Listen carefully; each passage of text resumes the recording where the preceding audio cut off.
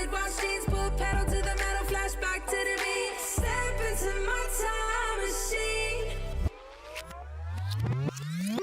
On a rooftop in electric Times Square, with the wind in my face and a scrunchie in my hair. Fold out my rolling D50. Gonna bring back the vibe, moonwalk back to 85. Yeah, you know I got my A-team, Hennessy pop loop drum machine. This is my 80s fluorescent pink dream. Yeah, you know I got my A-team, Hennessy pop loop drum machine. Better believe, still want my MTV. Better believe. Oh, yeah. Hit me up, talk brown with Marty McFly. The future's back, DeLorean style. This is my time. Got my Ray-Bans on, my acid wash jeans, put pedal to the metal, flashback to the beat. Step into my time machine. Through the vortex, crank up the reverb. Back from the future, haven't you heard? 85 is where it's at. Let's revive the whole world. Let's revive the whole world. Hey, y'all ready? You ain't seen nothing yet. Yeah, hop in my DeLorean, get ready, get set. Where I'm taking you now is on my own road. I pick my own path, bringing 80s recode. Put my hand on the throttle, best to buckle up. Rev up the gigawatts, hang on to your butts. I'm just a 90s kid. I just need a time machine to fly away. Hit me up, talk brown with Marty McFly. The future's back, DeLorean style. This is my time. Got my Ray-Bans on, my acid wash jeans, put metal to the pedal, flashback to the beat. Step into my time machine. Through the vortex, crank up the reverb. Back from the future, haven't you heard? 85 is where it's at. Let's revive the whole world. Let's revive the whole world.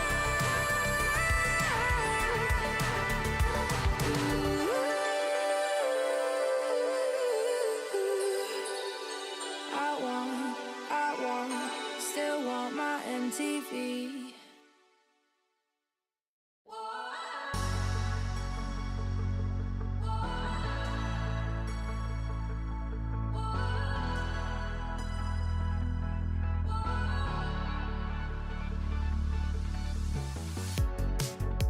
The city lights a neon aglow. We are stars covered in gold. Covered in gold. Walking on a highway of dreams. We will shine, only believe. Only believe. And the feeling's right to set the tone. Wanna light the spark and let it go.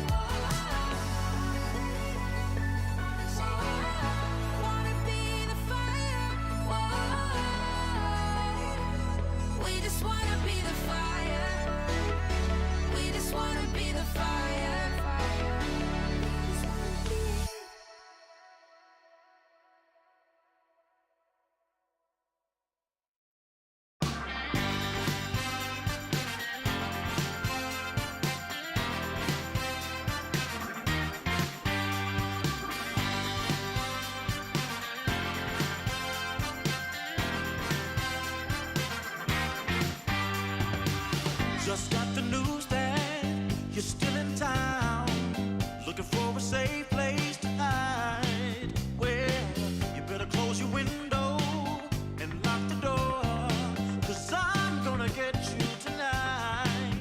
And I know where you are, so look sharp, 'cause here I come, I'm close. So get ready and watch out, 'cause here I come.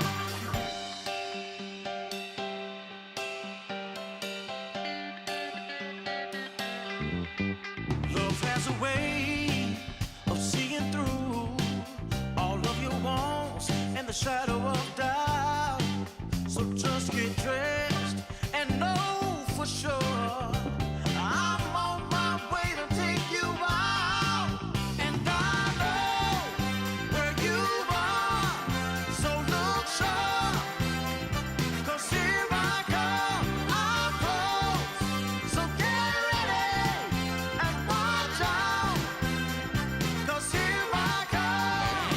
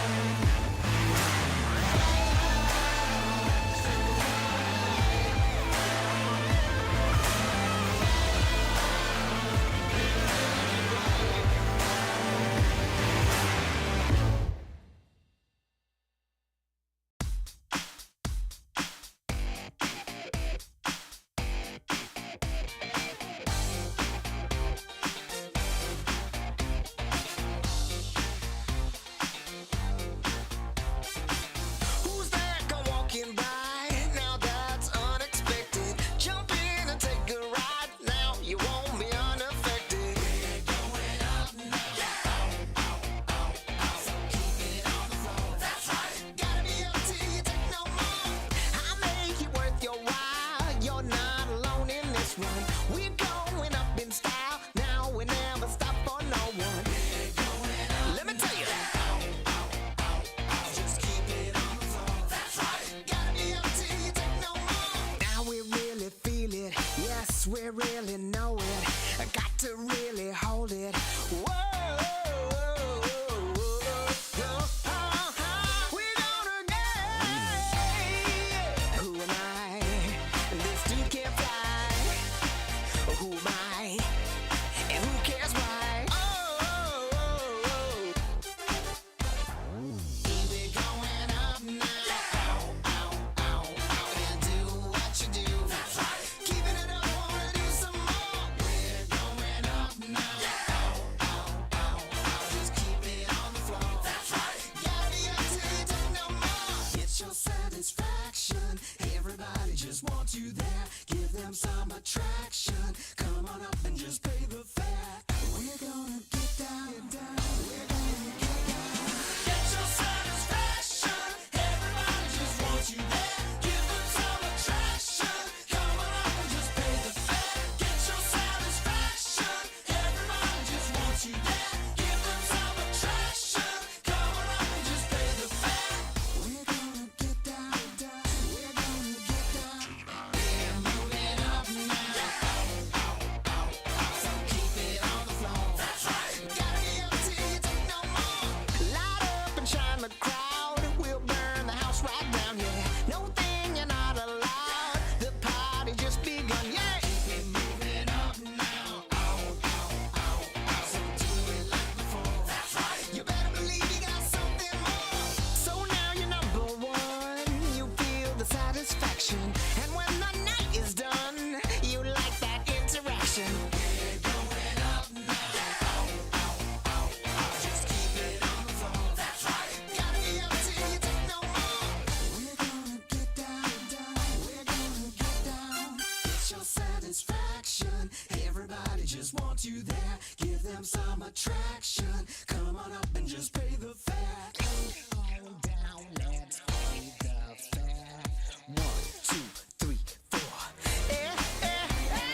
Get your satisfaction. Everybody just wants you there. Give them some attraction.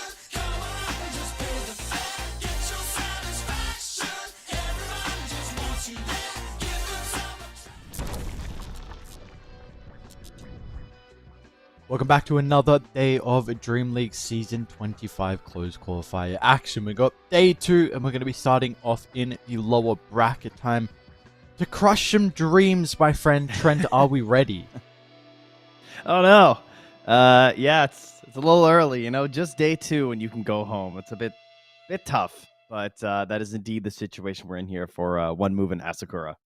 Yes, indeed. And on the other stream, we got One Win and Navi going at it as well in the lower bracket, which is going to be, I think, also two teams that probably, well, that's the second and third seed. Those teams already being in the lower bracket. So potentially a little bit surprising that one of them would already be going home.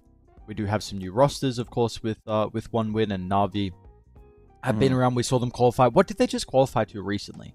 Was it a Dream League? That's a great question. Oh, man, I think it may be. There's a lot of qualifiers. That is the issue. There is a lot of qualifiers, and I don't remember. I know they didn't do well, but they're looking better. Yes, that's for true. Sure. They're a solid roster. So the yes, they were. Yes. Were they puck champ again when they did that? I think they were. They were, but they got picked up. So and then, Bangkok. They qualified to Bangkok, and then oh my god, they did. Of course they did. Kept seeing Boom walking around. Speaking of recent success, I mean, One Move in our game here, they back in just September, they beat Avalos in a series. Like, I mean, they had Rain, who's now gone, but it was still 4 to the 5 same players, which is kind of crazy. Like, I think that's pretty impressive. Especially Avalos are looking. It's not a bad team right now. Well, they have top 6 placement at Bangkok, and then they kind of blitz through the recent Fissure qualifier. We'll see how they go in the upcoming qualifier for Dream League. But yeah, this team's not looking too bad. Like, they clearly have some potential. I mean, I haven't watched a lot of One Move games since, like, I think it was like Aincrad rosters, right? Like, Yeah. so that's impressive. A lot of those players, like, it's, we got a little creep wave thing going on here. Like Munkushi used to play here. They're all looking better in other spots. Maybe they're the next crew. This is a nice comparison. I like this. I kind of feel that way with a lot of other Eastern European teams, to be honest. Like, I feel like they give me creep wave vibes where they kind of stay together for a while. Like Namiga could be. I mean, that's where Melrine was. Namiga. Yes, exactly. Yeah. So, we'll see. But specifically for this series and One Move and Asakura, these are also some players who have been kind of on those similar teams, and one of them could be Yellow Submarine with So Bad before, of course, that moved into Team Spirit. So he's going to be, of course, playing with Asakura, who we saw yesterday play versus Team Spirit. And, well, it didn't look good. It didn't look good. 23 minutes, 40 minutes as well was the second game. Hopefully it's a little bit better. One Move also struggled quite a lot versus Liga yesterday as well in the round 1. I'd say, I mean, I guess based on what I've seen from both teams, I'm kind of favoring Asakura. I don't know, maybe, but only like a tiny bit. Like overall, this should be like completely even. It will be my read going into it. Especially, it's just mostly going to depend. How are you adjusting to what you've seen the other teams playing right now? Because we have seen some slight shifts in the meta and the heroes, and some heroes are looking better than others. So, what have you picked up in this one day of Dota and decided to bring to us here in day number 2? Yes, that's a big thing, because really, like, there are going to be many differences between these qualifiers and last qualifiers, and we've been on this patch for a while now, so we are starting to see, which is nice, that the carry pool is opening up. Apparently, Lifestealer is in the midst of carries that we need to be discussing. How dare us not think about that straight away when we think of carries? So true. 5 seconds remaining. So, Lifestealer, what apparently faces Void. We didn't see him, but I'm waiting for him to come. Yep. We got Anti-Mage, 2 out of 2 games yesterday, all victories. Apparently that needs to be considered more as well. So, apparently, because the thing is, I mean, you've been mentioning, like, the carry pool is so top-heavy, where Elk, DK Morph, Gyrocopter's, another one that we're seeing first phase banned. If that's not, then we're starting to go down the list of like, okay, what other carries are actually somewhat decent? That's what they're all trying to figure out right now. I do like the Gyro next year, though, as you said. Like, we saw him banned in the first phase a lot, and I think for good reason. I think he's, out of those carries, he's not the best carry, but he is the best one that can flex. So that part's pretty good. The support's solid. So I think that's a good opener here for One Move, but it's going to be a first overall Invoker here for Asakura. So just letting them know, well, I guess maybe not 100%, but very likely that we're throwing Young G the Invoker, and that's just the way it's going to be. Mm-hmm.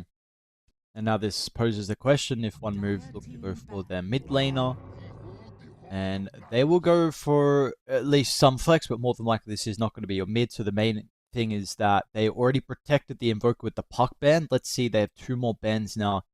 If they also want to help it out, we spoke about the Earth Spirit yesterday. We also then saw the Sniper into the Invoker, which did have a pretty decent lane. Did win the lane, but wasn't a big victory.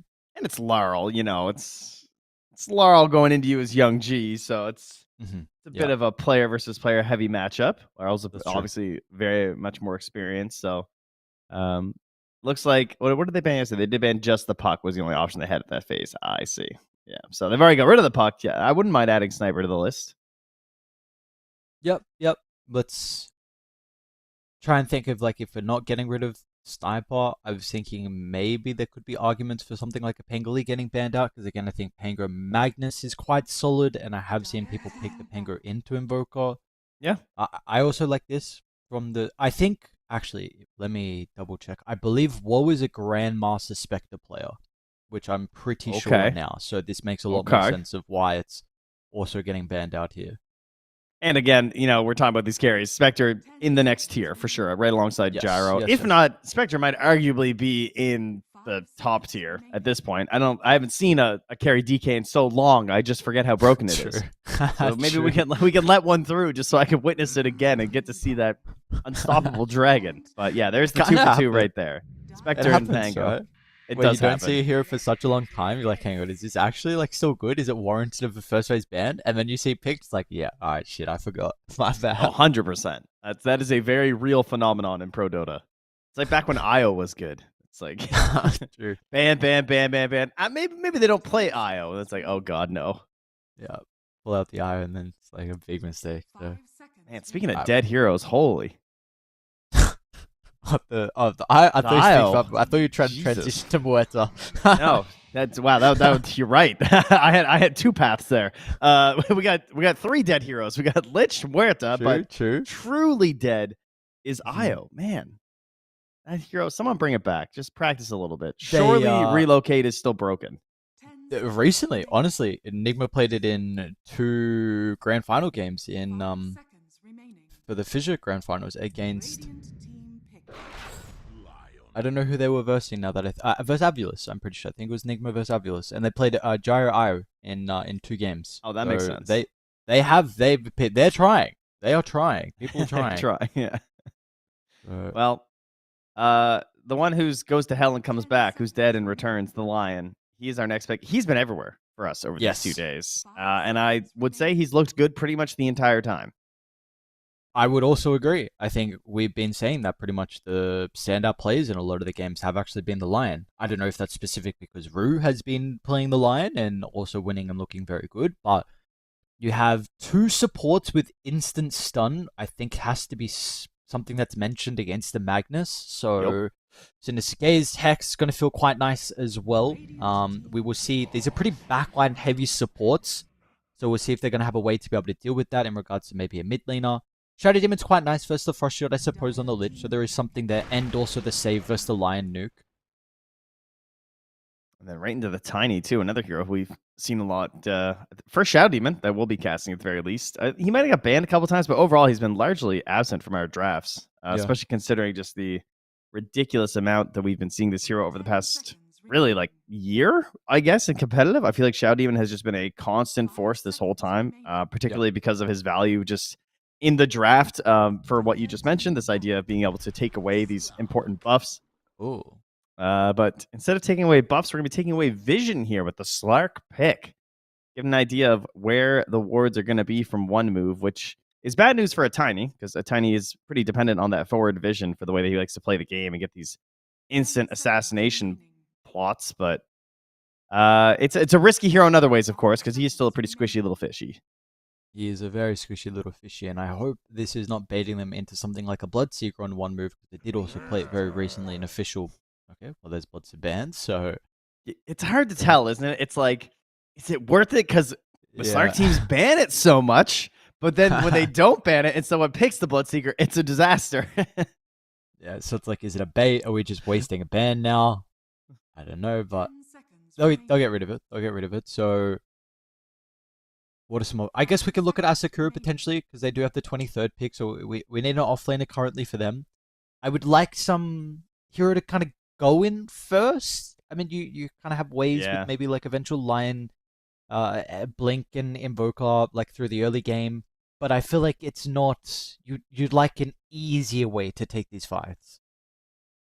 Yeah, there is Shadow Demon, so that makes me not want to pick Primal a little bit, because if you just can't do anything versus that hero, so probably not Primal. Ty would have been nice. Tide he's gone up in my books in that regard of being like the first in hero, because he doesn't need to blink Ravage once you have the shard. You can just like Sure. do more of a soft initiation with the dead in the water, and then if the enemy team commits, the Ravage is like this threat. It's really changed the way the hero gets to play. You could also, I was gonna say, you could also Enigma and think about pressuring towers instead of being like just going for the black hole. Pressure the towers so that Slark has sort of a space to like kind of hunt around to create opportunities.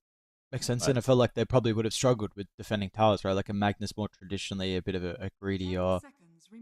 I feel like Shadow Demon can struggle a little bit when towers are sieged early on as well.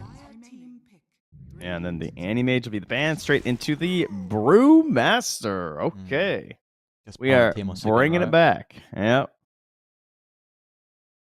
That's a little better than the last one that we had. Again, Pound Team was picked this really early in one draft, but this is very late, and it's got some ideas here. You can dispel the Empower, which is nice. You can try and toss up the Shadow Demon, try and remove the save. I think tossing up Muerta is also pretty valuable because a lot of times you just can't target her, and she's just surviving these fights and casting dead shots and getting her silence off. So I think chucking her up in the air with the Storm Panda is not too bad to help out a Slark either. Okay. Let's see. Are there any carries now that are kind of signaling to you, seeing with the brew? My head really wants Sven for some reason, even though I feel like that's not good. I don't know why. I mean, I know it's Go versus Brew, but even before the Brew, my head wanted Sven. I guess it's just because there's Empower and the carries are all bad.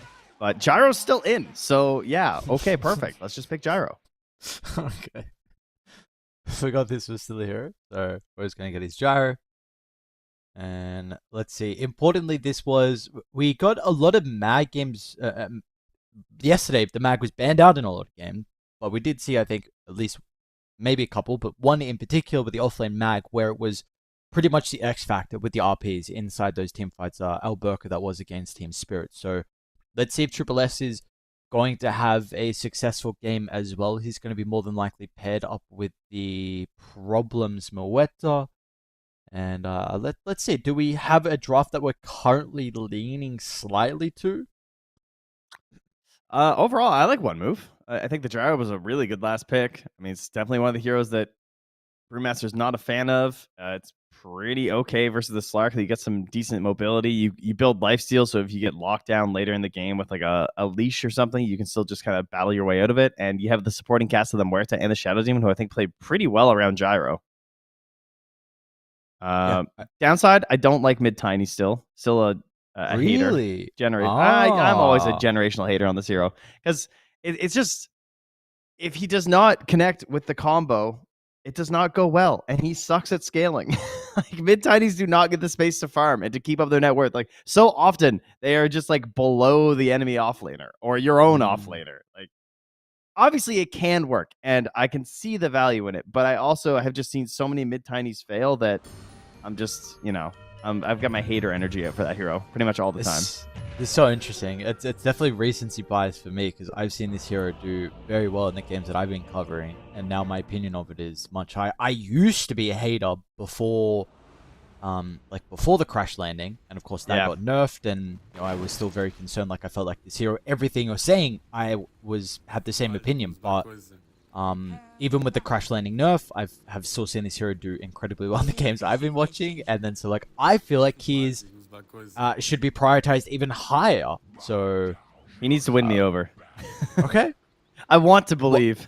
I've just got a lot of backlog of hate built up, It's taking me a while to come around.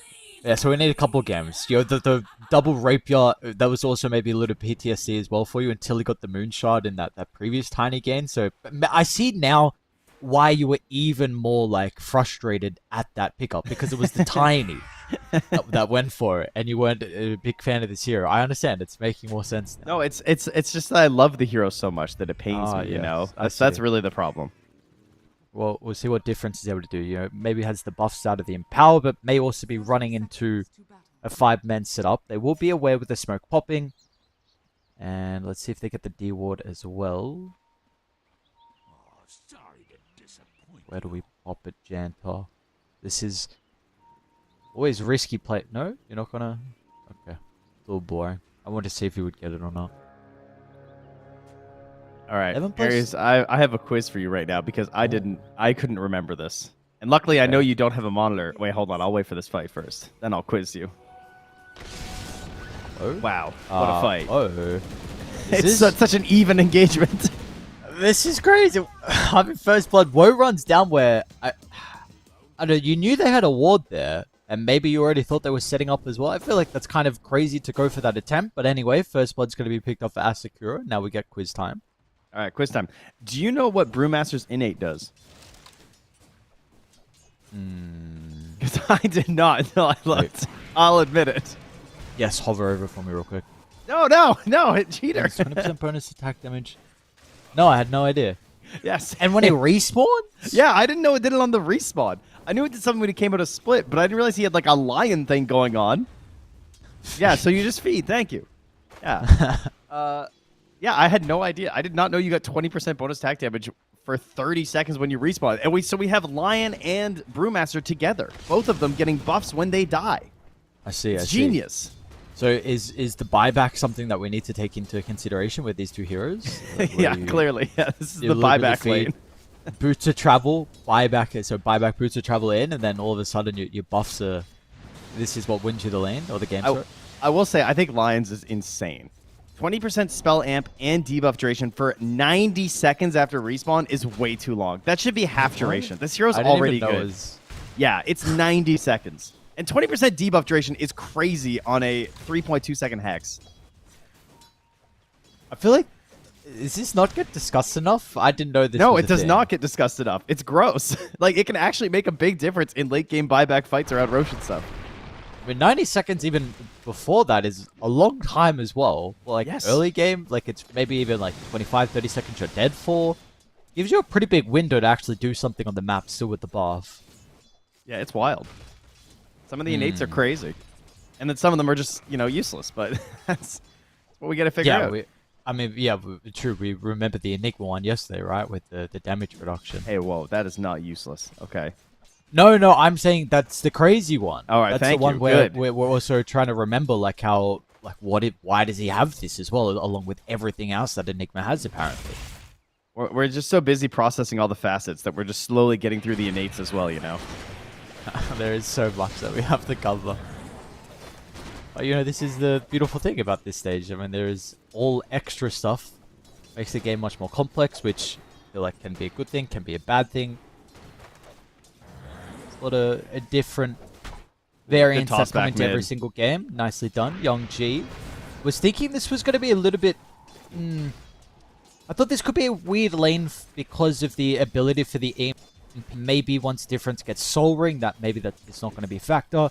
I did want to try and change your mind about the Tiny. This game in particular, he has a lot of squishy heroes that he can bring down this game. Like, it seems like they are all pretty vulnerable on Asakura, and especially with Empower to be able to buff you as well.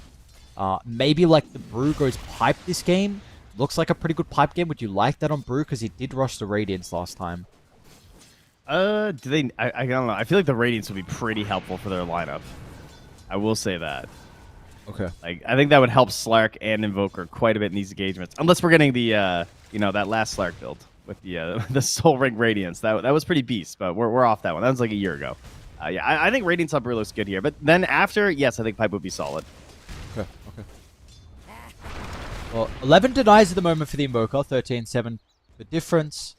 We see mid lane's fine. Looks like, honestly, both side lanes, everyone's having a pretty good time as well. We may have some kill threats starting to occur. You never know when the Shadow Demon, like this one, for example, may be able to chase down the Lion.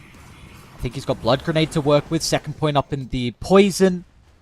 Lacking a little bit of mana by the looks of it, but this is one of those supports that can sneakily actually offer some kill threat depending on the other team's positioning. Whoa. Has he gone too far forward? Incredibly greedy. Maybe expecting the Lion to leave the lane, but yeah, they capitalize.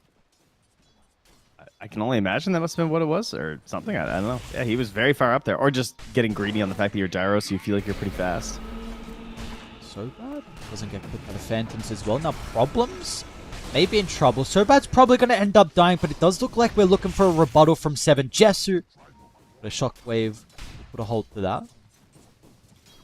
Pretty curious to see what his build is on the Slark, because it is a really nice Mage Slayer game in a lot of ways. And I feel like that's, it does a lot for you with Slark. Just covers a lot of bases. I would agree. I think Mage Slayer is... I would like the Mage Slayer. Because I'm also concerned about him dying 4-0 from the Tiny. But then on top of that, it's like, does he have to be a little bit more aggressive because he's this offlane Brewmaster who can be a little bit slower? The Primal Splits, you have to be waiting between those. So, like, does he feel like he needs the earlier Diffusal instead? Because I could also see that being an argument. I mean, he's the Grandmaster Slark player, so I think he's going to know.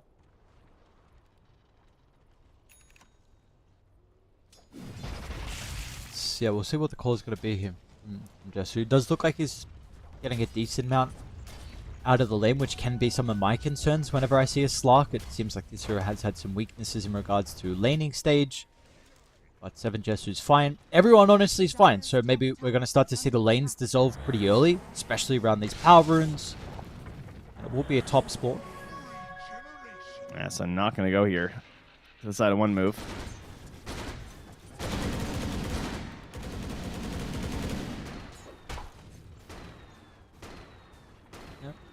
Not an active rune, so I guess maybe next time we'll have something that can cause some chaos. Side lanes, top lane, mag should be fine. Skewer so bad, it's gonna hold the gaze though. Nice pump fake of the skewer that will still drag both of them under the top. Wait, so Jester takes okay. He's fine. Gonna try and run towards problems. Is so bad fine now? No, he's not. Nice dead shot placement. Problems pulls him closer. Oh, bottom lane as well. Got it. Boosh. Nice. Alright. I can believe now. Nice kill. Getting in there with the Av on the tree toss.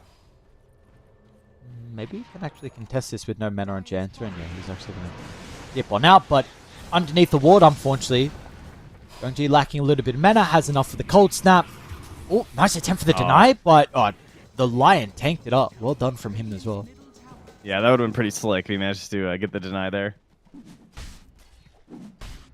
Man, I wish he could go Orchid this game on 7 Jesu, but I feel like that won't go well for him. What are you seeing in particular with the Orchid this game? I'm just thinking, like, I mean, if you target just the Muerta or the Shadow Demon, maybe it could be okay. But the problem is, like, I feel like the Orchid doesn't do much for you versus the 3 cores. But if there was, like, one core that was vulnerable to Orchid, I feel like it would be a really nice Orchid game. So yeah, he's currently got the Mage Slayer queued up, which I think is the best call.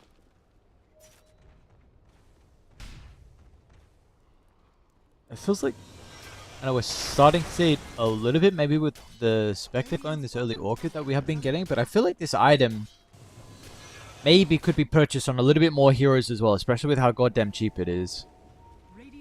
Yeah. Young Chi. Yeah, I think there's a reason you're seeing it everywhere. Nice angle. Banishment, they just need the tosses, should be able to get it up to the high ground to not play around with the illusion. They're playing really well around with difference. I mean, even the Magnus rotates as well, so just in case a further fight was to occur. One thing that I really like about this mid-tiny is that they are bringing heroes and helping him before Blink Dagger a lot. Now, that being said, they don't have the best initiations. I mean, they're taking advantage of nighttime and using the shorter range jumps, like just Disruption to set up, but it's working. So as long as you're making these connections and trying to accelerate your Tiny into that Blink Dagger on the earlier part of the game, then I'm going to be very happy about that. Wouldn't mind seeing a couple like medium and hard camp stacks for him too. Like Problems goes to make one for him right now. He runs over, crash lands, farms it up. Or not. Okay.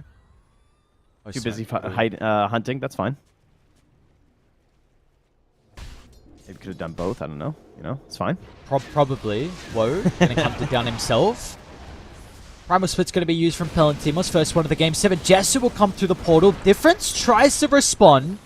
Can do his best to minimize the damage on the Gyro, but Cycloned up into the air straight away. They're still trying to target Woe down, but the damage is lacking with the Gyro trying to scurry away. Primal Split expires and Woe's still alive. They did rotate a lot of heroes bottom though on one move and wasn't... Oh no, we ran under the Sentry. Nice read from them. Difference isn't going to have any mana though, unfortunately, to work with. They line up for the Earth Spike. Gyrocopter's going to be back in somehow. He's got full health to play with again. Triple S flies over the tree line with the RP on the 2 with the Magnus showing up. The X factor for them inside the team fight. So bad. Oh, they're not even going to reveal the ward. Look at that. You know, they see no way to cancel. They're just going to let him go. That was crazy. They were trying to end Woe's game. Give him a 3rd kill there, and instead it gets completely turned around on. Beautiful setup for a Triple S there for the RP. The Disruption save was on point as well there from Yonter. Ooh. That just... It like flipped his game upside down. He just went from being like this bully gyrocopter to getting so much XP, everyone on the team getting gold, and they are not going to get Triple S either? He's out? He's out. How did the Gyro come back with like 3/4 health? What happened there? Did they have the wand? I think he just got his wand back, to be honest. He just kept running and wanding.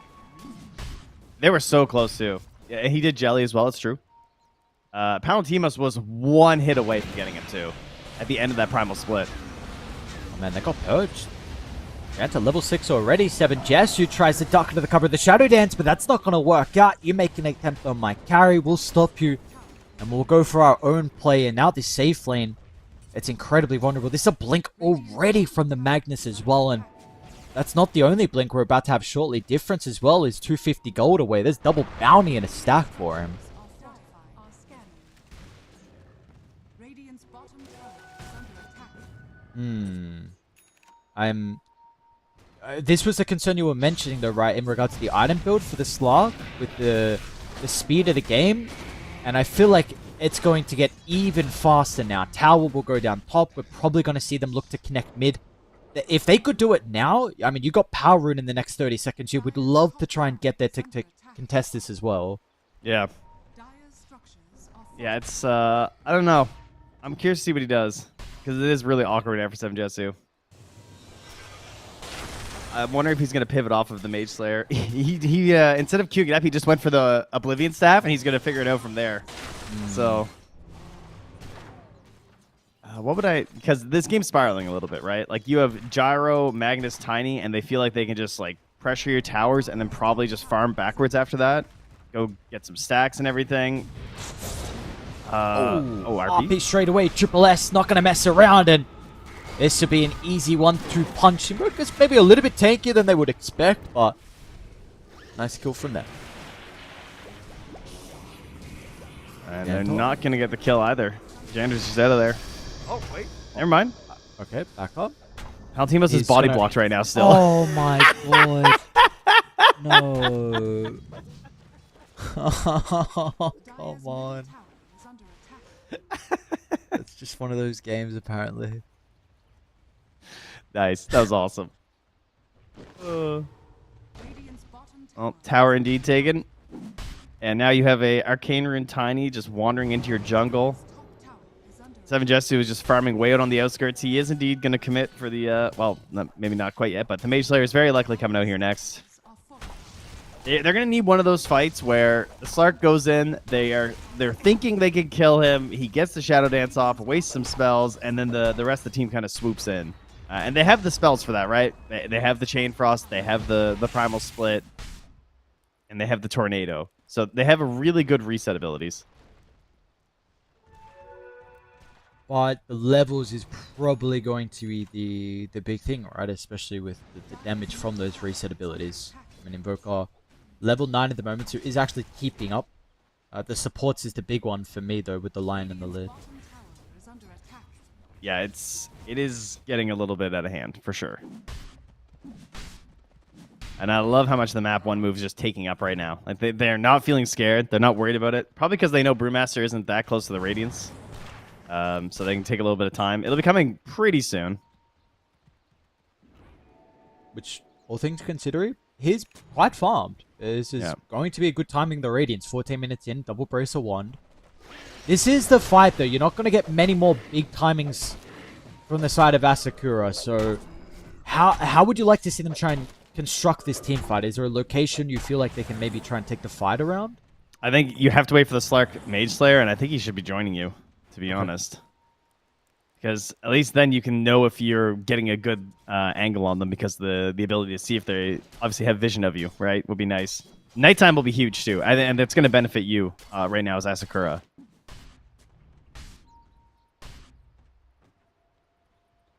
And both those things are coming up here soon, because Jetsu could just farm his way towards them, perhaps. Mage Slayer's on its way. They're going to lose their Lich, but to be expected.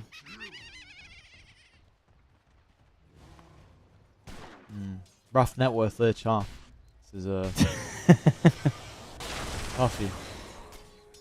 Toughy indeed.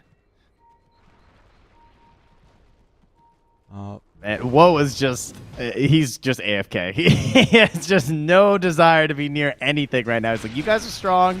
My team's got this. Every time I look at him, he's farming near their ancients. Now he's coming down bottom, going to clean the wave, head into the jungle. He is going to be humongous.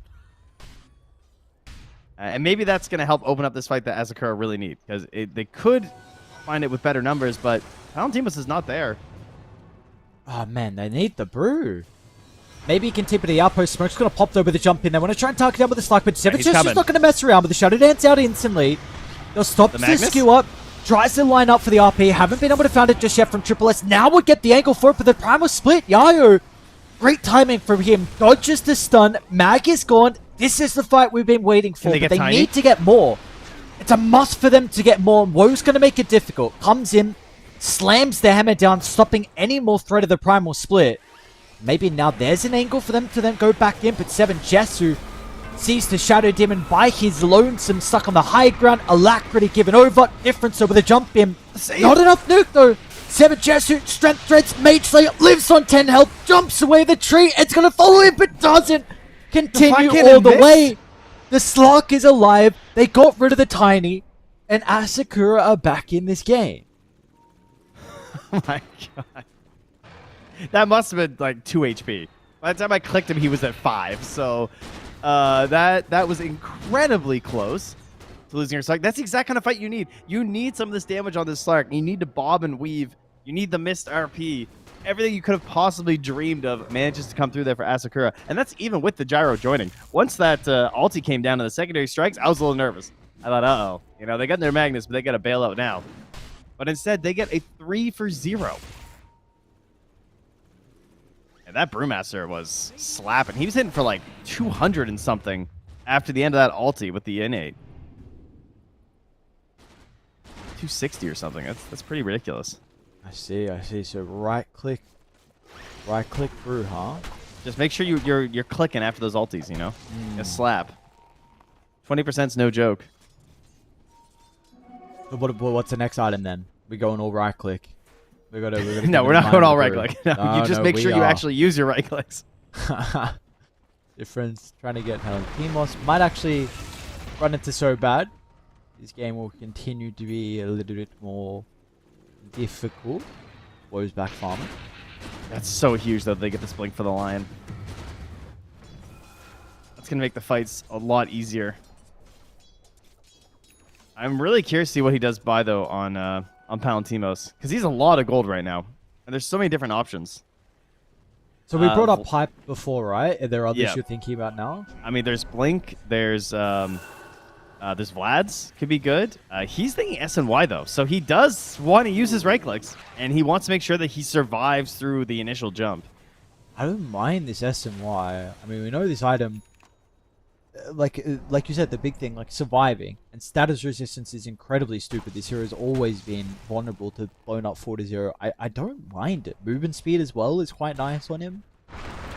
It is not your maybe teamfight utility that we would have been potentially leaning to though. Yeah, it's very light. Like, it's always going to have an impact. That's the good thing about SNY, you know? There's chances with your pipe with, like, how the fight shakes out that it's not going to be that useful. Same thing with the Vlads. Like, maybe the fight's taking place where no one else is benefiting as much from your aura. SNY is always going to do its thing, no matter what. Look at Sobad just trying to feed right now and pop smokes.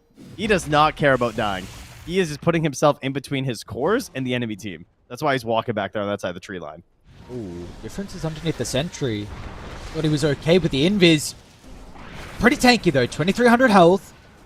Radiant are converging on the location. Shortly they're going to have all members nearby, but Palantimos cuts off the Magnus, so the threat of the RP is not going to be there. He had to blink away. Cordown's in a great location though. Look at that from Woe, but he's also on the high ground. Woe's position may be a little bit too far forward. Triple S is waiting for this opportunity. Look at both sides playing.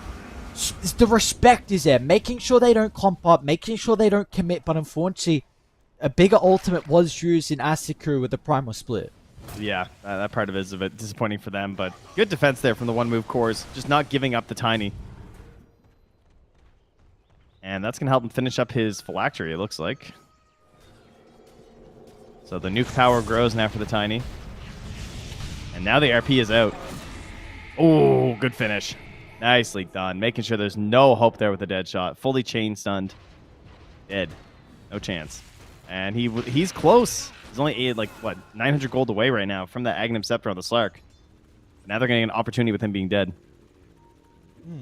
They're going to Roche. Do you like There's no split for 70. They can't fight them. It will take a long time, no? I feel like they're Roche. Oh, maybe It's not. Gyro. He's got eggs. Maybe It's not. fine. Yeah, okay. Faster than I thought. I think it's mostly just the Dire have no shot of fighting this. Slark's dead and there's no split. It's just like, ain't no way. Hey, yo. 15 health or something, Lion 2. It's a nice, definitely a nice shot though for the Lich. We'll see what his playmaking he can do inside the team fight. Sanjin Yashi now completed from Palatimos, but you have the Aegis on Woe. Do you like the Aegis given over the Gyro instead of maybe the Tiny? Yeah, I think so. It's like, if the Tiny's in and he dies, there's a lot of ways that coming up on the respawn, as we've seen in a few of our games, would not look very good into, like, Lich, right? You know, like, if you dive and you just get caught, surviving seems unlikely. So I think instead being able to just siege engine with your gyrocopter is going to be more valuable. Force them to fight into you to blow up the Aegis, and that's going to put them in a much worse position. And the sieging will now begin. Tier 2 tower. Where we'll beat into. Looks like they're starting to play on the opposite side of the map though from Asakura. And even with the Aegis disadvantage, this net worth lead, it's not large at all. 2,000 deficit for the boys on Asakura. You will be playing into now also an Arcane Rune Tiny as well, which could be a bit of a concern, but you're getting your items on Dire. Yeah, I would think that they might think they're further behind. Like, if I was playing on Dire, I feel like I would assume we were further behind just because, like, the gyrocopter and how he's been playing his game. I don't know. Maybe Palatimos recognizes that he is really farmed because he's doing a great job. Like, this SNY, great, going first into the Yasha, keeping the farm up, staying on the neutral camps. Every time you look at him, he's either on the neutrals or on the wave. And now he has the shard finished up here too, which is really good versus at this point in the game. Because what happens, and it's really awkward for the Brewmaster, is between the level 12 and 18, the damage grows really fast for everybody in the game. But for Primal Split, like, the health is still pretty low. So it's really easy for, especially for a gyrocopter with a Magnus, to blow up all your broodlings. You just lose, right? Yep. So getting the shard to make sure that you can actually cancel it early is a really good way to actually survive in these fights. Plus, it lets you use your belligerent innate at the best possible moment. Ah, I see. That was the ultimate point you used at the end. I was waiting for it. I liked all the points you brought up. I never honestly thought about it with the 12 to 18, with the damage ramping up for everyone else, but... Oh, it sucks. When you play Brew, you feel it. Because at 12, you feel like a god, and then you're like level 17, and you're just like, oh, please, God, I need more HP. My broodlings are dying. Well, hopefully now could be a bit of a different story for him. So he's level 15. He's incredibly high. But we did just get the Tormentor as well from one move. I don't know who actually got the shard. I didn't see on Radiant. It was the Moita. Yeah. I love that facet, by the way, the Dance of the Dead. It might be one of my favorite facets when it works out well and you're playing the hero. It feels hilarious. You just get another Revenant, it just gets bigger and bigger and bigger. I've seen some pretty big callings before. Yeah. Look at this.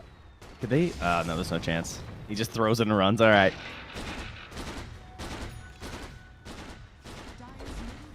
Other tier 2 tower by the looks of it will be sieged, and also another active rune as well for difference. AD. Moving over to the Tiny.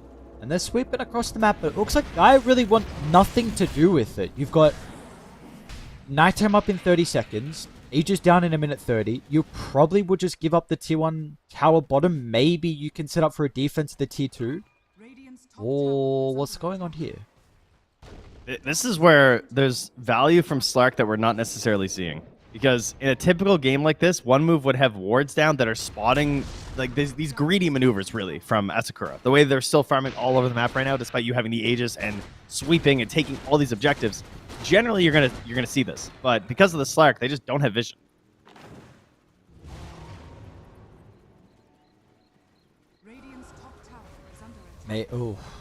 Maybe there's some consideration for a gem to be picked up. I know that doesn't necessarily help the Slark with de-warding, but they also then remove some of the vision game that Asakura are playing with. The supports are relatively farmed as well. I don't know how close to some of the items they are, however, for like Jantor, along with problems. I see a couple of fluffy hats. So, you know, Jantor's very warm at least. How he knows his role. Stay alive. Spell cast inside these fights. They thinking about higher ground? Woe is walking a little close to it. I mean, they planted this ward here, right? So all you need is just one grab, but the plan right now from Asakura is the big wrap. There's only 15 seconds left on the Aegis. So they're going to start this fight as the Aegis ends. That's the plan. And I think they're bailing. I don't on know whose line Asakura. that is. I think they know. I believe that's a purple line. Radiant's top tower is under attack. Gonna have the high ground advantage pretty surely. Aegis is out though. They'll charge up. The nighttime. Get a glimpse of anyone. They will not actually go all up just yet. They're gonna go the wraparound. 7 Jess with the Oh, low ground. Jessu. Not a good position for him. The Slark usually with a vision advantage. RP's not good though. Triple S. A swing and a miss. Now Palantimos able to run into the middle, so Slark is silenced for the moment. 7 Jets off to the north, almost getting blown up, but he's okay. Importantly, it's a Tiny and Gyro. He is gone. Gyro's about to follow in suit as well. It looked like a good start. You almost were able to kill the Slark, but not enough in the end. 0 casualties as well from Asakura. It was the high ground advantage quickly turned around on them when they didn't get the Blink RP. Something tagged his Blink up. I saw the Cinder Brew, but he was not able to catch the Slark. And they go from being on the back foot, running around the map. What is that? 12 damage from... that must have been... I don't know. That was before. Something happened. Trying to see this recap. Is under attack.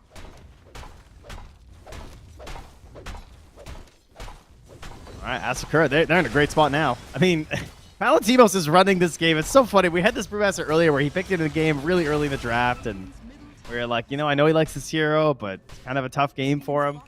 Now we get to late in the draft, and he has just been playing fantastic on this. Yeah, he really has. He's been...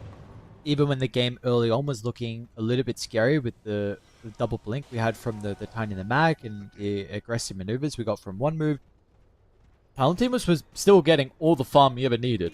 And now his back and forth pop net worth, everyone's keeping up. I was going to say previously Invoker was struggling. Now it's actually Tiny. This has been your concern where like I his told hero's you. scaling and keeping up, and he's not doing that at the moment. It's just one of the downsides of the hero for sure. It's like he's, 60 last hits, 70 last hits behind the... 80 last hits now behind the enemy Invoker, because... It just can't be your focus that much on the mid Tiny. That's what ends up happening, is that you're hunting the whole time and you're looking for these plays and you're building these single target annihilation items, but then you miss. You don't get the kill, and then you're just like, he's such a one and done in these team fights. Yeah. Bottom tower is under attack. There's a very fine line for the Tiny with hunting and also farming enough across the map. We do have a siege up top and bottom. Tier 2 tower is going to go down with alacrity onto the Blue Master. Top protect with the frost shield for the moment, but this tower looks like it's going to fall. Oh, nice smoke. Okay. Still staying on Woe right now.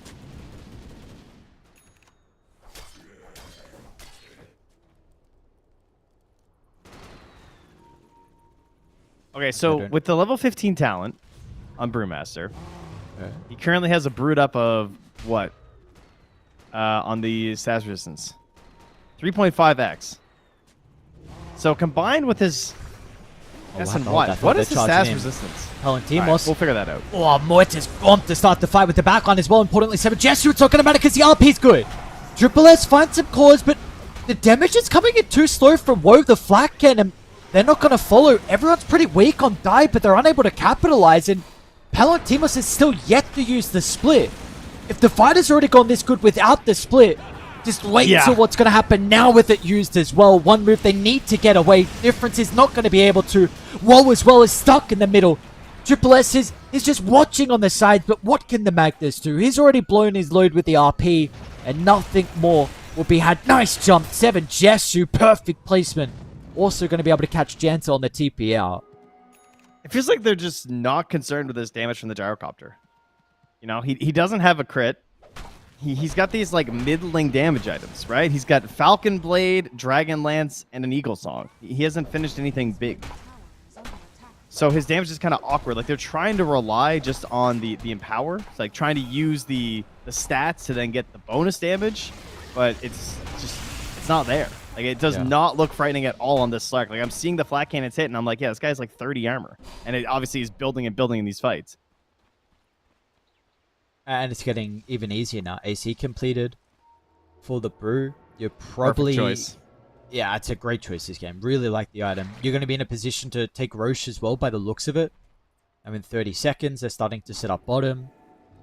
I guess the one thing for Dire is, like, how do you siege? Maybe the Brewmaster can siege. I don't know if it's as good as what it used to. I believe it has been kind of nerfed a little bit, but I 100% agree. Like, it feels like Dire needs butter plus crit, or like, so Daedalus or MKB, and I don't know, even then that might take all too of long. the above. Yes. Yeah, he is just not a concern for them at all right now.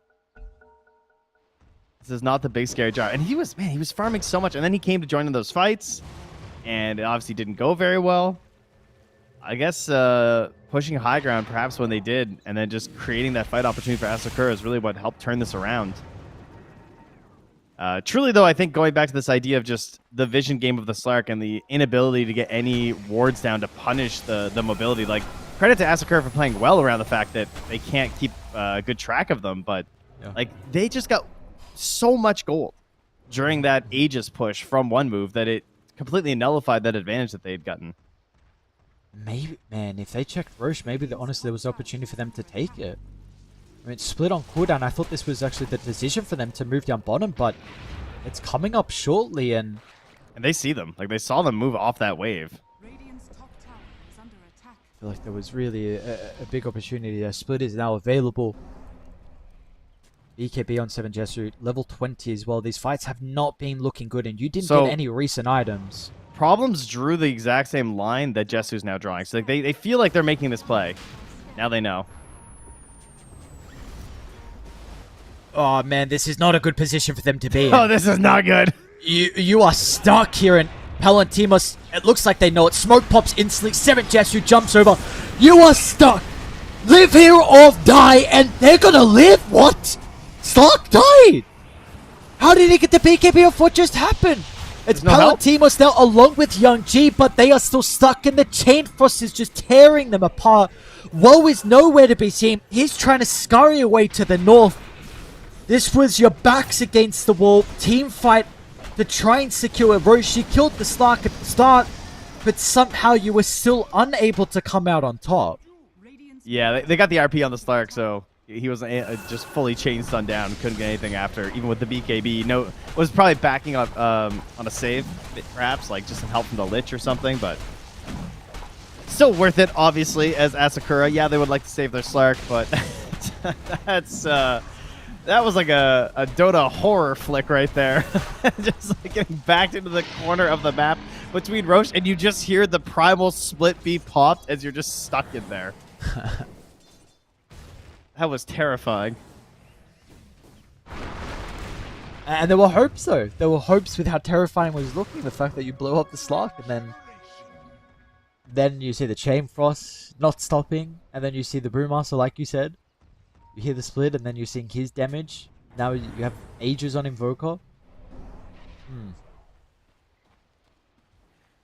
And Yeah, what a shift. Yeah, a big shift, a massive shift. Your concerns for the Tiny is really coming into play. This dude is not scaling like they need from him. It's a sad sight, you know. It's what he does.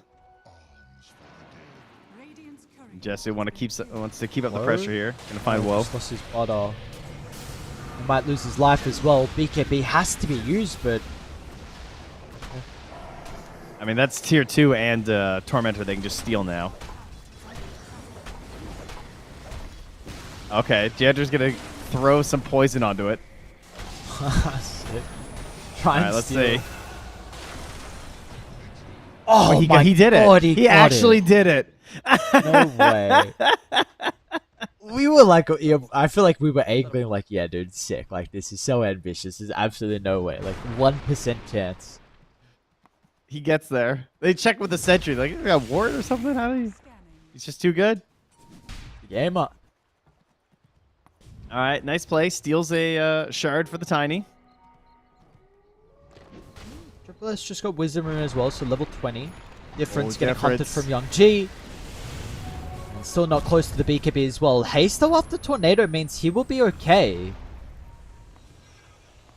Nyong. lucky rune. Yep, the rune of invincibility for sure. Oh, is this a satanic for Palantimos? Gantor?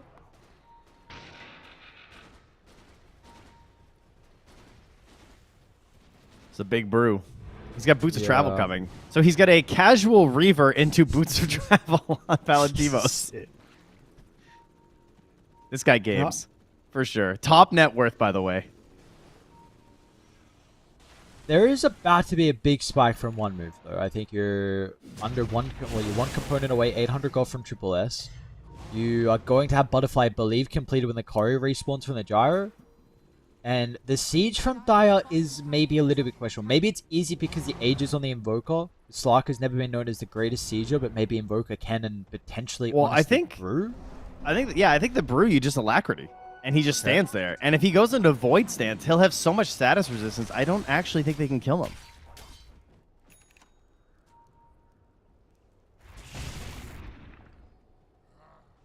Well, that will definitely fix some of their issues potentially. And unfortunately, they do not have a Frost Shield, but still like to see them really dump everything they can into the Magnus. Getting close towards the Scepter.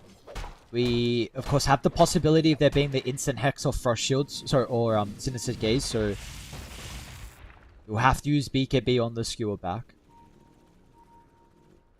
Yeah, what a time to get it, though, you know?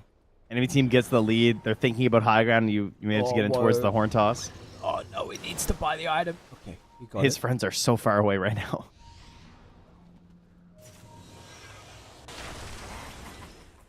They committed with this ward. Oh, some cover wards actually still at the outpost. What? Farmers? Okay, pretty much exact same spot as last time, but nice Hex. They're going to stop the banishment, but the RP is beautiful. Maybe enough to keep Woe alive, and 7 Jesu dies inside the Shadow Dance. Still, Woe is in a lot of danger. Toss away, difference. 4-star 2. Everything to try and keep Woe alive, but I don't think it's going to work out in that. They are stuck in front of the defender's gate. They did everything they could to protect the carry, but it looks like in the end they've maybe wasted enough time. Lane, Slither, health, one more toss is not going to be able to secure the kill. Difference with the BKB. Will run into the Sunstrike and double the damage with the Primal Split expiring shortly. Will be clipped from the Avalanche, however. I don't think you're killing him, though. No, I don't think so. Not with these heroes left. All right, so Slark down, though. I mean, they still have their Aegis. They're still pressuring. They got a lot of XP there at the end of that one, but it's not enough to keep the push going. His RP has been pretty goddamn big from Triple S. He's having a very good game so far in the Magnus. Another time that the Slark is caught out. And now thinking about infusing his eggs, open up another slot. Is this the Slark or the Mag, sorry? Who's infusing? Oh, sorry, on the mag. Yeah. Yes. Do we refresher? I mean, that would be the dream, but he's so far away from that. Yeah. Yeah, he is far. I like this from 7 Jesu. We've seen him be blown up, so stats and status resistance again, like we mentioned, for Palantimos. Nice items. I mean, everything. Attack speed, movement speed, Young G. Less. May have to pop the BKB defensively. He's in a lot of danger. Meanwhile, Difference is also going to be able to jump over the other side, trying to deal with the secondary support. They're able to do so, so both have been killed off. Palantimos fighting without the split for a couple more seconds. Meanwhile, 7 Jesu has also isolated Janta, but the Shadow Demon stuck outside the base with a bash at a nice timing. Slark's going to get some assistance flying in as well, so we're 1 for 2. Oh, careful now. Problems. Fatal Simper. Yeah, he just finished the Plasma, too, so he's moving up fast on the damage charts right now. That is a lot. Oh, well, he's caught now. Toss and an RP as well, and yeah, you got some damage, but you're not going to have health to protect you. Young G gives the streak over. Difference. Is that a bit of a difficult game? Yeah, yeah. Give it, please, Gyro. He needs it so bad. He's buying a Hurricane Pike on Woe right now. That is not what I would have expected. No, not at all. I would have thought he was going to swap the Dragonlance out for a big item. What does he do now? Sell the Falcon's Blade and go big item? Big damage, I guess? I suppose. I mean, I guess they feel like the survivability to kite a Sakura, but I feel like the damage is. I think we're both saying this that it really needed some damage item. Yeah, not this time though. I did see that we just got a Havoc Hammer though Oh, onto sick. Palantimos, so he is really tanky. He's 102 HP regen with his heart and 4,400 health. So that's kind of crazy. What's the 25 brew? I haven't seen this guy for a while. You can get the Cinder Brew. Cinder Brew applies fear, or you gain the Drunken Brawler passive. I see. Oh. Boy is huge. He is currently by himself. I don't know if this is the person you want to try and blow up though. They're going to try. All or nothing onto the Brewmaster. Let's see if they got the damage through the heart. Palantimos is falling down. No! 450 health. He gets the split off and whoa. He'll be fine though, importantly. Perched up. Trying to escape. This Primal Split, once he pops out, is the heart regen starting to tick through. Difference gets a nice combo on the backline with the Tiny blowing up one of the supports. This is looking good for one move. Yeah, Are they going to be able to reinitiate? Atos catching the line out on the escape, and Triple S doesn't get anything more, which just helps secure the kill. Both supports down from Massacre, and importantly, Primal Split is on cooldown, but Roshan, it's a long respawn.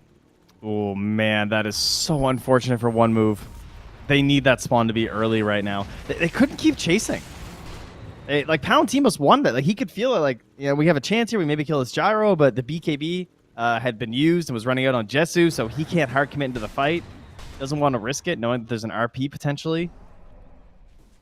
And so they just kind of lose their supports and back away there on the side of one move. Classic Dota, where it feels like the team who is forced to like pressure or is trying to be aggressive is also the one that's kind of being punished a little bit. And we have entered the 50-50 win probability there. Might have as you another can see, fight. so. Yayu again. This time no split to be able to escape. But he does have 7 Jessu nearby. Going to be able to drop the Depth Shroud. RP back up from Triple S, connecting onto both heroes. But the Chain Frost, that's the big ultimate. With the BKBs on cooldown, So Bad's going to be able to turn the team fight. They'll catch up to Woe. The Jar is gone. And so too is Triple S. Tip him. All Lich, baby. Oh, dude, that's got to feel so good. He's got 9 deaths. He struggled so much in the early game. But late game Lich, level 20. Big ultimate from So Bad. That was ridiculous. Gyro was so close to having his BKB back up. It was like 7 seconds away. I mean, you're coming to the fight. You know you have this idea of trying to fight without the Primal Split, but of course you're also missing a few things. And no BKB really destroyed him. He had the spacing on Gyro. I thought maybe he could just sit back there and casually help destroy this fight, but So Bad ensured that was not going to happen. And also, Youngji was laying into him with all this Invoker damage. Abyssal Blade now as well, slotted onto 7 Jessu. If he just jumps onto Muerta or Magnus. And importantly, Refresher as well. Oh, again, So Bad. Unfortunately, that banishment ain't going to do a whole lot there. Problems is gone. And these buildings are falling. Palantimos still with the top set. He's gone mid as well with the Primal Split. Refresher completed, so he's not concerned about his cooldowns. It's just Megas. You're going to buy back now, but is Gyro getting back in? Triplet's going to try it. Tornado actually clips him. What a placement from Youngji. And Megas is up. This has given them enough time to secure the objectives and get out with 0 casualties. And they took not only that, but multiple buybacks expended as well. They can also go for the Dire Roche. It's going to be moving up there in 30 seconds. They can get themselves an eggs. Can I get a Primal Companion? Feel like that will not be the one they give us. It'll probably be... it's a Lich Axe. I think Lich, yeah. Let's do it. Is that the AoE Sinister? Oh, yeah, it's the good one. Yeah, it's the Turbo Lich. This is why Lich is in every Turbo game. I learned that for Crownfall tokens. Like, why is Lich? This is before Lich was good. It's like, why is Lich in every game? And I saw them all just rushing eggs. It's like, oh, I understand now. Turbo the meta definers. Yeah. Where it They actually knew. comes in. They work it out beforehand. Oh, this is should be free. I mean, it's kind of coming out of the base, but against Megas, you're not really going to be able to get there. And this is also now, like, honestly, how do you win this game against the Brewmaster with Megas? You can just split, run down. You're going to have, like, Invoker also potentially Alacrity sieging from afar. You have to take a fight outside the base. Oh, man. So bad's getting it. They left it for him. Wait, so bad? Guys? Eggs? No? Hello? Guys? Did no one tell so bad? All right, that's cool. We don't want the eggs. That's Is fine. he going refresher?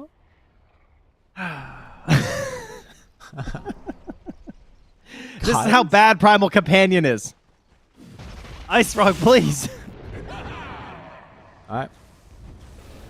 Split out and siege begins. It's definitely not as strong as what it used to be, but it is still going to make it quite safe. Okay, with the Cyclone Panda.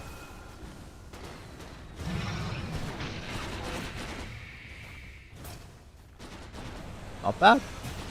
Decent chunk of damage onto the tower. And they can do this for the next 5 minutes if they want to be safe. I feel like they want to end the game now, though.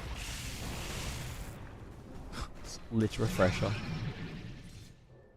Could be eggs, though. Oh, he knows. Oh, Yeah, he knows. Okay. Wait, is There he we a go. genius? Was he hiding it this whole time? 'Cause I don't want them to know. BKBs is now a very big thing that we need to be looking at for Radiant. We've seen now back-to-back fights, massive threat of the Lich late game. Rapier is almost completed for the gyro. Let's see if he's gonna, oh, he didn't get the toss. Not gonna matter though, I think Hex, they will not commit though. As long as Mag gets out, I think they're happy. That's could be hard to turn that one on the Slark. Is the gyrocopter choreo the die secret shot? Or is It is indeed, yep. It's It is? coming. Okay, It's got the okay. demon edge. It's flying the long way. Maybe this is the damage we've been waiting for.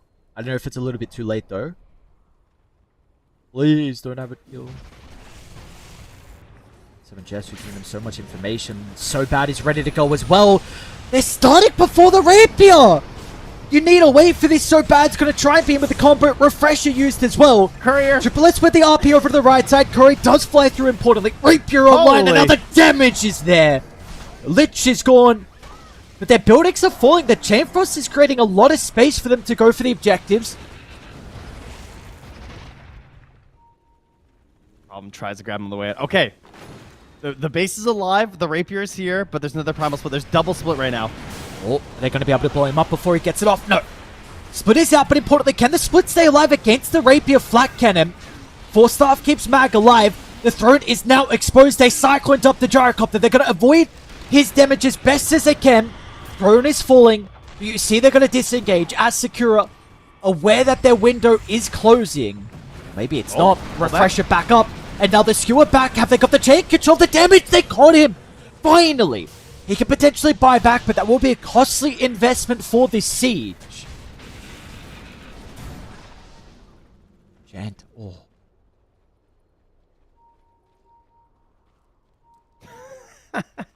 Okay. Alrighty. Oh, we're getting some crazy games so far. We are. This is great. This is an excellent match to start our series here. I can hear the pitter patter of my children's feet upstairs at 7 a.m. now. So they're running about, you know. This is They're good. getting hype. Yep. Yeah, they the energy, you know, it's transferring through the home here. Adrenaline is pumping for some of the players as well. It's a long run home for them. They're going to have an opportunity to play in a qualification series. We've got to keep in mind, though, there are no grand finals in Eastern Europe. It's 2 slots, so not as far of a run, but it is still going to be difficult. This is the starting point. Maybe this is that momentum. One move if they can get a Jesu comeback in the victory base. here. Oh, Jesu. Yo, He used not both enough. his jumps. He's got ages for 50 seconds at least. Ah, Jesu's still here. How long? Jesu's still here. BKB hasn't been used as well. He's going to have it for the next life. What do they got? RP potentially. They're coming over. Depth Shard's back up as well. They're going to poke the BKB out. Dude, the Man, damage though. yeah, okay.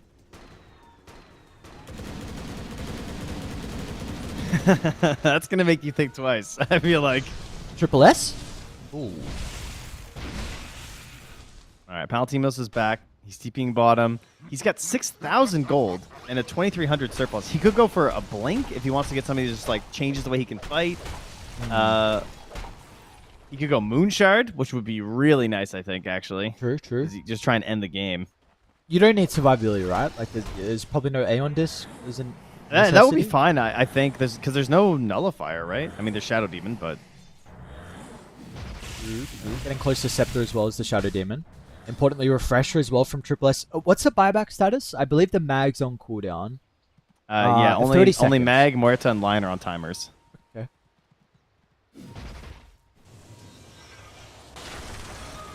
All right, so how do you win this game as one move? Because in theory, as Asakura, like you have Magas, you can just kind of chill. You can keep them just stuck in the base for a long time. We need to find like game-winning maneuvers here from Asakura. I mean, Slark Refresher is pretty good. That's not a bad idea, because it's going to be really hard to kill you. Invoker Ags would be kind of nice with a Cataclysm just to create some chaos in these fights. I think you toss up and you just kill the throne. I hope they've come up with a strategy because Yeah, just do this. Asakura walking down. They're going to be able to dispel the Cyclone. Oh, okay. They got his Brew Panda outside. Worried me for a That's second. actually genius. The cleanse versus the Cyclone. I didn't even think about that. That's so The good. cooldown? On the cleanse, it is Yeah. 60, so it is Okay. rough, but it is still huge because it doesn't let you just like, you know, because there's still a cooldown on the toss-up as well. So if you bring him right back down, he's just going to kill the panda. True, true. Okay, well, gives them time again. Radiant 80 are seconds, not wanting to pop Refresher. And Don't Shadow Demon's almost- going to have eggs. Like, he's got So his bad buyback, so he nowadays. wants to save it, but the multiple charges would be huge for the cleanse. Yo, the Lich almost sniped the Gyro Courier. With the Satanic, too. Damn. Radiant are scanning. I still, we can go back to your point, like, what is actually the game winner, though, for one move? How do you get out of the base? I feel like there is always this threat of Brew sieging, the Invoker, and anything. Slark can just use it with double Shadow Dance, double Depth Shroud. I think it relies on the enemy team making a mistake and overcommitting. That's what it's going to be. That's always how you win these games. Is the enemy Sure. team goes all in for the throne, they fail, and you win. So in theory, as Asakura, you want to just like wait and grow your lead. But that's partially why tier 5s exist and why they were created, is that there's a pressure on you to end this game as they spawn, as Asakura. You want to get them, put them on your heroes, go into the base and win the game. Because if you just sit in your base and farm and the gold because right now the gold is kind of nebulous. It doesn't really matter. It matters a little bit right now, but in the next like 10 minutes, it just balances out. Like Muerta will get the items she needs. Shadow Demon will get all the items that you're going to want on this hero to be good. And the cores are already like fully slotted on the Radiant pretty much. Oh, they're they're underneath the fine. ward. They're going to be able to get the jump onto the Muerta once again. Pista Veil's there, but the D-Ward's going to be out as well. Early BKB from 7 Gesture, but they're going to cut their losses. They feel like this is not the location they can fight. Problems will make them work for it, but there is just no escape for you, unfortunately. They're also thrown, I suppose, is getting beat down by the Brew. Doing his thing. Just keeping one panda far away and setting the rest in.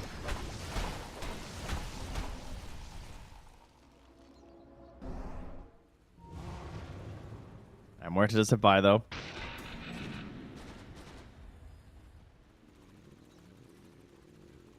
And I mean, we're still 6 minutes away from tier 5s though.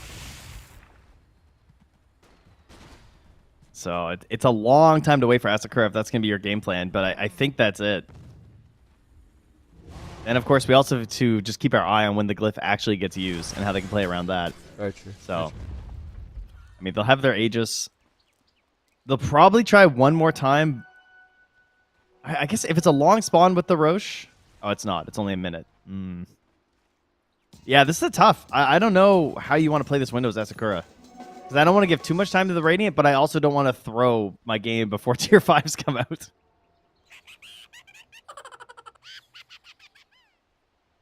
I laughed. It's so funny.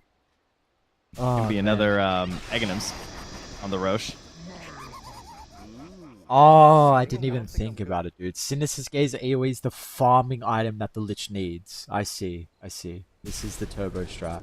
It's lit. Seems like it's a long cooldown, though. I didn't know it was that long. How long is it, actually? It's 18. It's not terrible. Yeah, but No. for farming, like, this is unlucky. It's good for brother. creep waves. For neutral camps, yeah, not so much. Oh, it's getting close to the Chain Frost Unlimited bounce. Honestly, we have seen in these fights the Chain Frost has been very, very annoying, and that could be something that zones them away. Because they've had to respect like the Chain Frost and make sure it doesn't continue to bounce. And then if you're pushed away from defending your throne, and all of a sudden, who knows? Giving his hat to Roche. That's nice. That's so festive. Oh, the fishy! Giant fishy Roche. Did the fish have the hat? I didn't see. I think it did. It looked like it. Alright, so another scepter. Oh, look at that hat on the fishy. 2 hats. Alright, All right, Cataclysm. Let's go. Poor lion. Double Roche banner. Oh, another courier. This dude's so bad on sniping duty. Wisdom as well, but I don't think that's the... He's trying to get it. It's Tiny's nullifier. What's the 25 is difference as well. I think importantly, Lich also got 25 maybe before the Tiny with the Wisdom. He Yes, most he certainly did. Yes, and he has the unlimited bounces, so it's go time. Uh-oh. Mágicos da coisa. Like you said, surely there's probably not many more things that they need to try and end this game. What did the Mag buy out for if he doesn't have buyback? Or is he just not being able to farm? He's just not getting much. Yeah, I see. He's had these items for a while, I believe. Oh, if you're going to have anyone without buyback, you could say it's probably not good the fact that it's him, because you need RP, but he has been very impressive inside the fight. I feel like he's probably honestly been MVP. Oh, he got him. Yeah, the bash? What? RP's still going to come through, but you need better ones. You honestly need every single RP has to be perfect now. Oh, that would have been huge. I admire it. You had to try it. It was a good attempt.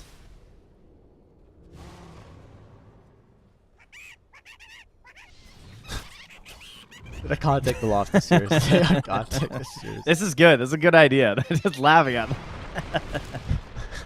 That's the best one. That one sounds like the Chipmunks. Oh, Jesu? Poking?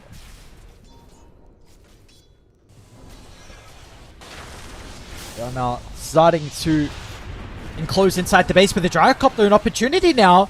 Difference with the toss away. Banishment's going to be there. But the Gyros, so they're playing with half health. Cataclysm's out. Not big, but it's Tiny over to the right side. Difference is in danger, but the BKB activated. But he's running away from the base. He wants the kills instead. He'll get rid of the Lich. Throne as well is starting to be beat on from the Primal Split, but Tiny doesn't have any heroes playing with him. So Difference is gone. He's got the buyback, though. And if they think he doesn't, he might get a toss in the fountain. He doesn't have the talent, though, so he'd need a friend. Just got buyback. Not going to mess around. All right, 1 minute and 10 seconds. So now you have to start plotting. Stacking some Ancients if you have a chance right now. Buying Midas is very good. Yep, Moritz has got the idea.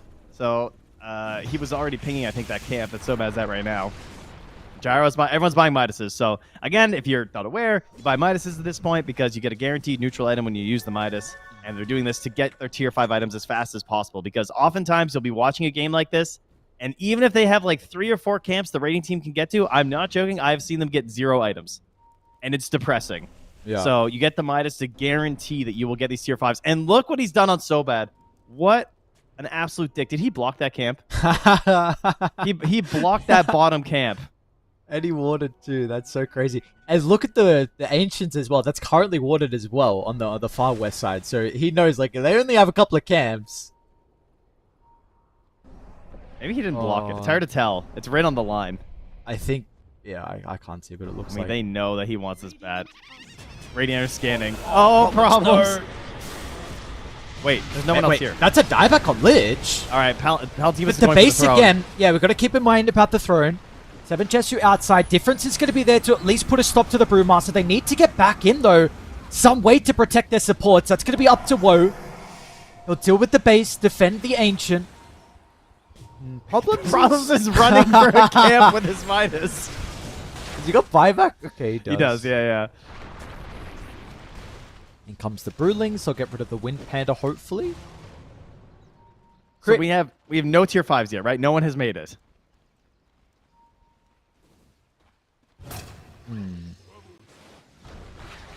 Dude, that's so funny. All right, nothing for the Invoker. All right, first one, Pirate Hat for 7 Jesu. Okay. Valentimos grabs one, too. Man, they have successfully defended the tier 5 neutrals, though. That is impressive. Oh, God, So- the Giants ring. Sick. So do you need Midas and like Shadow Blade now on Radiant? Apparently. Like, you need 2 items now to get... Alright, they're going to smoke Well, one. Woe's That's out. Ninja Gear. Okay. Hey, don't kill him!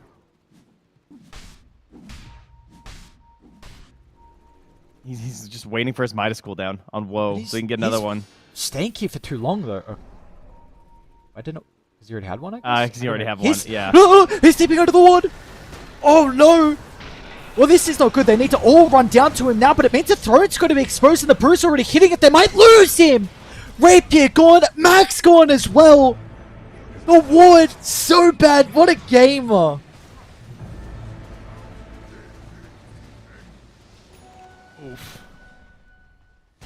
Yeah, that was a little greedy. I mean, I get it. You need the tier 5s, but that's a painful way to lose your Rapier. Who has it? Does Slark have it? I don't see. I think Invoker must. Yeah, Invoker's got it. Yikes. Yeah, they didn't even block the camp. Oh, problems not tracks again.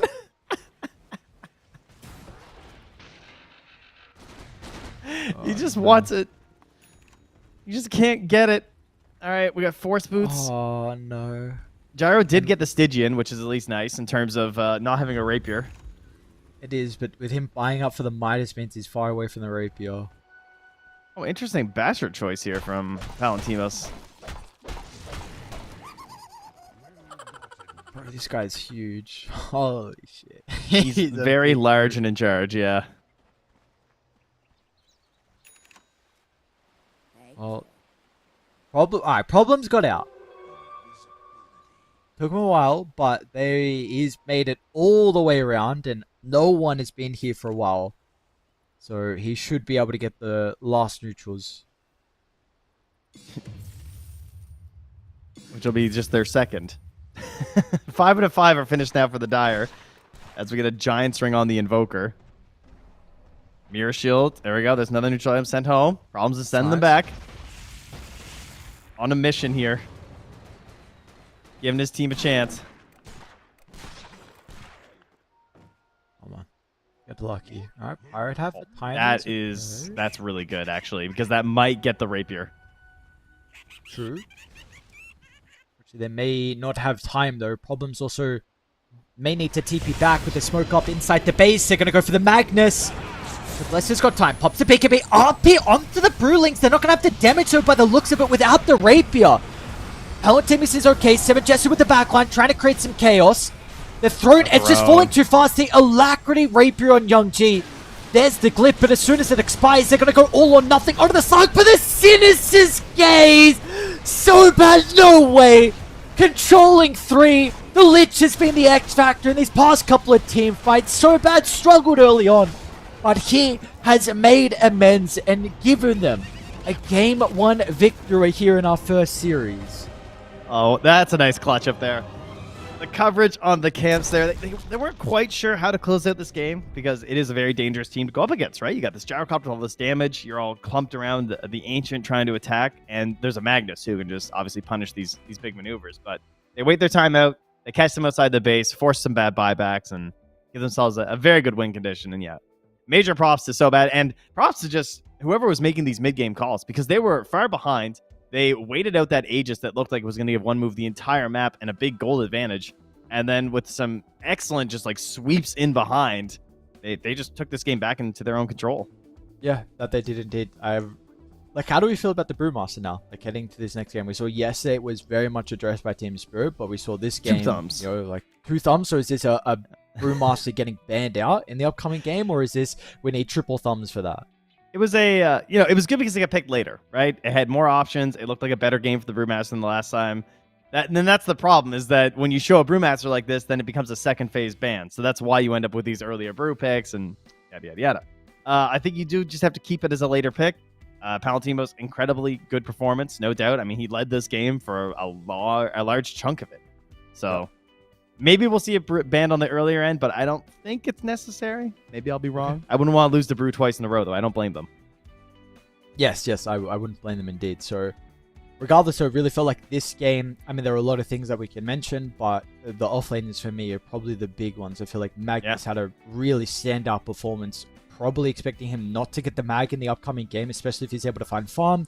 He was massive for them in a lot of fights. Unfortunately, it wasn't enough to get them over the finish line. And then, like we said, Palantimos on the Brewmaster. Regardless, so this is just game one. A very exciting game one. Another game where we get tier 5 neutral items as well. So we'll see if this is something that is about to be a trend here in the Eastern European qualifiers for DreamLeague. But we've got some good games so far. We will see if the action continues like this. First, a break. When we come back, we've got game 2. See you guys soon.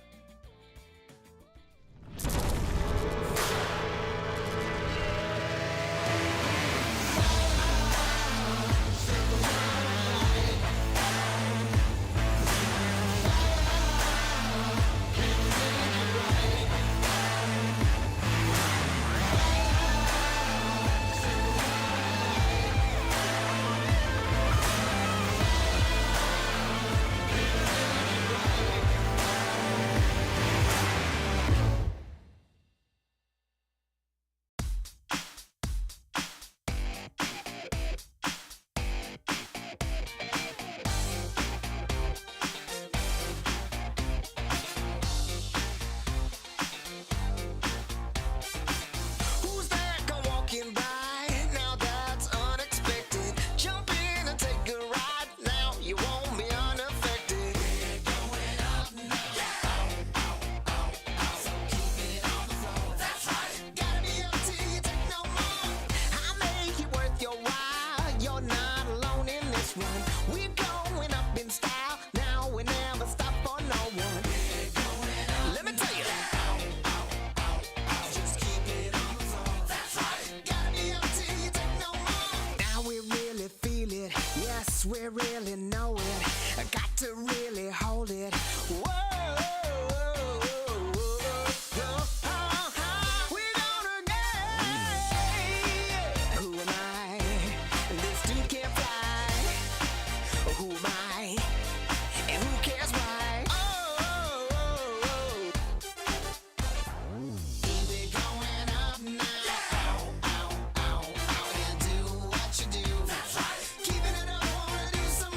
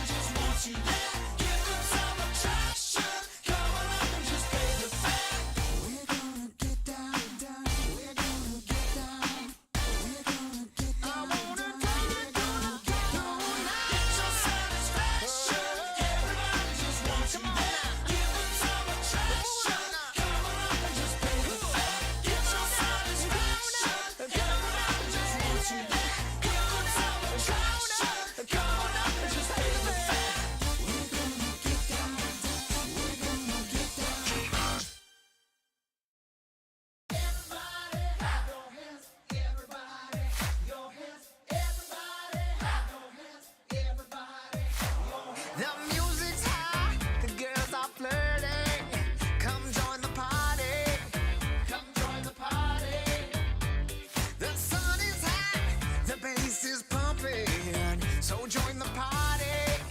Come join the party.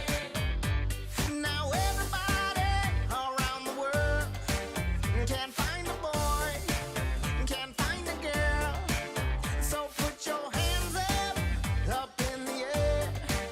This is a good time, summertime. Take it to the floor and sing it.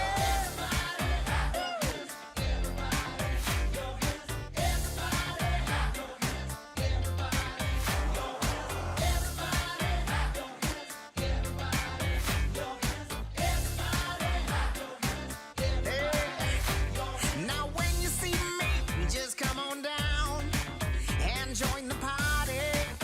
And join the party. You know there's nothing that can hold me down. You got a story. You got a story. When the music shakes the ground, you know the sunshine has come around. Yeah. So put your hands up in the air. This is a good time, summertime. Take it to the floor and sing it.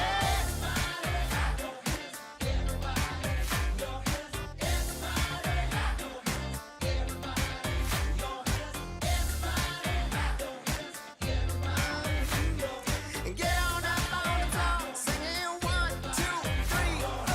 Everybody, clap your hands. And 1, 2, everybody, clap your hands. Everybody, take it to your floor now. Everybody, clap your hands. And 1, 2, everybody, clap your hands. Everybody, take it to your floor. The music's high, the girls are flirting. Come join the party. Come join the party. The sun is hot, the bass is pumping. So join the party. Come join the party. Now everybody around the world can't find a boy, can't find a girl. So put your hands up in the air. This is a good time, summertime. Take it to the floor and sing it.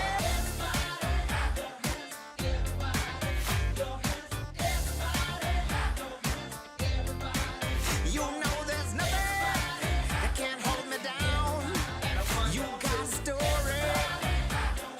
Take it to the floor and sing it.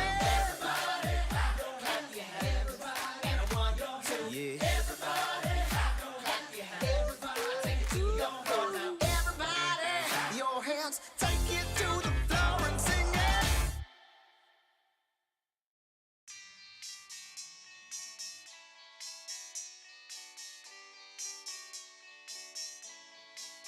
The morning light, it hits my eye. Last night we partied like it's 99. You took my hand, we danced all night. That's all I remember, we can blame no wine. Look where we are, so beautiful. This world is ours for the taking now. Not holding back, not giving in. Stay a little longer in the moment now. No regrets now. I'm not feeling. Well, an incredible way to start our day. Hopefully we have some similar action continuing into this upcoming game here. We saw the boys on Asakura struggled yesterday, but they had what it took to get that game 1 victory, and we'll see if they can continue with a run in the lower bracket. It's still going to be a deep and difficult run for them. The winner will be facing Virtus Pro in the lower bracket quarterfinal, so that's going to be another difficult match, but we still need to see who will even move on over. We've got a second draft ready to go, and we'll see what the differences are going to be. And that match starts in 2.5 hours. So it's right after this. It is a back-to-back. You win this, you immediately play Virtus Pro, which is pretty exciting. So Asakura, if they manage to win this game too, I think heading into that series, I'd be feeling awesome. Because you were down in game 1, you turn it around, you come back, and you go immediately into another series. That feels pretty good. 10 seconds. Yes, that does indeed. It's going to be a riding the high and then hopefully being able to continue with that. So let's see what we got different here, though. We got the Magnus banned out from Asakura, so this is something that, we were mentioning the fact that Triple S, I think Magnus was, I believe, had to be first phase banned with how good he looked on it. And Invoker is also going to be removed. So a couple of the strong heroes in the previous game are now not available. And I wonder what you want to open with now as one move, though. Ban the Doom. Radiant team pick. And they're going to grab the Dragon Knight. Okay, here we go. This was the discussion. Never been so excited to see a DK in my life. All right, so for the first time of us casting this qualifier, Dragon Knight is not banned and will be immediately snagged up. So I wonder how he's done in the games where he's actually been allowed to exist. What? Is this really your pick against it? Is this really? Do we get a tie? Pretty fast. Let's see here. Sorry, I'm still stuck on the D gate for now. Not what I would have guessed for the immediate one, that's for sure. Wow, we have a lot of qualifiers already, huh? Yeah. So far he has made it into 50 games, believe it or not, actually. Wow. What the hell? This Dragon Knight. I would not have guessed that. Heroic, in fact, just picked it up in a win over Fusion. That was the last game where he was in there. That was 8 hours ago. Boom found some wins. He is in a losing win rate. Now, keep in mind, the win rate doesn't matter that much because it's going to be own qualifiers. It's a lot of teams, But I'm still surprised he's actually getting picked that much. Radiant team He is. Yes. He's being banned. He is the most banned and most picked. He's got to be. Oh, sorry, Alchemist is by a few games. Which I means imagine in it would be theory, close. that means in theory, Dragon Knight actually slipped through a few drafts, which is kind of crazy. But yeah, and there you go. Lich is the most picked hero overall across the entire qualifiers. 108 picks with a shocking 35% win rate. Again, win rate. Really? Wow. You can't look at these qualifiers. I don't think it doesn't really, because it just includes so many levels of teams. Yeah. That it's hard to get a fair estimate. But yeah, a DK. So let's see if the hype is warranted. So now let's dive into this Tide pick a little bit more. This was banned out the last phase last game, which I think was much different compared to this one. I feel like that was very warranted with the ban, especially with what they were needing. Why are we getting a Tide instantly to respond against the DK? To be honest, I don't think it's some genius thing. It is a hero that survives the lane. Perhaps maybe that's what's important. Sometimes DK with the right pairing can put a lot of pressure onto people, even though you think of him as more of a mid and late game carry. He can be pretty annoying in the laning stage. Ooh. Oh, I love that. A Leshrac. What are we? Is this I wonder if this is support Leshrac? I feel like I think this will be. Yeah. I think so they're going too. DK Lesh. This I is think that sounds like a nasty lane duo. You were just mentioning Tide is probably a hero that can survive the lane versus the DK. And they literally, as soon as you were speaking about this point, they're okay, we're gonna show you, we understand. Trent, we see what you're saying. We're gonna go for a hero that can cut down these really tanky heroes inside the lane. Oh, that's so cool. I assume he'll take the Edict facet, probably. Yep. I would imagine. And then who cares buildings? Because I can just kill the Tide. Wow, very cool. Where did this hero actually go in regards to a support? Because it was getting played that mainly Celery was playing it to a lot of success. I think they nerfed Lightning. Isn't that when they first killed it? They killed the cast range on Lightning, and then they nerfed him again and lowered the damage on Split Earth. Okay.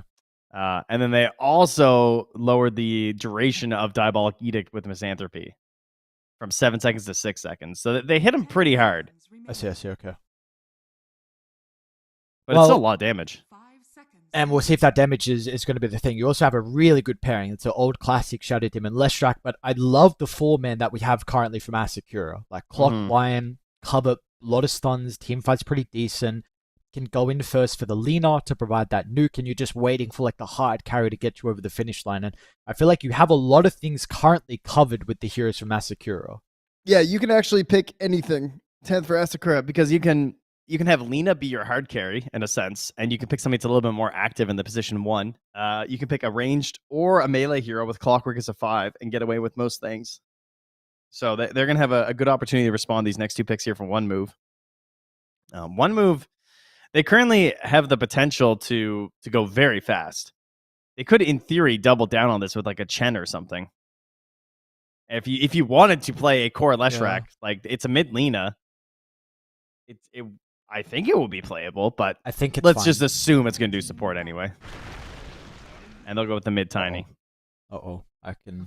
You I'm know, just waiting I've for you said to- my piece. Yep. Okay. Nothing more needs to be said.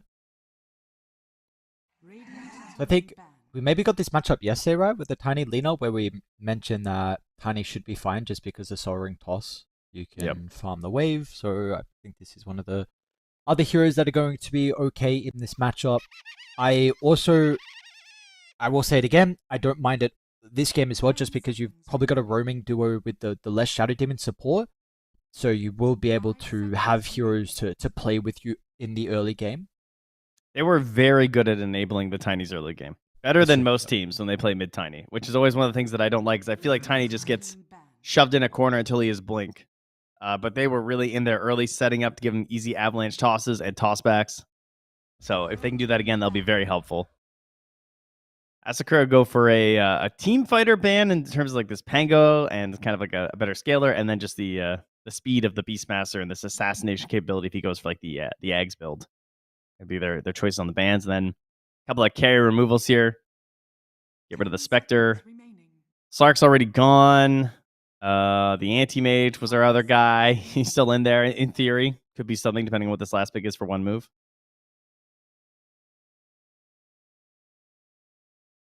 What do we feel like one move lacking currently that they need to cover with probably the offlane?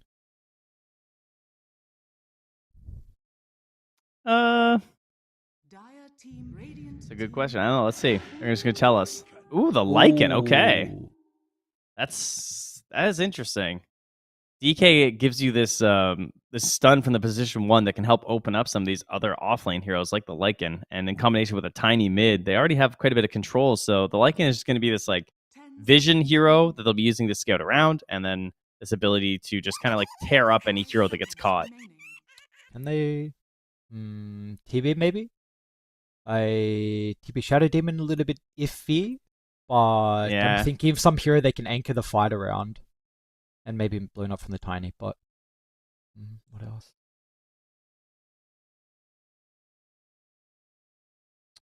The lane's going to be probably Lycan Shadow Demon, we're assuming. Yes, I would think so. And you're going to be on Radiant side. Yeah, this is interesting. You can really go a lot of directions here as Asakura. It's definitely just going to be a player preference thing, I think. What do they do right now when clock hits 6? They have hookshot into Lina plays, Lions joining up. There's a lot of space to just farm right now. Okay. I would like then a hero who can protect Lion and Lina TA? inside the team fight. TAs, I like the TA. Vision against the Shadow Demon to help with the initiation. I think you can control a lot of the map as well. Of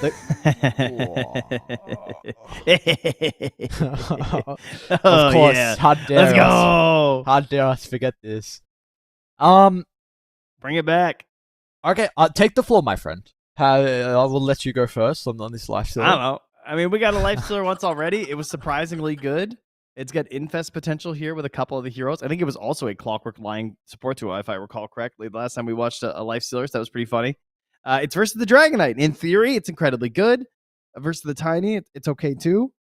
Even though DK is kind of more of like this frontliner. Are we getting Alpha Wolves from Triple S? So many people have been going for the other facet lately, the crit facet on the Lycan. And I do really still like this Alpha Wolves, especially versus Lion. I feel like that's a hero who just hates seeing this facet. What is the people who don't know? And yes, Alpha Wolves is the one where they get the you get the wolves up to level 6, and then they have that bite. They have the active ability you can use, and so the hamstring or whatever becomes an active, and you can just like grab these lions and these support heroes, and it's very frustrating to play against. Whereas we're often seeing the what's the other one? The pack leader, I think. The pack leader one, yeah, that's the one. So we spoke about this yesterday, where we both said that we are hearing some secret little whispers about this Lycan hero being pretty ridiculous, and I think we even boasted that we would really like to see it. So we get the opportunity now, and we get to see the different facet as well with the Alpha Wolf. So this is let's see what he's going to be able to pull out. I do want to take a little bit more on the Lifestealer. Do we think this is as good of a Lifestealer game as what we saw yesterday? I mean, maybe. Is it arguably better? I think it might be better. Okay. I think the one thing is there was nothing that dealt with rage in the other Lifestealer game, where in theory there at least is the Demonic Purge in this one, but it's still another game where rage is... It's pretty good. Like, there is still rage TP, for example. Yep. I think my concern with the Lifestealer is just I don't think he is as good of a carry to address the Lycan. I don't think he protects the supports as well as someone like a Terrorblade. I know there were other issues with someone like a TB into Tiny Nuke and Shadow Demon. I understand that, but I just think overall in what the carries would have provided their supports inside the team fight and being anchor around, maybe you can do that with the Tide. So we'll see. This is a very interesting position on one move, up on the high ground and the low ground as well, but they will not be able to utilize the potential pincer. Yeah, that felt like something, but they didn't want to pull the trigger.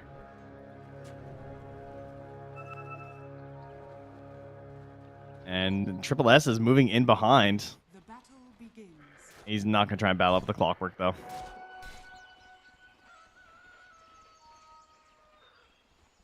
So it'll just be a 2 for 2. And, I mean, the big question is definitely going to be... Oh, wow. Lion knows. He is not walking up there towards that Leshrac. Oh, wait. Well, maybe he is now. Ow! Ow! Yeah. Oh my god! Yup. Dude, don't tip him. Don't tip him after that. Fire out. That is a crap load of damage. We'll see. This is if they're going to be able to find kills in this lane up top. Oh, Lion's dead. Yes, he is indeed. Now, does he tip him again? Because this is going to be a couple tips now that he's used too early on. The only way to survive is to hug the wave, and he got off for just a second, and that was it. He was dead. Walk of shame. We'll see what now happens to Pellant team with having the support inside the lane. Yeah, he's got the anchor smash to help. He's Surprised they're not hugging. just going for it.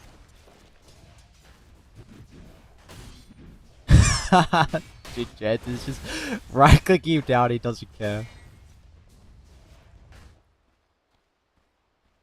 Okay. So will be a lot of action up top, and trying to think. I feel like bottom there's also some potential as well for some cute plays. We'll have the banishment, the wolves as well. Maybe the clockwork could be a little bit frustrating just with the battery assault. I don't think 7 Jester is vulnerable. I do have some concerns that maybe the Lifestealer gets zoned into the jungle at an early stage this game. You know, maybe a rotation out of the Tiny can help. Yeah, that could be good. Speaking of the Tiny. Ooh. Oh, let's Okay. go. He hits those. Looks like she took a lot of tower damage previously, I think. Or was that creeps, sorry. It might have been creeps, actually. Top She was lane. yeah, she was getting worked by creeps. Palantimos. Now they're going to try and go with the edicts. Lion's doing his best to try and beat back into Janta, but Janta's still got some sticks. Are they both going to live? What? Oh, we got him. There's revenge. Tip him. Yeah, you got to tip that. That's 100% you got to tip that. Don't be the bigger player. Actually, he knows he's going to still make some more big plays as the game goes on, so he's just waiting for them. Saving it, you know? Yeah. He's got confidence in himself. There's a blood grenade on this ledge rack. It's kind of scary. Oh, what a hero. What a time he's having. This should be pretty much free farm from Woe then. We're going to be able to secure the Lotus.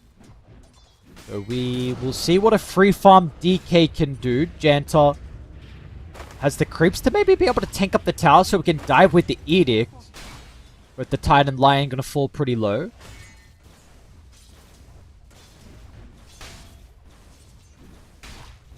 There are creeps here as well for the pull.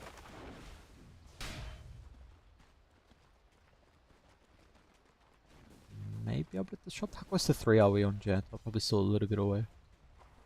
Oh, he's close actually. They might be able to go now. This neutral creep should give it to him. Unless they soak it up. Oh, it's close, but not quite. Yeah, too many heroes. We're maybe lacking him some mana as well to potentially start with a Dragon Tail. He's got wand actually. It could be an opportunity. You see, there's a massive creep wave, so maybe they won't actually be able to go for this. Definitely a learning experience, you know, making sure they're staying near the creep wave, making sure they got the positioning all the time. They saw how fast they can just quickly turn. I mean, right here, this looks bad. And it does indeed. Lion, he's going to do his best to tank. I don't know if you want to be the one tanking it though. But it has expired. The right clicks is going to be the thing now that can potentially get the kill. Not enough though. Doing a really good job to hold the resources on Radiant, stay alive versus the high damage. It is taking away from the last hits. Well, was so busy trying to deal with this, but now they're coming right back with a stun. Well, he's just hoping to get lucky. I think one of those hit him. Oh yeah, now they're all hitting. This looks so annoying. This is a cool combo. This DK Leshrac. They're going to get the pull off too. So we'll have a little bit of time. We'll take a look at how some of the other lanes are shaping up, and then the action will break up it again. Top, bottom. There's other lanes? No, there are indeed, apparently. What's bottom? What's going on here? I think the last hits is a little inflated because of the cogs that Triple S has been getting with the help of the Wolves. Yeah, net worth-wise, it is 7 Jesu on top of the board. Pretty tight between most of the cores here. Yeah, Mr. Palantimo's the only one who's kind of suffering a little bit. Couple 100 gold behind. I guess the issue with how aggressive they've been in the lane means that the Lion hasn't really been able to make any stacks as well for Palantimos to catch up, who might have an opportunity for Janta, but nice timing out of the Dragon Tail. Janta's able to step over the right side. Mid lane as well, though. Battery assault. Problems? It's going to be okay. Okay, back top. This action will not stop, apparently. Oh, bit of a miss. Maybe the stun connects, honestly.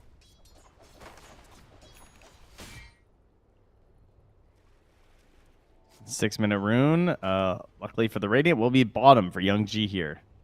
So with an amplified damage on Laguna Blade, potential to get a little bit back here. Gonna lose the Lion's Courier, though. Deep move from Janter is gonna take that down.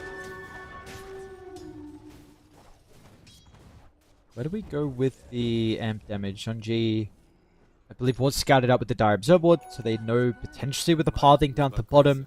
And He's the got the Wolves Lycan now. Wolves as well. Yeah.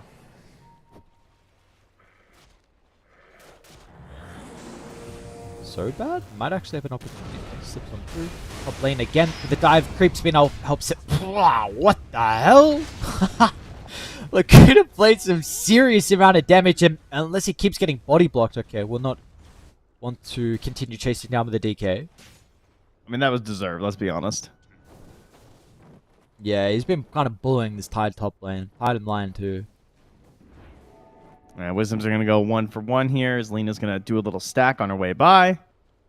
But 2 heroes who really need the XP as supports the Shadow Demon and the Lion, so it'll be helpful that gets secured. Difference tries to make something happen here up top. Well, he might, yeah, he's going to get it. Oh, wait. Okay, yeah, that's where the damage comes through. Just waiting for the Lesh, who may die though. Lena's still here. Laguna Blade, unfortunately, not available for another 20 seconds. And he's kind of speedy. 420 move speed here, nighttime with the brown boots. Wow, that was a crazy banishment onto Jesu. There was no hope of you getting the kill there. Maybe problems now? I mean, Sobat is also getting chased down. Difference is to bottom. So top to bottom he goes, showcasing that he's really wanting to get active on the Tiny. Unfortunately, not the one getting the kills though, which may be a bit of an issue. I'll take it though. And now another grab here. Okay.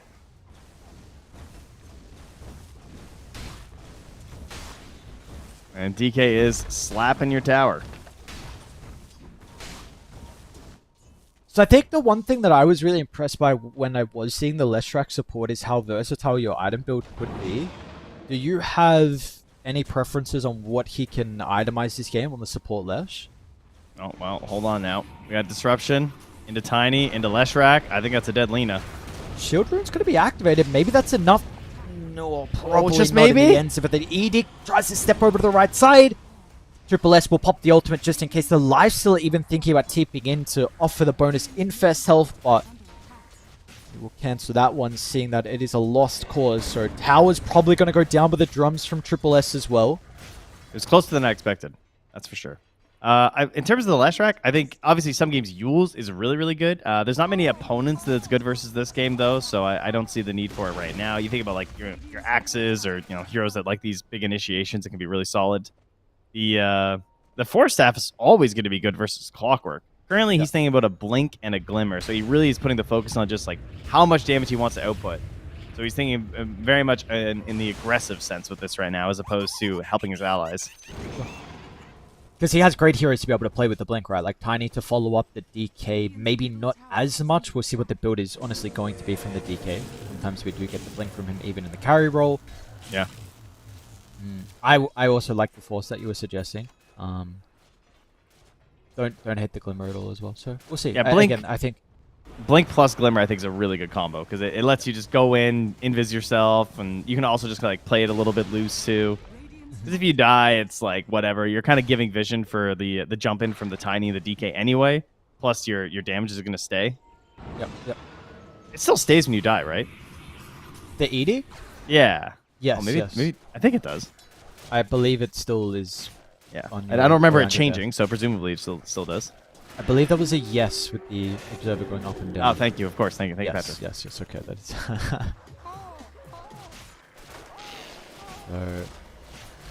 Let's see how they look to try and play around bottom, though. This has always been the big thing about the Lifesteal being able to play his lane for a long period of time. They are wanting to shove him out, though. Difference.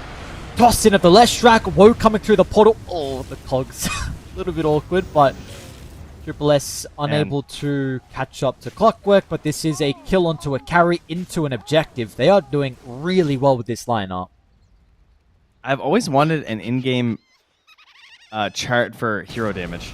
Just like we have, like, buyback status and stuff. Because I would love to see how much damage Yanter has done right now. Can he get out? Like, this is such impactful damage this early in the game. He is just roaming this map and edicting everyone over and over again. And somehow escaping, by the way. I don't know how he gets out there.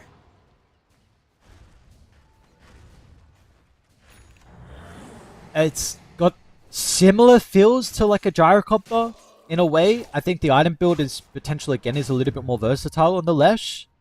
I do wonder how his mid-game fights look though. Similar to I think what I discussed yesterday with my concerns about gyros, like your team fight, it can be very difficult against like BKBs and pipes, and I wonder if that could be the case for the Lesh. Triple S. He really the wants drums. it. Yeah, Young G bailed on him. Oh, I don't think the toss didn't connect because the cogs or something. Okay. And so bad will still die, but you get Triple S, okay? Yeah, Young G came back in and helped secure it. At first he was just going to ditch him, but makes a play work in the end.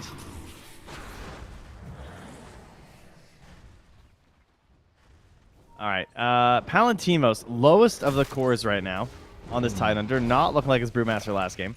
Does have the Vlad Soul Ring and then heading towards the phase, but so he's building his foundation of items before he goes for his Blink Shard, presumably, because Shard looks really good this game for sure.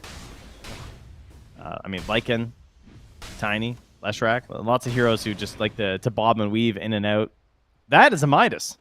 Yes, I was just about to mention this. If I was watching one stream recently where the Lycan went for this facet and he went Midas as well. So I don't know if this is a specific thing for the build. I don't know if it's the experience, the attack speed. I don't know what it is, but the only time I've seen this facet recently in a stream, they went for the Midas too. It makes a lot of sense. The Midas is very, very smart because you're buying experience, and the whole point of this build is getting the levels maxed out on the Summoned Wolves as fast as you can, because as a summoned unit, like, they just get super, super strong. The other thing that happens is that every hero level, you and your neutral, or you and your units that you control do more damage to neutrals. So the Midas also gets you more levels, which increases your innate ability, which means you're farming even faster. Huh, interesting, okay. Well, it is a little bit more on the greedy route, but I don't... He's still being very active on the Lycan, though, with the first drums, and I imagine regardless, we're going to see him getting involved with the shapeshift, and importantly, the wolves. This is something that you've been mentioning in a lot of games, right? Like the forward vision, and importantly, having people to use that vision. And Tiny with the ganking duo, the Shadow Team and the Lesh, like they will really utilize this. Yep. That is definitely the best thing about this hero for sure. It's just vision. DK spending a lot of time here right now. Really wants to make something happen. I like this read though. Nice rat. What a rage. That was an incredible timing. And the response is going to be there as well from Radiant. They're ready to take the team fight. The banishment stops the tentacles connecting, but it sets up for the LSA nonetheless. Man, Asakura playing from this deficit regardless, the read from them to smoke to bottom, anticipating that there was going to be a move onto 7 Jesu. Man, that was sick. He was so ready for that rage. That was crazy. I'm very impressed. Even when you know it's coming. Like, I could be watching the Tiny on my screen and I might still miss that. That was so fast. Team.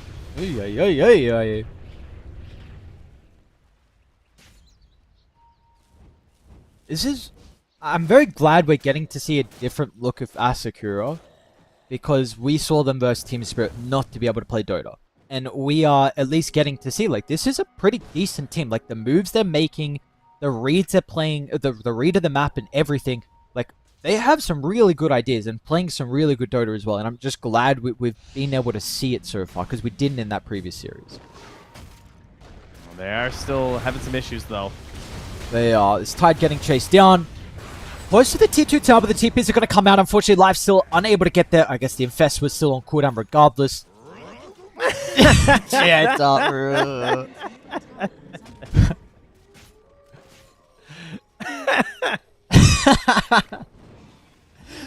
Sick, bro. Oh, what an ass. He's like, isn't this hero fun, he says? Aren't I funny? Just throwing my life away? Well, importantly, you've got Radiance on life still, so he is keeping up, and we did see yesterday that this hero, your late game, could be a very big issue, and that is potentially shaping up to be the case again. Yeah, the pressure from one move is staying definitely across the river right now, though. You don't want to give a lot of room. They've kind of swapped spots here with Triple S, and he's now up top with the Wolves. The rest of the team moving bottom. Get him with the hamstring, the root. Fine. Danto, unfortunately, they maybe even try to tip it to take the team fight. Lion surviving for a little bit longer than expecting. Ravage on cooldown, but up in a second. Palutimo's there guiding the tide pretty well. Tries to find an angle, but the ultimate helps secure Janta's kill. Surely you tip him. Different. Toss up on the clockwork, so bad's gone. Unable to hook shot his way out of that. Yeah, those Wolves, they make it a difficult time to try and get your hooks off. I mean, they had a Ravage to kill the Leshrac. I'm calling that a win for one move for sure. Maybe if Palantimos doesn't Ravage, though, they lose a core hero, so fair enough. But that is a great move here from the side of one move, because they're making so much space for Roche. They're just going to run right to it. This was the thing last game, right, where we saw the early Roche, but the Slark lineup was able to completely avoid it thanks to getting rid of all the vision. Yeah. We'll see if they're going to be able to do so and kite away from one move, because they do have so many heroes that can look for these pickoffs. Speaking of that, I think there's one happening down bottom. Yanta is dead indeed. A little blink play there from the line, easy. But, you know, space for my carry. Space for my heroes. Carry DK gets the Aegis. Difference closing in on his phylactery. Again, good early game. So bad. So, That's not even going to save him. yeah, now is he in trouble, actually? Okay. Oh, what? Okay, I didn't know that went through BKB. Alright, Jesu.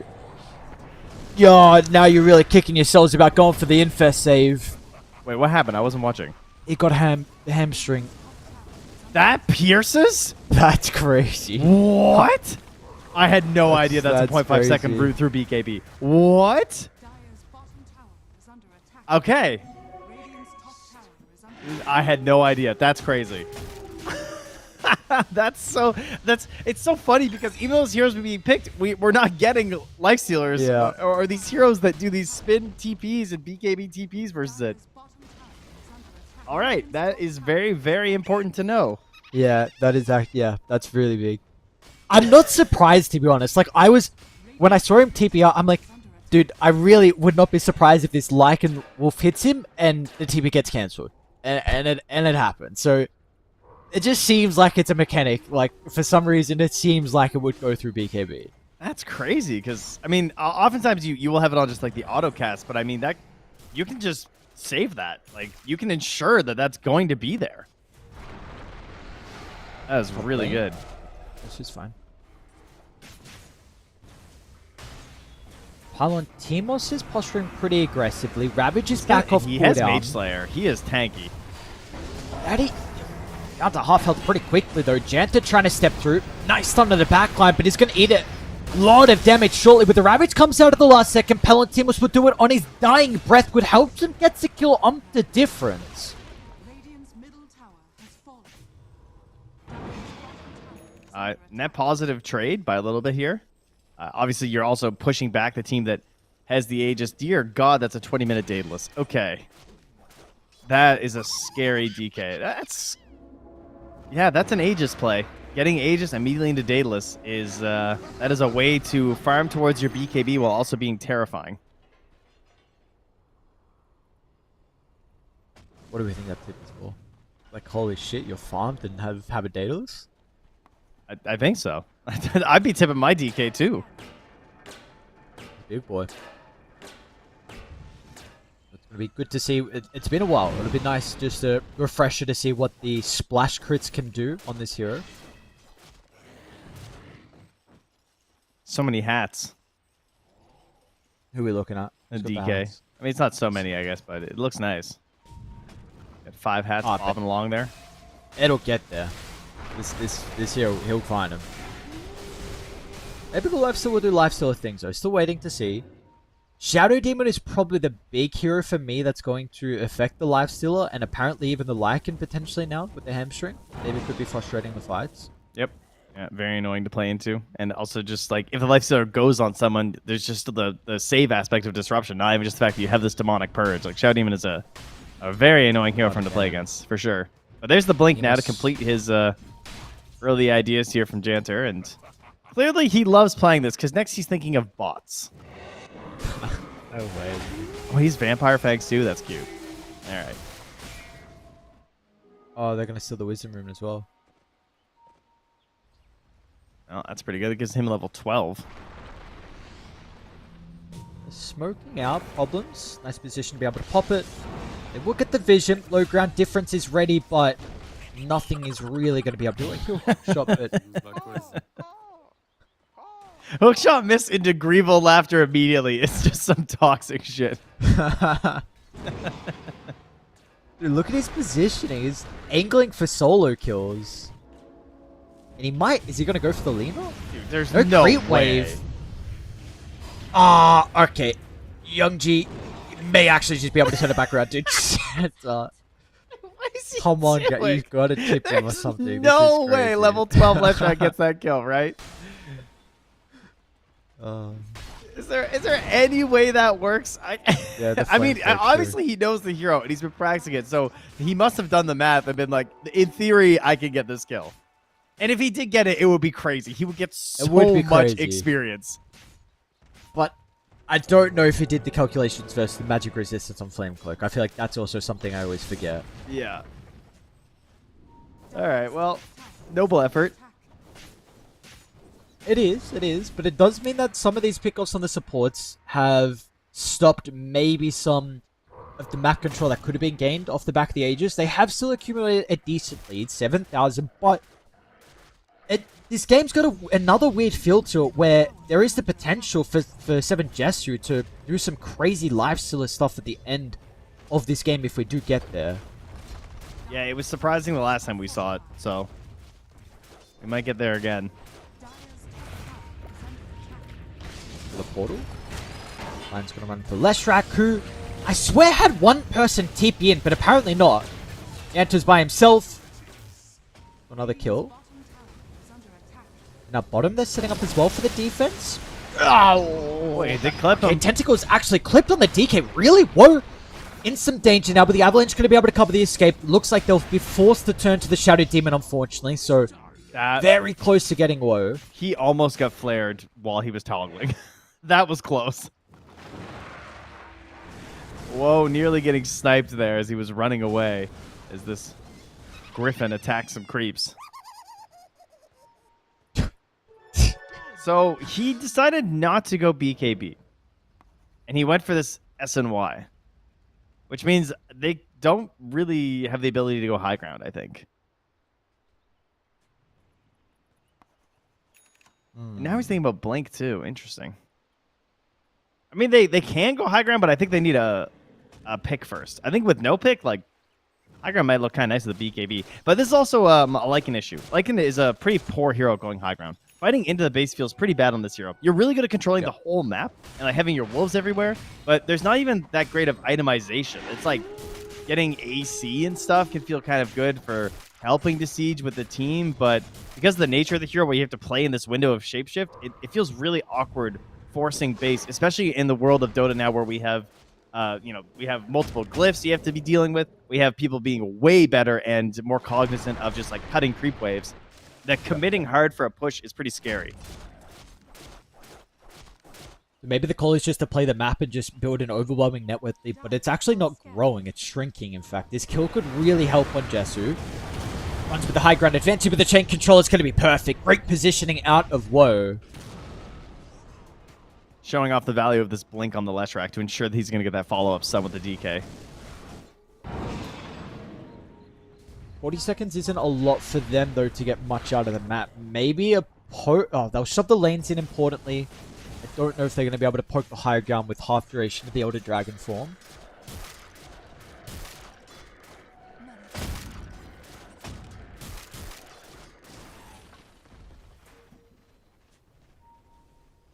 It's going all connect, I think, on Lycan. Okay, so very frustrating for the Lion. Yeah, and he's got his little shard wolf doing work with the creep wave. This part of sieging he's good at. Yeah.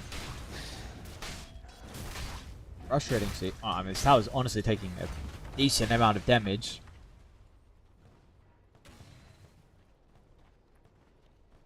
Alright, 45 seconds till Roshan is available. The Enter is still continuing to play completely away from the team, winning some flashy solo kill plays. Won't see an opportunity though. Scepter on Jesu, huh? Okay. So this is not what we saw in the item build yesterday with the Lifestealer. So, who is this good versus? I mean, I guess disarming the DK in the middle of these engagements and giving the time for your Lina to kind of like focus in and get the kill sounds pretty good. What does it reduce the cooldown as well? What else does it do? I feel like there's some other things. Radiant's bottom tower is under attack. I mean, I think it's just cast range and cooldown, plus obviously infesting inside of them and just disarming is the good thing. And your attack rate goes to 1.25 when you're inside, so you're just getting this like free damage on them. I know when we were getting Lifestealer a while ago, like the Scepter was built. It was actually pretty early as well in the item build we were getting in some games. So I just have not, of course, seen the Lifestealer a lot recently. Oh, he will be playing into the Aegis, unfortunately. Disadvantage is one given over to the Dragon Knight, the Banner as well. Maybe this helps with the siege. We do have a BKB pretty shortly from Woe along with level 20. This was one of your concerns on how they're going to be able to go high ground without the BKB. Yeah, I guess don't have to worry about it when it's this hero. He farms so fast. And this is why. Banned all the time. Let's go Lion. Somehow finds a way through. Yeah, he's going to grab himself a Wisdom Rune. And Youngji's moving back towards his own. He's under a ward, though. So if he sticks around for this, he's probably going to die. Oh! No Oh, way! it's what that. is that stun? Okay, got BKB off. He might I still don't know if die, it though. matters. Yeah, he's dead. Damn, Jetta. That was crazy. That was like the very edge of the split earth. All right, but good move there from the line to steal their Wisdom Rune away at the very least. Seven Jesu going to invest in and out. No wolves this time.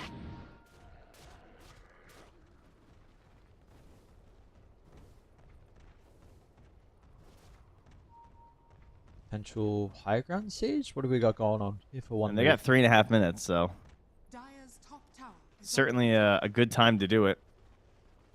Reminder, if you're watching, this is a Let's Track with Misanthropy, so your Diabolic Edict does not target towers. That's why they're not just going to...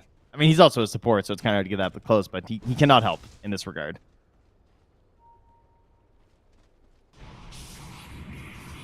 He's going to be waiting, though, to get that jump onto some of the heroes. We'll see how he does play. Can even lay the Split Earth down just to potentially help the siege. Yep. Early rage.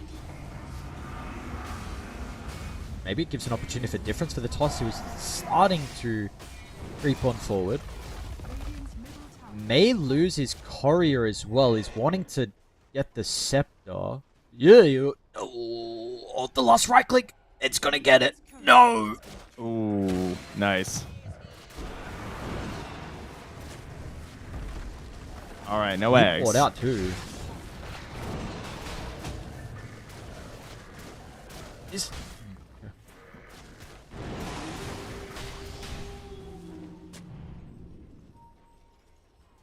Still 2 minutes left on this, and now you have Shadow Demon Illusions of the DK as well.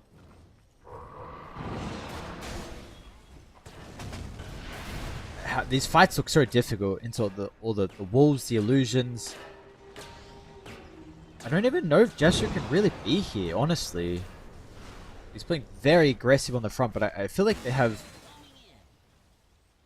I feel like the team fight looks much easier to execute for one move. Yeah, very much so. But again, it is a high ground issue. It's not that easy. Like, Triple S has this amazing Orchid versus Lifestealer, but how do you actually get it on the Lifestealer? Without when it's like so telegraphed where you're attacking from out on the map, you know, using the wolf vision, very good chance you can land it on them, but much harder going into the base. Not much point in forcing it. We know from last game that Asakura are very adept at defending their base and trying to figure out a way to take an advantageous fight even when they're behind. They don't have as powerful heroes though, but oh, that's a big grab. Demos, there's a couple of heroes nearby, but yeah, they're just going to feed him to the wolves. So down goes your off laner, who's really making him work for it. Started staying alive longer than they were expecting. Mid lane as well. Yanto, I think with the help of difference, is able to catch out so bad. Well, now it is definitely time to hit some buildings here.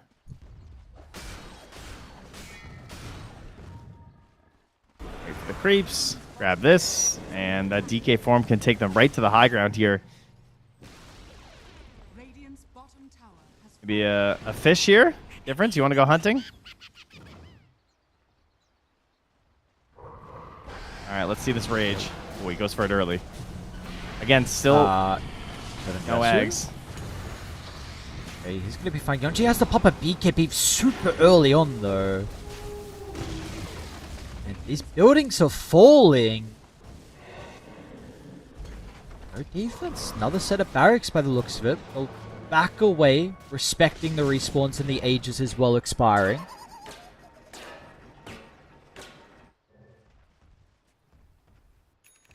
Yeah, waiting instead for the Ags to respawn. That was really painful. Could have helped delay the push quite a bit, too. Yeah. All right, smoke is purchased here by the Lion. Lanes, they got to push out bottom a little bit here. Ah, it's going to be so hard to get out here and find something. The Lycan Wolves, too, just in behind, grabbing the waves. I mean, look how strong these wolves are. They can still grab a wave here at 32 minutes and just take them down with no intervention. Dire's courier has been killed. Another courier? Are you serious? Oh, this time it was the Dyer's courier. Oh, nice. Okay, there we go. Now it's Tidehunter finding Lycans. Yeah, I think so. I think it was the rest of it. Short of the Hyperstone, which was about to be done. Yeah, pretty close to it. Okay, so let's see how they put themselves in a position. You shoved out the lanes. Gem may help it as well because all the vision that has been layered down, they haven't been able to deal with without getting out of the map. They are going to lose their Tormentor, but got to get a big fight out of them. They're starting to set up around 7 Jesu. Woe has also gone for the Lincolns too. So dealing with the Hex, dealing with the Infest play.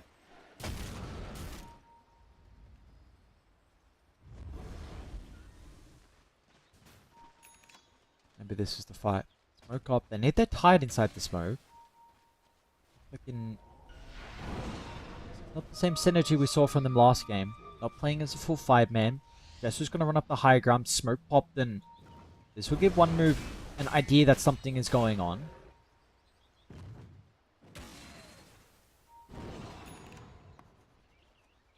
Chain control is so much more difficult with the Lincolns, like you mentioned, so maybe there is not that opportunity to be able to jump the DK with Ravage and Lion follow up and hoping for the Life Stealer to bring him down with the Feast. And meanwhile, your base, you're about to have Wolves inside. The smoke will not work. One move back over to their side of the map. Avoid the game. Yeah, and for them on the side of one move, this is just a waiting for Roche situation and trying to find more of these items to help break through the base. 9-second BKB still available on the Lycan, 9-second on the DK, 9-second as well on Difference. So really, once you have Aegis and 3 9-second BKBs and a 20k lead, that should be considered a pretty safe time to go high ground, I would imagine. I would hope. I would as well.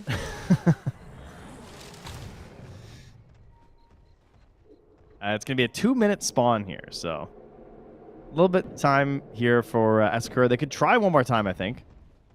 Try and find themselves a play. They got the lanes in a good state considering what they're up against right now.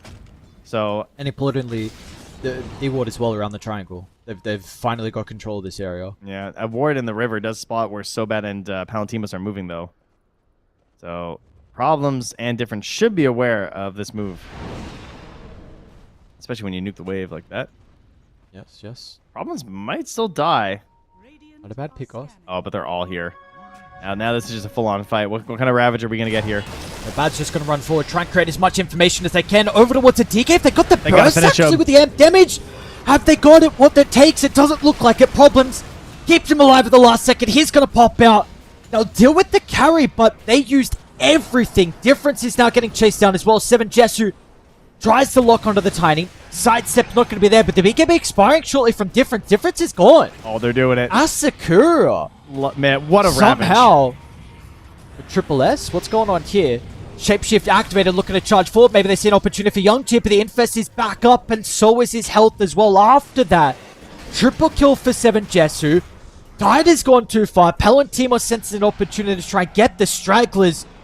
They've got the ward up on the high ground, so 7 Jesu tries to also catch up, but Problems ducks onto the Chimera. The Glimmer, he is out, so in the end, it's a 3 for 2. It is. It's a 7,000 XP swing for the Radiant right there. That is just so many levels they needed desperately. And with the triple kill, 1,300 gold goes the way of the Lifestealer. And that is a problem. Man, what a Ravage. Oh, that was so good. That was a fantastic Ravage. That is one downside of the Shadow Demon, right? These Oracles, these Shadow Demons, it doesn't really matter. Unless you have the Blink Dagger. Even when you had the Blink Dagger in this case, he was too close. And trying to get the save on the DK gets punished. What is he still doing in the area? It's just forced a man fight. That's it. That's the only hope he's got. He can wolf. Fight and hope he escapes. Okay. He can invis wolf out. And they can't get him. Okay, never mind. He's fine. There's definitely a chance. I mean, they had Gem. So in theory, he was still potentially going to go down. I thought he was so stuck, dude.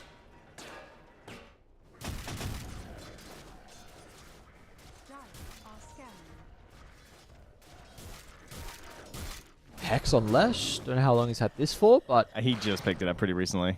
He was working on it for a while.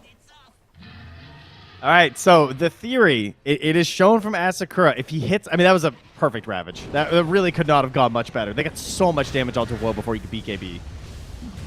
Issue is it's still on cooldown though, and Roche All right, let's go, Lion. falling Let's fast. go. Flare will scout, but everything's snagged. Do we still look for the fight though? The ward, it's pretty decent. Scouts out difference, walking up the high ground, but they are very, very hesitant to go Ravage back up. But That's a you are fighting to the consumed- AZ's advantage now. Consumed Ags for the DK, so this will be the last ulti that's not the Black Dragon. He's also closing in on level 25, by the way. Yasu to jump with the Hex. What can they do to protect him? E-Blade, it might be enough. Jesu now with the Ravage. It's onto the Dragonite once again, but Woe this time protected with the PKB and the Aegis. They are not going to have a repeat of that previous team fight. What was successful for them will not be the case. And says 7 Jesu gets close with the bashes, but it's not good enough, and now they need a duck and run. TP out Rage, he'll be fine.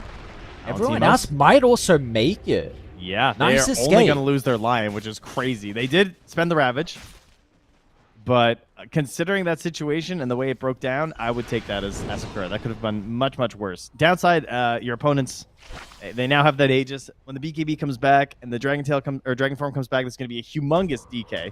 We don't see this Ags that often anymore, but we're going to get a chance to actually witness it for the first time in a while. I feel like other items are prioritized so much higher, and usually the Ags goes to somebody else. Yeah, Like, where's my Wolf Bite? Where's my Wolf Bite Tiny?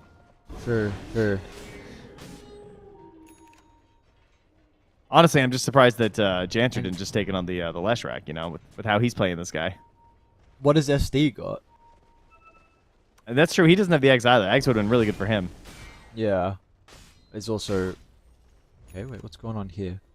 Really good ward on the opposite side of the river. Importantly, again, Ravage is the thing that they need available for a successful team fight. They're gonna... He blinks the shard. Guy's gaming. Another wraparound. Whoa. High ground advantage with the vision. If they've got any detection, it's going to go for the clockwork instead, but he doesn't pop BKB, but the banishment again from problems. Great positioning, always with the Shadow Demon to disrupt the team fight. Tiny might be a little bit vulnerable, a little bit awkward with the E-Blade Infest. He's going to charge him away from the Lina, so they don't have a life stealer to protect Young G, and also Lion is getting scouted out. Yeah, so we'll try and TP. He's going to be able to make it, but unfortunately Tidehunter will not have the same fate. Palantimos was hoping he was going to have Ravage for the team fight, but will not. Oh. I'm a dragon. I can fly. No buybacks. This may Megas or game. When maybe a it's dead looking like a life. nice orchid. Yeah, very nicely done. It is. He's got buyback, but Mágico, uma coisa. Toss I don't know into if the it's gonna do Bloodthorn. much. That's a tough one. There's the buy, but watch out for the Scythe. I mean, he just cannot get in here.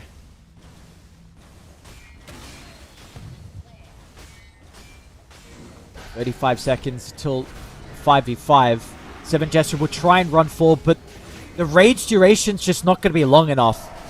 Got to duck into the Infest. They're doing their best to spam the cogs. Throne's exposed. There's the Hex. And the chain control is going to follow shortly afterwards as well. Asakura. They try and find a way back in, but it's going to be one move that take it 41 minutes in.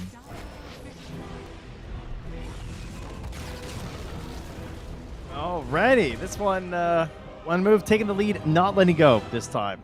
Asakura managed to fight their way back in game number 1, but a little bit more wary about how they went for their pushes in this one. And also just really solid gameplay here, as per usual. Yeah, This definitely. I feel Leshrac like was sick.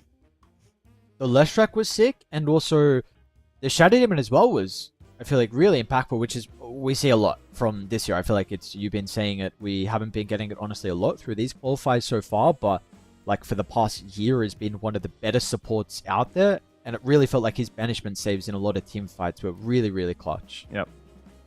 A good Lycan choice as well. A hero that we know that teams are trying to use, but it can be a little bit niche into what games it's going to be really good, but this was the perfect situation for it. Yeah, And also, Dragon Knight carry. Haha. So that was fun. We're all reminded why we're not seeing it and why it's banned every game, first phase. So let's just go back to banning it. Yes, that's a very good idea. Go back to banning it, and then, let's see what other heroes then slip through the pool. So we tested the waters. We both wanted to see this DK hero. We wanted to remember why it's getting banned. Now we remember. Good reason that it's going to be probably banned out in the first phase next game, and I think we'll see where some of the other priorities is going to be as well. But we get another game 3, so we'll see. One team after this final game is going to be eliminated from the road to DreamLeague Season 25. We will see if it is going to be either the boys with led by 7 Jesu from Asakura, or if it's going to be one move. We'll have to find out. First a break. We'll see you guys shortly.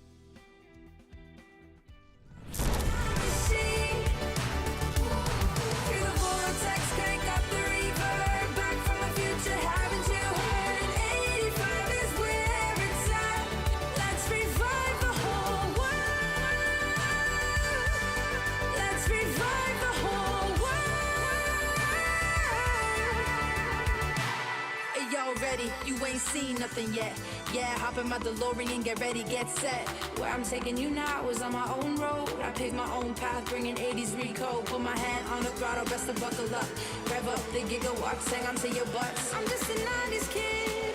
I just need a time machine to fly away. Hit it up, top power, party, big fly. The future's back, DeLorean style. This is my time. Got my Ray-Bans on, my acid wash jeans, put metal to the pedal, flash back to the beat. Step into my time machine. Feel the vortex, crank up the reverb. Back from the future, haven't you heard? 85 is where it's at. Let's revive the whole world.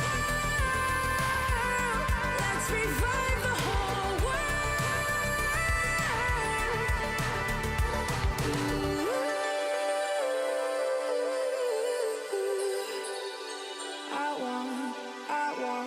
Still want my MTV.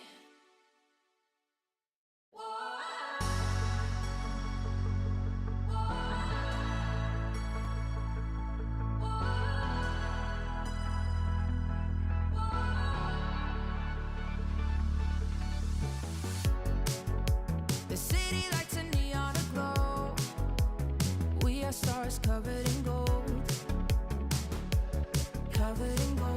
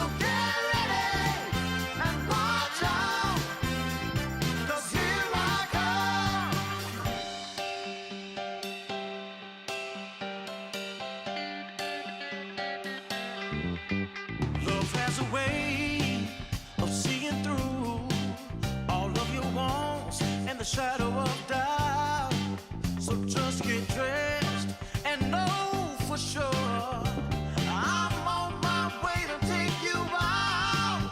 And I know where you are, so look sharp, 'cause here I come, I'm close. So get ready and watch out, 'cause here I come.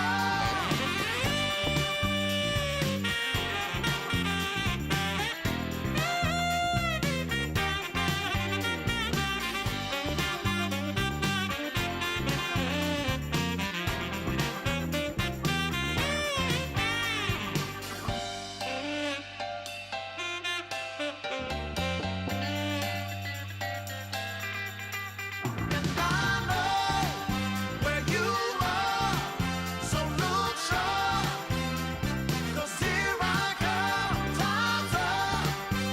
Better be ready, can't stop me now, no, 'cause here I come, here I come, here I come.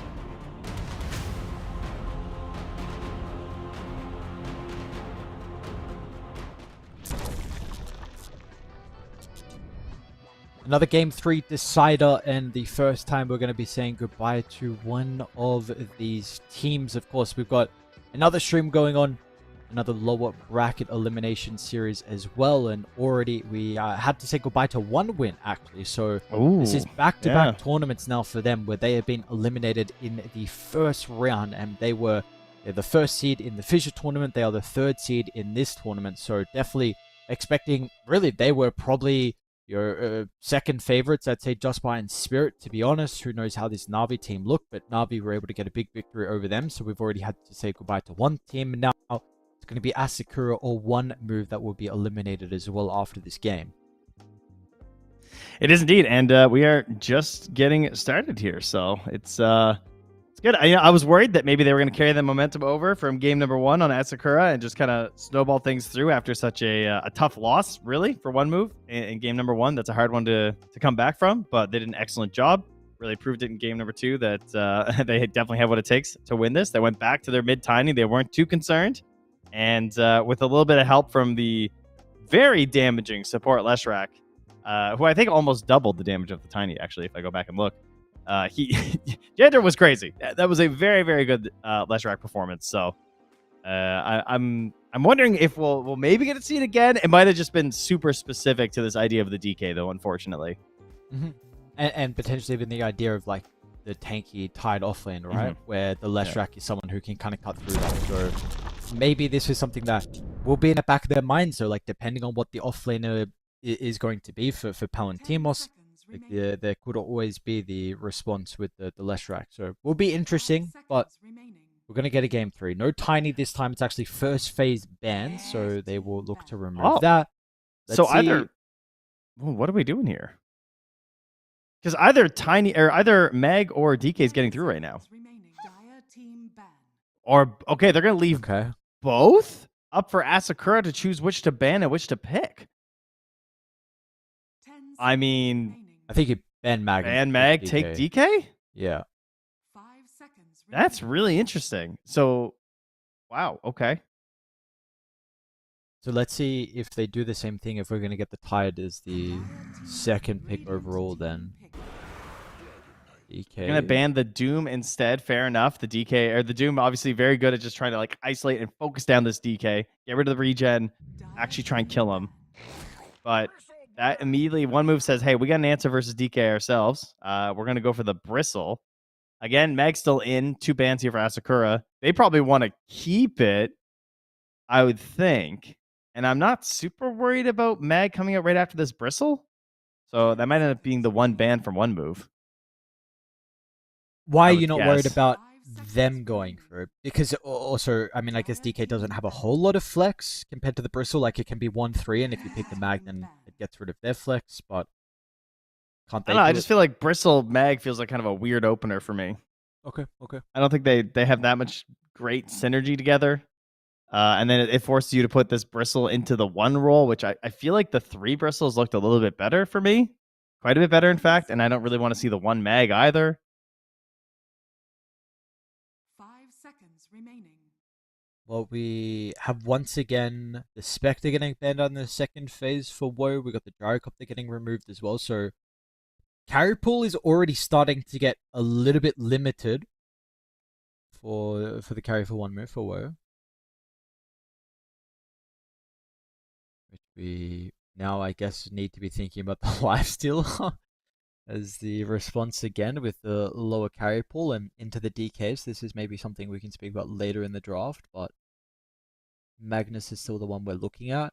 I think Shadow breaks as well for either side. Radiant team pick. Yeah. Timber 2 is something as well that we haven't I don't think last game we saw it touched into the potential response to the DK.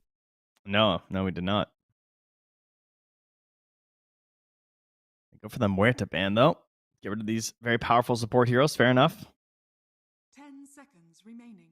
Lich 2 makes it through, which was banned last game. So 5 True, seconds yeah. remaining. Dire I mean, team Sobad was incredible on it. I wonder if he gets it. They'll go for the Phoenix. Okay, so more targeting here onto this DK. Trying to give him a harder time. You know what support I do love with DK, though, is Snapfire. And the Snapfire versus the Phoenix, too, feels pretty good. I still feel happened to like that that hero's hero? fine. 10 She got nerfed to 5 shots on the little shredder, so the immediate counter to the Phoenix isn't quite as good as it used to be. seconds remaining. But realistically, you're probably still going to get it. Yep. And then they nerfed a bunch of other stuff. But the full bore is still pretty insane. But yeah, as expected, they will grab the Magnus. Phoenix also pretty good versus Mag, though, to be fair, right? I'm sure they considered this idea of just laning versus the Magnus is pretty okay. And then also this idea of just like countering the RP and team fight with Egg. Team pick. But yeah, I mean, this is kind of the dream right now. Yeah. This draft does not feel like it's going well for 1 move. So you're already looking for like an aggressive purge, right? Into the Empower, into the Frost Shield. I don't know if you want to run. I really don't want Phoenix Shadow Demon is my big issue. Yeah, So we're feels tough. like Invoker's banned as well, unfortunately. You're not the Brewmaster team. Nullifier builders is something. So they look. They okay, have to. They have yeah. to. You know, I get it. They feel like they need it. Absolutely need it. It's just too strong. And there's a lot of value with the Bristle, right? Like you cleanse him up, a save with the banish. The disseminate even- bonus HP is Yes. also really strong on Bristle. Yes, yep. They need a massive mid laner in this game. They need a Storm Spirit type hero or a Lina type hero. I'm sure it'll be the 10th overall pick, but they need some position 1 that is just gonna like run this game, I think. Which is a concern though, because maybe you want to keep the flex for the Bristle back. But I think I also agree that you need that type of hero, and if you go for it now, then it's going to be responded. And if you don't have a good lane matchup, then how are you going to be able to fulfill that role when you're more than likely playing from behind? And what are you going to do for your lane setup here, too, with the Shadow Demon? The Shadow Demon 4 is always a little bit awkward. One thing that he does excel at is stack setup for your offlaner. So if you get an offlaner that can farm stacks, like a Beastmaster or something, that would also give you some choices in terms of itemization and how you want to play this game. and opens up a lot of options for your 10th pick. I think that's okay, but you also have some pretty good counters to the Beastmaster too. Like roaring these targets and trying to get the immediate kill doesn't feel great. And they're going to grab the Pango, which they obviously can flex between the 3 and the 2. Sure. I feel like I've seen less flex lately. Honestly, I haven't been seeing a lot of the Pango off. Yeah. But I think it was banned earlier when it could have been an offlane Pango, though, if I'm not mistaken, in this series, which made me think like, oh, okay, they must have a 3 Pango. 5 seconds remaining. So we've seen Storm as a response lately to the Pango. No Park. Who's their mid laner? Trying to think if they're. I mean, you don't want to pick Ember into Shadow Demon. Tiny's gone. Yeah, and you're right. You might as well pick your mid here, right? Because Yep. You're doing the double pick right in a row, so You can maybe argue for a Lena to blow one of the heroes up before this like value of the tankiness of the Bristle, the Sunray. I don't know how I really feel about Lena at the moment. yeah, I think I'm okay with my DK being the big dog. I like the Ember. Oh my goodness, what is this? Where is that going? I have no idea. Is this a? I have no idea. I don't know what this is. I think they randomed. Right.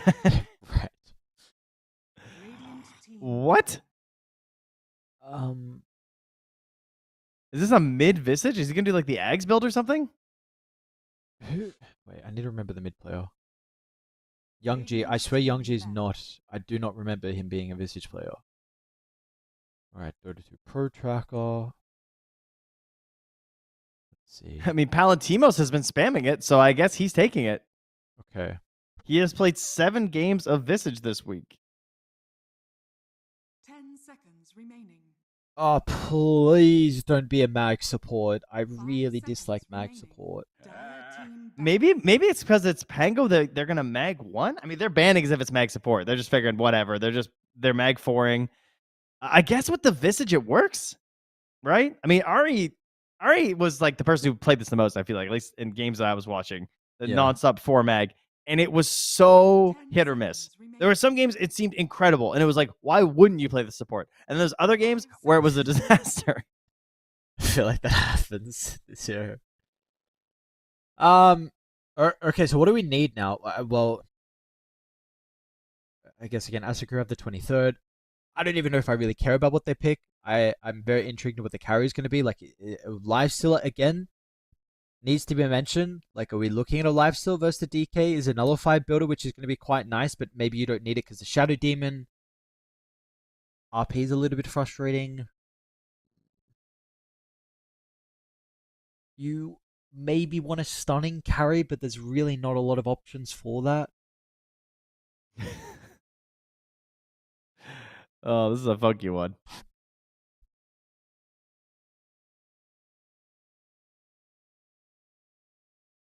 It is a very funky one indeed. We need the shaker carry. Bring that back. So I might as well at this point. Might as well full send a game like this, I think.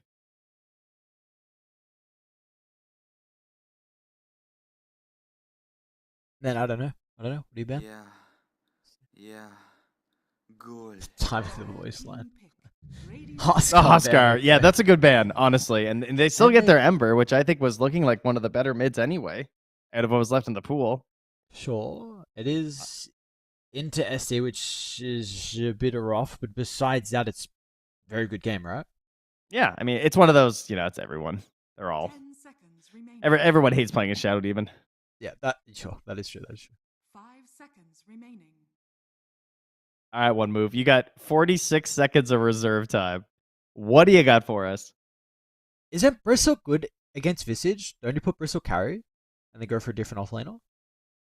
I don't think it's as useful. Okay. Especially if they're snotting. I don't know. I also, Bristle carry is just like, I mean, it's playable, sure. It's definitely doable. It doesn't seem like it just like ends the Visage's game anymore, though. Okay. Yeah, they're just doing it. You're right. When you're right, buddy. This is crazy. We're just We're in a life stealer patch apparently. I'm loving this. Oh, what's going on? I have some concerns on the lifesteal more this game. I think this is the other lifesteal games we've already been like, dude, I don't know about this hero. Like, we really want to see a lifesteal. They've been some pretty good lifesteal games. This one, I think, is not. I do not like it. RP. I think Frost Shield really, really counters this hero. You are a nullifier builder, but it's late. So you need to play with the Shadow Demon on who he purges to chase down. I feel like Chains is really frustrating as well. Like, you can rage it off, sure, but sometimes you want Manta against it. I just feel like he needs too many items to win this game. And it's, a DK. Yeah, it's an offset as well. Like, you're just... It's like, sure, you do counter the DK in some ways, as we did see, but then we also just saw the immediate... Like, I'm surprised that they're swapping this matchup because, yes, Seven Jesu, I'm sure he realized, like, oh yeah, I had some moments on this lifestyle where I looked good versus Woe, but the Dragon was just doing so much more. Yeah. I mean, if anything, what I'm learning is that reverse polarity really is just useless, because if there was ever a game for it, this kind of seems like it. Like, you have a ranged carry, you have a ranged offlaner, you have a mid hero that like plays really well at these like middling distances, and then you have lifestealer like Shadow Demon. Like, in theory, separating their team and zoning them out would have been really cool. But RP is just too amazing. And reverse polarity is quite shit too. There's also that. Normal RP good, it's the worst. other one not good. I think it should just be a shard or something. Get rid of the shockwave one. Give us a shard. Oh, the Shockwaves one's great though. Is that not why the 4 mags are okay? Oh, it's good. No, it's good. But I just want to see reverse polarity because it's funny. I see. Okay. They're all huddled together. Bonding experience. And the old ward into wraparound. 30 seconds to battle. Stay there different. Okay. Pop bow. All the way around we go. Currently 2 heroes home in the safe lane, which they might run into.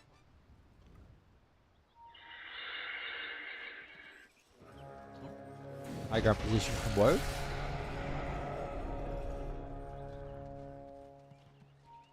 The battle begins. How does this lane even look lifesteal of Phoenix? I feel like this is a incredibly free lane for any offlaner.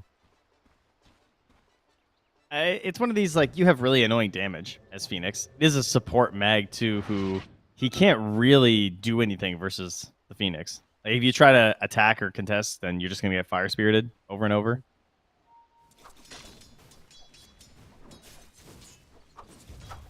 I think it'll be all right. Okay. But like you said, I mean, it's not like the Visage is going to be punished either. Well, mid nice should play be... there. What happened? They're just using the shockwave and it's the fire spirits itself to gain the soul assumptions and quickly zap Janter. So that's pretty annoying. Because it's just when heroes take damage, so Phoenix's own use of the fire spirits activates the soul assumption. Oh. Unlucky Yanto.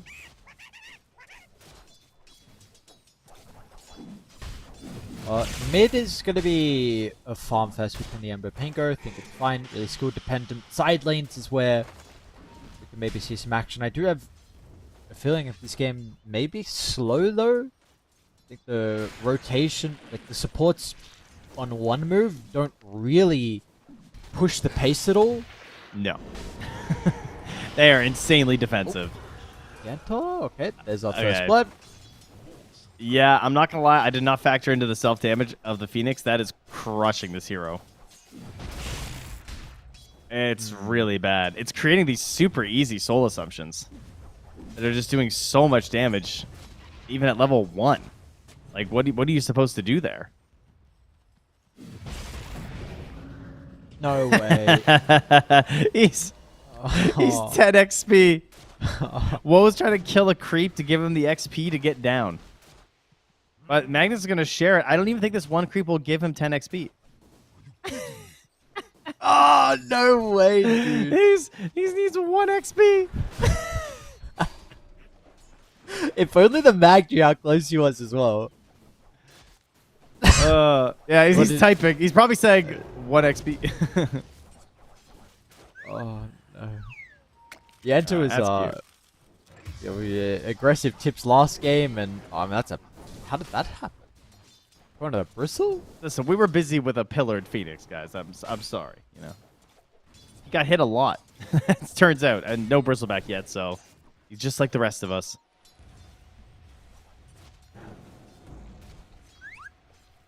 Okay, well, good stuff happening in the side lanes for Asakura. They're going to be able to get both Lotuses by the looks of it.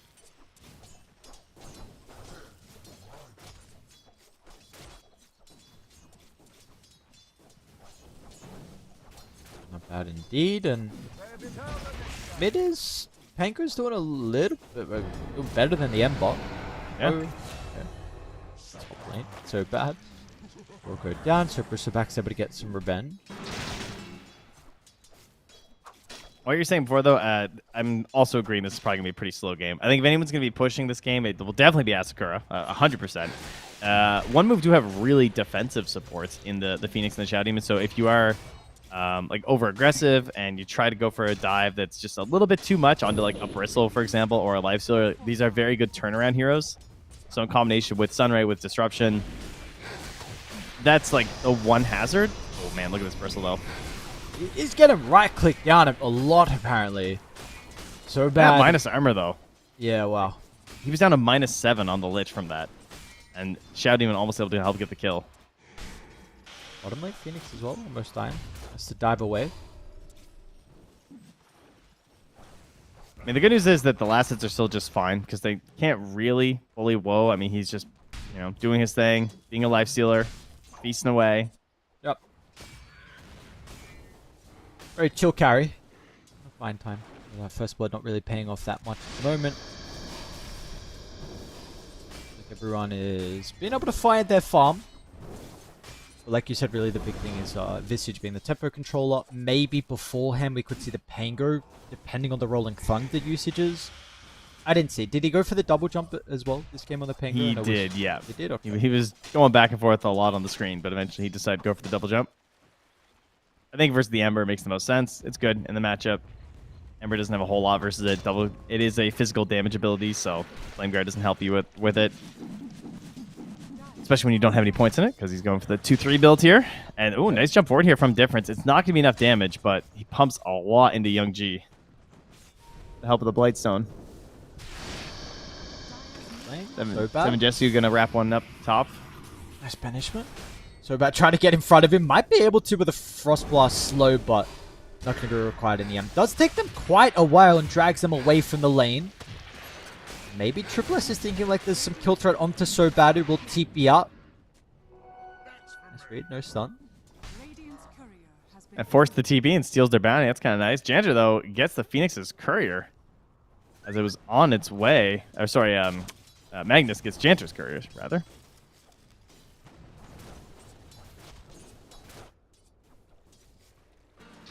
And everybody runs mid at 6 minutes. It's going to be an amplified damage room for Young G at the bottom spawn. Okay, so maybe giving him an opportunity to do something across the map with the amp damage. Probably will be a response from the Pango if there is a move from the Ember, so we'll see where the decision is going to be. He's currently starting to say moving to bottom, but just looking to place an observer.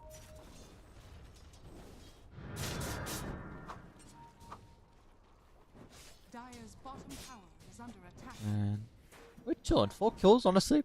Must say, happy with at least getting 4 kills so far this game. Wasn't expecting to have too many. So bad might add the 5th to the tally. It looks like that will be the case. Maybe some didn't. Oh, close. Kind of close. Centaur did its best to help out, but not enough, unfortunately. Yeah, should also. Yo, no way. Okay, I think I had a Fairy Fire too, though. Dire are scanning.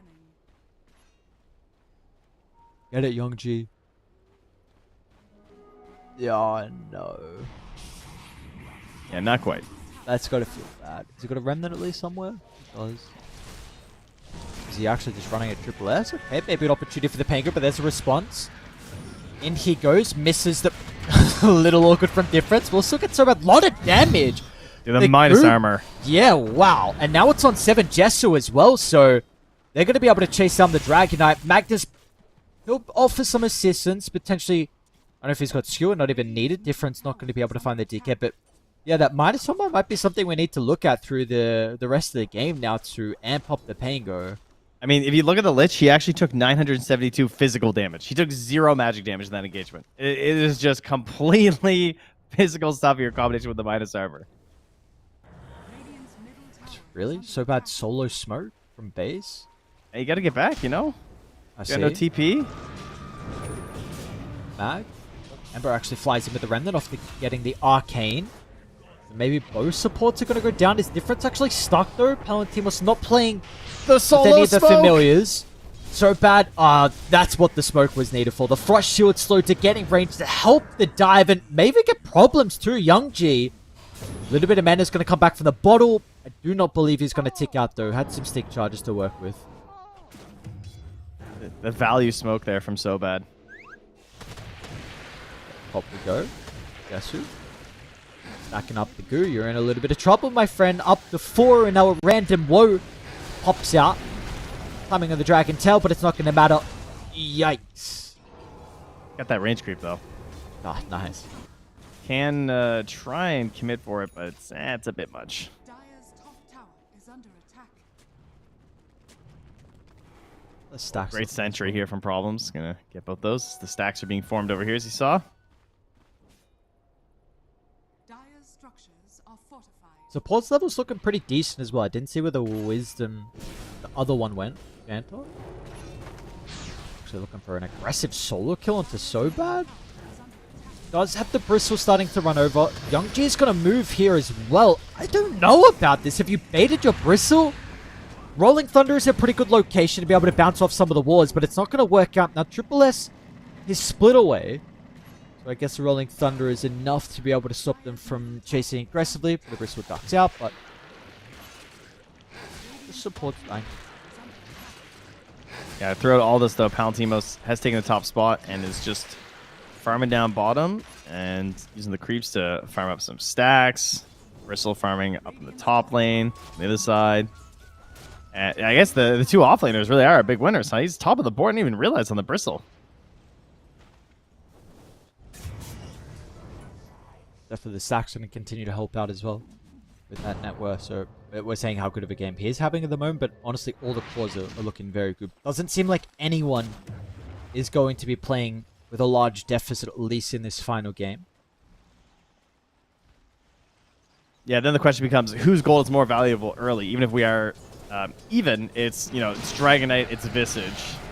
So slowing down Palantimos would be massive right now. Speaking Can the of the Skewer Visage. save him? Looks like it will. So Palantimos is going to be okay. Magnus puts his body on the line, gets out. They want to Not go committing. for him though. Difference looks like the swashbuckle not going to be enough. The Infest nuke as well. Palantimos is out. Maybe Difference. Nah, Swash is still too large of a cooldown. Dire's courier. A little swipe of the rapier there. Are they in him trouble? down. Actually? I don't know. There's no ulti from Lich. We'll expend the Rolling Thunder. Difference moves over to the north. And while Young G as well sidesteps the roll. Chains off cooldown. Okay. Rolling Thunder lasts long enough anyway.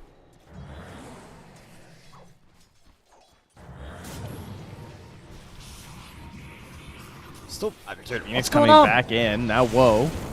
A lot of action down bottom. Yanta has the level 6 as well, which could be important. No way Oh, to really jeez. hold them inside the supernova range. Meanwhile, nice Sinister's gaze back into the familiar stone drop, but Difference is fine. Decent one charges for him. He needs to pop him though. Okay. These Maybe are big would've plays died by Young regardless G. anyway. Yeah, Young G's movement so far, and even 7 Gesture now wants to get involved as well. Great plays. 5 heroes by the looks of it from Asakura. Everyone required for this skirmish down bottom. They get some massive kills, amplifying the Visage's net worth. Radiant's bottom Yeah, I'm getting worried for one move. I mean, they just have such strong heroes, and they're getting a good start. You have the Armadillo on the DK. This tower is just gone, right? You're going to have Boots of Bearing. Are they done for the Visage? The Boots of Bearing are done. So this is the non-stop spam of the drums, beating the bongos, between the birds, between the Visage. The pressure is just constant. And then getting into these engagements, too, with a DK. If he's in Dragon form and the bongos are going, feels incredible. This Ember is just uncatchable.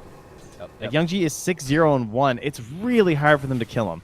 And what is the itemization that you are going to kill him with? Like, who buys the item to kill him? It's going to have to be Janter. It's either the Scythe. He currently has the Orchid queued up just because it's cheaper, Janter? and maybe that gives him something. Okay, interesting. Yeah. I mean, what other hero is going to do it? Yeah, you're not getting like Basher, Bissell, 4th item, sick. I mean, you're gonna have a free Ember game beforehand. Purge is, it's just like if he overcommits into Purge, and then maybe he's in trouble. But he's been playing incredibly well around that, and we haven't even seen the threat of the Purge until the levels have come through. So I mean, he doesn't even have Flame Guard, so who cares, you know? Yeah. Dire are scanning. he's looking good. It definitely feels like the Ember can be a hero that if you don't have a good start, can fall behind. Mage Slayer now online, so more survivability for Young G. And bottom lane as well, they do have a backstab though onto Palutimus, which would be a big kill, and he's gone pretty quickly. So they're taking this. Sometimes we see for the Visage is not going to be the case. And maybe this is the hero. too. You're playing around with a triple S, top net worth at the moment from one move. Yeah, he's a hard hero to force things with, but they managed to get a kill. I mean, Visage is definitely one of the more stationary heroes on this map for them to actually try and grab. So that is helpful. Scanning. Oh no, is he just Remnant for him? The bird even the found him. familiars. Oh god. Dire's structures are fortified. And there's the Mask of Madness. So full farming mode engaged here for 7 Jesu. Well, But Triple S, he's doing what he can with this hero. He knows that he is the one that has to make stuff happen for his team. So Dire's runs mid. has fallen. Pango has Hasterin and Diffusal. They need a big kill with this combo. I do. Okay, one thing to mention, the Wisdom got sniped from Sobak. They're able to Nice. the Wisdom. I don't know where their one went themselves, but It went to Mag. So Mag and Lich getting them. and some stacks not being claimed as well. He was pretty close to Radiance, right? I don't know if maybe they'll give Yes, the he's gold very thing. close to Radiance. Yeah, he's 1,000 gold away, which is decent enough. At the same time this is happening, Palantimos is also just farming through all the camps that he can on the Dire side. Not nearly as efficient, though, of course, as the Bristleback. Do we like the Veil? On Like the what, sorry? The Veil on Palantimos. Oh, he's going for the Veil next into the Shivas? Yeah, that's good. Okay. Vision in the fights is really nice for the Ember. I mean, what other choices would he have? In theory, there's like Eggs Bills, there's Pipes and stuff. Pipe isn't great. Crimson, I think, is a bit weird. Yeah, I think Veil into Shivas looks solid. Oh, we do see though it's quite an even game. There were some concerns you had with the fact that maybe Asakura, with the high net worth that the Visage was playing with, could have played a little bit faster. We have not seen that from them, but they might look to make a play now with the Blink just completed from the Magnus. Yeah. Oh my One God, shield issue throw. with the Ember as a hero, though, is that this Mage Slayer is... It's not like a way to snowball the game. But it obviously feels really good to get this item, especially in a game like this, where there's a Bristleback, who's one of these big heroes we talk about when it comes to it, because it does reduce all the damage that the Quill Spray is also throwing out, so that's nice. But he can't, like... You know, it's not like when a mid-hero gets, like, an Orchid or something, you know? It doesn't have that same oomph, but he's going to just pair with his allies to make up for that fact, so...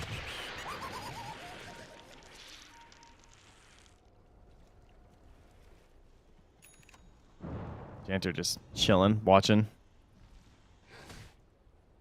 Maybe reading of the smoke would be occurring. See the Watcher get taken. And the smoke trying to reveal the blink on the mag doesn't seem like it's going to connect. They're doing a good job to be able to avoid. Net worth lead still kind of stagnating at the moment. The Radiance has been completed for the life. So importantly, the Visage net worth is not continuing to get out of control. I guess maybe because we're not getting many kills for Palantimos. Yeah, and he was also kind of locked in the jungle for a while, and Visage just, it's okay in the jungle, but, you know, obviously lane creeps are worth a lot more, and then the death toll is what you're really angling for. Just hasn't been able to find that very successfully. We're going to have a smoke moving around Woe right now, who is revealing his Radiance in the mid lane. They head into the triangle. They're going to find a couple of stacks. They want to stick around for that, but they're looking for the heroes first. Ember's going to walk right into them. There's a shield rune. He's gone. Maybe they just I think, go back. Oh, they're not going to see the ancient stack.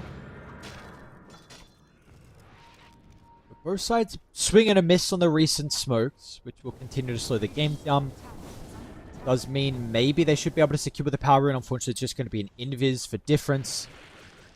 Nothing that can really assist that much with picking up the tempo. Is there a side you feel like is happier with this slower paced game? I mean, I would say Asakura, personally, because I think their heroes just, I mean, they have DK. I'm feeling good. G or Supernova?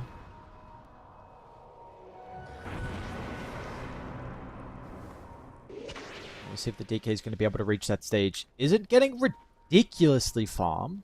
Yeah, I'd like to see him move over to these ancients. Like they have a triple stack there. I think they have another stack off to the east. So, like, yeah, empower this dude. Get him on the ancients. Get this BKB done. Get him into the Daedalus. I think he probably could be a little bit further ahead right now.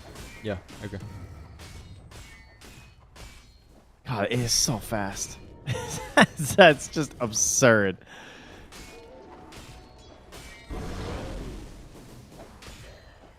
What He's timing up there. too. Let's see where they go though. Like Roche is quite slow from them. Maybe they can force it, but they probably want to fight. You've got to. A lot of your wards are currently positioned towards the top side of the map. Mid Behind lane. that T1 tower. They missed the Shao Demon. Might get Pango. Pango's pretty far pushed forward. Chains connects onto him. Gets the Rolling Thunder off with the RP, so makes it a little bit more messy. They're still going to try and charge forward. It was actually the shard, but now Triple S inside the middle with the Infest. The Goose is starting to stack up, but you have no Pango to utilize the minus armor. Visage is gone. No, what? How's he out? That was close. I mean, you're right. They have minus 20 armor on them right there. But the catch on the Pango, and that's why he bought the shard on the earlier end too. It was a good idea. This idea that, like, if I can just get in my ulti and I'm rolling through them, this can do so much damage. But They're able to dump everything on top of him and get the kill. what happened to Palantimos? Yeah, He just got... Oh, he got Shadow Demon. They just dumped everything on top of him and Lifestealer ate him up. Yum yum. Yep. Oh, Shiva's obviously going to help with that. The potential, you see it. The Bristle plus the Pango. Yeah. And he's itemizing to stay alive with the Crimson. So, full auras. We have seen it's been... The Sanjin Yasha as well has been within this item build that we're getting from, like, the offlane Bristle. So we'll see if that's going to be the case. I don't know if Helbert is a forbidden item, but maybe that's something versus the DK. Yeah, no, I think we've had a couple versus some of these heroes. And certainly could be decent in this one. Roche falling very fast because of the Bristle. Minus 26 armor right now. Opportunity for them to maybe walk it down bottom. Wisdom Room's still there. Tormentor as well, potentially if they feel strong enough. They don't have a large lead, but maybe with the Aegis and them clumping together, it does seem like they're quite hesitant, to be honest. I don't know if you were, like, are they really this weak?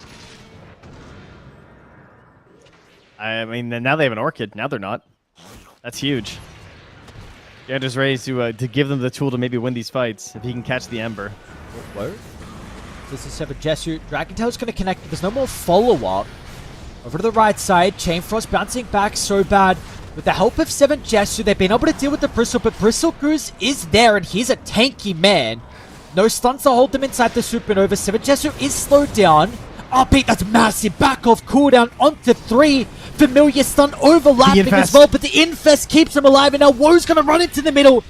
He's got the lifesteal to stay healthy enough. The Orchid as well from Janta. They've done it in the end. The turnaround onto the RP, it looked like that.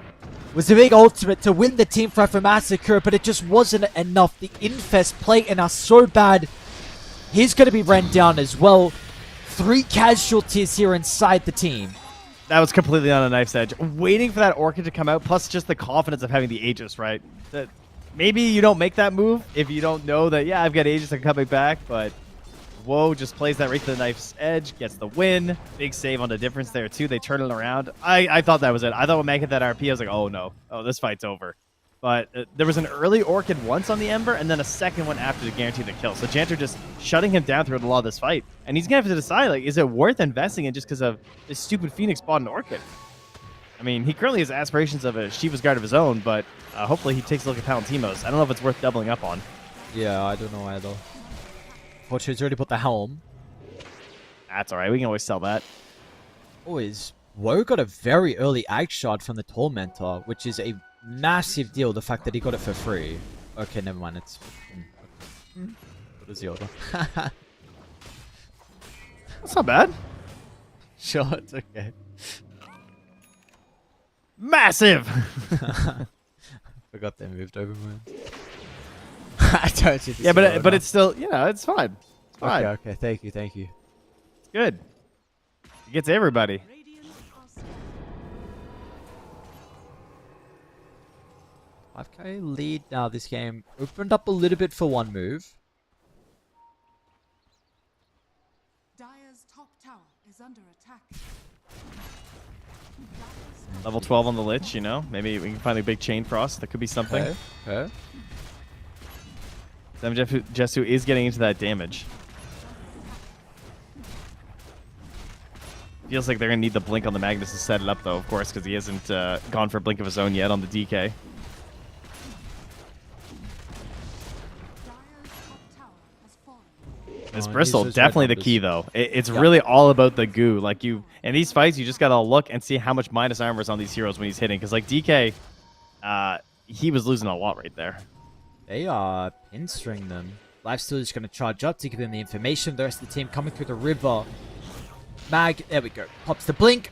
Oh, they almost get so bad. A little bit too late, though, with the banishment to cancel. But that's a Mag kill.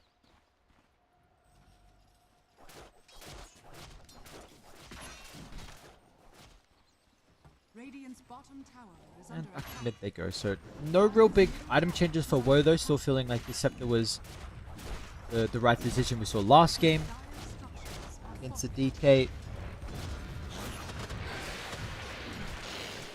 And they have the gold for one of their Shivas now if they want it on Palantimos. Dire's middle tower is under attack. And he is going to buy it up. All right. Can help a lot in these fights. Phoenix Egg, though, just got level 12 as well, which is big. Gator can be a little bit more aggressive with it there. Yep. No, it's an easy way to bring the egg down this game. Dire's middle DK's fine, but that is it. Yeah, and if That your being DK swinging on the egg, it's generally not great. Yep. Dire's middle tower has Which fallen. ain't gonna help much there.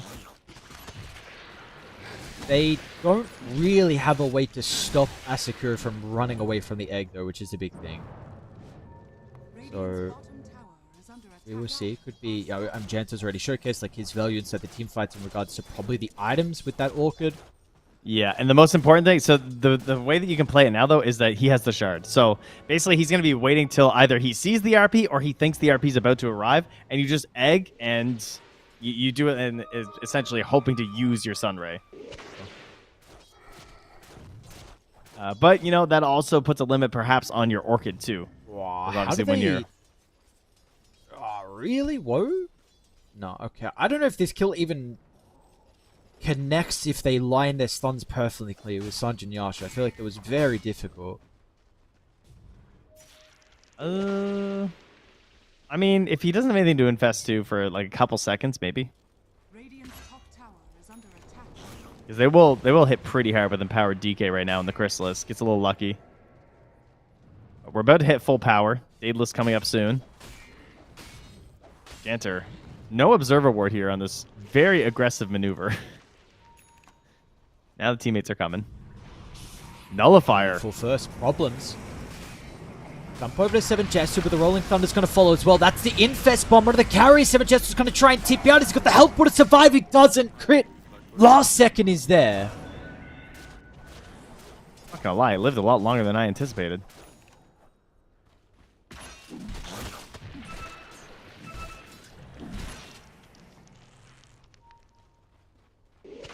Seconds now without the DK.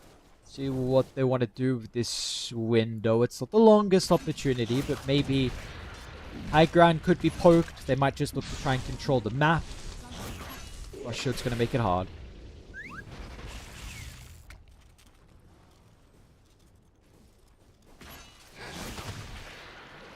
Do I have Wisdom up in 10 seconds as well? Yeah, I don't think they're gonna get it.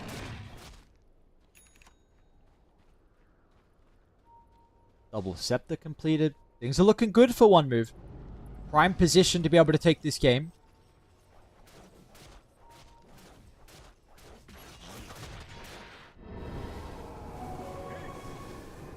Controlling the map with the Shadow Demon Phoenix support duo. Yeah, you really wouldn't expect that usually, but it really is that one team fight down ball. Like getting the Roche and then forcing that team fight with the Orchid, just so well timed. And itemizing here on this Phoenix to give yourselves a little bit of threat.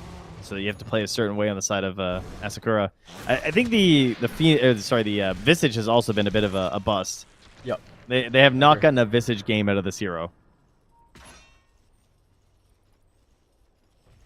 No, they have not, which I don't know if was a little bit of playstyle through the early game and something that's costing them. They are seeing the Visage alone down bottom and starting to TP down, but the outpost TP, Venture's going to run into Palantimos, but the TP problem's going to be able to stop that. So, the Visage struggles are continuing, and this is going to be Familiars that get farmed. They'll get one. Yeah, maybe he just tries to annoy the waves with the other. Yeah. So, kind of pull creeps.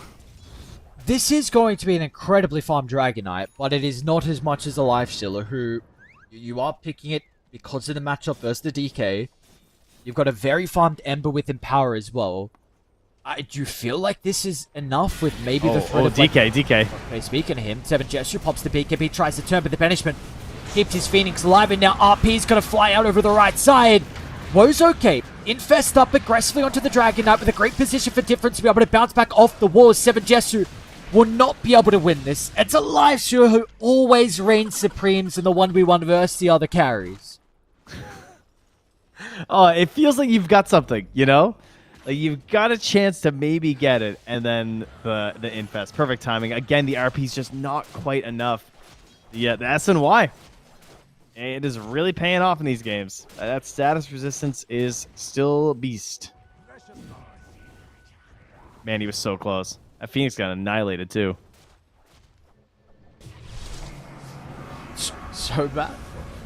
Okay, banishment's there from problem. Is he gonna go for his own? Oh, lacking some mana. Okay. Yeah, wait, what was doing so much damage? Anyway, nice solo kill. Problem's gonna like that a lot. I mean, 2k gold in the bank is honestly a pretty big deal for him to get a decent scepter timing.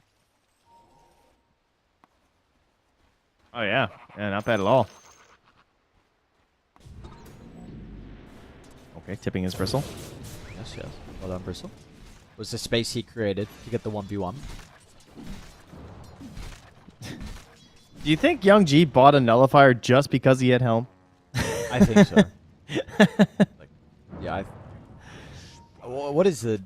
What does it actually do this game? What do the supports have? I don't know, it doesn't seem that good. No, it really doesn't. I mean, okay, Shield Crash, I can't remember if it's Pipe or Crimson you can purge off. It's one of them. It's Crimson. It's Crimson, okay. I feel like Yeah. it changes every patch between which one. So there's that. I mean, it's got some useful stuff for sure. Yeah, but it's like, it's definitely... Doesn't feel crap by amazing. Yes, yeah. It's definitely a nothing feels amazing. If anything, I feel like Ags would feel kind of amazing. Oh, like they more smoked under the mobility. ward. They're well aware of this. Triple S is not going to hesitate with running them down as well. You are now kind of forced to fight. And the Bristle is not the person you want to be targeting. But the Dragonite's in trouble. Your carriages can get nothing going. They left it through the pool. And it looks like the answer, the Life Stealer, is going to be enough this time. Young G, we're not seeing the value out of the Ember like we saw in the early game. He's getting nothing going. Meanwhile, Palantimos chased down inside the lane. This is only delaying the inevitable. They're dropping items in front of him as well from Triple S. No buybacks on 2 heroes. Make it a third now as well. Yeah, I think that was his S and Y. Just a little bit. Yeah, he's gonna go sit high ground. Because why not? This combo is awesome. This Bristle Pango has been amazing. Youngji's doing his best. He's grabbing waves. He knows that, hey, it's really hard for them to kill me, but it's not gonna matter. They are in your base. Mag.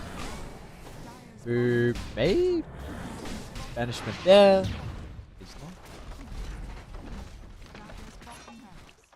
They can keep the creeps alive. I don't know if they've used the banner already, but another wave is coming through bottom anyway. This Lifestealer 7-0-4.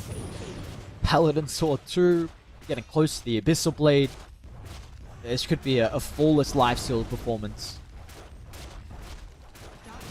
Maybe some skewer back into Dragon Tail, but different sees the Magnus.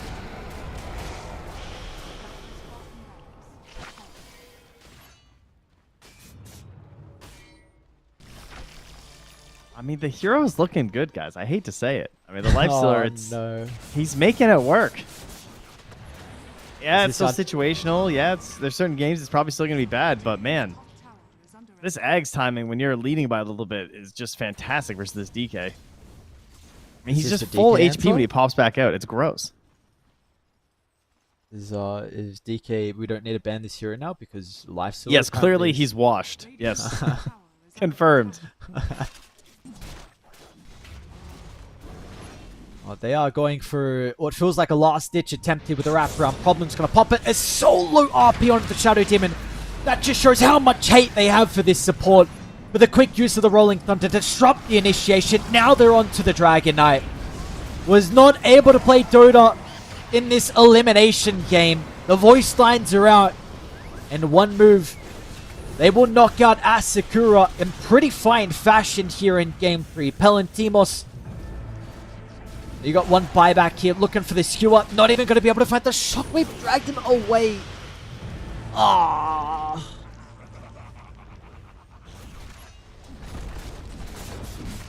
Tough scenes. It's not looking like they got much to do here. No, it's not.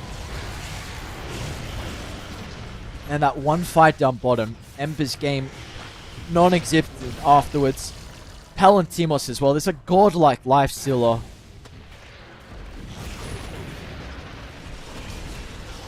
Well, I don't know if you want this hero inside the fountain too. GG. GG.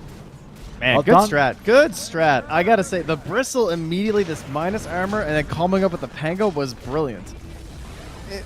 It really showed how strong this new change, all these changes are to Pango. Like, this idea of putting it all into just physical. Everything physical on the hero now, including the ultimate. And these rollers, like, he just did 1,000 damage to that Magnus on that Swashbuckle. Yeah. That's why the mag just vanished. He was just gone. It's very cool to stack it up with all this minus armor. It's going to be something maybe we keep our attention for through the other games if we get this strategy again.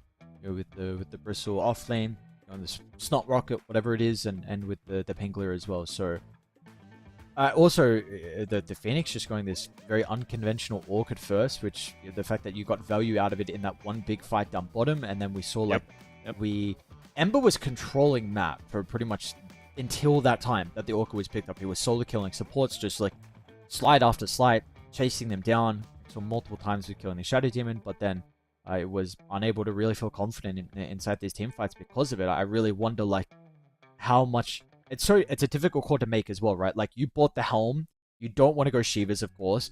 You feel like you have to use the helm, but I wonder if that kind of cost you in the end, where you should have just sold the helm and gone for something else. I don't know. That's a tough call. Yeah. I don't know how much his items, maybe like BKB or something, I guess so you can play a little bit more confident, or Eul's or something, but that was, I mean, he ended the game 8-1 and 2 on the Ember. Like, he was controlling the game, and then he was feeling pretty irrelevant. So, a lot of credit here to the side of One Move to just identifying like the problems that were there and how they could turn that game around. Because in theory, it looked pretty good for Asakura. Like I thought this was going to be a Visage walk down. I think they overcorrected a little bit with this Visage off lane. I thought they looked fine with the Magnus off lane. I'm not sure what they were so worried about that was going to come out. I feel like you get a regular 4 and the game certainly doesn't go any worse for you, but they had an idea with the Visage and unfortunately didn't pan out into the game plan that they had hoped for, and we're going to have to wait to see them in the next qualifier. Yes, unfortunately, they will not be moving on. So for us, though, we are done for our first series. We are going to get One Move again. They're going to be playing Virtus Pro in about 30 minutes, so it is not a long break at all. That is going to be another elimination series, importantly. So when we come back, we're going to say goodbye to another team here in the qualifiers. We'll find out who that will be. But yeah, we'll be back 30 minutes for some more Dream League Season 25 closed qualifier action. See you guys then.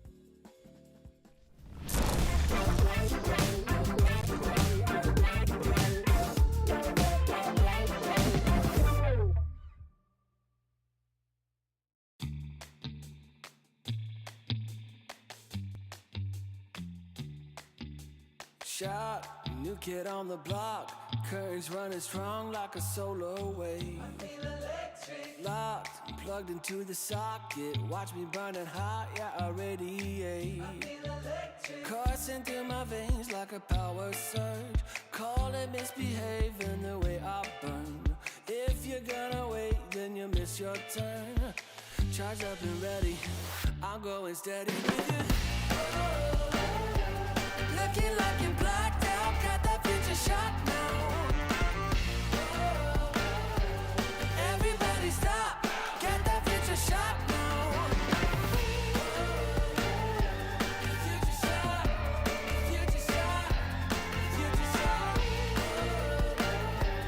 Future shot, future shot, future shot. Breathe, feel that energy. You can change the lights from red to green. See, I got what you need. Sparking a connection, go VIP. You feel electric. You feel electric. Looking like you're blacked out, got that future shot now. Everybody stop, get that future shot now.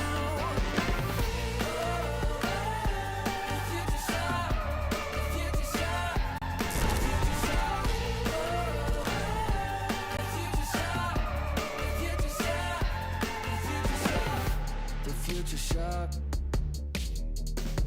the future shock. Once we started, there's no way to stop us. Like a rocket, not for static hearted. Once you got it, you'll go supersonic. You know you want it, you know you want it, you know you want it, you know you want it. Looking like you're blacked out, got that future shot now. Everybody stop, get that future shot now. Looking like you're blacked out, got that future shot now. Everybody stop, get that future shot now. Future shot, future shot, you know you want it. Future shot, future shot, you know you want it. Everybody stop, got that future shot now.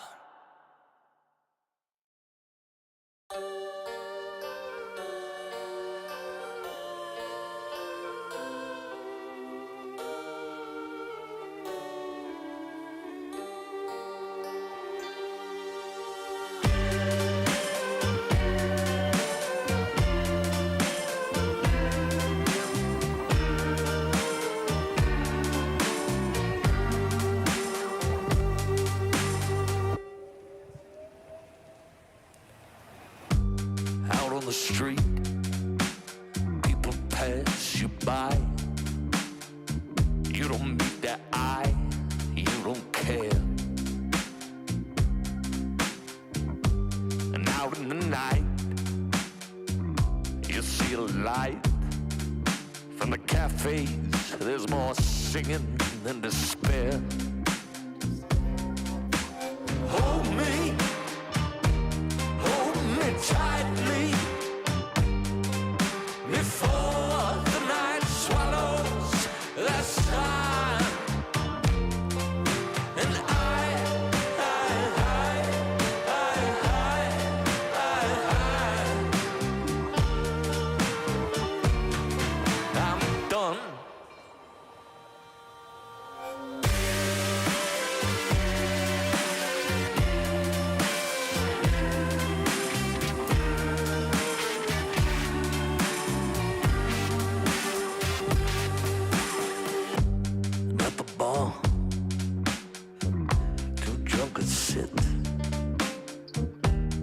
talking shit of what's been before.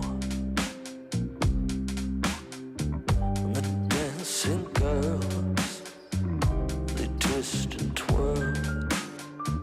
They sweat like beads of pearls, scattered before swine. Hold me tightly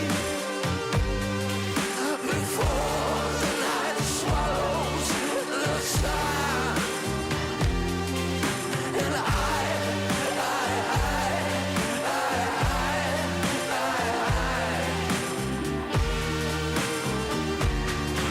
done. Well, hold me tightly before the night swallows the sun. And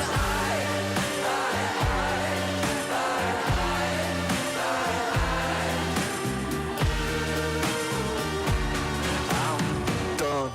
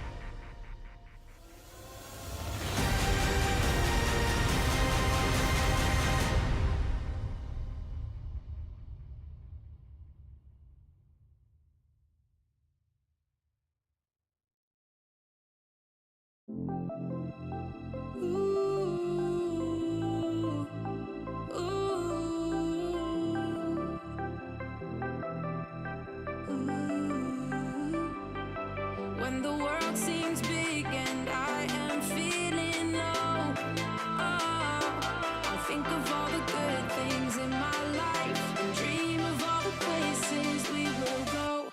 No matter where we end up, we're gonna have a good time. When I promise forever, so together we're gonna sing.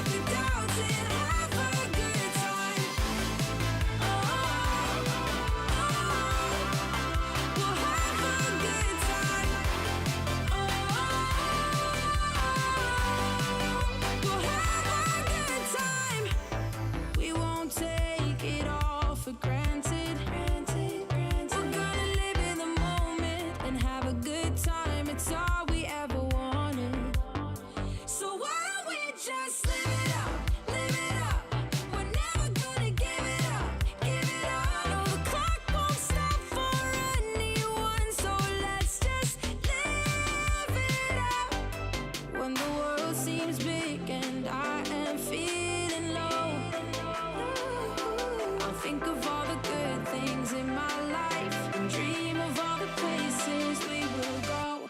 No matter where we end up, we're gonna have a good time. When I promise forever, so together we're gonna shake out the doubts and have a good time. We'll have a good time. We'll have a good time. We're gonna live it up. We're gonna live it up. We're never gonna give it up. We're never gonna give it up. So why don't we just live it up? Live it up. We're never gonna give it up. Give it up. No, the clock won't stop for anyone. So let's just live it up. No matter where we end up, we're gonna have a good time. When I promise forever, so together we're gonna shake off the doubts and have a good time. We'll have a good time.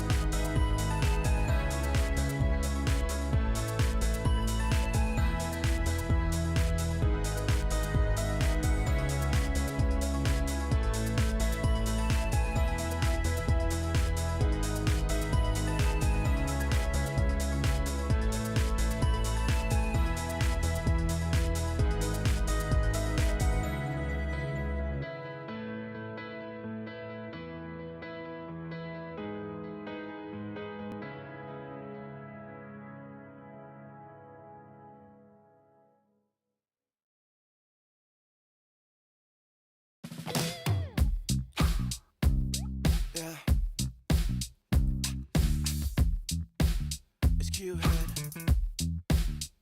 It's been love since we met. Right from the bar to the bed, all night long, roller coaster.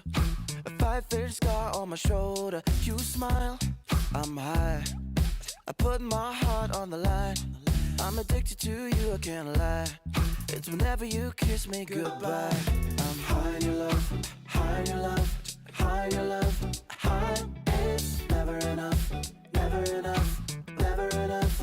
I'm so high in your love, high in your love, high in your love. I'm so high, I can't stop thinking of you. When the world is going down, I won't be there, won't be there. I'm in heaven with you, I'm in heaven with you. We'll be up and losing ground into the air, to the air. I'm in heaven with you, I'm in heaven with you.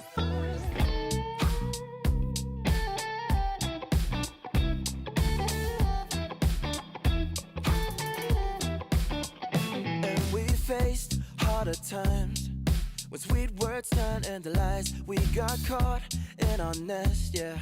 I put our love on a rest. Hit the brake, I turn over. And never ever say that you know her. Got a flame to fuel every night. Keep her safe and hold her tight. High in your love, high in your love, high in your love, high. It's never enough, never enough, never enough. I'm so high in your love, high in your love, high in your love. I'm so high, I can't stop thinking of you. When the world is going down, I won't be there, I won't be there. I'm in heaven with you, I'm in heaven with you. We'll be up and losing ground into the air, to the air. I'm in heaven with you, I'm in heaven with you.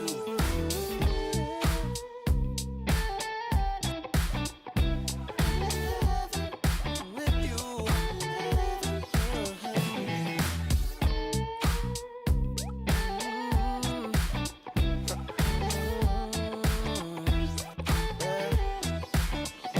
When the world is going down, I won't be there. I'm in heaven with you, I'm in heaven with you. We'll be up and losing ground into the air. I'm in heaven with you, I'm in heaven with you.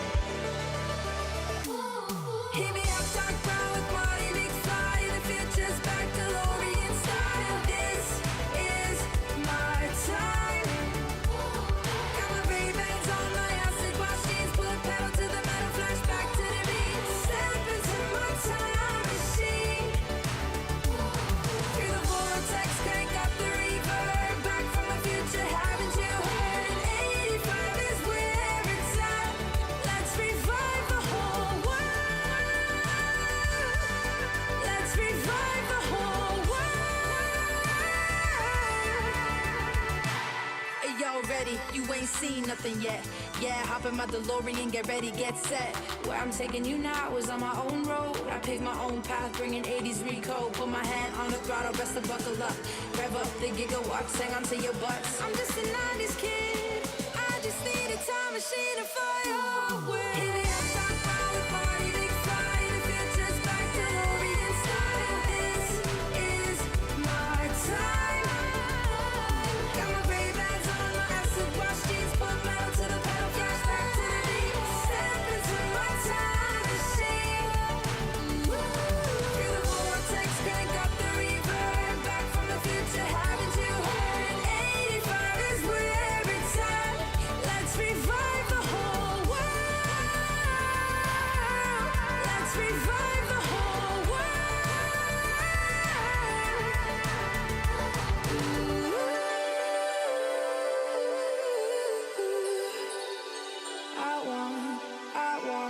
Still want my MTV.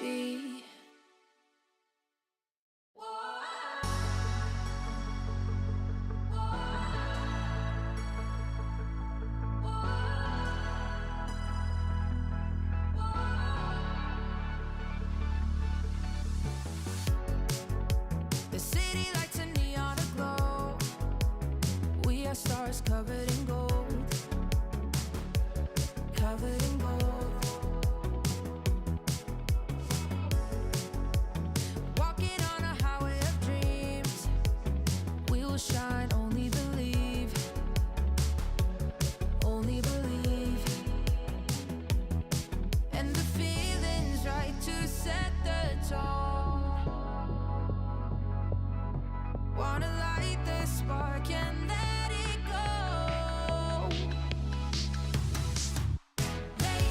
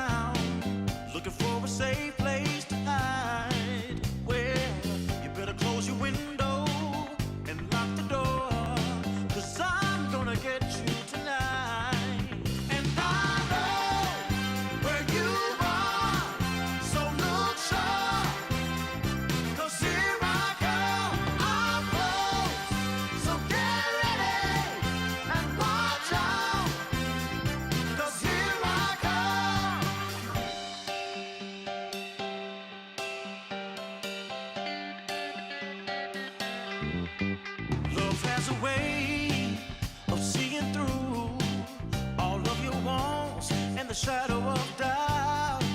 So just get dressed and know for sure I'm on my way to take you out. And I know where you are, so look sharp. 'Cause here I come, I'm close. So get ready and watch out. 'Cause here I come.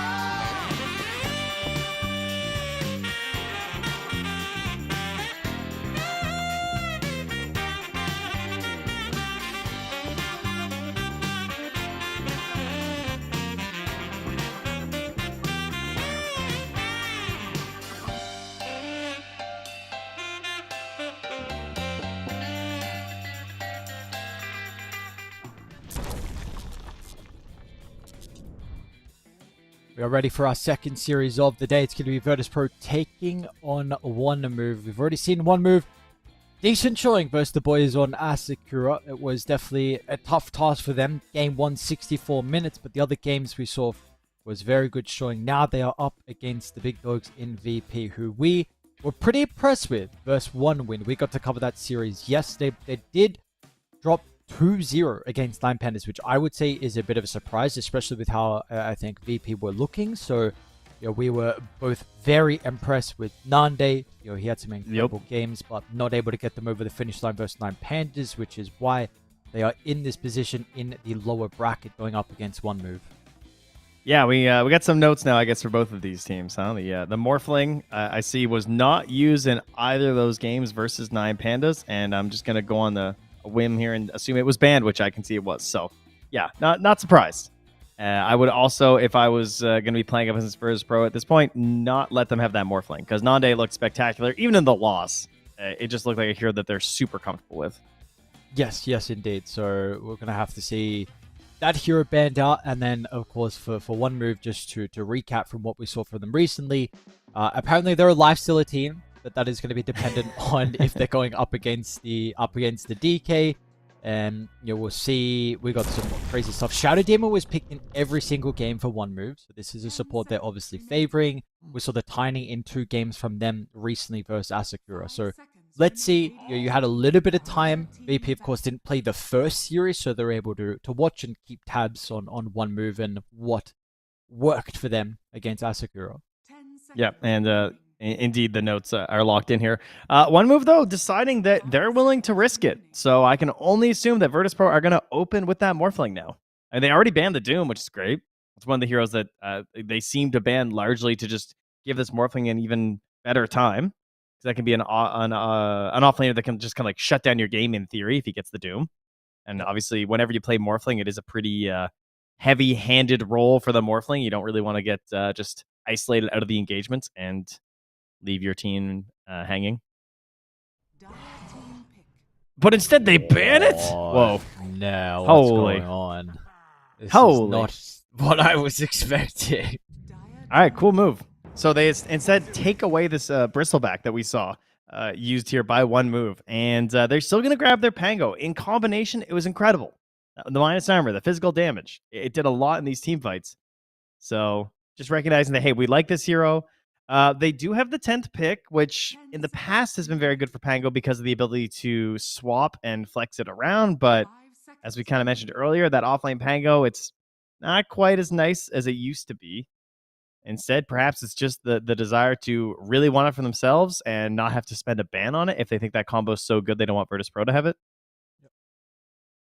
Just one thing to quickly mention is that the Pango getting picked early on already opens up some potential of like Huskars for VP.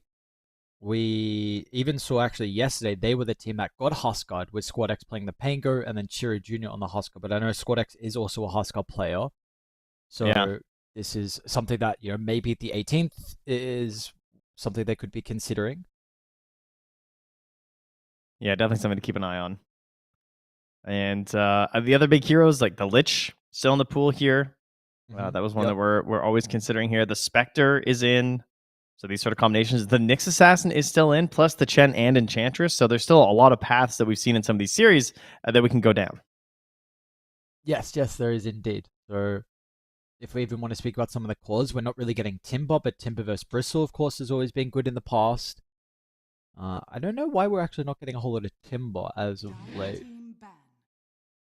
I guess just the nerfs adding up over time. That is true. That is true. Still feels like some of the games we've been seeing the Timber, definitely not as strong as what it used to be, but it has been having some success. We won't get the next assassin, so like you mentioned, 10 seconds and remaining. I mean, that makes sense for Virtus Pro because I think they want Chen or Ench after this, and there's only one ban for one move. Seconds remaining. I So feel like Chen is a little bit better. Radiant team ban. yeah, that would be my choice to ban. I mean, you could ban Chen and pick Ench as one move. I mean, the hero works just fine as a 5 in pretty much any match. It's tons of excellent damage throughout the game if it goes late, and just the control you get in the laning stage, ability to pressure the mid lane. Works well with a Pango, I would say. Seconds remaining. Yeah, without a doubt, right? Like a hero, 5 like you said, who seconds remaining. moved to the mid lane, which Pangos really thrive with. I mean, of course, we saw that really first from Gaming Gladiators, a classic Celery Eng, Queen Pango, something that can really help enable this hero, which it was one move, right, we were praising in the first series with how they were looking to, yeah, because they have difference in the mid lane, and you were saying, like, they're always Yeah, they playing kept really helping. tiny. Yeah. Yeah. So this was one thing that I think they did very well in the early series was really putting emphasis on bringing supports to rotate to the mid lane to get those power runes and also help the mid laner out. There is that Chen, like you were mentioning. They wanted to ban the Moeta instead. Okay. I mean, I'm sure aware that they're probably going to go for the Chen. They get the Lich, which is okay in these situations. Yeah. Can be helpful to try and slow things down with the pushes, and then also just rolling through on the Pango with the shield is pretty handy. Multiple units for the Chain Frost, of course. But it's still Chen. It's in combination with a Bristleback, which we've seen from them before, I believe, as well. Just this idea of every bit of health is just more valuable in someone who has so much mitigation in terms of the damage because there's just a flat health boost. The Muerta does pair really nicely with the Chen, but, you know, I guess they're thinking like they're either going to Chen or Encha, so ban one of these supports that can cover some of the flaws in a Chen. There's still the Dark Willow, which I think looks pretty good here. Yep. Radiant team pick. See, there's a Dark Willow, very good call. I believe this Yeah, is one of Jesvi's more played heroes as well, the Dark Willow. Just, I think it's a classic combo with Chen at this point in Dota because it just feels like she gives you so much team fight and she gives you this assassination potential. So early on, you can roam around the map with smokes and stuff. Like one creep stun into Bedlam, these two heroes can find kills when they're roaming through the jungle and some of these greedy heroes who are trying to farm. And then just pressuring towers with the threat of Terrorize. It's really hard to jump into a team if you don't see where the Willow is. So Chen can just like frontline this army plus Bristleback. Whoa. Wow. Speaking of an army, we've got an army of snakes being picked up here by one move. I was looking at some of the other games in the qualifiers, and I saw a few Shadow Shamans, and I thought to myself, I'd like to watch some Shadow Shaman. So that's nice. We're going to get one. Does this hero still have like break on talent or something? Is that a thing? Oh, I think it's level 20. I'll double check. Oh, that's. I think you're right. Sorry, 15. Level 15. I think it got moved Okay, to 15. It's earlier. I don't know if that's still too late though for it to be mentioned to deal with the bristle. Yeah, it was the that was in July they swapped it to a 15. It's at least it's something. But you're right, it's not necessarily reliable. And as expected, with the carry pool where it is, Spectre being left in, they're gonna grab it. What am I missing? Oh man, this looks like the Team Spirit lineup with the Anti-Mage when they picked it. I mean, I guess we had Virtus Pro do the same lineup too. That was our second Anti-Mage game where they went Chen Bristle Anti-Mage. So and we're just getting this again. Okay. What is? I'm very intrigued about the anti-mage pick into the Spectre. I don't particularly understand this, to be honest. I feel like this should be, especially now with how Spectre can play, going Orchid, I feel like offers a lot of kill threat onto the map. I'd really like an aggressive hero like Slaughter, to be honest. That hero may be dead, but this used to really body the anti-mage, and I think would work really well with how the Spectre wants to play the map. Yeah, that is desperately what they are lacking right now for one move. Because why I actually don't mind the anti-mage here is because this Spectre doesn't have a good way to use Shadow Step right now. Because their jump isn't that good. There's no Nyx Assassin who has this like this way to see and create an opportunity for you. They've banned out the TA. They're banning out the Night Stalker. They're trying to reduce the effectiveness of Shadow Step right now. And if you don't have these good Shadow Step plays in the early game to help build up the Spectre, then you just get this like slow moving, radiance building Spectre that by the time that she starts to feel a little bit scary, Anti-Mage is 6-slotted. So to me, this is almost like a call out of like your Spectre sucks. Okay. But I agree, like Slardar or Night Stalker would be perfect heroes to try and give this opportunity for the Shadow Step to be good. So what are some other options? Mars is one, I think lower on the list, but potentially offers the spear versus the bristle. The lane very stat heavy, so can be fine versus the anti-mage. I do think lower on the list. What have we got? What else? Legion is a dead hero. Sniper ban. All right. I mean, there's Pango definitely off. some Pango off lane, banned for that. I guess that probably gives us a hint at who they want for the mid lane. Is that I mean, there's still Monkey, because Puck feels kind of okay for them, but they could just get monkeyed, and that would look pretty good for one move. 10 seconds remaining. Team pick. They do Puck. I agree with what you're saying.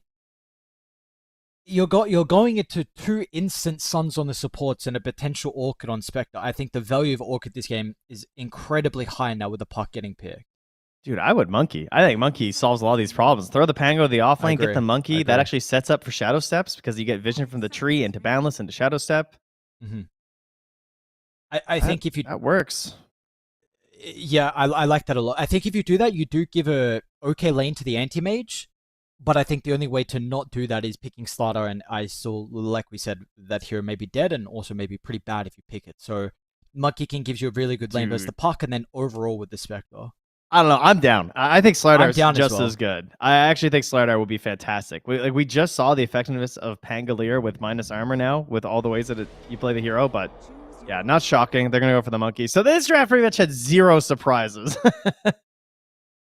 The Shadow Shaman, I guess, was the big one. Yeah, it was really, we're like, oh, that's kind of unexpected. So I would think both teams were kind of knowing what was coming and not caring for a lot of this, is how I would put it.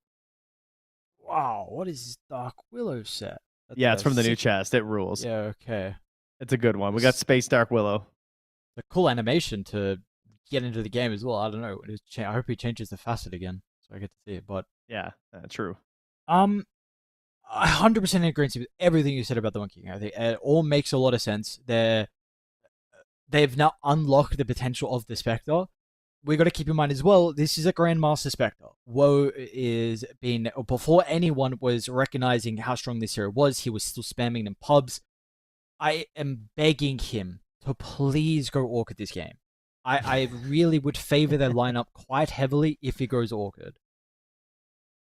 Please. Dude, it looks so good. Like, Puck, really, yours... Okay, it feels kind of nice on the hero, but you don't want to. You really don't want to go back for yours. It slows down your damage and your scaling.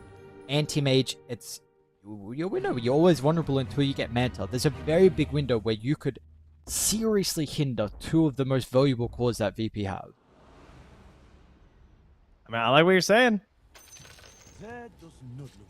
Will we get it?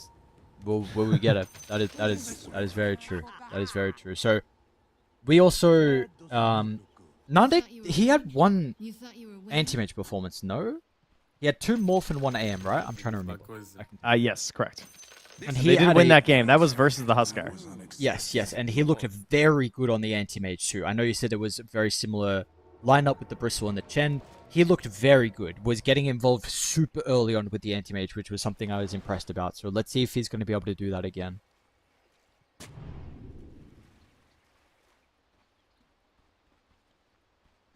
I feel like we're kind of set up for a pretty exciting game. I feel like... Yeah. I'm trying to figure out who I favor. Because, like, on the one hand, it's Chen. On the other hand, it's Monkey into Puck, which has looked disastrous for the Pucks in a lot of situations. And like the lane, there's been so many games lately where you get this matchup with the Monkey King into the puck, and the lane just bleeds so hard into the sides, which is kind of scary when you have an anti-mage. Yeah. I look, I'm going to say it again, my friend. I'm sorry. I will repeat myself. I think if it goes Orchid, I think this is a very, very big outdraft. Freebie game with Orchid, eh? Yeah. I think so. He's got Blade Mail queued up. Look here, armor. I see. Some value. I don't know, man. Please. Let's see. What Grandmaster? I'll stop saying it. But we'll see what we get. Noticed what they went. Yeah, so we went the Snot Rocket. We've seen he's been pretty good on the Bristlebacks. The Dark Willow's going to be able to find some stacks. Is there anything this game in regards to the itemization that you were hoping for out of the Bristle? I think it'll largely be the same, mostly aura-based stuff. It's hard. I mean, it's very physical. Like Crimson looks pretty okay again, right? That would be the way to go. I'll be interested to see the Snot Rocket plus Puck Shard. Whew, big zap. Big zap, but unfortunately, it is not going to be enough. They're going to be able to chase down Triple S. It's going to be First Blood for Squad X, which is somewhat important in a bad lane. We will see if this can really help out now against the Monkey King matchup. Yeah, that's great. I know. Maybe he'll lose a courier or something too, which I think might have been the last time that happened. Believe so. Speaking of couriers, don't lose it.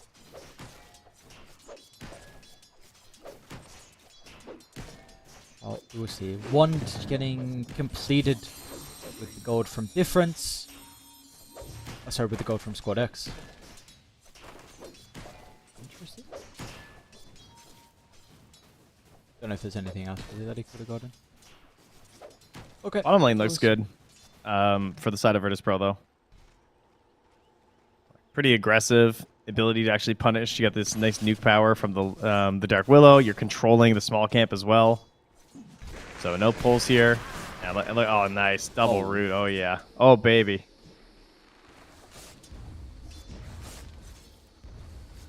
Oh, not Mario. I had nothing That was on sad. it. Yeah, it looks like it's going to be a pretty good lane for VP. Their safe lane is the one thing. We'll see how this one goes as well.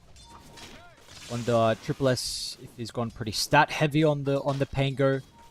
Nice that Shaman has got pretty high damage too. Nice deny the ring. And the fact that you have this inability to pressure as long as the Shaman's also just like chilling nearby. We'll see how much does he rotate, and then can they actually punish if a Swashbuckler comes out for a CS, depending on the Chen creep. Yep. And currently trying to get this camp to spawn right now. Oh, he backs away though. And so Rink gets in time. Ah, disaster. Mid lane though. Squad X Indifference battling it out, as you can see. Oh, well on Squad X. Oh, very well, honestly, to start. With a phase shift, but with quarters to pick up. Again, not. I'd have to say that first one is really assisting. There's also a Grandmaster box. It must be comfortable. Problems completely out of mana. Unfortunately, Nande, the Chen is a little bit away, but should be able to get there in time. And regardless, with the slow, they're going to be able to catch up to him. So, second kill, going to go the way of VP. Nande once again showcasing he's got not a bad anti-mage. No cluster clock, unfortunately, able to save him.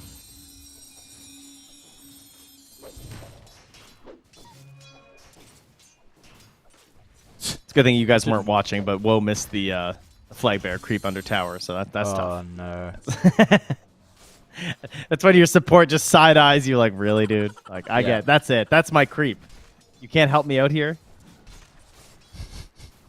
And then you see the other team get the flag bearer. Like, Yeah, exactly. Carry diff. On. What can you do? Oh, he's really not lost. I know, he keeps looking away every time. He's missing a few gimmies, unfortunately. Yeah. Squad. Pause. We got rotation of Janta. I should give it over to Triple S, but not really going to pressure Nande. Maybe they'll move to Rhine instead. Should be a kill they're going to be able to find. It'll take some time. Chen's got to stick. give at least Nade is going to be able to go back under the tower and get the wave, so he's not missing anything. Rhine is taking him on a merry-go-round. It will really waste a lot of time. Oh, imagine. If it... No, wait. Wow. Ooh. Nearly able to find something there, but yeah, that was a ton of time. Oh, Courier again dying here from Jess V. No cares for the bear. Courier. Cruelty, I would even argue. I feel like this is one thing that pro players can up their game in. The courier micro. People can micro like summons and everything so well, and then their couriers they just don't care about it. It's alright, let's just feed him. That's fine. It has been a learning process ever since. I still feel like it's since everyone got their own, which is ages ago now, and yet it still happens. So we need Marcy guys here. Immediate flying couriers. Helping out. HP pools. I forget that. Marcy does that. There's some... Yeah, I mean, we were speaking about innates before that we forget. That one's definitely one. Scanning at Roche. The runes as well. All these weird little innates. This mid lane is going quite well for squad. 11 denies, yes, but I think he's getting much more out of this lane than what we have seen in the past in some of the Puck Monkey King matchups. Yeah, he's able to go get his bounty run here too, so he can just keep orbing it up, spamming it, and potentially look for any sort of an aggressive play on the side lanes. Are we able to check the net worth real quick? I just want to see the difference between the Puck and the Monkey. Puck is ahead of the Monkey in net worth. Ah, yikes. Yeah. But again, the first blood. Yes, that is true. The first blood helps. And the big thing you're saying as well is what the Monkey can really do across the map. You maybe can't make... You were saying that you can kind of bleed the advantage mid into some of the side lanes, which we may not see as much at the moment because it being good for Puck, but still the game with the assistance of the Shadow Step could be something to keep our eyes out for. They secure a power in for Squad X. It's just a regen, but... Chen and the creep coming mid, Dark Willow on the bottom. Shaman was making his way there, but he's a little bit late. Radiant's middle tower is under attack. What's the plan for difference, though? It can't go bottom, though. This is not a lane you gank, and really, is top of lane you're going to gank as well into the anti-mage? I don't know. The creeps are hitting his tower, though. Squadx doing a very good job of shoving the wave out, making it a bit difficult for the Monkey King to actually get as active as he wants to. Again, with the point I was trying to mention, what lane does he gank? How do you kill a Bristle or an anti-mage's cause? I think moving into the top lane looks pretty good. Like jumping on top of the Chen. Like AM will probably just have to retreat. You have Pango and Shadow Shaman. I think you can kind of just like bully the Chen a little bit as classic. Get ourselves a support going deep for the bounty or the Wisdom Rune rather, and we'll go down.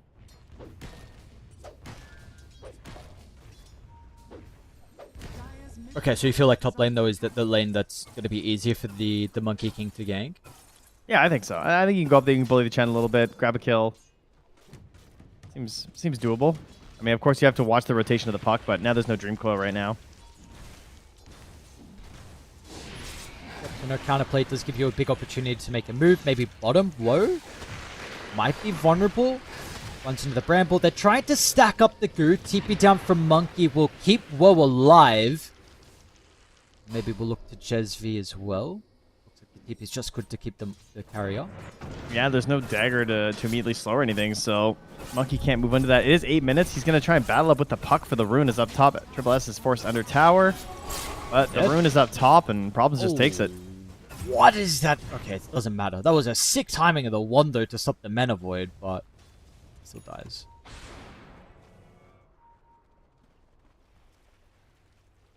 So where'd you say the rune went? It was top lane. Shadow Shaman grabbed it because he came down, which is partially why they're able to pressure the Pango like that. And Monkey just doesn't get anything. So at this point, this counter pick has not worked out for them. No.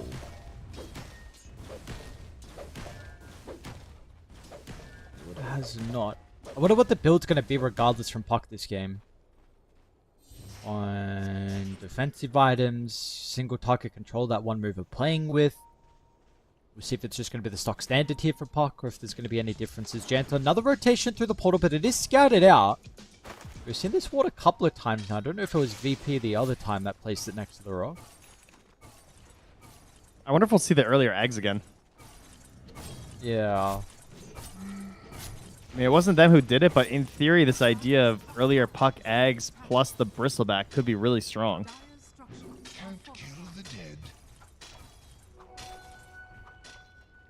I think that was Larl who did that, but he didn't have the minus armor to combo with, right? You know he didn't. In theory, that would be an insane combo. Problems. Jumps up with the Hex. Every single hero. Man, 5 needed. They're showcasing they really want to try and slow down Nande. Difference. Running down Squad X, but will not continue in pursuit. So back to the tower they go. Woe is now being bullied under the tower. I noticed, though, has a TP out if needed. Because could get spicy, but play with the tree line. Well, inside the river, Squad X. It's got Monkey flying over the top. Squad X gonna be quick with the kill. The cluster clock. Ooh. Whoa. Self-hex into Klaus's life. That was nice. And Squad X. Is under attack. Now an amplified damage.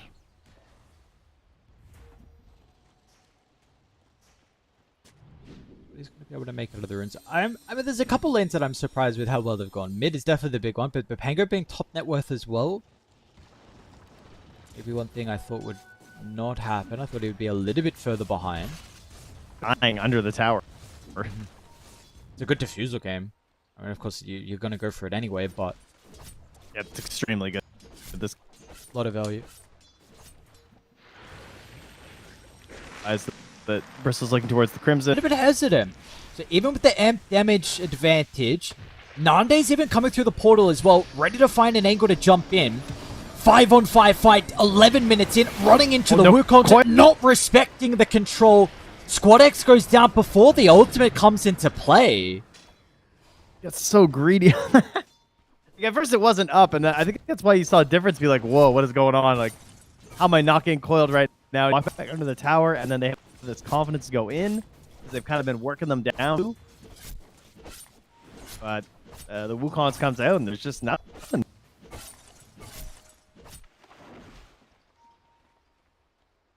Could have been a big moment there for Puck to really get out of this game.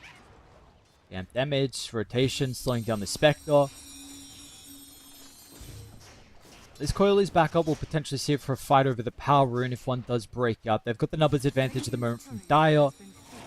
It is going to be a bottom spawn. Nothing too crazy. Bristle is dying, I think. And a god used over on him. Whoa. Trying to chase him down. Is that Chain Frost, I think? Still a tough one, unfortunately. Able to get the chin. Shadow Shaman close to level 6, though. Maybe some mid lane.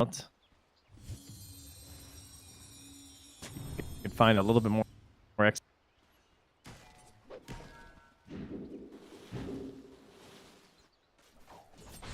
Triple S is okay up top. Pressure feeling fairly safe. A coil, the only way you're gonna kill this. So as long as he should be all right.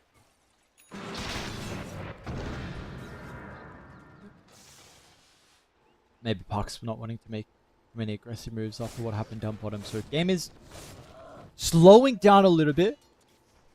2,000 net worth lead favoring Virtus Pro at the moment. It does feel like there's going to be some stage in the mid game where you have all these auras on the Chen and the Bristle, which could be a concern for one move to deal with. Yeah, I think that's safe to say. It's I mean, how much would you be aggressive with those auras anyway, though? Like, kind of feels like you're waiting for your AM in a lot of ways. Oh wow. Okay, they just dropped the ward straight up. So, alright, goodbye.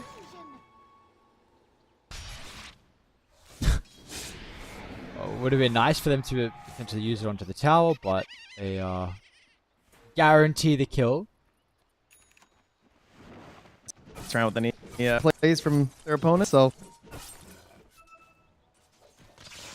A Maelstrom for the Monkey King. I think, into the Gleipnir, that's a good choice. Some Monkey Kings would go, I'm sure, but wants to go for something that's a little bit of both worlds, and that's a catch with the Gleipnir. Stuff Hex here from the Shaman. Quite a defensive Wukongs as well.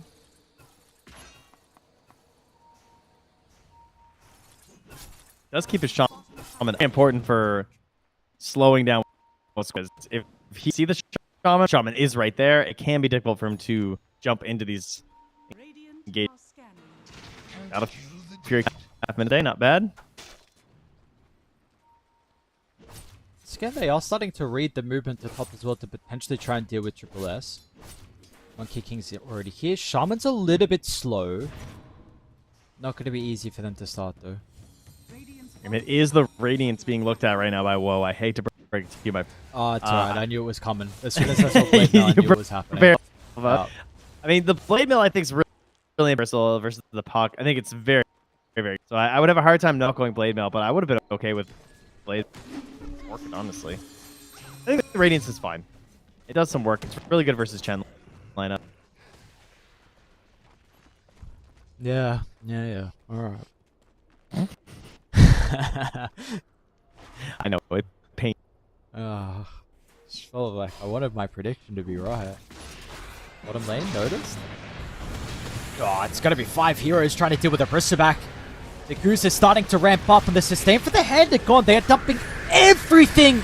Is it actually not going to be enough? The Cinder's Gaze turnaround, that's what they require, but it's a big Mana Void as well. Boundless Strike, difference. He's still got Woe to play with. They're going to try and chase down Squad X. Couple more right clicks. That's where the Swash comes into play. It's a 2 for 2 when all things are said and done with. Maybe even Rhine. Looks like they're going to get a glimpse of the Chen as well, hiding away, and maybe even his summons as well. There's a Wisdom. If anyone dares to go check, how? Well, not going to think of it. I don't blame them. I would assume it was gone. And Nande will take the moment to leave the Radiant Jungle. That was a giant Mana Void. I don't know how he did not attack that much that fight. So, a lot straight up.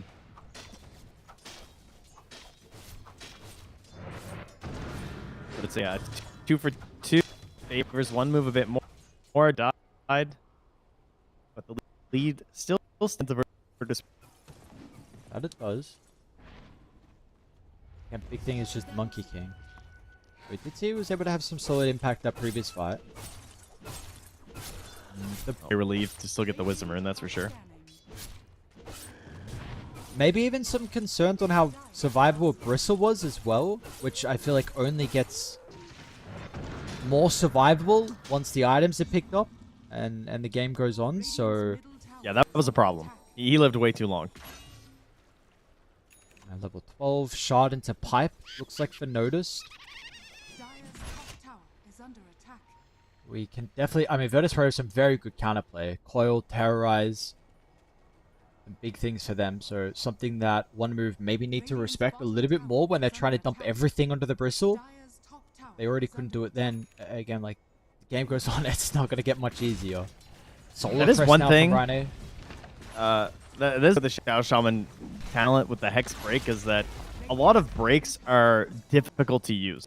Like Shadow Shaman, or sorry, Shadow Demon, I guess, is one of the easy. You get the Ags, yeah, but that's obviously very expensive. But Shadow Shaman, you get the level 15. You think about actually Silver Edge and get the break. You can't even guarantee that in a lost situation.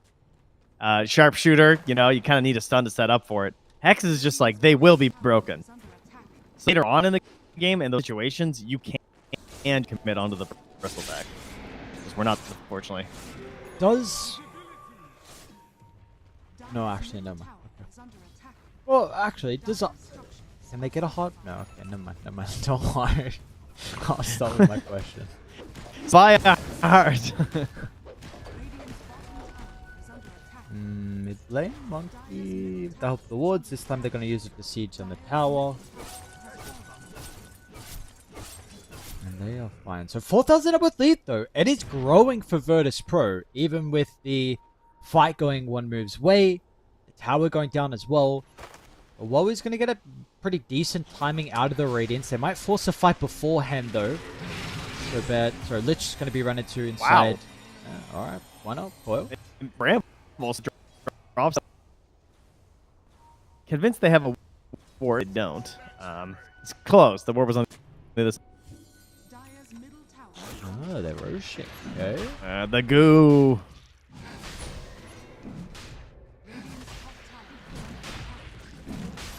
We'll take a little bit of time, but they're gonna get there in the end. I mean, once you get roached down to 0 arm on, you know. Yeah. Getting close. Alright, this will do enough here with the minus armor. Let's see how they get the ages. Dire's bottom tower is under You like this on the anti? Yeah. I think I like it. Maybe Bristle could be kind of good though, to be honest. Because like the ability to just like shoot out all this goo back to life, and they're vulnerable to your quills. It feels like they would have a hard time with the second life on the Bristle. But you know, Anti-Mage gives you a different idea. Gives you a chance to just play a little bit more aggressive, and it is hard for them to kill him a second time because you would assume on the first death they'd proxy Rolling Thunder. Yeah. There's probably not gonna be a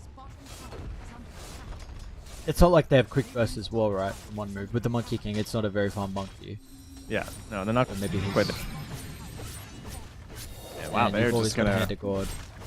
They're just doing this, huh? Okay. Easy siege. Tormentor into Wisdom as well by the looks of it, so a great timing for them to get the ages. All right, you got.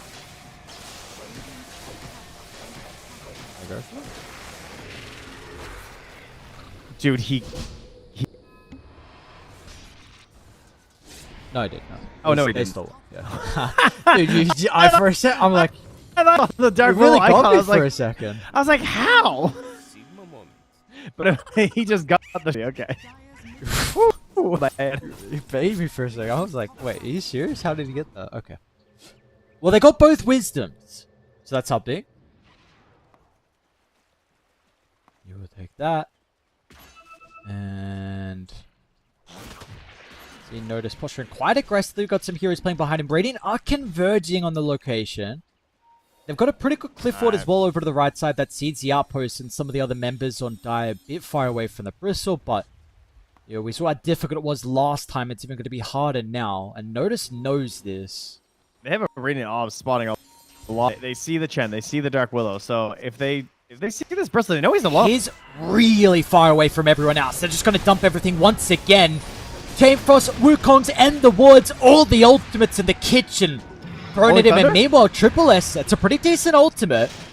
But the big issue now is, like, do they still have stuff in the tank to be able to take the teamfight afterwards? Because the coil after the Rolling Thunder expires, and the Mana Void. It's a gift that Pango does not want to receive, and they're even charging for more. Janta on the escape. Woes nearby. Not much really the Spectre's going to be able to do. They get the first stun onto Squad X. Problems looks to try and move forward. Nande protected with the Aegis. They got the balance with the Frost Shield. Well, they do whatever they can, but it will not slow down the damage from Nande. Good reason to have that Aegis. Confident like that. There was a lot of gold going the way of the Monkey King. I think overall it probably Radiant just simply because the Dire aren't going to be able to push into anything too hard here. Good use of that Observer Ward. That ward really did everything. Planted by Jantor over there in the Eastern Rune spawn because they knew that Bristle was completely alone. And they knew it for a while as well. They had that information for quite some time where they were finally able to get some value out of it. They are going to see the Bristle again. I don't... Are they getting a little bit too cocky now? Like... Yes. What? I don't know. That I was have no, I got crazy. There's no way. Trent, what was that? And wait, Triple S? I don't know. He was dead too. He got coiled. Okay, Nande's out. Puck is out. Maybe the Monkey can catch up, and he will be able to. Nice boundless from Difference. They shift there at the last second as the Blinker be up. It is for both of them. Oh, the jump! Oh, has he gone too far though? Phase shift is out of mana. They're not gonna... Oh, boundless. No! Oh. Is he actually alive? Oh, he's so close! And now Janta's not. Oh no, the poor Lich inside the river. Jane Frost is cool and all, but unfortunately it's not going to be enough. There's a Wukong? What's going on? What are they doing? What is this past minute and a half? I mean, the Wukong's is... Alright, we lost the Aegis. The Wukong's is now expired, and they'll wait for the golden armor to go away.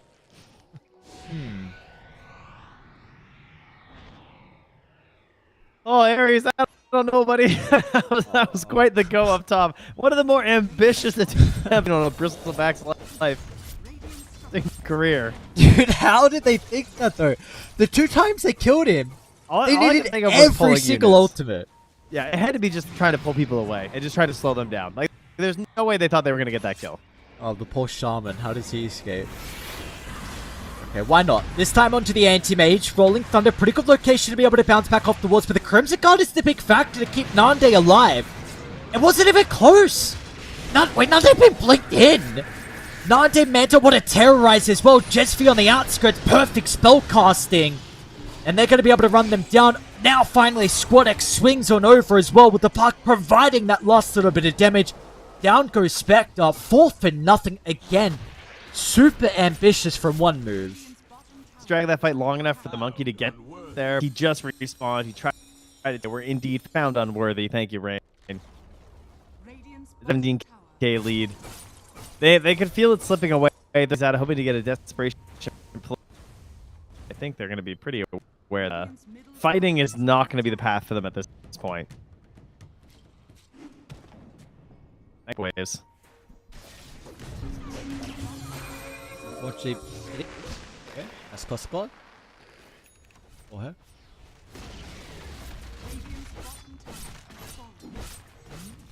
This Nande carry. It's not bad. It is really impressing me.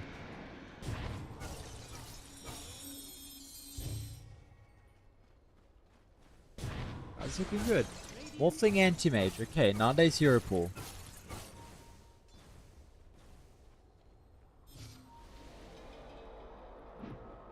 One move now. Back to the drawing board, and can't give you much confidence with seeing the only time you killed the Bristle is using everything. And Squad A.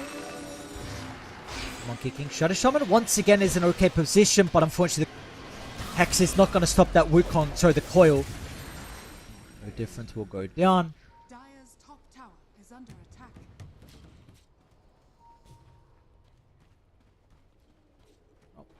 Is that worth lead?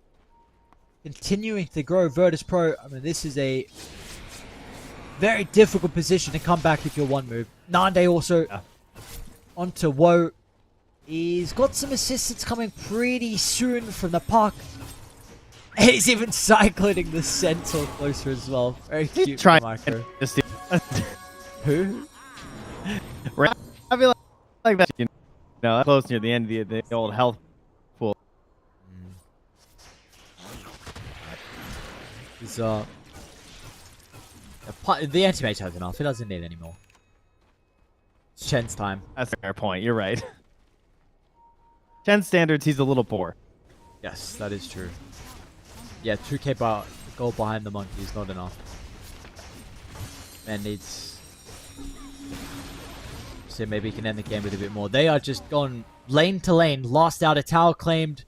Fortunately for them, Roche is quite a long spawn. And one move maybe trying to get there to contest the Wisdom Room. That's up in a couple of seconds.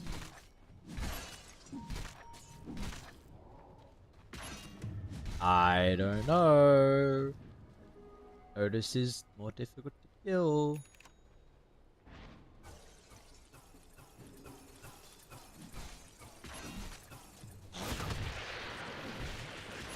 Level 18 now from Noticed.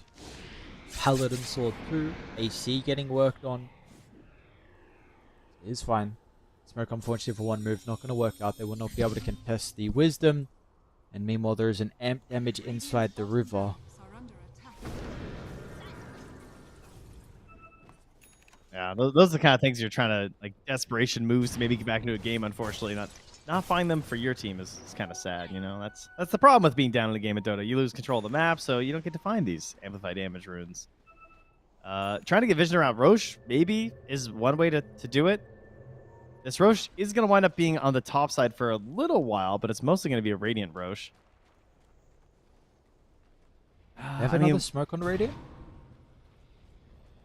mean, we got Chain Frost, but it's only level 11 Lich, so getting that up to 12 would be nice. Pango Ags around the Roche Pit is pretty good. Manta is almost done for a Woe, so perhaps he can just be a little bit more mobile in these fights. Try and get a Dispel at the right time versus the Schnot. What the problem's doing? Oh, bless. Should be a dead Pango. Oh, nice attempt with the Meta Void timing, but Triple S able to get the Rolling Thunder off. And just rolling around with his hat in the Radiant base as he survives. And now going for the Shard for a little bit more survivability. Janter, rest in peace, good Lich. You know, it's tough being the 5 in a game like this. But Difference is going to get the Wisdom Rune because of him. There you go. Nice. Nice, nice. Maybe a Courier? With an S and Y on They it. see him?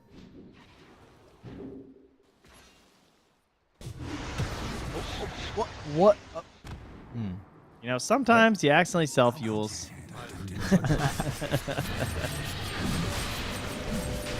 But it's Roche and the banner easily going to go the way of the Dire. Really little chance you're going to have any hope at contesting this as one move. And unfortunately, their high ground defense is not great. Truly, the best hope they have will be a Boundless Strike into setup for a Rolling Thunder and a good... Oh, well, hold on. Hold on. Okay, this is a big freebie. Dude, if he No lives. way. He has no blink. Is he He's actually? dead. Okay. They are starting to tip in. Coil to the Terrorize. Beekeep is going to be there from Difference. Might need to use the Wukongs to protect the chase down onto Woe, but Notice is just going to run straight past them. Boundless gets some separation. Free Dance, is it going to be available from Difference? So he's forced to fight, but unfortunately he's still not going to win that, even with the Wukongs and Janter as well. Run down inside his own protection of the Chain Frost. They may even get Triple S2. Nice TP out. But these this is a lot you had to use. All the ultimates pretty much. And now how are you going to be able to defend your base? Yes, even without the unfortunately, Puck on VP. Puck is not the base hitter, as Notice is making them well aware of. The creeps are coming in behind, and this is a Bristleback who is ready to hit some towers right now.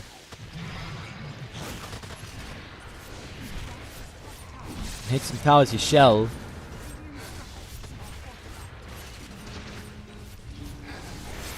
You even got the army as well. Oh, no way. Whoa. What? Yeah, get back. Oh, oh, don't.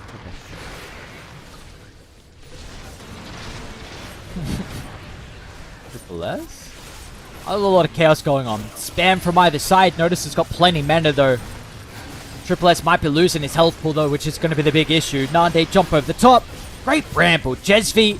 And with the spellcasting this game, we're seeing the praises of a lot of other members on Virtus Pro, but the Dark Willow has been so frustrating in these fights.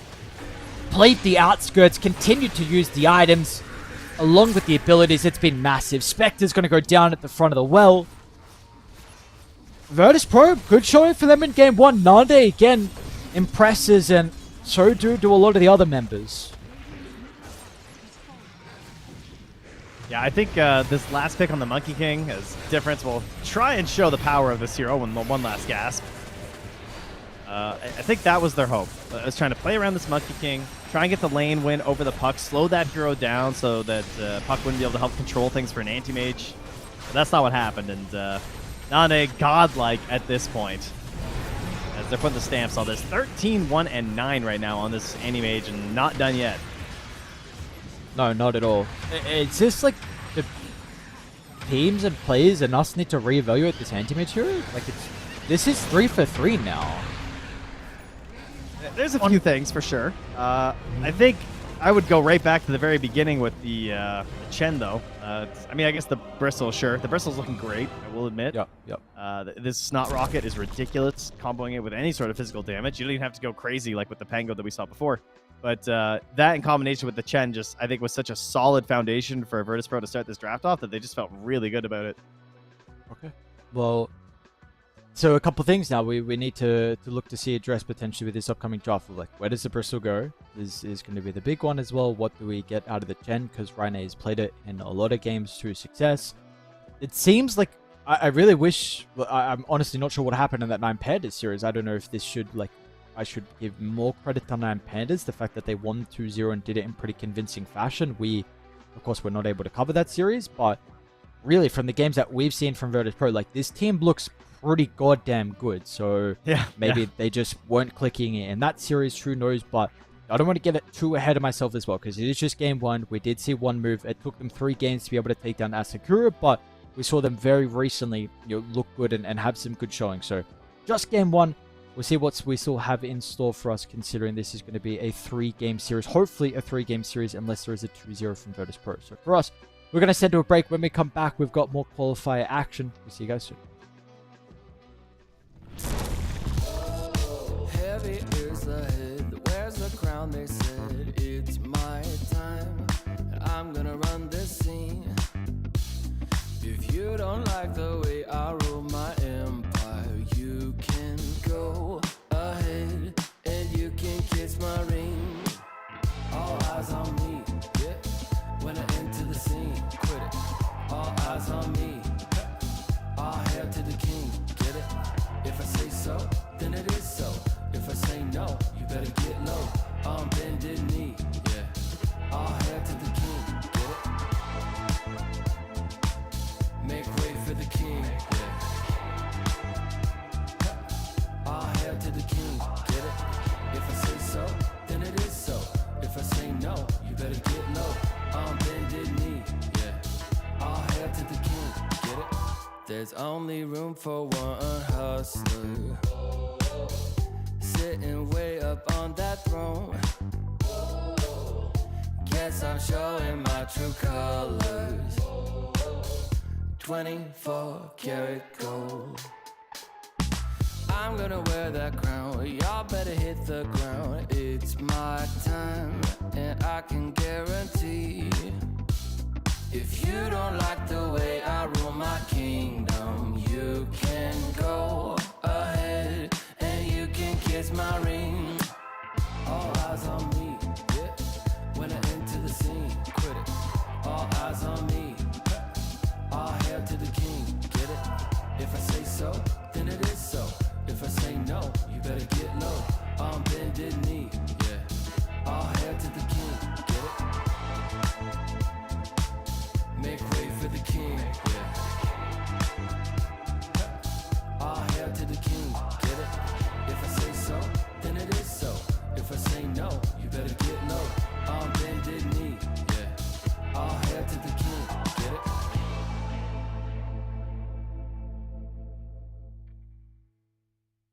Oh, I'm feeling good. I'm feeling, oh, I'm feeling good. Wake up with no alarm, brand new kind of charm, and fresh hot coffee in a big old mug. Can't wait to get my face in the morning sun, yeah. Make a list, check it off, doing only what I want. Cause there's nothing better than making waves. I'm front and center in my own parade, on parade, on parade, on parade. Oh, I'm feeling good. I'm feeling, oh, I'm feeling good. Solid gold, I'm shining into full. So come and take a look. I'm feeling good. I'm feeling.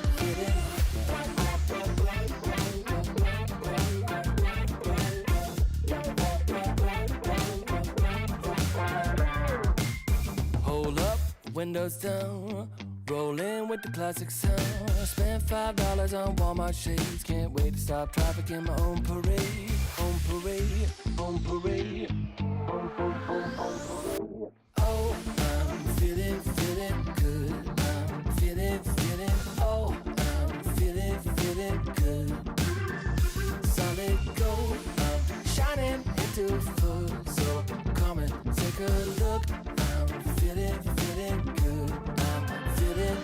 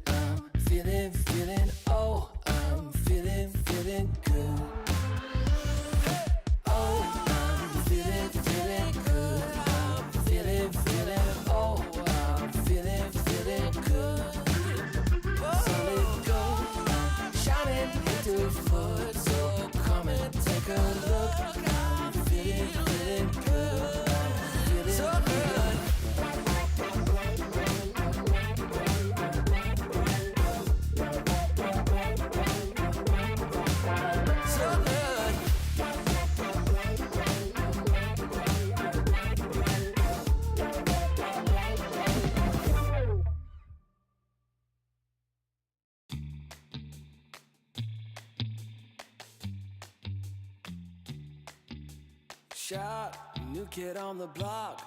Currents running strong like a solar wave. I feel electric. Locked, plugged into the socket. Watch me burning hot, yeah, I radiate. I feel electric. Coursing through my veins like a power surge. Call it misbehaving the way I burn. If you're gonna wait, then you miss your turn. Charged up and ready, I'm going steady with you. Looking like you're blacked out, got that future shot now. Everybody stop, get that future shot now.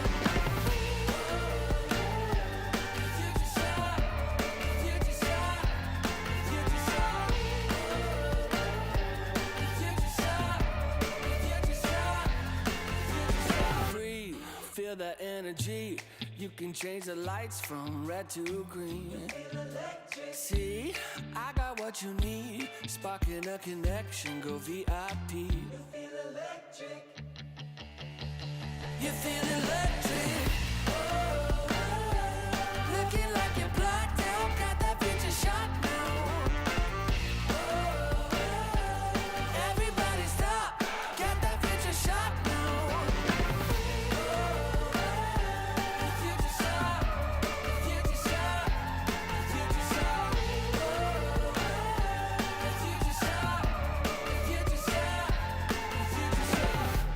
Future shock, the future shock. Once we started, there's no way to stop us. Like a rocket, not for static hearted. Once you got it, you'll go supersonic. You know you want it, you know you want it, you know you want it, you know you want it. Looking like you're blacked out, got that future shot now. Everybody stop, get that future shot now. Looking like you're blacked out, got that future shot now. Everybody stop, get that future shot now. Future shot, future shot, you know you want it. Future shot, future shot, you know you want it. Everybody stop, got that future shot now.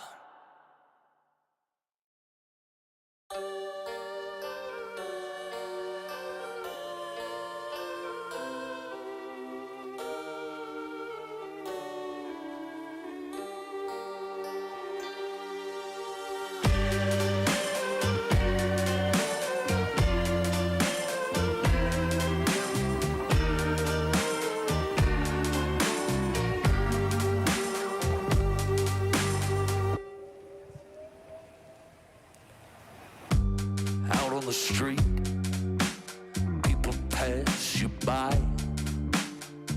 You don't meet their eye, you don't care. And out in the night, you see a light. From the cafes, there's more singing than despair. Hold me tightly before the night swallows the sun. And I'm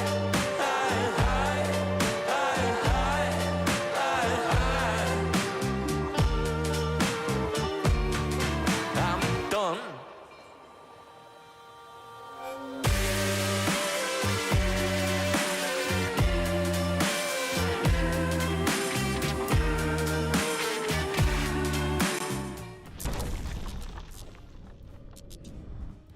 Look at John for the boys on Virtus Pro, and we are back with our second game. We'll see if they can continue with this recent success. Everyone is really clicking from them. Nande with the new addition in the carries, looking impressive. Jesvi as well. This new 4 looking good. This Virtus Pro team, though they did struggle yesterday in their series versus 9 Pandas, but the games we've been seeing, they have been looking very good. We've got a draft ready to go. Some respect as well for Ryane's Chen. That is going to be removed in the first phase, which will leave some heroes in the pool. We got the Bristle ban, the Dawn ban as well. So there's going to be some options here now in the first phase. Yeah, they're gonna have to shift their strategy though for sure. You know, things are different. Now, does that just lead us back to the Morphling? I guess will be the question. With everything else that has now shifted in this. What's our other big hero? Alchemist? Oh, the Gyrocopter. Yes, yes. That's the other one chilling into this part, huh? True. A lot of reserve time as well being used from one move. That is another thing. We don't see it a lot in the first phase, but is it the Gyro like we're saying that we get rid of? Is it the Morphling? Do they take one of them themselves? Yeah, that's the question, right? It's like, what's the most valuable first pick here that is difficult to answer right now in this patch? And I feel like it's probably Morphling, but I don't know if this team's been into it that much. They're going to start with the Beastmaster instead. That's interesting. I would definitely be banning Morphling in my next 2 bans if I'm one move. So if Virtus Pro wants to go for this non-name Morphling, they have to grab it now. If they're more comfortable waiting on it, and then maybe picking up the Anti-Mage sometime in the second phase, but then it's in a Beastmaster, which is also kind of an awkward matchup. Yep. This has been known as still not good. I wonder why this is also potential for them going the Beastmaster, is because Nande has had success on the Anti-Mage, and I would imagine this is stopping you from picking it now. It's worth noting, though, that the Doom, right, would have been something that possibly could have covered both options. I guess the Doom versus Anti-Mage is a little bit more tricky because of the Reflect, but the Morphling, that's been the hero that's really caused them some grief. And with the Doom not really being much of an option now for one move, with the Beastmaster being in play, they just want Nande's Morphling. Plus, they're up a game. Yep. I think that probably factors into it just a little bit, you know?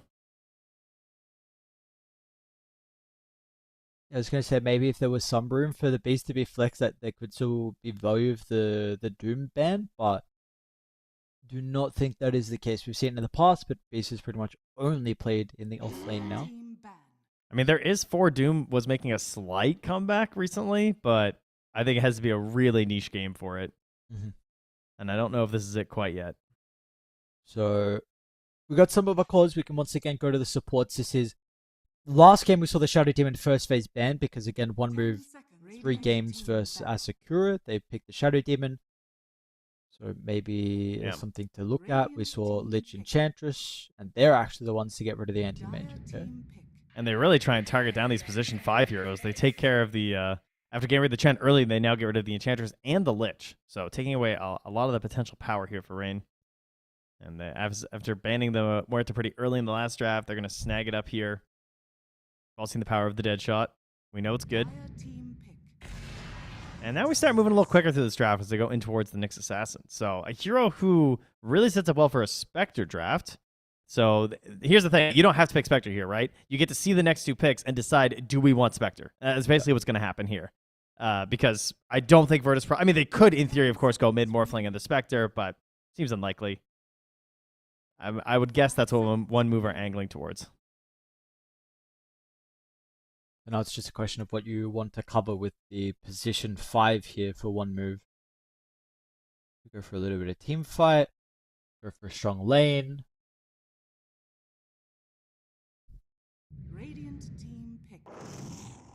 I was going to say that this hero has been avoided. And now you have a lot of amplification. In regards to the attack speed, I guess the inner base not as much anymore.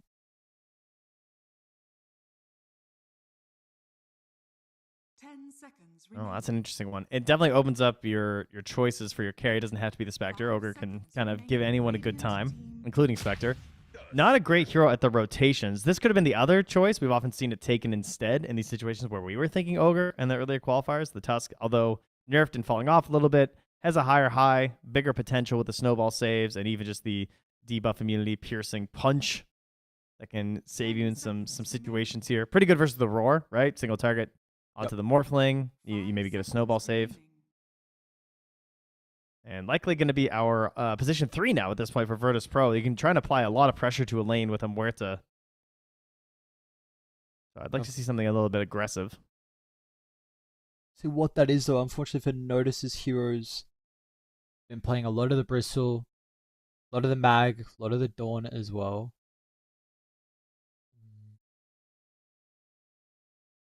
They see like some Doom. Feels slow.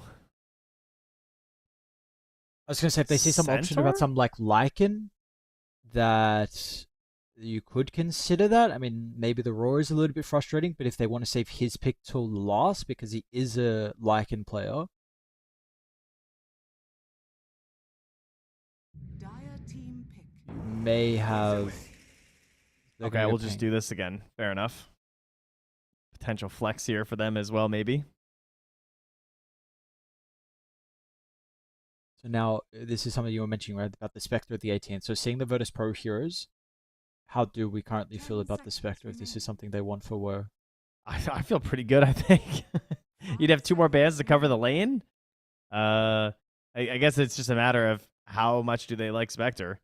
Because with the Nyx Assassin, you know, it's basically more of a, like, compared to the opponents, you're not thinking about it too much. They could just drow, I think would be maybe a little bit safer, though.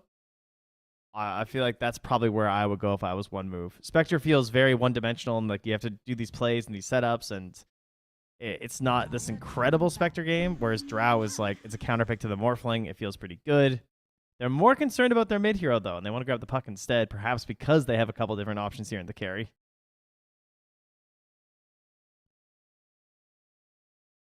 But now that you're going to be forced to ban to cover this puck, probably 10 Sniper, seconds remaining. maybe even Monkey.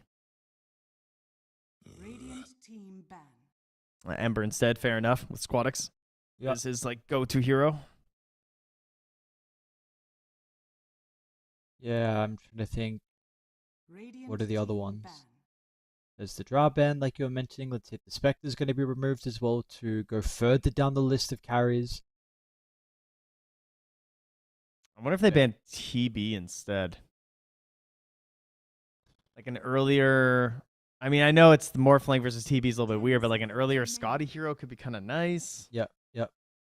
I see the angle. Team ban. Amped up with Bloodlust.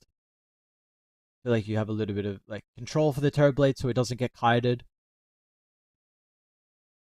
I don't mind that TA as well. Yeah. Yeah, that's fine. I'm not huge on the Spectre, to be honest. It's not winning me over here. It doesn't look like this because we've seen it before with the Muerta where she's got her ulti she can just pop if you start targeting her. So she's a support that's difficult to take. There's Snowball from the Tusk. There's not a quick one and done just kill that you get here unless you hard commit in for the Orchid. Dire team pick. They banned Tai. Radiant Okay. team pick. Into the Dusa. Invoker is still in. I mean, you're picking it into Puck, but I mean, it's also just a Pango. I mean, offlane Pango with Diffusal plus Invoker EMP. Could also Centaur versus Can't you Roar. Sniper? Isn't 10 Sniper better seconds now? remaining. It is good. Yeah, and I mean, you should be pretty okay in the offlane, I would think, as the Pango. What would your aggressive potential be, though? You'd be relying on a Pango having a decent start to the game to actually make moves in this, because Yeah. or your Muerta hit some really nice dead shots. Do you need to You be know? proactive though? Like, aren't you happy with going just farming and trying to combat like the Aegis timing of the Dusa? My concern would be that if you're trying to farm the whole time and you're not grouping up, though, the Nyx Assassin gets more valuable, and maybe Okay. this Beastmaster gets eggs, and you guys are getting like picked off a little bit, and you don't reach that same peak that the Medusa lineup does because your own ability to move across the map and get kills is a little bit weaker.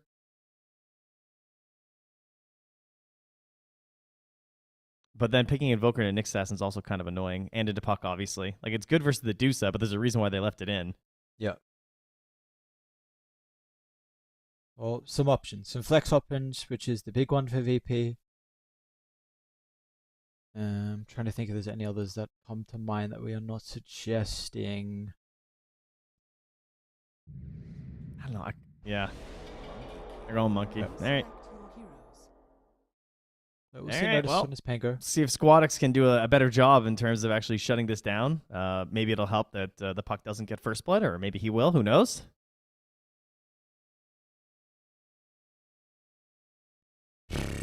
How we film? This first Medusa, I think. Yeah, we've talked about it a lot. Yeah, you've suggested it multiple times, and finally we're going to get it out of Woe. It's in a game where it feels like it works pretty well with the draft. Like traditionally, we would see like the Ogre Beast together with the Medusa, just like a 4 protect 1. It's a little bit less with this new Beastmaster, but Mm-hmm. recoil's always really nice. Any little bit of control, so Dusa also doesn't get kited. Yeah, I still see that mentioned a lot. I'm not going to lie about Beastmaster. I feel like I'll be listening to other casters and they'll be like, Beastmaster, you know, he's going to help the attack speed of the Medusa, Yeah. just to be clear. And I understand why. Beastmaster was that way for like fucking 15 years. I get Yeah. it. But for everyone out there, Beastmaster no longer helps any allies other than his own units with that one build thing with attack speed. That's not the thing. It's if you are on Beastmaster's team, he is not assisting you unless he buys you a Moonshard. That's it. That's the only way he's giving you attack speed. Speaking about some assisting though, like I feel like Vlad's could be something we're looking at potentially, like Ogre maybe, or like Midas Solar Crest Vlads, something like that. Yeah, it's a nasty Vlad's for both teams. Obviously, I mean Morphling usually buys his own, so doesn't have to worry about it. But yeah, extremely good Vlad's game. Damage reduction, we don't have a whole lot going this game other than just like Pango's own self thing, but no like no DKs, no tides. I'd like to see the Ags, I think, from the Beastmaster this game. Would be really solid. Maybe if they start rolling a bit, he could go the Helm build into the Ags too, if it feels like they can get a lot of map pressure because of that. But I think Beastmaster Ags plus Nyx Assassin seems like a good combo. Their lane is probably my biggest question mark for one move. The Beastmaster and the Nyx Assassin, because Nyx traditionally pretty bad in the lane. We've seen a lot of this like shenanigans, creep pulling, messing around with it. Beastmaster's good at taking the stacks, so they could just fall back on that. But Monkey King's also pretty good at evading those stacks with the right allies. So could be something to play around. Maybe get some vision and block in on the Ancients or that hard camp. Might be something we see on the earlier end from Virtus Pro. Interesting. I'd Anluchka. say I'm a little concerned the fact that you knew Nande was more than likely going to pick up the Morphling, and this was your at least way to address it. Like, I'm fine with the Beast, but now you going Nyx, like you're saying, gives you probably a free lane. And I think... His lane's always free. It's Morphling. Yes. What does it matter? Okay, that is a good point. Can you stop this hero in the lane? I haven't found a way to do it. I haven't seen any team find a way to do it. So maybe you could slow it down a little bit, but I'm not sure if you're going to slow it down. And I don't particularly want to see Nande off to a good start because he is actually been the best carry so far. I've been way more impressed with him. Maybe because like your Team Spirit, your Toro hasn't needed to. Your other people have kind of done the job for him in some of those games. I think everyone's been playing well. Everyone's been playing well for VP, but I think Nande in particular has been like really, really shining. So I'm a bit concerned again that this looks like a pretty decent Morphling game. Yeah, killing him looks annoying, as it usually does. So let's see what they can cook up. Little pause. Hopefully it won't take us too long. There we go. To get underway pretty shortly. I charge this victory to Squadix on Virtus Pro and Problems on One Move. I think those are probably our two most important players. I think Squadix needs to win his lane and create the lane bleed that we were hoping for our last game with the Monkey King. And I think Nyx Assassin needs to not only help keep a good lane for the Beastmaster, but also just create these classic Nyx moments with the Vendetta across the map and enable the picks for the Beastmaster and the Puck. Easier said than done for sure, though. Yeah, especially with some of the difficulties we're playing with the Nyx. We'll see. They need the items on the Beast. And potentially the Puck. But eyes on these heroes. Doesn't look like, importantly, we're going to get a first blood, though, for the Puck. So we will Janter just went in, dude. He got it. Alright. So it's not Puck getting first blood, but it is more than likely going to be Squad X.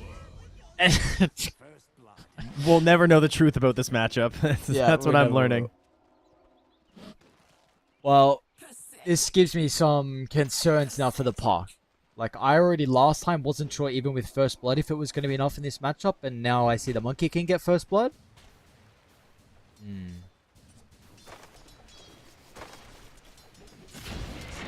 shall see. S9 the range creep down bottom. This will definitely be a good start to the level 1 for them. It's just a question of how do the other levels go.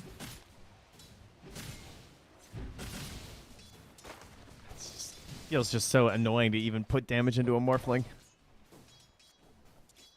You know, if you don't get the finish, it's just like, what are we doing, you know? Yeah, seems pointless. Just see him agi all the way down and then stick up and strength morph a little bit again. It's like, oh yeah, that's cool. That's the thing, apparently. He's getting these boars, too. That's the second one I've seen him get. Meanwhile, up top there, we have a Medusa getting the wave under the tower. Notice playing nearby. We got creep shenanigans all over the place, it would seem. Is there a more boring cure besides the Medusa? Oh, I thought you were going to say the Ogre, to be honest, because he's level 1 with no skills. Well, okay. But that's exciting, because that's, you know, it's when you're truly gaming, you know? Problems? Uh-oh, the person you were speaking about. This was your concern, though. I know you weren't speaking about, in particular, for him to be huge inside the lane. You were just wanting him to try and get out of the lane for Triple S and make it okay, but giving up an early kill for the Morphling and Toss. But it's not first blood, so it's... Dire's middle tower is under attack. The bar is low. That is for sure. Up top, Ganter finally gets level 2, and so actually he's able to cast some spells here. Unfortunately, it's going to cost him his courier. And by the time he gets level 2, they've already forced him under the tower, so no real chance to run down this Muerta that's been bullying him a lot. I'm going to try and open up a small camp. In lane, even aside from the denies, but the wave is coming into the Monkey King, so he's essentially got a one-wave lead at the moment. Fine. Okay, not bad. Nande not going to be able to also get the rebuttal kill onto Triple S. And Morta. Really? Yeah, man. Wasn't the expecting Ogre, that's so much damage. He took 605 damage from Ogre. He got blood grenaded. He got hit for 300 damage from the Ignite. A couple of punches. It adds up fast. Okay, nicely done from Janta. Got some kills in the side lanes. Looks like the carries farming pretty well. Nande's actually only got 9 last hits at the moment, but that'll pick up pretty shortly. I'm really intrigued. That's actually very impressive. I mean, some of those are boars too, so yeah, he's having a hard time on some of these. Yeah. I think they're like double denying. I thought maybe they wouldn't be able to play this lane as much as what they are. Like we've seen Nyx often go for the pull. Apparently this is not being the case in this lane in particular. Looks like they're going to start to do it though. Maybe contesting the smoke. He wants to go for it. Nane makes the call. He says, hey, we have the damage with tag team. It'll be close on Rain, though.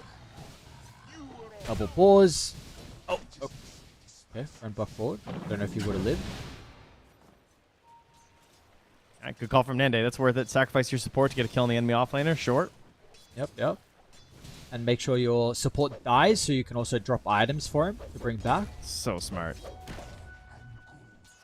That's how he's been doing well in the carrier. Because they get 1-for-1 trades, but then he gets the items delivered straight away. Meanwhile, Problems running towards the mid lane. No obs here. He is just grabbing a creep. Okay. He's just getting a Satyr and going back. Fair enough. Yep. Catch you later. Double null. Okay. A little bit different to what we've seen some of the other Nyx assassins. I don't know if this allows you to play the lane a little bit more instead of like the Arcane Rush that we've seen. All right, yeah. Gonna slow down the Dagon, that's for sure. Courier has been killed. Always very interesting to see the little adaptations with regards to the item builds. Game dependent, play dependent. One has different reads. The mid matchup in particular is starting to get a little bit further in the advantage of the Monkey, but it's still not probably what I would expect considering with the first blood. Yeah, I mean, this is where the game's supposed to turn on as well for this Monkey King. Right? And a couple levels up, the 6-minute rune. That's where you have the potential for the rotation. Puck, in theory, should have the rune advantage thanks to the illusory orb, but that's why we have so many heroes that run into this lane all the time. So we'll see if Nyx moves over there. Right now, he's coming to help Triple S. Who needs help a little bit sooner. Yeah, and that means he can't come mid. But now we got Jesvi and Janter running mid here on the Ogre and the Muerta. It's every game, you know? Yeah. They say every Dota game is different, but some parts of it are always the what same, aren't they? Nice. Bottled haste rune there for difference. Huge. I mean, that's the exact rune that you want on Squadix right now. Just grab a haste rune and go. Like, that would have been a free kill. Probably a walk of shame for Triple S if that Monkey King had got that. Because I don't think Nyx would have been able to do too much. He would have had tag team Monkey King on top of this Beastmaster. They could have dove the tower with the Wukongs, and he would have been dead. Honestly, it might even still make that rotation even without the haste. If he moves too far in the lane, yeah. Yeah. Depending on the positioning. Haste into top. Noticed maybe a bit too far forward. He's positioned himself on the puck where he's avoided the wards as well, so they are unaware of this. Coil breaks it straight away. They'll try and do their best with the calling. It's making him work for the kill. Notice gets a little bit more protection here with a shield crash, and that is enough. And really big move. You And waste now the down coil, bottom. you waste the haste, and Raine's probably going to be able to secure the wisdom. What a oh, stun. Nice double What stun. a stun. Problems gets it, but they've still got some issues now with the Wukongs. Mass TP's down to bottom. Triple S, is he going to be able to get in range? He's not. The There's no coil. Beastmaster's game continues to be difficult. Different, you cannot fight into this. I mean, they know that he just spent it up top. They don't have to be worried about anything. Morphling is still just hitting the tower. Nande, one-track mind. Thankfully, that double stun did give them the wisdom rune, but it's a small victory when you're losing 2 there. Oh, this is a bridge too far, though. No. Can they go back, though? Can they chase this? Is there potential turnaround? Monkey. Okay, health. They're going to be playing with the tag team. Yeah, but Raine, with the lack of health, is a bit cautious about continuing to move forward, so not a lot of value out of the tag team. Yeah, not really worth it. Bag it up.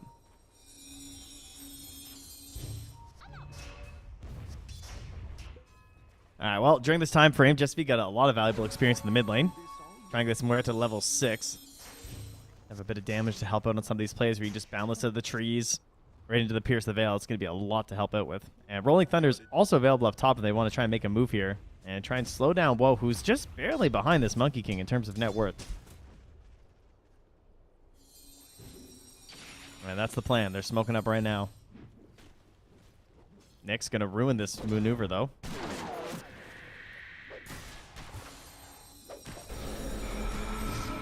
May not actually die.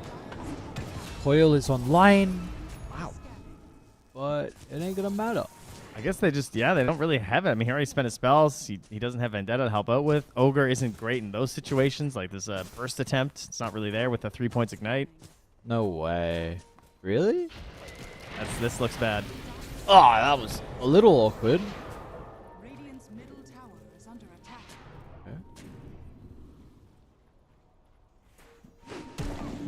I think.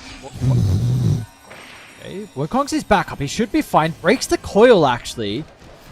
So we'll get the Wukongs off. I don't think it's going to be a nice mischief with the ignite. Stopping the tree dance. A big streak, importantly, Difference gets it as well. So where the puck was struggling, about 1,000 behind. Panko's going to attempt to move on in with the Rolling Thunder. Difference is not in a good location if they get the stun. Fly's noticed in, but it was a little bit too late, and Difference is going through the portal. Okay, it's fine. He went a bit far here on the Monkey. Well, Nande was already waiting. Difference. Okay, never mind. He doesn't. All right, that was good. That was value. But yeah, he went a bit deep there on the Monkey for sure. If they get the Medusa, sure, it feels really good, but that was in there really deep. And with the coil up, dodging the venomous volley, I actually thought he had it for a second there. Or, sorry, the Gorgon's Grasp. My apologies. Venomous volley, of course. The facet. Sorry. And he's already aggressive again on Squawks' Monkey. So going to be able to get the kill. Looks like Monkey a little bit boundless to farm. It's okay. And now you got the Vendetta running down bottom as well. Nande's going to be cautious about his health pool. I don't know how low it is. It's pretty low. Needs more. Oh, he's actually going for the Monkey King instead. If they got it, they do. It was a good read. There was raindrops and 20 charges on Nande, so a little bit less reliable on that one. Dire's middle tower is under attack. And that's a back-to-back kill now on this Monkey King, who just TP'd aggressively to go after this Beastmaster and then immediately died. Now Beast with the Helm going to continue to farm. I think Helm right into Ags would look great here. Yep, I agree. Man, this game is really stabilized. They were in trouble. I thought for sure that Virtus Pro were just going to keep snowballing this, feel really good. This Monkey King was doing exactly what you needed, and then it's just 2 deaths back-to-back, and shows the risk of relying on a strategy like this. That being said, Nande is still very farm, but Dusa, with the help of her friends, surviving. Now with his Ob Sentry combo to protect her, she's just jungling away and almost into Manta. Yeah, incredibly farm. Then that Manta is going to skyrocket the farm even more. Help shove out a little bit more waves, maybe some more jungle camps. Interesting item build for me. We'll hold that. Notice. Oh, is there anyone else really there to use the Rolling Thunder? It's starting to come through a little bit slow. Got to be cautious about the call deep inside their territory. It'll come at the last second. They're lined up for the stun as well from Nyx. He's trying to find the angle, but Problems is hesitant. Roar is out. Another death on the Monkey. Now notice, may be vulnerable as well. Gonna be able to hold him into place thanks to Dusa. Looks to jump in. Nande's ready to go, just waiting for the he gets the puck timing. Gets the puck replicate. Now this is the opportunity. Nande's going to have a free fight and he should be able to clean up. They will not have a way to address the Morphling. Already this stage of the game, you've got issues. And Nande, he's looking to showcase those problems. A little bit hesitant though. Does jump over the top. Should be able to secure the kill into the Nyx Assassin. Triple for Nande. So and with annoying. Waveform back up, he is okay. Down to the low ground and reaps all the rewards here for the carry on Virtus Pro. Perfectly played. Basically transitioning a bunch of the gold from his allies into himself. Gained about 1,000 from that fight. The other side, all the gold went towards that Nyx Assassin. The gold the allies gave up, he takes back. That's what we do. That's the carry players. Man, oh, that's such a good steal. Becoming Puck is just crazy on this hero. It's not insane quite yet because there was only, I think, 1 point or 2 points in the waning rift of this. But I mean, you already saw it. Like he just jumps on the Puck, silences the Puck, ruins his fight. And then you're just so mobile, so much nuke damage on the Morphling when you do this. Alright, couple things. The Monkey going Mage Slayer, I'm a little bit surprised by. No Diffusal against the Deucer. But yeah, he is Diffusal. You're right. On the Monkey. Oh, I'm sorry, I meant Pango, but okay. Ah, that makes more sense. Yeah. I guess that's the logic, right? Yeah. So, much more survivable is noticed. I mean, it's not like having 2 Diffusals is bad necessarily, I guess. But yeah, the way I put it is that, you know, let the Monkey King handle that. Just make sure you actually get your ulti off. Okay. I can appreciate that. It's also good versus the Beastmaster when he gets his Ags. The Beast, the only one protecting the Wisdom. Gets the roll before the Wukong's big solo kill potential. Nande's going to fly on over, but you got issues now. 5 heroes pop out of nowhere with a teleport. And Nande is stuck here. The committal, the waveform, it's going to bite him in the back. And they will indeed get more. Ryan is not escaping up to the high ground. One Move have done an incredible job to stabilize this game. And in fact, they have now claimed the net worth lead as well. They found the counter to the Monkey King. It turns out it's the TP scroll. It has really gotten him a couple times now.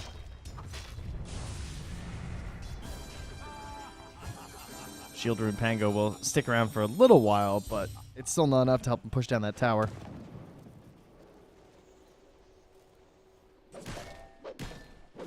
This is what is the gameplay for Squad X? Level 9 on the Monkey. A lot of deaths in a row. This is not going to be like this is a hero that struggles at catching up as well from playing from behind, so it will be a difficult time for him. yeah, especially if they start smoking with these vendettas. Because he's a prime target. I love getting these Monkey King awards as well. They don't have any yet, but if you place them kind of like where the Pango is right now, where Notice is playing, if you plant wards in this area, you often catch the Monkey King crossing over like the trees and over the river. Yep. Some nice spots to get him. For now, Nande moved up here just to push the wave out. Tusk shadowing in behind. Good to see them. Yep, they're going to come through the Twin Gates. So they're on the hunt with this Observer Ward. They see Woe. Stonegaze is there for Woe. Be able to look to play. The rest of Dire are pretty close. Nande turned to stone as well, but the silence preventing the strength morph. He's invulnerable. Problem's a little bit too late to offer the burst, so Nande's okay. Triple S is trying to enter the team fight as well. No kills just yet. I'm not sure who this favors now with some of the spells being on cooldown. They'll be able to snipe down Jesvi. Monkey's starting to come in the area, but it's a little bit too late. Wukong's help will secure the kill into the Nyx Assassin. Triple S as well on the far west of the side should end up dying as along with the Nyx, but difference is okay. This puck, not a lot that he has to be worried about, and now they can look to go back in as well, potentially hunting Squad X down. Is this another death? Surely not. Squad X able to turn the burst potential. Nande flies in. Now Janter in some trouble. Woe just doesn't have the items to be able to win the fight. Squad X is fine. And you will not have a Medusa that can protect your Ogre. It's just hope is dancing around the trees, but that is not going to be enough. 9, 1, and 3. I feel like I'm a broken record every game. We gotta get rid of this about guy. Nande's KDA. We gotta get rid of this Morphling. This Nande Morphling. It's too good. Oh, he's so good at team fighting. Like, he's so good in these engagements. You know, a lot of times when we're praising these carry players in like qualifiers and like, you know, on teams that aren't as well known, it's often like, wow, this guy farms like crazy. Like the patterns are so good. He's always getting like maximum gold. Like that's when Watson first started showing up. You know, we often be talking about that. But Nande, it's just, man, his team fights have been excellent. Yeah, That's really what shines through. It's not so much as farming. yeah, it's a very good read. Very good read. This guy's not bad. He's not a bad carry player at all. Give him the ages as well. But now, this game is incredibly even. Incredibly even. Monkey's maybe higher net worth than what I would expect with the deaths that we saw over the past couple of minutes. And speaking of deaths, Ogre's going to go down. Oh, they're Meanwhile, taking same the Monkey time. King. Yo, should end up dying. Looks like maybe Nyx Assassin's going to be able to scurry away. Nande. Are they going to be able to do too much by the looks of it? Never mind. Oh, nice shot. So, how do we feel about the current state of the game? It looks incredibly even. 18 to 17. Minimal net worth lead for one move. Yes, there's an ages advantage on Virtus Pro, but like, is there a team that is a little bit more on a timer compared to the other? I would maybe Virtus Pro just a little bit, only because it is kind of even. Like I would have expected them to be ahead in this situation and be worried about the Medusa, you know, getting big and being scary. I think they have about 8 minutes. You know, one thing that is really big is that the Beastmaster just got the X, so that gets delivered in here. Now you have some actual like threat and kill potential with just Beastmaster Nyx Assassin. They can move together and kill. I don't know. A lot. Like I would think Pango. Like you look at this hero, 1500 HP. If you get roared plus Vendetta, I think you're just dead with the Aghanims. It's so much damage. Well, we'll see if they're going to be able to find these combos. Nyx has done a pretty decent job at offering this potential, even inside team fights as well from problems. He's been decent. We'll see if they can find these pickoffs. Smoke up, one move. See where they want to go across the map, considering about maybe connecting towards their Beastmaster.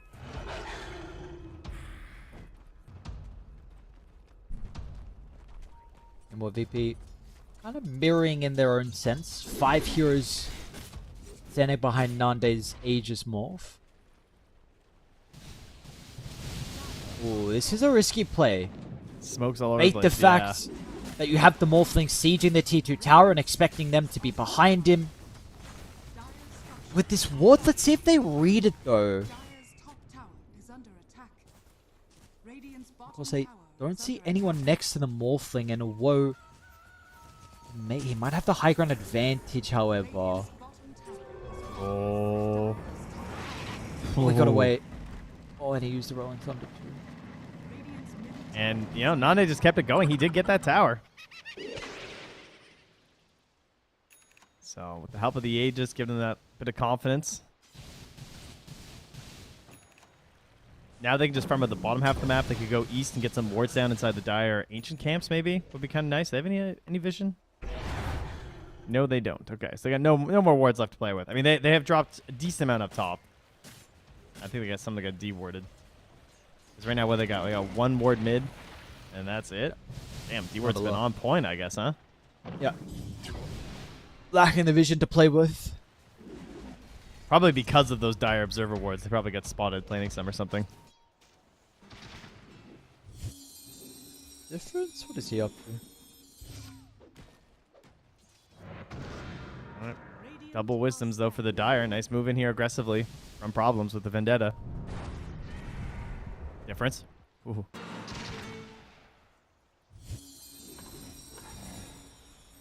Alright, they are starting to move on down bottom here. Like you said, though, with the Wisdoms getting taken, so there was going to be no threat from VP to maybe contest with the Aegis. Tormentor also goes down, so Janta has the Fire Shield. Not bad. Man, that's definitely a missed opportunity, I think, with this Aegis. To give up both Wisdom Runes and the enemy Tormentor? Definitely, in fact, yeah. Maybe you were hoping the Butterfly came out a little bit earlier, but probably still you can force a fight even without it.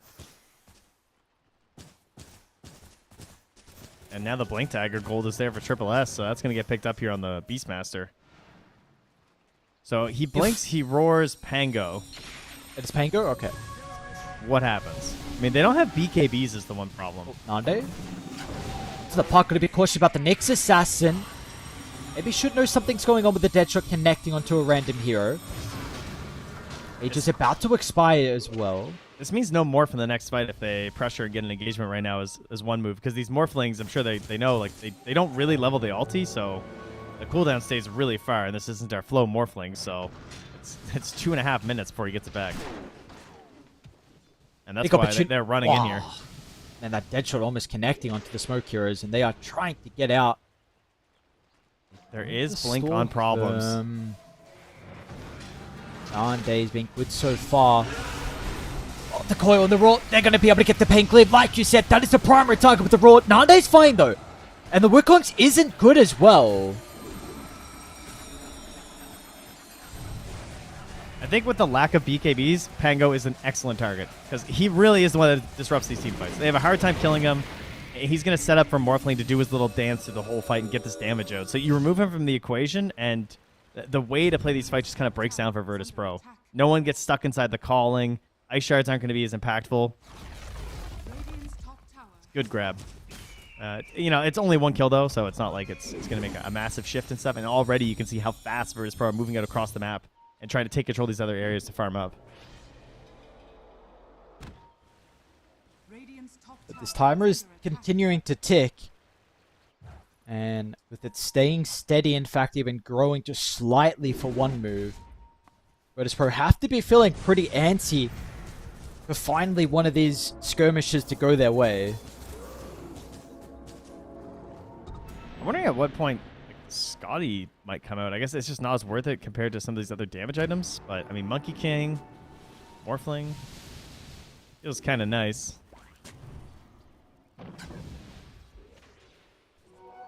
Problems could be in a great spot to be able to pop the smoke. Maybe sees the Monkey King. I don't know if the monkey was smoke. We'll be able to get away by the looks of it. So, nice read. They have a scan. They could blink dust here, maybe. Yeah, close. Okay. The timer ticks. Top lane getting shoved in. 3,000 net worth lead.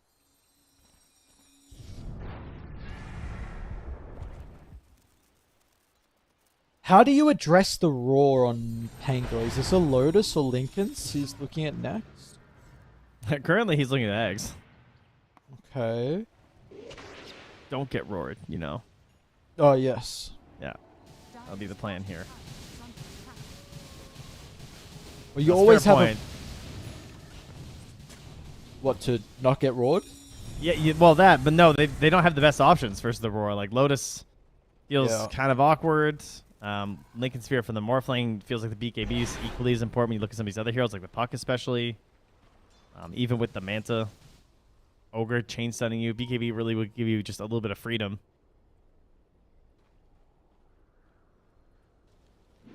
Which he needs so desperately.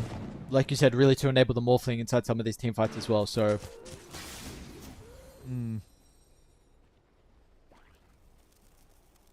We are in prime position though for this upcoming team fight. It's really going to be based here on Roche. Unfortunately for Dire, It is going to be a die side spawn, so they'll have the outpost. Buybacks are lacking for everyone on die besides the Nyx assassin. I mean, I guess really what it is that Notice is just going to put his faith into his tusk, so we're just going to have to watch for rain. Like, it's going to have to just be Blink Snowball. But that's when you have the puck double coverage coming in there, of course, with the Dream Coil, because if you do that, he can't snowball. Problems is going to find Rain, and he should be dead here. Ah, he was ready for that. Is he got living Blink. now? No, he should die. They got the nuke. I was going to say maybe they coil, but going to be blown up. They also see Nande farming top lane. I don't know if there's really much they're going to be able to do. Monkey? Someone's come through the portal. The Monkey Cut King. down. Oh, are they actually going to be able to blow him up 4-0? They are. Triple S. Not even requiring the roar as well. Like you said, cut down from the tree. And man, VP just slip up a couple of times this game. And this is now free roast by the looks of it. Oh, man, this Aegis, a little bit of banner for some pushing in here, too. Oh, it happens so fast. You come through the gate, you get chopped down from the tree, and map control gone. What is Nande going next? I mean, he's going for his BKB. He's been working on this for so long. It is nearly done, but now it's Aegis Medusa having to cut through this twice. I feel like I just want raw damage on this Dusa. I want some more oomph. I'm still not feeling the oomph from this hero. Is that just me? On the wait, the Deucer or the Morph? On the Dusa. I don't know. It's not super scary Deucey yet to me. I feel like if she's still standing in the fights, because there is such decent mobility between Pango, Morphling, and this Monkey, I feel like they're just going to get out. No, I Maybe agree. I'm wrong. I want the red damage item. Yeah, against the big Morph. damage. I, But you know what? against There the- is. I'm not accounting for Bloodlust, you know? That's a pretty big factor for sure. Okay. Yeah, against the Pango as well. I know we're speaking about the Roar a lot. Wait, they're going to take a fight here? Did they see the Monkey King? Maybe they've got a glimpse of Squad X. With the right side, they try and get towards the backline, but the puck take actually might be blown up. Not a bad start to the fight if they can get rid of the mid laner. He's somehow alive, and they are not. Squad X doesn't even get the Wukongs off. The fight occurred inside the lane. He was not expecting that. It's just nothing is going right for Virtus Pro. They started the game well, but it's just one move. Constantly have the advantage inside these team fights. Yeah, I take it back. Bloodlust is doing its thing. She's just swinging a little bit. People are going down. Close to blowing up that puck, though. Very, very close. And now they're going to catch Nande. He actually morphs into the Nyx. What's going on? Coil's still there. Nande's in some trouble. Up the coil. They're going to take the haste out of his face, so no chance of using that to escape. Waveform up, but unfortunately teleport still on cooldown. They're going to miss some stuns, but they got the point click. 5-time streak. Problems takes it. That was the man for you. You're saying for Dai, he had to have a good showing this game. He's been pretty good on the nets. Indeed. Now they got that creep wave coming down the middle lane. They can just shepherd this in. And if Puck can just heal up rather quick here, I mean, I don't see why you wouldn't want to poke high ground right now because they just grabbed another kill. Just jumping with the roar.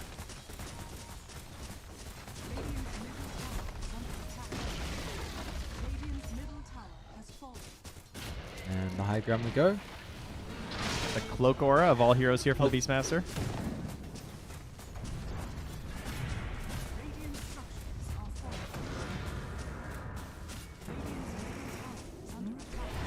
Looks like the Bloodlust is doing it. Well, Yeah, it's definitely doing it.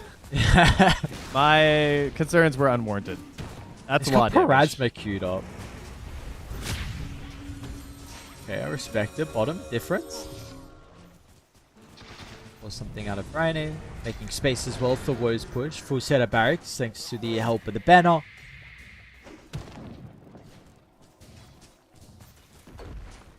Radiant's middle barracks has fallen. They stop. There is a amp damage Ooh, the inside the smoke river. They're back. actually going to double back. Ooh, wave coming in. Notices what? Yeah, okay. Nice Nice blink. blink. Roar is back here. They had to be cautious. Nande has morph back up in 15 seconds. BKB as well. How do you take the angle though to get into the team fight? Not a lot of trees for the Monkey King to play around. Smoke's gonna pop on the low ground. Nande. The morph out of the base. So give him time to reset the position.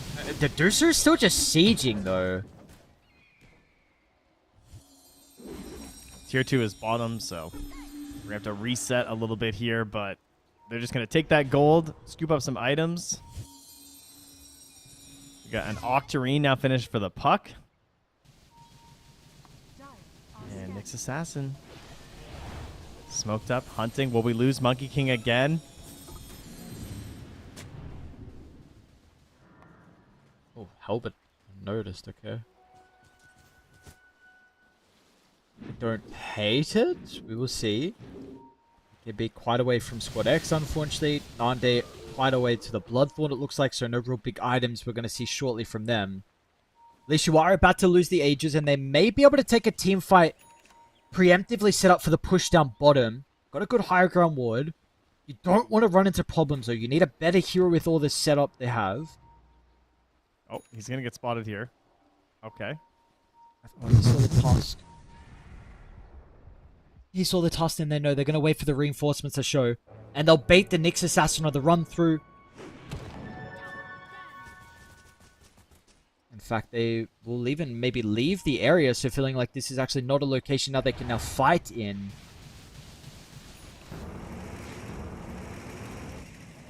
Alright, they're committed. Wow, rolling. Really? Into the Raw? Force Staff keeps the Deucer alive. The Panko's just dying inside the ultimate form. They forced the issue with the net worth deficit, but it just wasn't going to work out. That fight never looked good from the start. Tusk is gone. Importantly, some ultimates are on cooldown as well, and Deuce's mana is a bit of a concern, so maybe you'll just look to refill up and then go back. Alright, well, you lose some cooldowns on a Tusk, but you do keep your tier 2 a little bit longer. You push this game so that maybe there's a chance that you're able to contest the Roche. Can you give up this next Roche? I guess there is a world where if they put it on the Deuce, you're just going to try and ignore her your best, you know, as best you can anyway. So it's not GG. I mean, if your allies stay close, no, it's hard. I mean, you can just try and throw the halberd on her and kill her friends. But, you know, such is the life of the desperate team. You have to kind of try something a little bit crazy. Yep. Speaking of a little bit crazy, Triple S here. A little bit crazy. Not, not quite it. We have a rapier queued up from Nande as well. This is also a little bit crazy. Problems. Nande's in a bit of an issue with how far into the territory. Should know that something's going on with the neutral. Okay, never mind. We'll continue to farm, and that's going to be the cost of his life. Radiant's bottom tower is under attack. Yep. Yeah, that's not ideal. If I had to pick a phrase here. Whoa, just totally okay with it being alone down here. Not feeling any sort of threat. And what's Triple S doing here? Smoking up, running in this top lane. They're just going in the base. I think they do know he's there. There was a ping from the Pango seeing the wave get pushed out, but it's not going to matter. They are indeed going all into the base. Now there's got a buyback available. Oh, the silence from difference before the roll, and Triple S is ready to go with the follow-up. First buyback's going to be used. The Monkey King, unfortunately, does not have one available. Tier 4's under siege.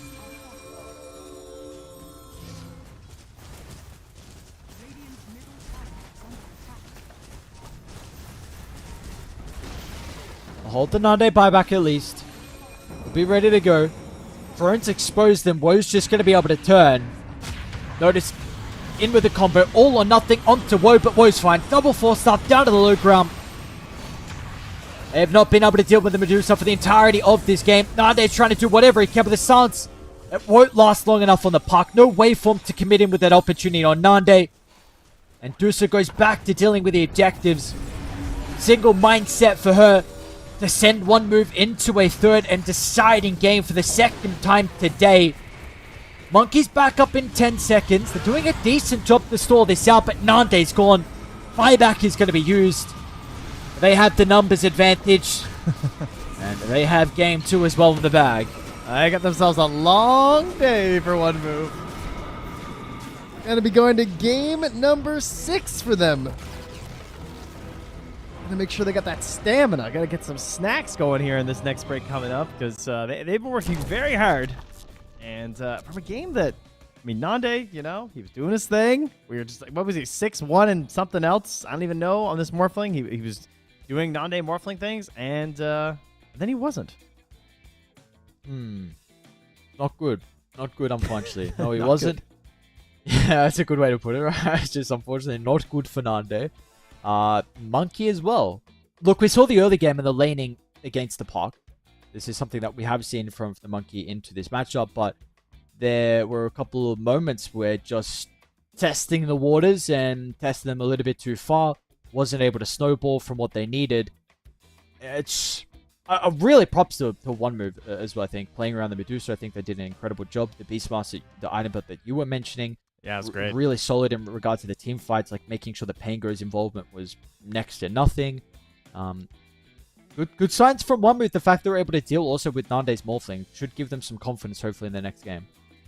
Yeah, and this Pango flex to the offlane, just tough time. Much harder to keep the farm up, keep scaling the way that you'd hope to on the hero. Definitely a reason why we don't see it quite as much. And the prioritization of one move just made his life very, very difficult. Shout out to Ogre. Hero is indeed good. So it gives you a pretty easy game for the Medusa. And yeah, we'll see what wonderful carry will we get. Lifestealers, Medusa, Spectres. We're having them all here. We are indeed. We are indeed getting them all. At least we're getting some different carries. Still sticking with the Morphling, but we're going down some different heroes in regard to the position 1 role. So we'll see if there are any crazy ones that come out in our second game 3 of the day. We're going to go to a break. When we come back, we've got game 3 draft getting underway. We'll see you guys soon. Every day the feeling's getting stronger. Just take the chance, make dreams come true. Will I ever see a pretty face again? Rendezvous is all I'm hoping for. Maybe we can meet up on a boulevard. Let's get away, yeah. Let's get away, yeah.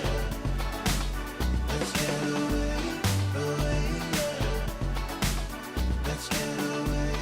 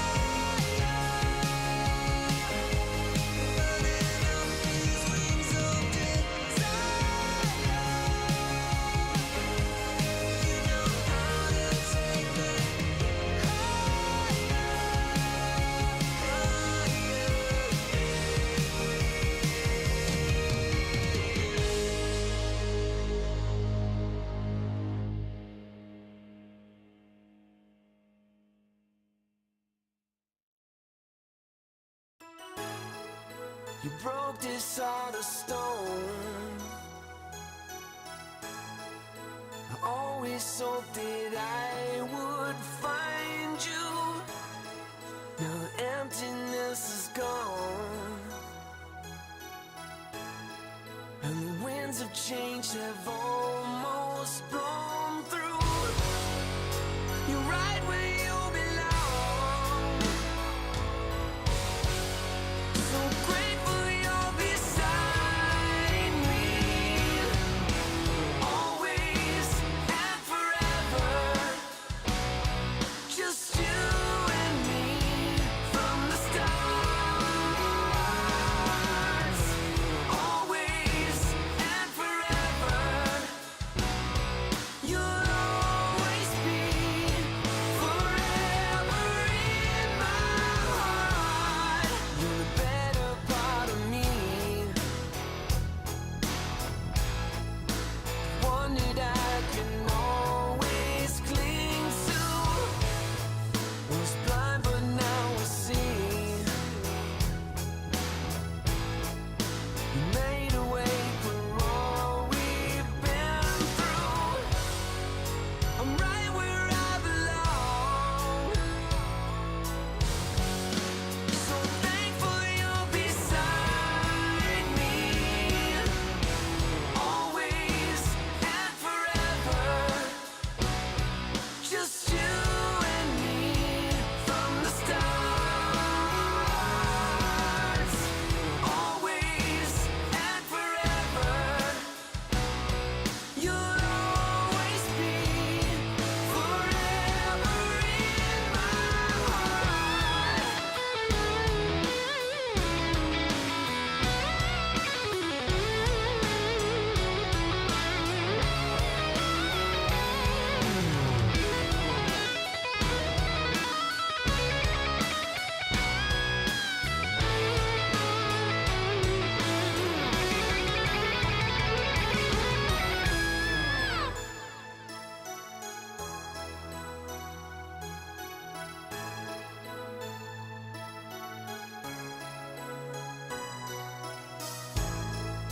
You broke this heart of stone.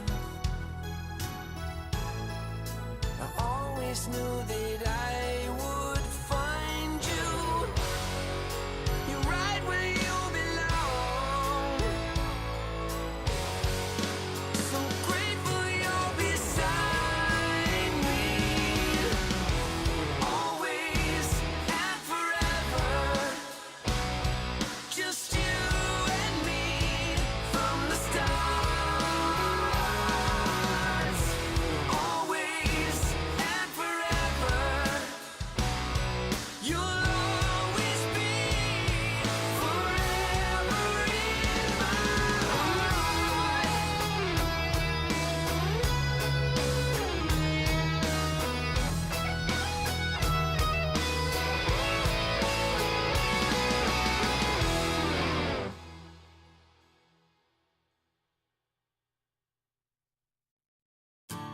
Heaven sent you down to me.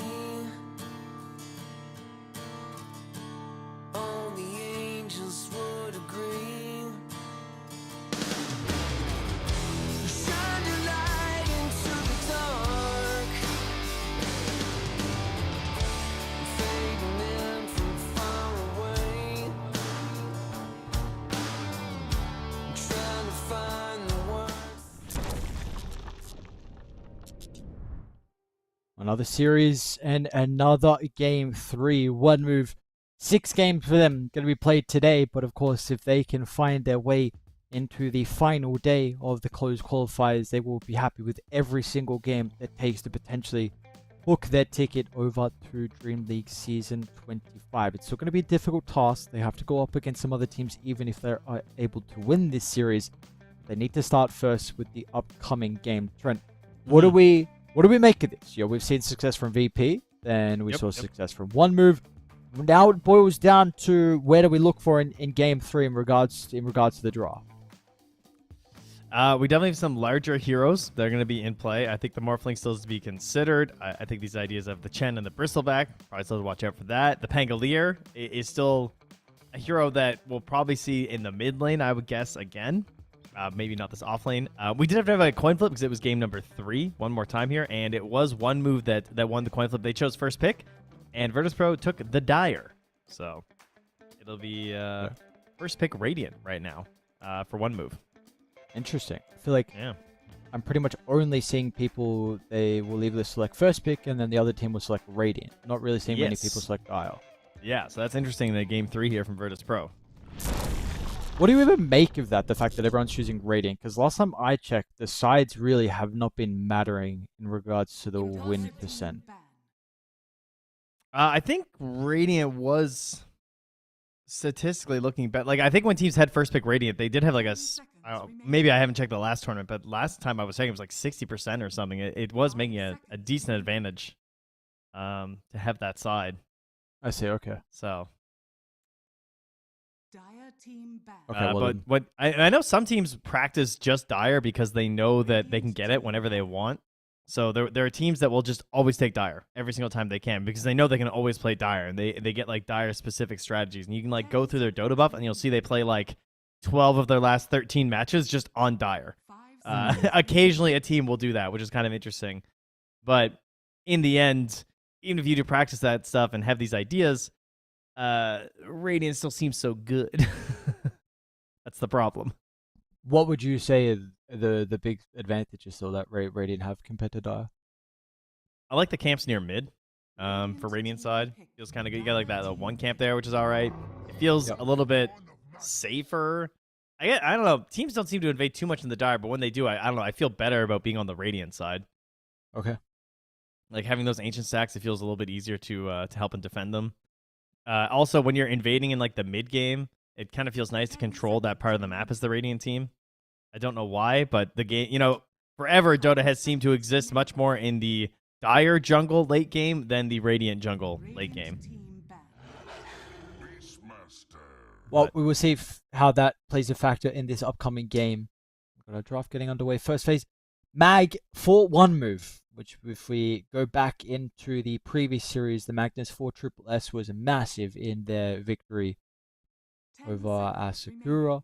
And we will get the Beastmaster though from Noda, so one of his better heroes as well is now in the arsenal of the offlaner for VP. And will they now ban the Ench and the Lich from one move, I'm wondering? Radiant team ban. No. Muerta. I think Ench should be the other ban though. I don't want to give up Ench Beastmaster. Especially with the Magnus. I feel like Magnus doesn't do that well versus an Ench +1 lane. If this is going to be offlane Mag. Yeah, I would agree. I think it's not only the lane, but also just the early game, with the running of the summons, making the game a little bit faster than what the Magnus would like. Well, not going to be the case though. So Ench up for grabs. I'm guessing we're going to see a Lion again this game. I feel like that hero's about to pop his head back in here. Yep, I would also concur. Probably looking for more for Virtus.pro just to save against the Magnus, and then one move, something like a Shadow Demon for them. With the save versus the Beastmaster. Tusk is also something that we saw last game. Some value versus the Beastmaster Raw. Didn't see it very often though, did we? No, we didn't. In combination with the puck coil, it was a bit tough to actually find any sort of a snowball save.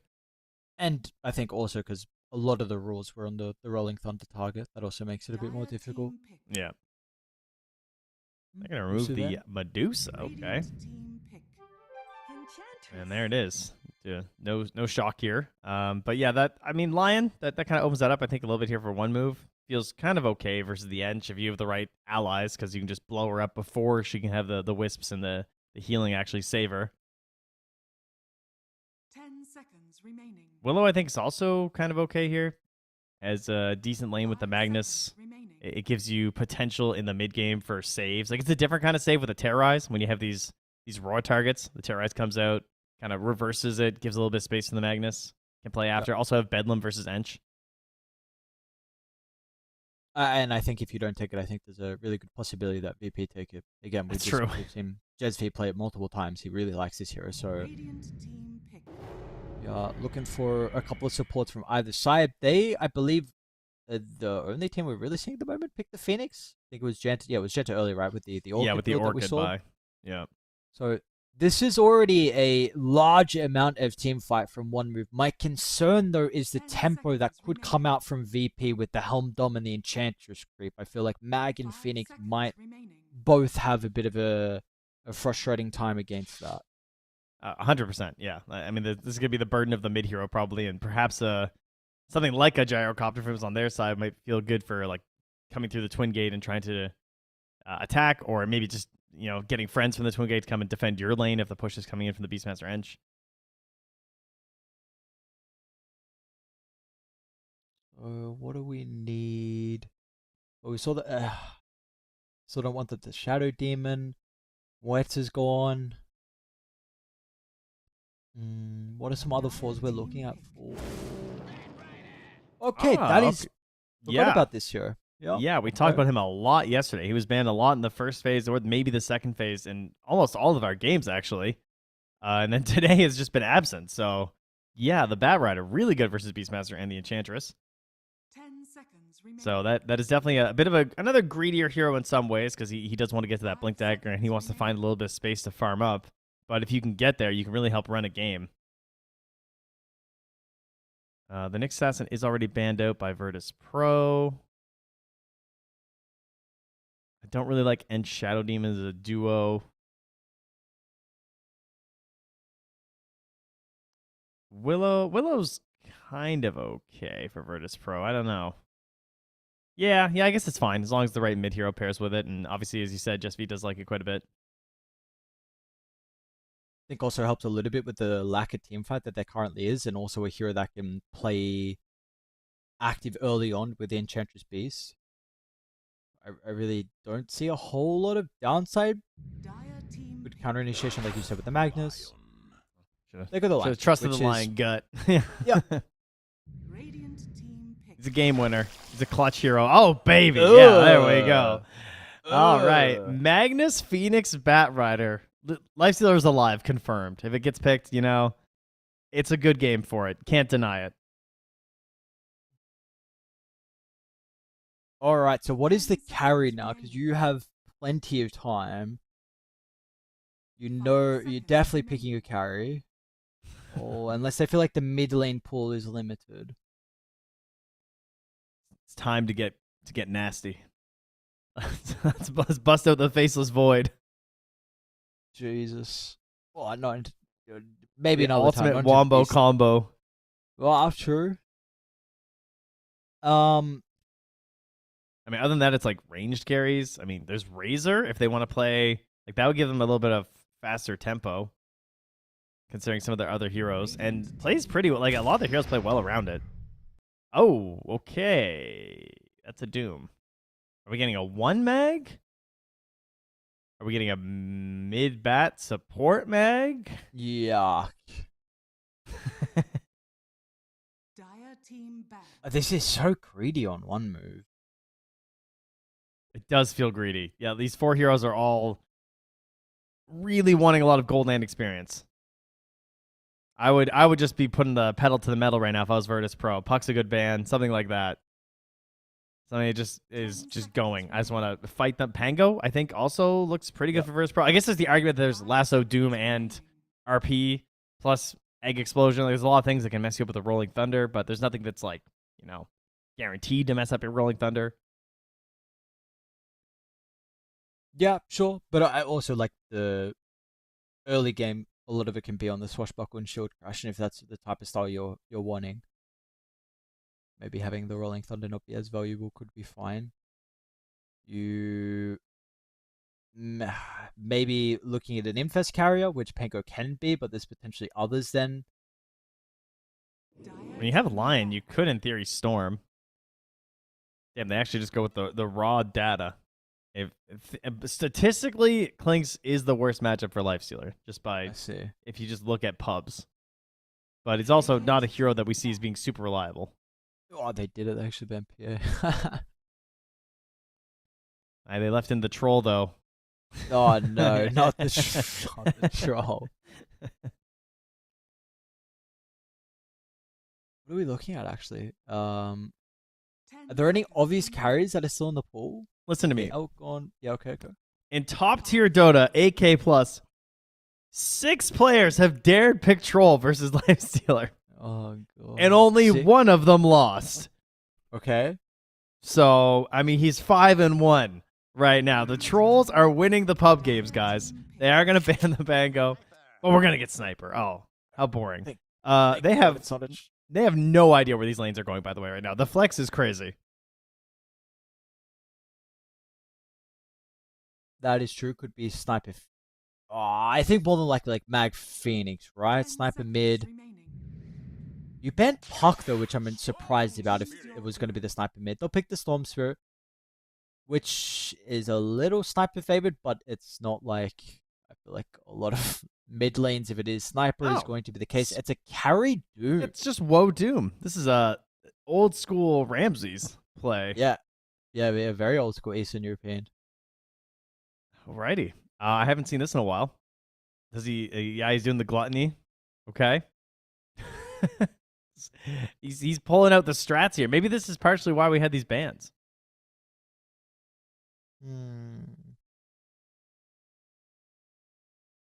Okay, maybe even limits the, Enchantress value, and the Beastmaster potentially can't go the Helm route now.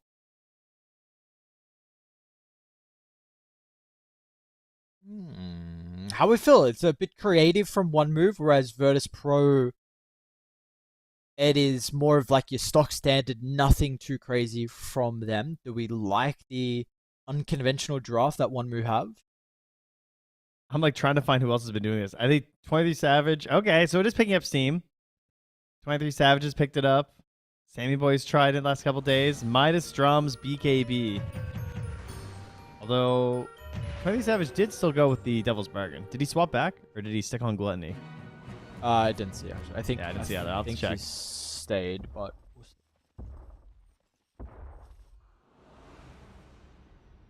Savage has also been one of the other people that has been doing. I know you just mentioned in the pubs, but even in competitive games. Oh, really? I must have missed those. For battle. I mean, it's logical.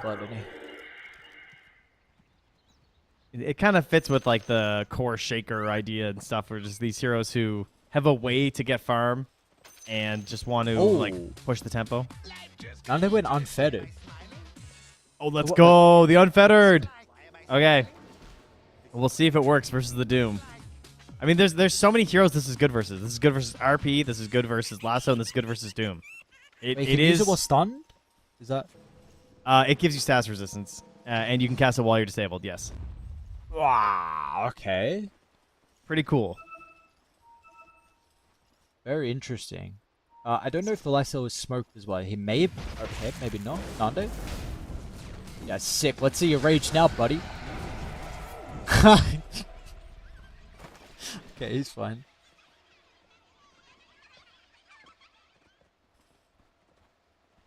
Oh, level 1 unfettered. No, I don't. Can't I just say rage? It's still 60% magic resistance too. That's the thing about it. Like, you don't get the immunity, but it is interesting. Not a lot of people going for this, but it really does make sense this game. If there was ever a game for it, it has to be this. Like, you get it off before you get doomed. That's going to help reduce it. You get it off while you're lassoed. You get it off while you're RP'd. Okay, I'm excited. I mean, it's Nande. He's been clutch. He's been massive. Absolutely massive for VP. So, let's see. Let's see. Apparently, this lifesteal is a hero. I don't know. Eastern Europe showcasing... I don't know if there's something going on in pubs right now, but people have been theory crafting some of the other carries like you're mentioning, because the pool is a bit limited. Maybe one of the better ones to deal with the DK along with the Alchemist. So interesting stuff. I do think we didn't really get a chance to talk about this Storm Spirit near the end there, since we had to figure out where the hell everyone was going. I think in a vacuum, Storm is the best hero for their lineup. Like, if I just had these 4 allies, the hero I would want the most on my team would be Storm Spirit. I do wonder how much of a game he's going to get based on these enemy heroes. Because, like, they're pretty greedy on the Radiant, but they're also sort of okay at like standing their ground in some of these situations. I don't know. I'm a little worried about like trying to get this Storm Spirit snowballing because of the sniper But again, if you get the way the game is supposed to go with a Beastmaster, you should be able to open up these opportunities for the Storm Spirit to make these zips in.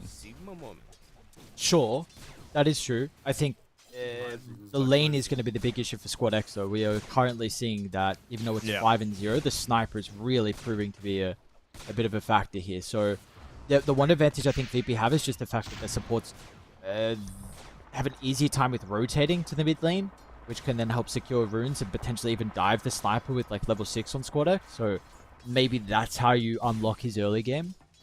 Yeah, and we have seen these games before too, where the Storm just dies to shrapnels before level 6. A little bit of mispositioning, so that help is certainly going to be needed.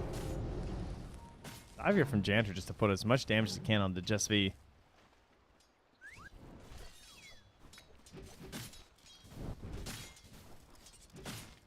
Another thing, I suppose, we'll have to see the stacks as well from VP. I mean, they don't have the greatest stack makers, but maybe that's a way you can assist the Storm Spirit too.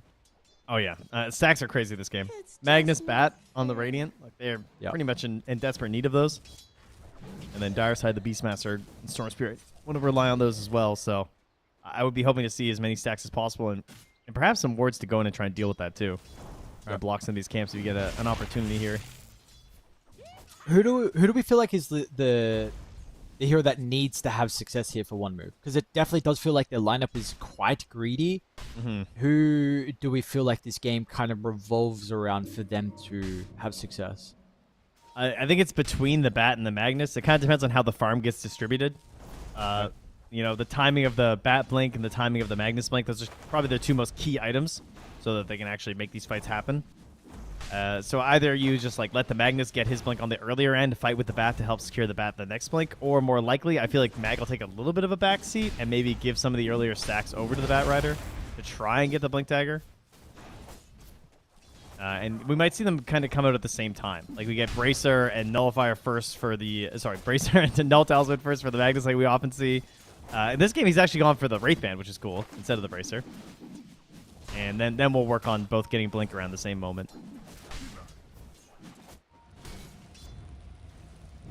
And that is the thing for Virtus Pro. You did not opt for a save. You've gone for the kind of aggressive counter-initiate route with the Lion Hex, which has been great versus the Magnus in the past. But we'll see what it can do versus the Bat Rider. Yeah, put some pressure on this Phoenix too. Because you don't want to be like too crazy with your dives. Yep. Definitely says there's probably a big advantage for teamfight for one move, so then that is where the early game ball up comes into play for Virtus Pro. So we'll see a lot of those timings come down to like the Storm Spirits kills. Nande looks like he's having a really good time at the moment though. 25 and 13, so a lot of denies for the Lifestealer, which I'm a little bit surprised about. I thought the Mag would have had a better time in the lane considering just the raw damage advantage that he has. They've been pulling the lane apart a lot too, though, so he's not able to just like sit on top of him and get any denies really. And then Nande, of course, just constantly feasting, so it's difficult to have any sort of chance to really harass him. And then there's an Ench too, so he's actually going to go through the Twin Gate. Not sure how much you can get into play like this. We'll see. Oh, good time for a ward. Janter spots the Ench. See, are they setting up a double wave maybe to dive the Doom under the tower? Probably not the easiest person to be able to go for though. But rotation will not work out. Like you said, nice ward from Janter. Now Problems is hunting. Like, where's the Storm Spirit? I mean, you know where he is. He's going to be farming these camps somewhere. One camp's empty. Next camp gets taken by Squadix. He's going to run home. Doing all that he can in this matchup. Yeah, the CS looks close, but net worth-wise, not that close. 500 gold gap because he's farming so much on the neutrals. And difference is playing a very different hero than a lot of these games. He's had to be pretty active. He's been a lot of playmakers, lots of tiny from this guy. Now he is just, I'm the sniper. You know, I'm the big carry. That's what kind of allows you to do these heroes like the Doom safe lane. Mid lane, though, no more than likely is going to TP back in, so a big opportunity for them to kill Squad X and give him the walk of shame. Difference went deep under the tower. They're going to send the Enchantress creep forward. Difference taking a lot of damage, but is it going to be enough in the end? Stuck inside the tree line, the pine cone going to work. Janta as well. I don't know if he took a bunch of damage from the tower too, but in the end, like, not bad for Virtus Pro. I mean, unfortunately, sure, the Storm Spirit, but I feel like that is maybe the best case scenario with how that started. Yeah, I did not think they were going to get the sniper back. He just ends up so deep under the tower. The damage is there from the Ench creeps. Very important they take him down. Sure, it sucks for Squad X, no doubt. But at least the sniper isn't going to be like level 7 or 8 or something. After a fight like that, it's going to be 7 anyway in a moment after this creep wave. I mean, Difference is still going to be on top of the board, but at least that's going to bring him a little bit closer to Nande, your life stealer.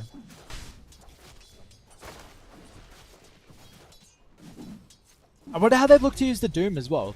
A possibility for him to come through the portal with level 6 if he wants to level up the Doom. Maybe some carries will leave it to go for more points in like Devour and Scorched Earth. Would you like to see like an early level in his ultimate and a potential movement to top? Yeah, I wonder what's more value. I mean, he just takes it, so there we go. Top, that's definitely the play, and they're going to do it right now. Nande's in some danger. Flame Break, push back. Unfetted's going to be there. Just gets out of range of the Doom, though, but he's still in a bit of an awkward position. They're going to try and split their attention. Woe should be able to chase down with the Enchantress. Meanwhile, over to the right side, Nande is not escaping, so the move isn't just good for one, it also gets a secondary kill. Mid lane, same time. They're turning on the Difference. Oh, is this going to work? Strength Treads, double Wraith Band. Difference is surprisingly tanky. He's got the Wong charges too. They're not going to get the kill and they're going to die as a result of it. Uphill. High ground misses. Oh, so close, but man, quick responses out of the supports on one move. Oh, I love a good uphill hit. One of the best things that Dota, you're just not quite sure. Just be clutching these kills on the line. But yeah, good turnaround play there. Rotations from the supports, still fine for the sniper. He gets some XP, and the supports get a big gold boost. Now, I mean, with the use of that Doom, he's already level 7 anyway, so he can go right back to pumping up that Devour. Roar. Okay, opportunity with the zip into the Doom. This is a heavy committal. Whoa. Looks like they're going to find the kill.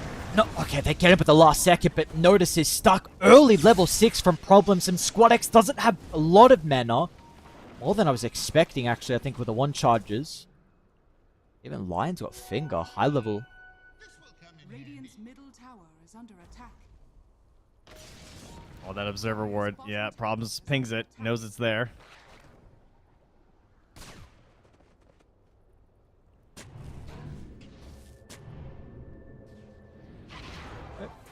Steelwood protects the tower.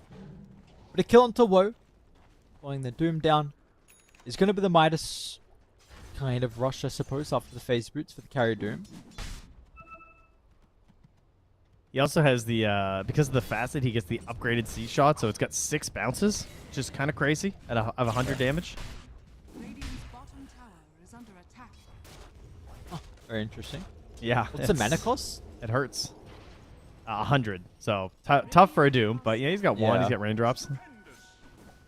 Not so much for farming, but it's good in the engagements. Middle tower is under I attack. believe I have another Observer Ward that saw the rotation out of the Doom.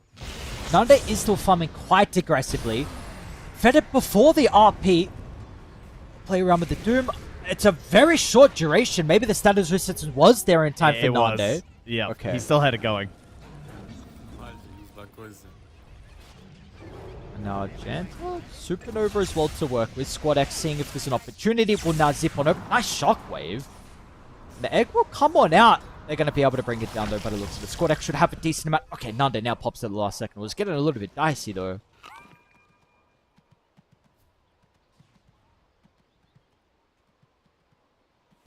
Trying to see how close he was. He was point, what? He was a couple seconds off. Yeah, he still had it for about 2 seconds on the unfettered. What level is it anyway? Just level 1, man. All right, well played. I mean, that's the thing about status resistance is that even if you lose the status resistance, the spell like it's not it doesn't change. You know, it's not adaptive on the spell. So like once you lose the status resistance, the Doom doesn't like get longer or something. So as long as you have that unfettered going when you get the initial Doom target, you just see that happen, which was crazy because that's supposed to be a 12-second Doom, and instead it's like what 4 seconds or something. It's 60%. Yeah, it was very low. Very interesting because we do see. I mean, this would be an incredible Sanjin Yasha game. Lasso, Doom, RP. Oh yeah. Oh, he's gonna get it for sure. Okay. Yeah, I'm definitely gonna double up on that if I was him. Big Stacks. Yeah, big farming steal here. I mean, see Beastmaster is pulling the Ancients over as well. Not stop that, however. So another very equal game though between these two teams. Like to start off, really no big lead. Storm expected to be a little bit behind, but still not like he's completely bodied. No, he's getting runes too, which is very important for this hero. Problems needs to go and get some more stacks though. This blink timing is going to be, again, as kind of expected, very similar to that of the Magnus. They're both, what, 1,700 gold on the Magnus and 1,700 gold on Bat, so they are neck and neck right now.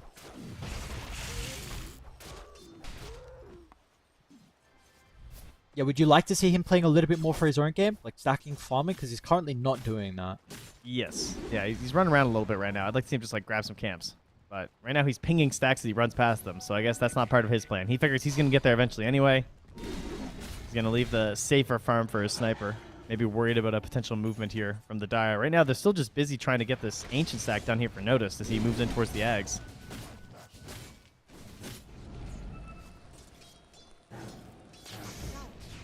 So he's going to finish up the Ags on Beastmaster in just a moment. There'll be another Wisdom Rune here in 1 minute. Lion already has the 3 points in the Earth Spike, 2 in the Mana Drain to help it with the Storm Spirit as well. And there's Blink for Mag.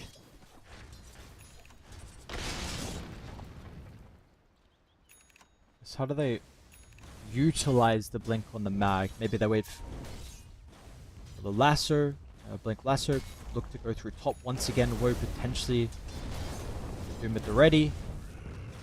It's a chance creep. Yeah, smoke up, looking to go. It's going to be around the mid lane, currently Storm Spirit looking like the target. I don't think that's the hero. I don't know. If the Bat's there, they can kill him. Is shield room remnants remaining. Triple S stepping on 4, but Squad X seems to be aware, playing quite defensively. Even Nande's mid as well. There's a sense from VP that something is going on. Potentially looking to bring some more heroes to try and secure the rune. They're going to deny the illusion, but smoke will still last. Fortunately, it looks like it's going to be Rhino.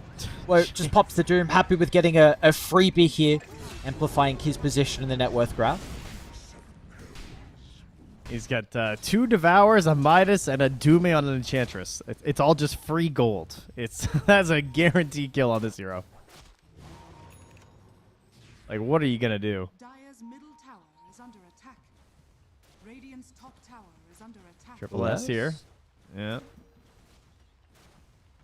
Oh, does this work? 1,300 health? I don't know. Radiant's top tower is Well, definitely not now. They got to dip out. Luckily, no one tip into the T1 tower, but Jesv in some trouble. Nande actually charging forward, so going to try and deal with the Bat Rider with a quick dying breath of the finger. No Doom, they know, but RP is the big thing. They're going to line it up with the Supernova combination. It looks great for the boys on one move. Nande has to duck and run, but you're not making out. Rhine will not escape as well with the spell casting of the ultimates. This will be the big advantage for one move in this final game, and they are showcasing early on. It is already an advantage for them. I mean, we did not get this pressure that you would hope for. Like what in theory would be the downside to drafting so much team fight can often be this issue where maybe you don't have the best way to salvage your lanes or the best way to hold back some of these towers before the levels are up for the team fights. And when you think of these big ultis or like ways to punish these cooldowns, now there is still a window to punish cooldowns, of course. When these are down, we have very limited cooldowns that you need to worry about on the side of Virtus Pro, so that's good news. But I mean, they never got that bottom tower. They haven't pressured the mid tower. They haven't got the top tower yet. They're going to get killed in the bat, though, so that's good. And it's an Invis rune, unfortunately, for Squadix. I mean, decent, but not the best runes. Well, speaking of objectives, they will at least convert onto Roche. Okay, so this is their punish, pretty much, right? For the lack of big spells. They think, hey, you know, we got okay spacing here. We killed the bat. We know where they are on the map right now. Let's just take this Roche. How long's the window with the ultimate storm cooldown? Can they look to do something straight away? Because I completely agree. Like, these objectives got to go. That was pretty much it. The window's pretty much over. I mean, they've got an Invis sitting on top of Difference right now, but that's a big ask. I don't know. It seems like a bit much. Dire's top tower is under Wait, don't worry. The Hellbear's coming.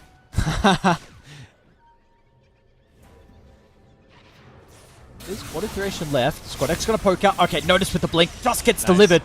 Not even needing the raw. Lasso, they got the Doom though over to the lifesteal, and Nande's in trouble. Once again with the ultimates back up. They'll be able to deal with the egg and now turn towards the carriers. Whoa. Well, these team fights this time were not going to be the thing that secures the big advantage for them. Now they're going to be able to chase some of the Magnus as well. Notice, ready to go.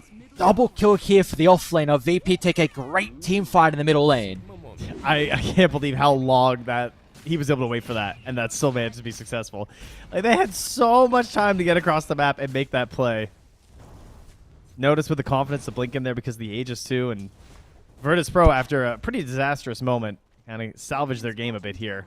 is under attack. They still will have RP, but that'll be the only big one that's left here in the tank when they come back online, so Radiant's bottom tower might need to wait a while before they group up and go for something of their own. And then, of course, what's the best counter to giant team fight and these big cooldowns is it's going to be that Aegis.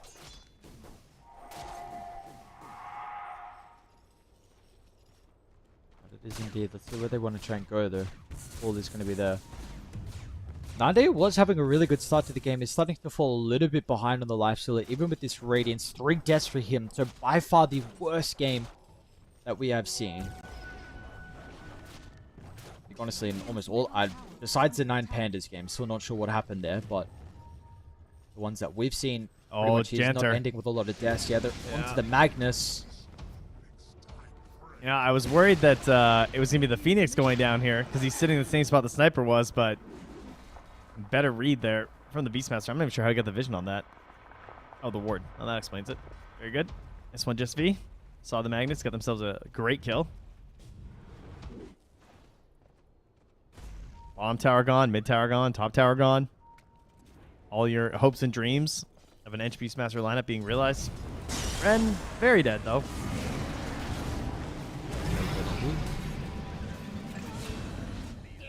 We'll see 3 heroes. I'm concerned about what happens throughout the entirety of this game now with Nodus having such a good game.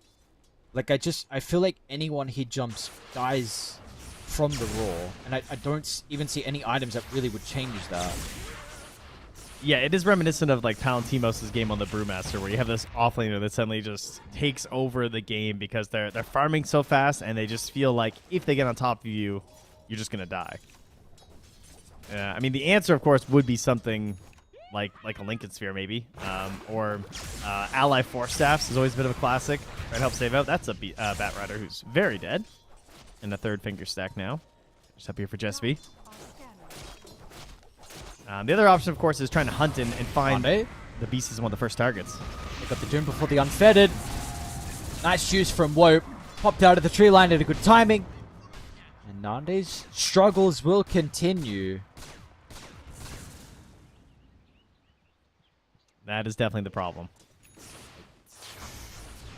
If you don't react with the Unfettered, the Doom is going to be a massive answer to you.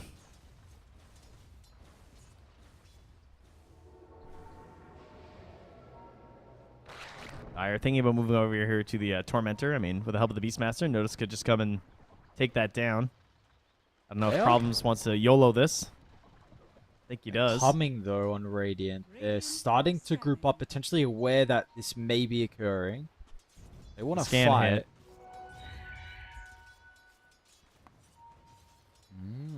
Smoke up VP. They want to force the issue as well. Even Nande's tipping in the outpost. He's going to be too late, but might get there towards the end. cut it. Jump in. Wisdom Room's going to be taken from problems. He will die. Doesn't have a buyback as well in case the fight breaks out. Squad X even wanting to commit towards the line because the chain control, it's enough. They get the Phoenix before the egg. Notice gets the double as well. Yeah, and he's just playing with his Aegis, not worrying about popping his BKB.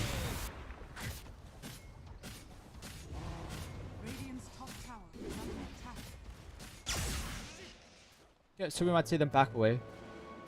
I thought maybe they might stay, honestly, for the Tormentor, but they will not. They're going to disengage. They have their own Wisdom Tormentor to take a lot of farm across the map as well. Mid completely shoved in. Power rune up in 20 seconds as well for the Storm Spirit.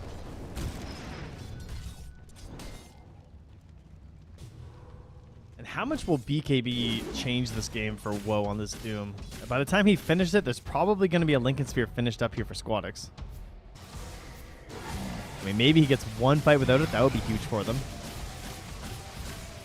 I feel like that's one of their best opportunities to maybe do something. Try and get a catch onto this Storm, this Beast, or this Life Zone, and actually end them before the fight starts. They're going to go now. Problems on this Bat Rider. He's got to clutch it up. Yeah, let's see. Find the last hit that they're requiring out of him. That's Enchantress, not who they not want. the target. Absolutely not. It's going to be someone else. He might see the Firefly. Don't know if they did. Yeah, they're bailing out of there. It's just not worth it. They need a big target, and they know that. Dire's middle tower is Him under is attack. starting to slip out, and yeah, with a jump onto the Enchantress, it's not good enough. With in regards to the Doom, if he has the choice out of everyone, who would you like him to use the ultimate on inside the team fight? Oh, that is a tough one. Radiant's bottom tower is under I think any of the three cores is going to be good. I mean, it's really scary with the Life Stealer. Life Stealer is the dream, but there's always just the risk he's going to get unfettered, right? So I think you can't risk it unless you feel like you have to, or you know the unfetter's on cooldown. But it's 7 seconds long now, so like Nande, he's probably just going to be popping it early and earlier in these engagements. Yep, and has Sanjin Yasha now as well, just in case he doesn't get it. Yeah. And the thing is like, I'm kind of looking, honestly, at the Beastmaster to get Doom, but I don't even know if there is ever a world where he gets Doom because of his positioning inside the fight. Yeah, because if he's getting doomed, he probably already roared. So then that's just awkward. And then if you're not doing Lifestealer, he can just infest with the bonus health, and honestly, that's probably enough. Yeah, true. I believe that does indeed still I think work. so, but I'm not actually sure. That's a good question. Dire's top tower is under attack. Difference? Yeah, they got a glimpse of him. Difference is in trouble. He's got some other heroes up on the high ground, but I think they're going to be a little bit too far away. Ganta, Sunray, anything? Difference is still alive with the RP? Glimmer Cap, and now the RP on the two. Nande getting chased down. Well, they tried to go for the sniper, but the turnaround was dead. Difference had the boys behind him. Oh, everything was going so well for Virtus Pro for a while, and they finally make a move that's a little bit too aggressive. Just as Roach could be spawning, it's super long. 2 minutes and 46 seconds. Never punished on the side of Virtus Pro here with the Roach spawn. That's good. That could have been so much worse if they were forced to give that up. Well, it will be a dire side Roach as well.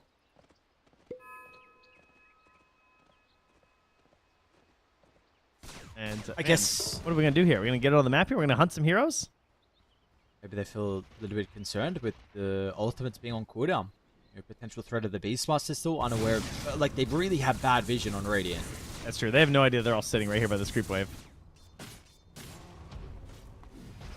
They've just been hugging the tree line.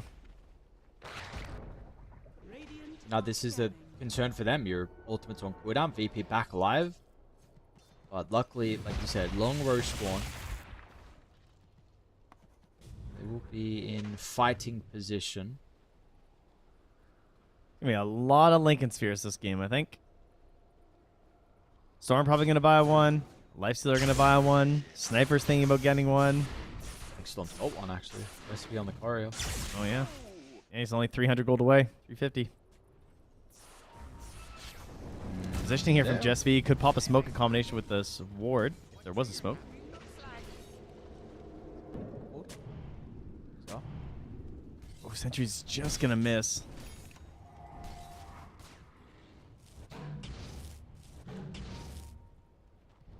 Fire starting to also converge on the area. Last one, I mean, that's massive target if they're going to be able to deal with Notice. Notice gets the beacon with Aurora as well, but the turnaround's going to be there. They'll keep Notice alive. Infest as well for the bonus health. Notice does go down, but this is a lot of ultimates committed. Surely VP can fight it. Yeah, they recognize that. Squad X, it's a zip in. Unfortunately, it's just Janta that stuck around. They wanted a bigger kill. The Phoenix is something that at least they'll be happy with in the end. Importantly, Roche is still 40 seconds down, and even then, you really need your Beast, I believe, to be able to take Roche. Man, they did so much damage. It took 4,457 damage total to kill this Beastmaster because of the Infest play. They had to use Lasso. They used the RP. I'm not sure what happened with the Doom. Are scanning. I think on Beast as well. Do you think it just- oh, like, no, right, so the health? Yeah, do you think it just felt like they didn't need it? I guess. I guess so, yeah. Oh, yeah. Maybe he got silenced or something. I'm looking. Oh, he got hexed and roared and stunned. Okay, yeah, he got chain stunned. He never got his BKB off. That explains it. Well, I think he had AC queued up on Doom, so... Like the AC? I don't really, to be honest. As opposed to like Refresher or something and just going all in on the spell, or... Yeah, I mean... Yeah. Maybe it's okay, honestly. Alright, we're coming back up to this Roche. Lasso's back. Ward. Is she? Is Doom even going to be able to activate the BKB? Like, we'll be able to do so. They're going to try and target double the line. Jesfi's gone. Rory's back up. No BKB protecting for the moment. The Lasso's going to try and drag the Beastmaster away, but the ultimate's on cooldown for Radiant. Without having these big spells, it's going to cost some difference now. Stuck, they found him in the tree line, and as soon as they see him, it's a beacon, and everyone else goes towards the kill. This is now opening of Roche. Again, no Beastmaster, but surely with the timing, they should be able to bring it down. They felt the need to rush that engagement, and it was just like 10 seconds left on the RP maybe being back up. Makes that really difficult to win that fight. No egg as well. I feel like Woe played it pretty well, too. Like, getting into the engagement, chasing the line around a little bit before eventually going for the BKB to ensure that he could actually get the ulti off. Since they don't have a good choice while he's BKB'd outside of Roar. Like, he BKBs, he survives through the Roar, and then he gets to Doom his target. But dealing with the Lincolns now in the Storm and then the Lifestealer, he felt like he had to throw it onto the Beastmaster, who was already in trouble. Yeah. EP's scraping a victory there inside the fight. Gives him the Aegis over to the Storm. Roche's banner.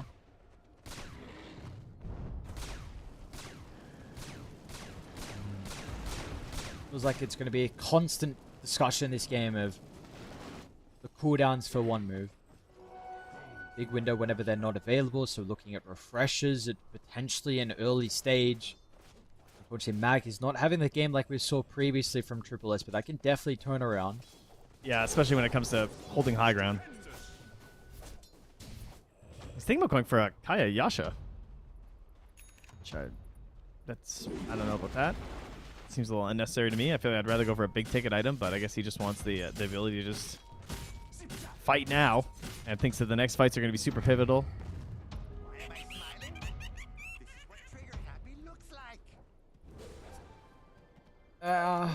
Did he go last time? I think he may have. I think he might have too. I just feel like he needs a bigger item. Yeah, I agree. Radiant's But middle tower is under attack. he's the gamer. Dire Professional e-gamer, as the cost would say. So, you know, trust his judgment here.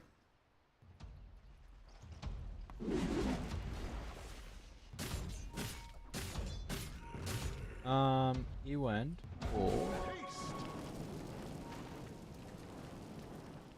I keep clicking the wrong Dota buff. Right, doesn't matter. Alright, let's see. 3 minutes left of the Aegis. Let's see where they want to walk it down. Storm Spirit continue to play super aggressive. They have an okay ward at the moment that I believe is scouting out the Phoenix. No, Phoenix just got rid of it. Protecting their jungle. They're starting to group up on one move, so maybe feeling strong enough to take a fight into the Aegis. Yeah, Prasma is also almost done here for the Storm. 100 gold. Radiant's middle Increases tower damage up by quite a bit. Is there a Radiant Smoke, though, to maybe try and make some sort of play and wrap this around, or do they just want to sit on their high ground and peep their way to victory? Is under attack.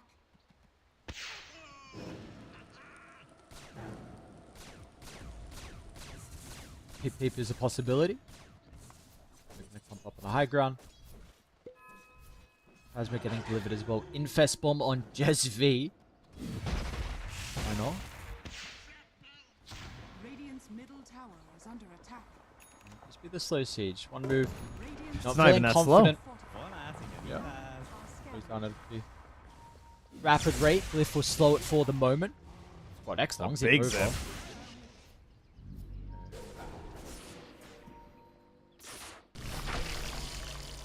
Now, lead is not growing. They're not doing a whole lot with this Aegis advantage. Time is ticking now. Radiant's middle tower. They don't have Nande as well. Supernova, Squadix? anything to protect it? Yes, there is. Jump in from Woe. Or drag back the Enchantress. It's... maybe it's okay. I think you lose your tier 2 still. I mean, they still have Doom. I think the tier 2 eventually is going down anyway. Oh my god. Okay, he goes in. They missed the Lincolns. What? No one else is there for the fault because the roll's going to be on the Magnus. No RP now potential. As Triple is in some danger. Tries to get the Skewer into the middle. There's Holy. the RP. They've been able to deal with the Storm Spirit Ages. They've used a lot though, and yet they got to dip out. Notice is ready to jump back in with the Infest. They've got a possibility to bring down Difference. He's fine for the moment. Stands his ground, turns with the BKB. It's not enough though. Nande. Oh, he's committed. Grenade into the middle. Is he going to be okay? Infest on cooldown for another 10 seconds. He's got to stay alive long enough. Squad X may not make it though. No Nande. 3 seconds. Help me! Storm Spirit come back. Oh, he's going for the TP. Okay, he made it. No one there to cancel. They got nothing left in the tank. How did Mag get over there for that RP? He just like bullied his way through that fight. I actually have no idea. I thought he was getting zoned out. He was in trouble. And he just manages to connect there to take down that Aegis on the Storm Spear and kind of break the hold they had on that fight. So a high ground. And what a first jump in there from, whoa, that did not look that good. Like the Doom No, it hit didn't. and the Lincolns was immediately after. So not only did he dodge the Unfettered, but he managed to avoid the Lincoln Sphere that got thrown onto the Lifestealer defensively, so then they lost that ability to help protect the Storm. I don't know. It really did not look like a good way to start, but in the end, it wasn't too bad. What is the sniper going for next? That is, what is he? Data Damage. Oh, do you like this? I love it. Damage. You Damage. do? I just want damage. He's got one job, man. He's just... they need it. He has a Doom carry, like Okay, Mag okay. off lane. He's got Lasso. He's got Egg. He's got to do the damage. Okay, alright. Damage it is. Red item, the big one. Now he's going Lincolns, though, so you know what? Okay, Who never mind, knows? no damage. I mean, he does have Quiver, which is nice. It's a good bit of damage. Smoke up. I see one from one move. Haven't seen them actually enter VP's side of the map in a little bit of time, but they are feeling like they're in a position where finally they Are scanning. can strike back to the heart of VP's territory. No one's home, though. They got good one read from ward on Dial. the bat. They better make it good. There is still a gem on Storm, so if he's going to drop a ward, it's going to be sneaky. More than likely, he's just going to hold it. Keep it for when a smoke pops somewhere. Wisdom Rune will be secured by both teams. And now Tormentor being worked on here by the Radiant. Shot Problems on the bat? No. Whoa.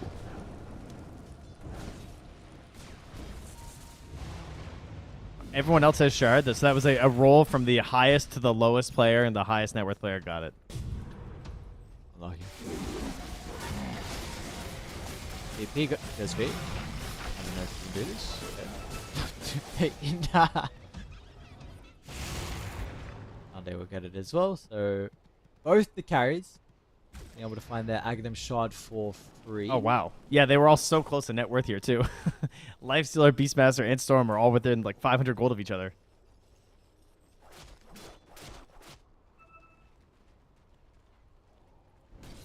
Is there a side you're favoring a little bit more as we head to the later stages? Like, surely it's a team fight, no? Yeah, I think the team fight is the way to go. feels a little bit better. That being said, it's not the easiest game to hit a lot of these spells. And they do have a bit of a gold lead and probably an XP lead, although I haven't looked in a while.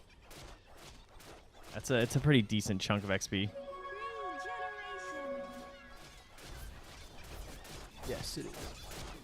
All levels for VP. The gold for them as well. So let's see. And who knows what this Enchantress is able to do towards the later stages as well. Team fight's a little bit iffy, but let's just go for the raw damage. And we may be put in a position where we're waiting for Roshan. Yeah, I think that's the real issue. Is if whoever gets the Aegis is definitely in the lead here. Now we have another Lincoln Sphere here too, and this is of course the frustrations of Doom. I wonder if there's an Ags play here. Oh my god, that's such a good play. Wait, get the Ags versus the Lifestealer. True. Because then the Unfettered doesn't matter. Yep. It's a very good point. Speaking of the Ags, it is available on the Storm Spirit. Look at the position from Radiant. And now, okay, there's triple Lincoln. All right, we're getting Ags, Doom. We're getting Ags, buddy. Put in the call to woe. God. This could either be a great position for them or a horrible position. Scepter, Vortex into Earthspike. But maybe if VP walk over the bridge, the area where the RP can go to work. This is that fight you were saying. Person who gets Roshan, third Rosh of the game as well, will be the ones in the lead for quite some time. You have Vision with the Shrapnel and the Bat. A couple advantages there, but the wards are placed in a great spot here by the Lotus Pool by the Dire. So they have to really cautiously try and work on these. And do they have a gem? It's on the Bat, and he's in the back right now. They're going in. No smoke. Tip in. Squad X for the reveal of the Scepter. Onto 3. Raw's going to stop the Doom. They'll try with the Supernova. Lasso's going to protect it. RP as well. Everything to protect the egg. It goes down, but it doesn't matter. It has done its job. Ryan, you're not getting out. All right, they're going to be able to stabilize. bring him down. Yes. Don't commit. Don't commit. All right, figure it out. Can you go take Roche now as one move? That's the question. Is it yours? Surely. It should be, right? But is there a play? Like, they're still sticking around here on the Dire. How are they still sticking around? No Raw.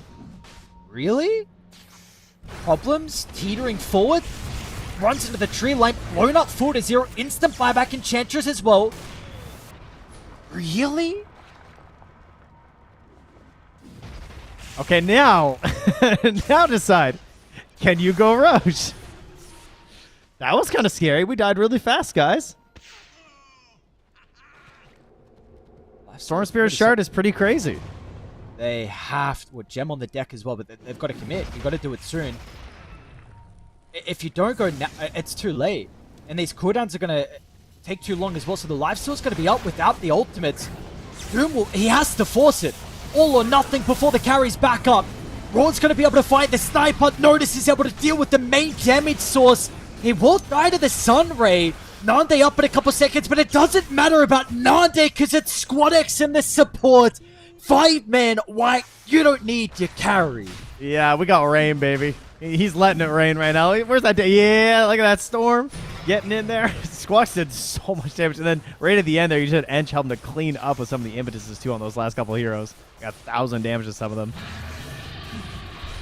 Yeah, there we go. Oh, cool, 2,000 damage from the impetus there. Man, what a hold by the allies left on Virtus Pro after the Lifestealer died. Blowing up the Bat and truly just showing that they are not scared of you if you do not have your cooldowns. Yeah. Such a good play. Is that potentially the first time we're seeing Raw on the Sniper as well? I feel like we have not been seeing that inside the recent team fights, and we just see how different it actually is.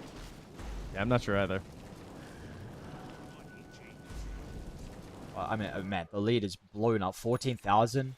That was Scepter, right? From third row, so who... I thought it was too, but now I don't see it, so I'm equally confused. What? No, was third row. Did someone consume it who still has Ags in their inventory? Is that what's happened? I don't actually know either. It's not there, yeah. Yeah. Okay. Well, importantly, Aegis on Storm. Yeah. All right. Well, We'll work it out. We'll find out. Oh, it's 16,000 net worth lead. It has to be. Where does this lead come from? Radiant's top tower is under attack. Nande I know, didn't I'm have watching it. to see when someone Nande- signs it. Nande didn't have Scepter, right? Didn't he buy Lincoln's last? But what is... Oh, he's holding it. Yeah, I don't know.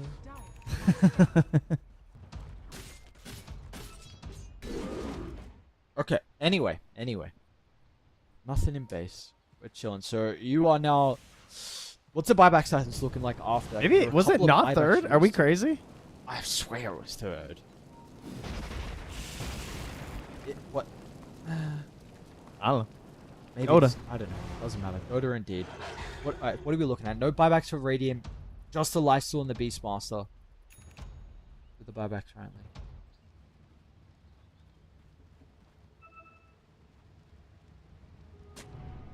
One move now. It makes it even more difficult, right? When you are a heavy team fight lineup playing into a second life. Really makes it difficult on the call on who you want to jump. Notice for me is still going to be that person that's got to go, but now Squad X Arcane Yeah. Rune for him. He kind of cleaned up that last fight. Yeah, top net worth is Storm Spirit. Jeez. He's a big man. Problems is feeling like he needs to get this Aghanim Scepter finished up here, so he's going for some risky farming. He leaves the gem behind. He's so worried about it. To Firefly one wave and just TP back home immediately.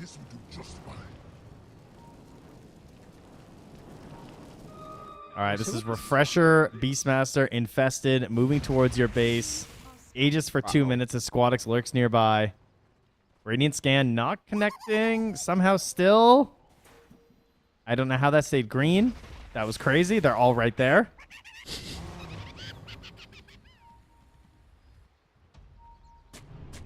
Scepter is getting delivered as well. Ward inside All right, the there we base, go. They ready see to the go. Ob Sentry.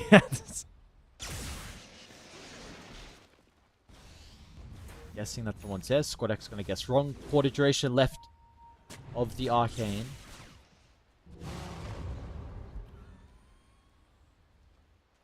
Smoke themselves. A little bit split.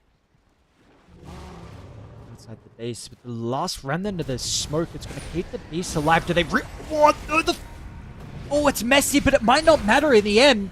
They're going to be able to get the target without the Aegis. Is this really going to work out for them? Zip over the top. Squad X he's finds the coming back. Vortex back. Nade's going to buy back. Big commitment for the team fight with the RP. They've almost dealt with the first life. They're going to be successful at doing so, but they've got nothing. Second They've roar. absolutely nothing left. There is so many ultimates used, and you weren't able to get as many kills as you were hoping for. Notice will stop the carry from moving away. No buyback on both the Doom and the Phoenix, and surely this is it. How do they hold it 3v5? Yeah, great commitment there from Virtus Pro. Triple S is trying to find something. He knows. There's... I don't know what the desperation maneuver is, but it has to be something. Trying to nuke some of that wave, but there's still creeps in the bottom. It's not going to matter.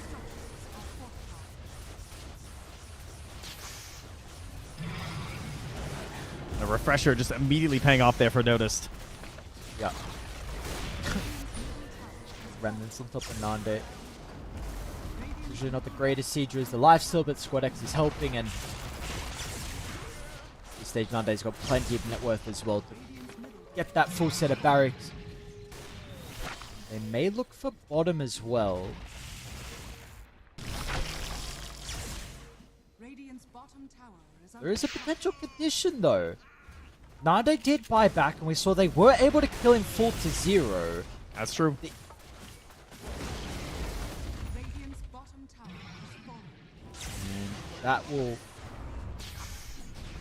showcase in how defensive they are playing. Especially now they're going BKB, so they're going to leave the enemy side of the map, go back, continue to farm, get these next set of items, reaping the rewards of the objectives that they've been able to claim. The economy is looking very good for Virtus Pro. 21,000 net worth lead in this final game. Thanks to the Midas and the Gluttony facet, though, we are still at 25 for this Doom, who does have the mute. So the BKB might not matter for Nande. Okay.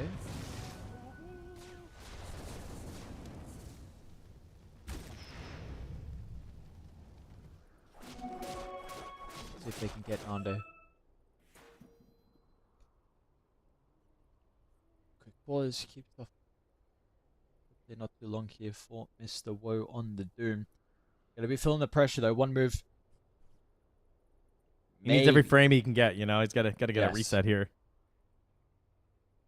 Yeah, I understand. It's been a lot of it is all on him.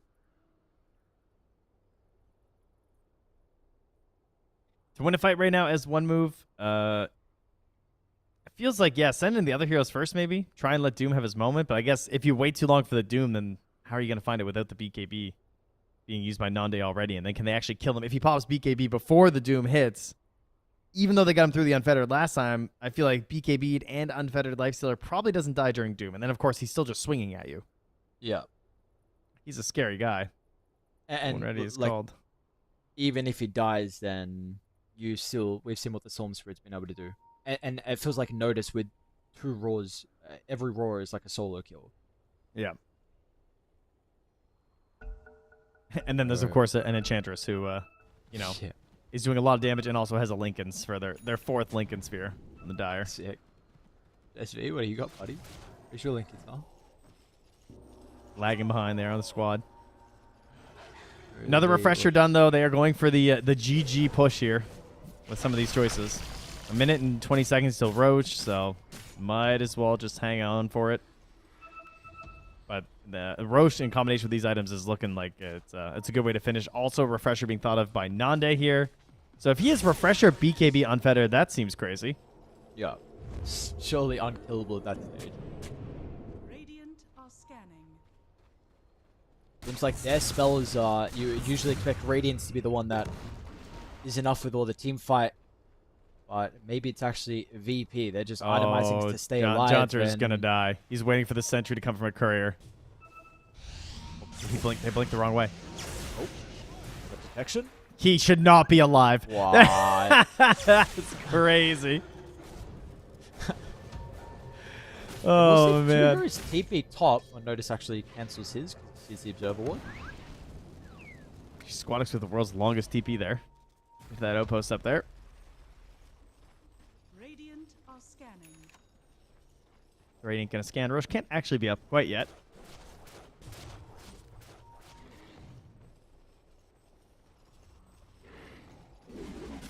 All right, here we go. They want to fight outside the base. They want to get their big catch.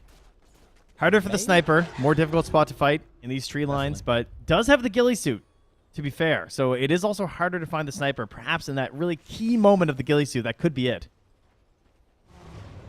3 seconds of glory. They may know soon, though, with bottom getting pushed out. Wait, Nande? Did they get a glimpse of Nande? Or he blinked back? Yeah, not quite.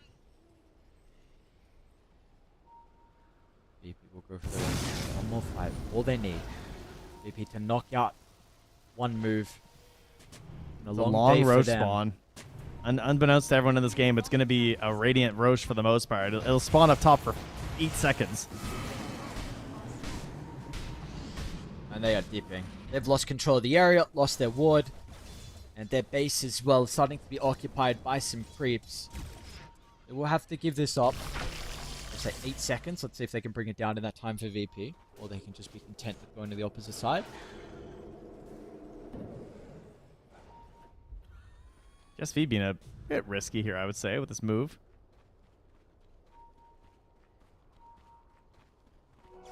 Doesn't have obs, just really wants to get that bounty rune, I guess. Not gonna link up with the storm. All right, whoa, you got a lot of health. You buy out on Scepter? Oh, whoa, yeah, okay. He could be TP out.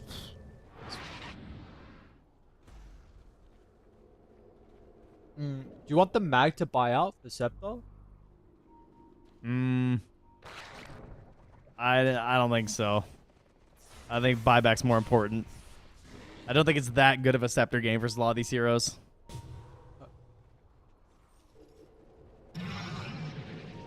Well, maybe the time it takes for them to move down bottom, get Roche, and then walk down the lane. Hopefully he's been able to farm enough for buyback and Scepter. If it's like 200 gold, I'm okay with it. You know, you get 1 kill, then it's back. Dire's middle He's tower so is close. under All right, seven gold. He says close enough. Yeah. So he'll tick into buyback now. He'll be all right. Let's see what this can do. One toss in. Triple S has been good, but he needs to be even better for this potential last fight. Games so far in Eastern Europe been going long. And we will confirm this Roche, we see a refresher shard. So, not at least this one's gonna spawn on this Roche. Ease as well. Ease for a while.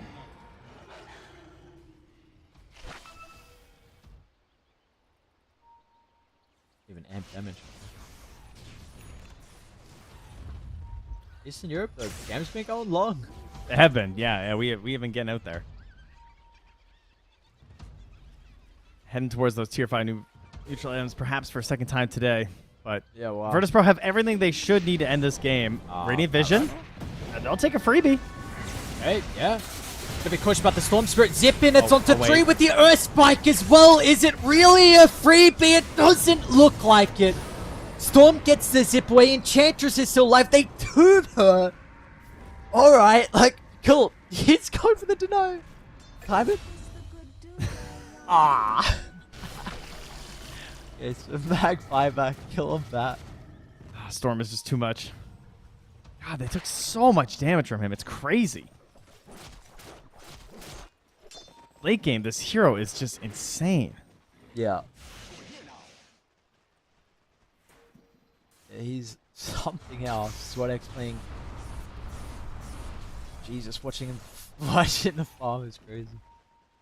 Yeah, like what is that, man? The attack bounce is just in a fight like that where it all gets pulled in together like that.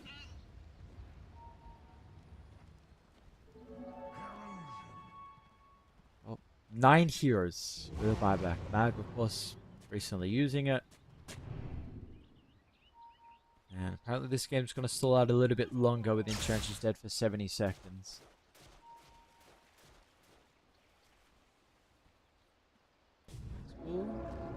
About under 2 minutes left for the ages onto Virtus Pro. 3 minutes.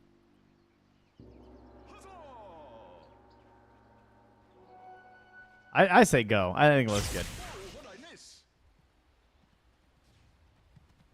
Yeah, sure.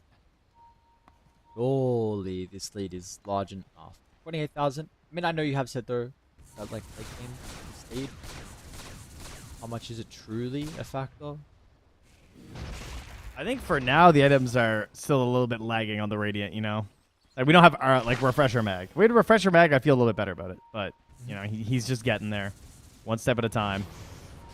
Storm gonna take down that ward that had the opportunity there earlier on the edge. Lifestealer and Beastmaster hunting. Dire are Very scanning. close. He steps out of the base and this is ready to pounce on an opportunity. We will not see anyone. Bottom lane, maybe onto the Lion. Lion and Storm are fine. They're gonna regroup up with the respawning Enchantress.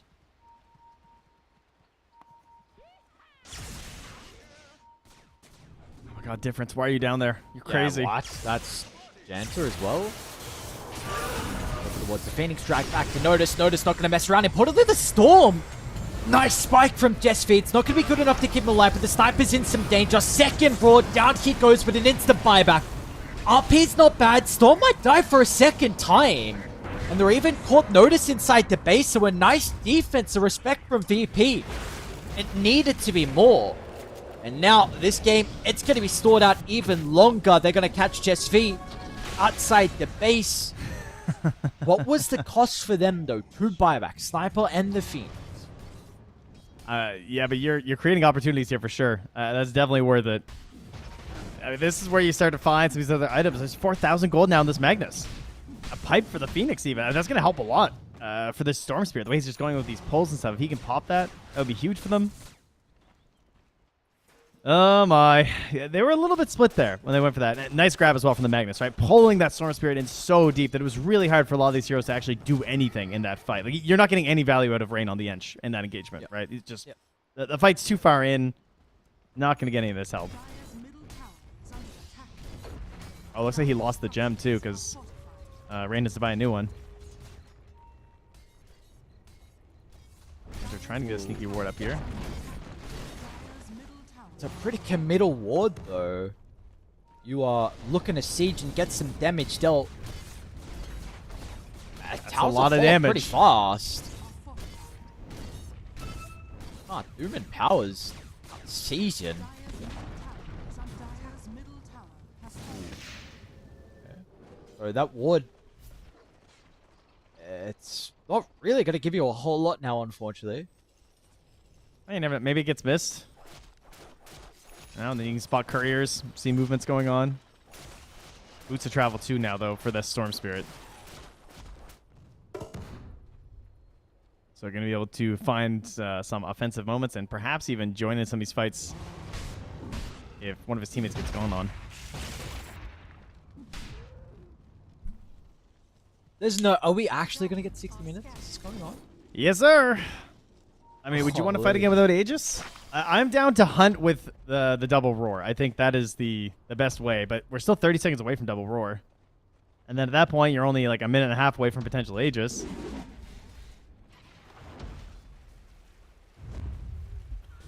Well, hunt they will. Alright, Radiant, they've been able to reposition back to their side, so it's still really respecting the lead that they feel like Virtus Pro have. And also importantly, the buybacks were a big thing that were used for one move, so this fight needs to be even more perfect for them. Triple S. Starting to walk out of the base, just shows with a shockwave. Margin of error, very low.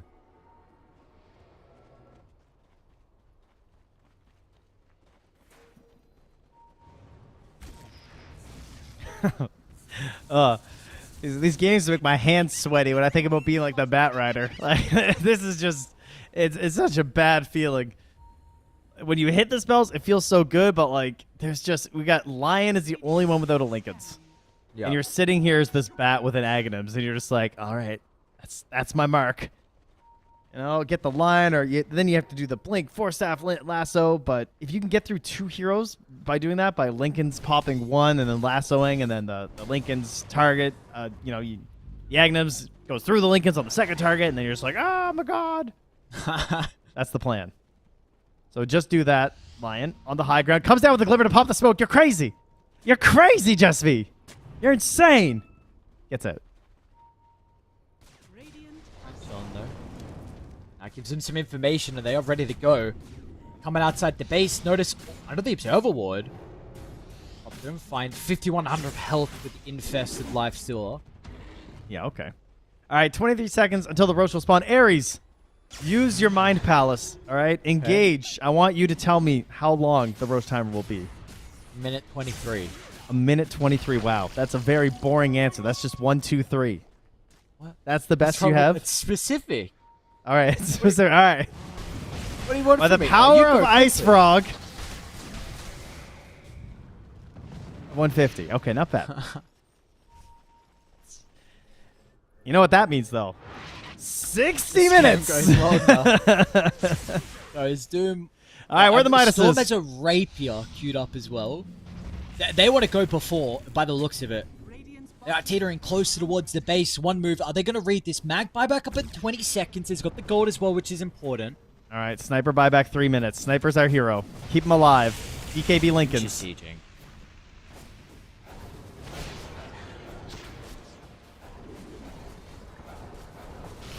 Always also not an easy jump. You see how far he's playing on the front line. Nande will pop up and now maybe think about sieging.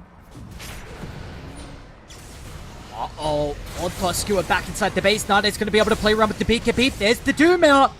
It's pretty good. Is he actually going to die inside the combo? No. The unfettered status resistance, it's okay. They pop some refreshers for this. They need to get more. Notice isn't going to die. The Infest keeps him healthy. And they use everything and get no kills? They most certainly did. Yes. Everything is down right now. Now, keep in mind, there is refresher gold. So there's a potential play from Triple S. It's also 15 seconds till tier 5, so the Dire don't want to go. They're also moving towards the Storm. If they got this cash, that would be crazy. He's going to buy the refresher right now. Whoa, If he catches Squadix, he's the GOAT. Whoa. Keep going. That was so close. Oh. I mean, you know, it's still a big ask, but maybe with the allies nearby, last one was up in a couple seconds. All right, 60 minutes. What do we got? I think Woe got one. Pirate Hat for Rain. Only one so far for the Radiant, and it's Mirror Shield. Ah, how do you like it? Okay. Nice. You gotta, If they all get Mirror Shields, though, like, can we? Sometimes I feel like I'm just crazy saying eggs. Like, I get it's Why hard is to it stick not? on heroes, but like, surely there's a point where you just have to. Oh, that's cool. The Seer Stone on the Magnus. Yeah. How many do Radiant have? Let's see, Roche is going on, so they're gonna get this up. Yeah, 1, 2, 3, 3 of them so far. They farm, my friend. It's another refresher shard, though. So no eggs. Honestly, the eggs would be good just to open up some inventory slots right now. Yeah. Would you give the refresher to Nande, I guess? Maybe Lion? But Yeah, I think Lion. does would be anyone want really good. Aegis or refresher? Like, what are we doing? Well, we'll Okay, take we're just it. chatting. What do we got? Aegis on Storm, Cheese on Enchantress. Didn't see where the refresher shard went. We do have another tier 5 here sitting on the Bat Rider. Refresher's on Monday. Pirate Hat. Did he go Rapier on Squad X? Or did he change? No, he still has it queued up, though, and he has an Aegis, but what would you swap out? Like, bots? I don't even know. Kind Sanj, I guess, and then you throw that in? Yeah, I don't. This boy's slotted 10 buyback. Oh my god, this game could be. Yeah, we could be here for a while. Need more refreshers, that's for sure. Doom refresher would be massive for them, but his courier is now dead, so it's a bit tougher to get. That double. Brady Healing Lotus from Chantress? I think. Let's see, okay. And double cheese. Healthy man with Pirate Hat. Are there any like big tier 5s you feel like you're changing the status of this game? I mean, there were no mirror shields from the Dire, probably because they have so many Lincolns, but I thought that was just going to make life even worse. But they went for 0 versus Doom, which I think is the first time I've ever seen happen. That being said, I guess they must still have some extra ones, because I still see... Oh, no, that's just Ninja Gear, because they're moving around across the map. Never mind. Classic. Yes. Yeah, I'm really surprised they didn't grab a single mirror shield.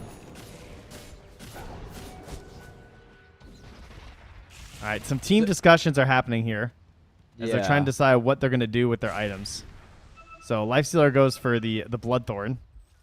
Okay. I'm not sure what's up with his consume, or why he isn't just, get his blessing. So there we go.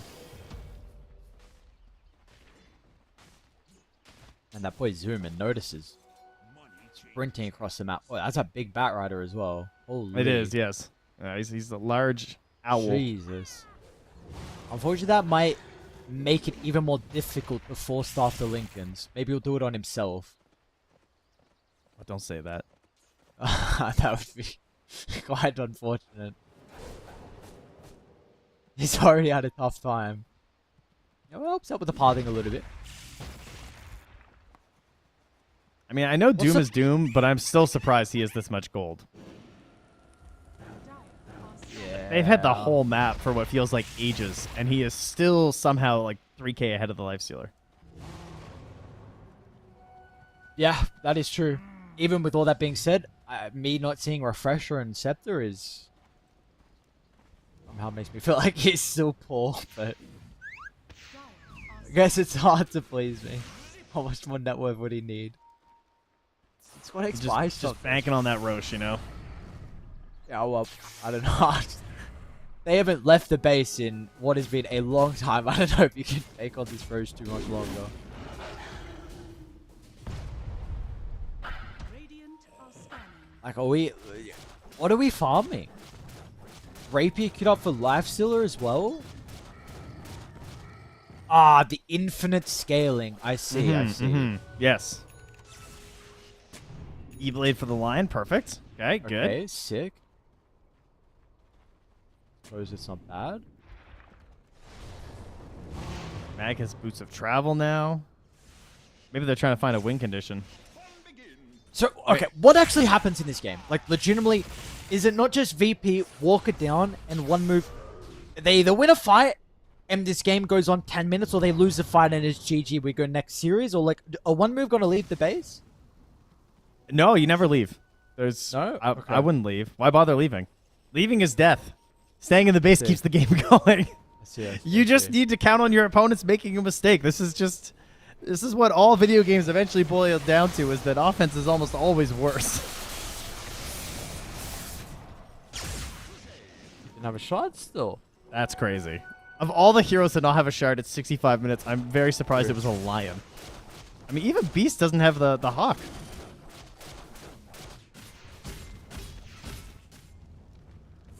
Yeah, what's going on, lads? These items. Is Woe not got enough for Refresher and Buyback?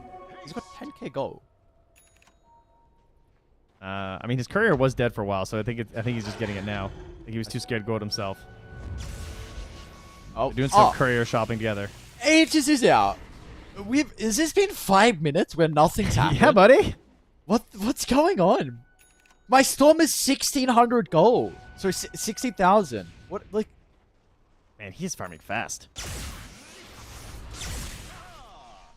Oh my god, a smoke. No way. Oh my god, it's VP smoke. Moonshard, maybe? Maybe this wave, actually. There is an opportunity. He was getting close, but nope. He's ninja geared up. Can I get a Moonshard on my Lifestealer here, perhaps, with 12,000 gold surplus? Is that a crazy thought? No, I think it's okay. Maybe help him out a bit? Just wants to free up the slot, I suppose, with the Scepter. No, I mean from the Storm. Oh, yes. Yeah, okay, yes. Oh, yes. Yes, he should. What is he? Yes. Like, he's just 100%. absorbing all the farm on the Enchantress? map and not using it. He's just a society billionaire. You know, there's hungry Lifestealers here. This guy's just hoarding wealth for what? It doesn't compound. There's no interest in Dota, Squadix. Your friends mid-ward need they gold actually too. Could look to use Woe. Gets a jump. They're going to use it on the line, so Woe just wanting to take the support out of the team fight. A little bit of control has been frustrating. All his teammates are just pinging their Lincoln Sphere is ready. Like, they're all... It's like cool Lincolns, bro. Yeah, Where's your mirror shield? Nice neutral. All right, well, they're out. They're feeling like they got something, shockingly, as this And they're under 48k award. lead. Storm got Rapier as well. Keep in mind. So, Rene, do they know problems? What's going on? Oh, Lincolns? Ah, no! It didn't work! The one time he wanted the Lincolns to work, doesn't pop it, not gonna matter. Rene, really far forward. They're gonna try to with the backline. They found the sniper. That's the big target. Squad X by himself with the Rapier pickup. They missed the RP. Last second zip away. Storm is okay. Woe's gonna pop the refresher. Man, they are forcing the issue really heavy. Without the big ultimates, how are you gonna be able to win the team fight? It's a last ditch attempt, but it's just not enough. Notice, he got a glimpse of the sniper and instantly they're gonna beeline to his location. Difference, protected with the BKB, forced up further towards the base. Buybacks maybe the last hope here from one move as Nande pushing on forward. They don't have the vision, though. For Janta. The sniper gets back because his mirror shield reflected and killed the Beastmaster on the roar. Oh, what just happened? The game got delayed. By like potentially 7 minutes. It's a fast Roche. It's coming back up. Dude, Roche didn't matter last time as well. Yeah, nobody even wants it, but at least it's dire if they get there fast enough. For a little bit. Let's see. Oh, where's the Rapier? That had is it, right? a He died. great question. Yes, he did. Oh, wait, did he even have it? He might not have had it with him. I swear. Yeah, Storm has it, on his courier. Oh, okay. I'm swear he had it in his infantry. Stockpiling. Yeah, see. Yeah, I see no rapier. I see a gem that they're gonna get. Okay, no, leaves the gem down. Radiant's courier. Oh, buy Moonshot for Woe. Did he really go Moonshot instead of like... Radiant 53,000 net worth lead. Surely not. It's too large. This is too big of a lead for you not to be able to... It's 29% for one move. What is that? That's Dota. I mean, it's in the end, it's all like, what is? There's 14,000 gold on this Storm Spear. They're just doing nothing. It's just a couple of buybacks, you know. What other buyback status is looking like? Like there was a lot used that last engagement. Dire, Beastmaster, Ench, Lion were all used, but Storm and Lifestealer still have theirs, which are huge. Okay. Woe showing inside the lane, and VP need to run to bottom. They're showing Doom as Woe is the only one that does have this. are scanning. I mean, it's a Radiant Roche. Again, this Roche, maybe Sniper would feel kind of okay. He's got his Aeon Disc now. Whoa, oh, the backline stab.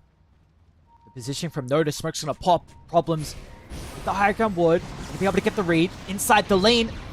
Doom onto the Enchantress, okay. One of the buyback heroes previously. Difference is in big danger up in the RP. Might be enough to be able to keep the Sniper alive. Nande's going to be able to lock onto his side with a figure. They take away the main damage source. And without the Sniper, it probably feels like there's no hope. You're begging for some big RPs. Wait, Maybe Storm? the one on Storm is enough. That's a dieback. Squad X instantly into the grave once again, but Nande surely, how do you deal with the Lifestealer? They can. They'll hold the Magnus into place. Nande will reign supreme. Woe as well looking for the finishing blow, but Notice has still got another Roar. They won this team fight with the Roars at the last second. They're going to be able to get the Phoenix as well. 2 against 3. Surely this is all they need. Yeah, leaving the base is... it's one way to maybe get back into it, but it's also the only way you can probably lose this that way. And now Nande going to march up the high ground with 2 heroes here. It is 2 lanes, but the Rapier is on its way on the Courier. They can make their way towards the tier 4s. All right, what do you got? Oh, I don't We know if also they have got AoE much. Hex. How'd that miss? Oh, what do you really do? Nande Siege, Notice Siege as well. Woe's maybe going to try and deal with Jess Feeds. A decent amount of damage here from the Doom, but the Doom's in trouble now. Force over the left side, but the Hawk follows him. Nande does as well. You are out of this series and the qualifiers as well, man. Virtus Pro, they had to work for 72 minutes, but in the end, they're going to move on to our final day of the closed qualifiers. Ah, that they are indeed. Now, I was a little worried we were going to be ahead of schedule here and maybe have to have an hour break for our lovely viewers, but thankfully, we'll just have about 30 minutes. Thanks to Virtus Pro One Move giving us a nice little game 3. So, props to One Move again. Very good at playing this defensive game plan and trying to force the mistakes out of Virtus Pro. We can maybe get back into it. I mean, the game ended 40-43 here in terms of the kills, but obviously, watching the game, you know, it was a big lead for a long time that Virtus Pro eventually was able to use to take the W. Well, what a crazy game. We are getting some very interesting games here early on with Asakura vs. One Move with 64 minutes and apparently this third game as well. So who knows if we are going to continue with this current trend, at least for us today, where one game in our series is going 60 minutes. Potentially we'll get that in our last series. This is unfortunate for One Move. Yeah, we got to see a pretty good showing from them where they look good versus Asakura, but this team's still needing just a little bit more to get over the finish line, it looks like it. So unfortunately this qualifier they're not going to be able to make it through, but they seem like a team that can continue to grow. Yeah, lots of qualifiers going on right now too, so shout out to Virtus Pro. They'll move on. They'll face the winner of Liga Team versus Navi, who also have had some very long games. Game 1 was 60 minutes. Game 2 was 50 minutes. And they're in Game 3 right now. I don't even know what the status of that is at the moment. Opening it up, it looks like I can't tell because I opened it up on a different channel. That's okay. And it's giving me the purple. The purple. No, we have to wait. We have to wait. Okay, we can. Yeah, wait. we have to wait. Yeah, we wouldn't want. Am I gonna have to? Yeah, what channel? It's on Void. Okay, I'm clicking. I'm opening up in just a tab so I don't get the purple box. Don't help me, production. They're at 18 minutes. Yeah. So There they you still go. got a long way to go. They do. Or- They have a long way to go here too. So it's a long day. But for us, what do we have next here, Aries? We got a qualifying series, an exciting one. Team Spirit up against 9 Pandas. So we'll say 9 Pandas, this roster has struggled a lot to be able to be competitive so far in this region. They got a bit of a different roster. We'll see if they have what it takes to be able to go up against the top dogs on Team Spirit. But the boys coming back in, they've been looking really good. Lost, of course, that one game yesterday versus Liga, but we will see what we have in store. So we are going up to the upper bracket now. No lower bracket anymore. No teams getting eliminated. One team to qualify for our final series. It's going to be Team Spirit. Or is it going to be the boys on 9 Pandas? We'll find out after about a half an hour break. Bye. Wonder if you ever realize it's yours for you to take. Just let it show what you feel inside. Don't hold back, don't make them wait. Set the world on fire. It's your time, so do whatever you like. It's your night, you got the stars in your eyes. Let them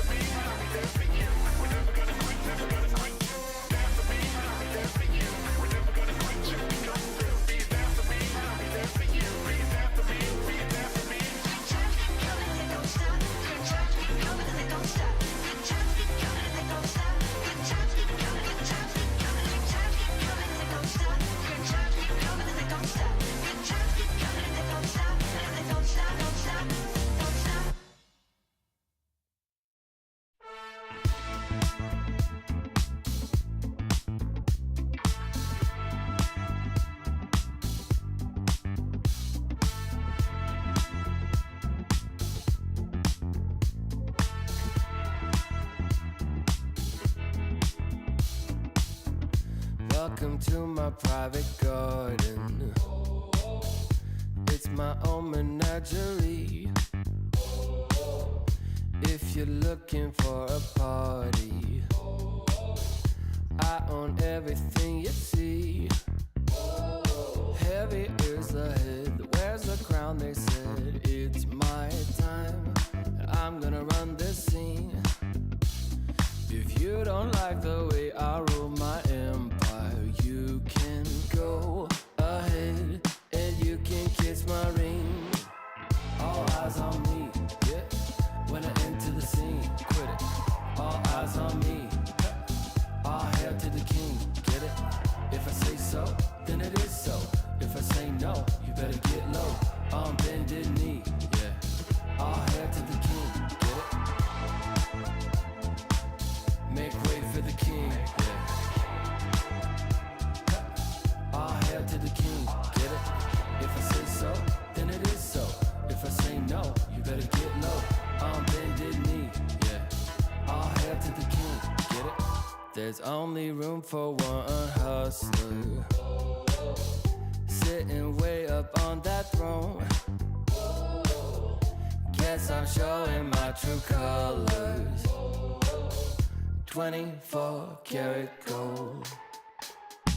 I'm gonna wear that crown. Y'all better hit the ground. It's my time, and I can guarantee, if you don't like the way I rule my kingdom, you can go ahead and you can kiss my ring. All eyes on me, yeah. When I enter the scene, quit it. All eyes on me. All hail to the king, get it? If I say so, then it is so. If I say no, you better get low. On bended knee, yeah. All hail to the king, get it? Make way for the king, yeah. All hail to the king, get it? If I say so, then it is so. If I say no, you better get low. On bended knee, yeah. All hail to the king, get it?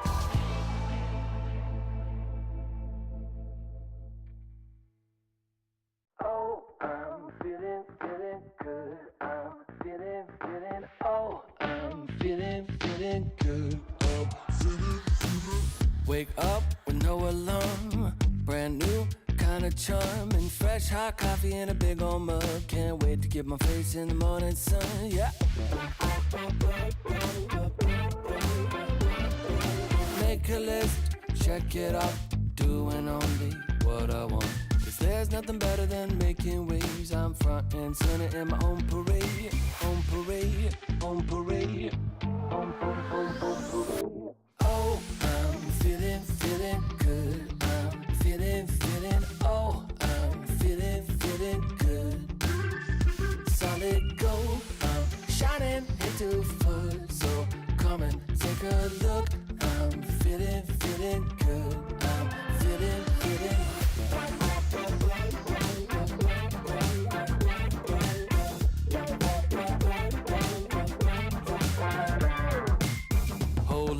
Windows down, rolling with the classic sound. Spent $5 on Walmart shades. Can't wait to stop traffic in my own parade. On parade, on parade, on parade. Oh, I'm feeling good. I'm feeling, oh, I'm feeling good. Solid gold, I'm shining into full. So come and take a look. I'm feeling good. I'm feeling.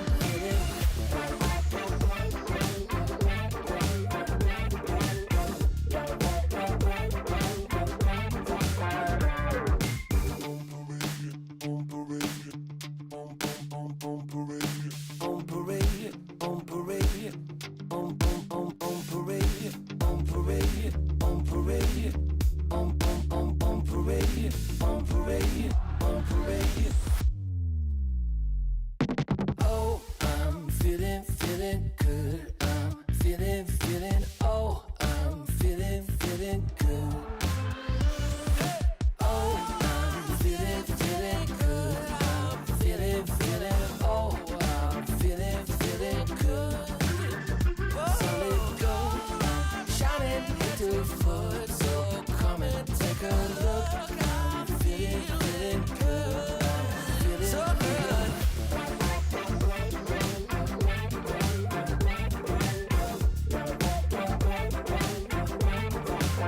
So good.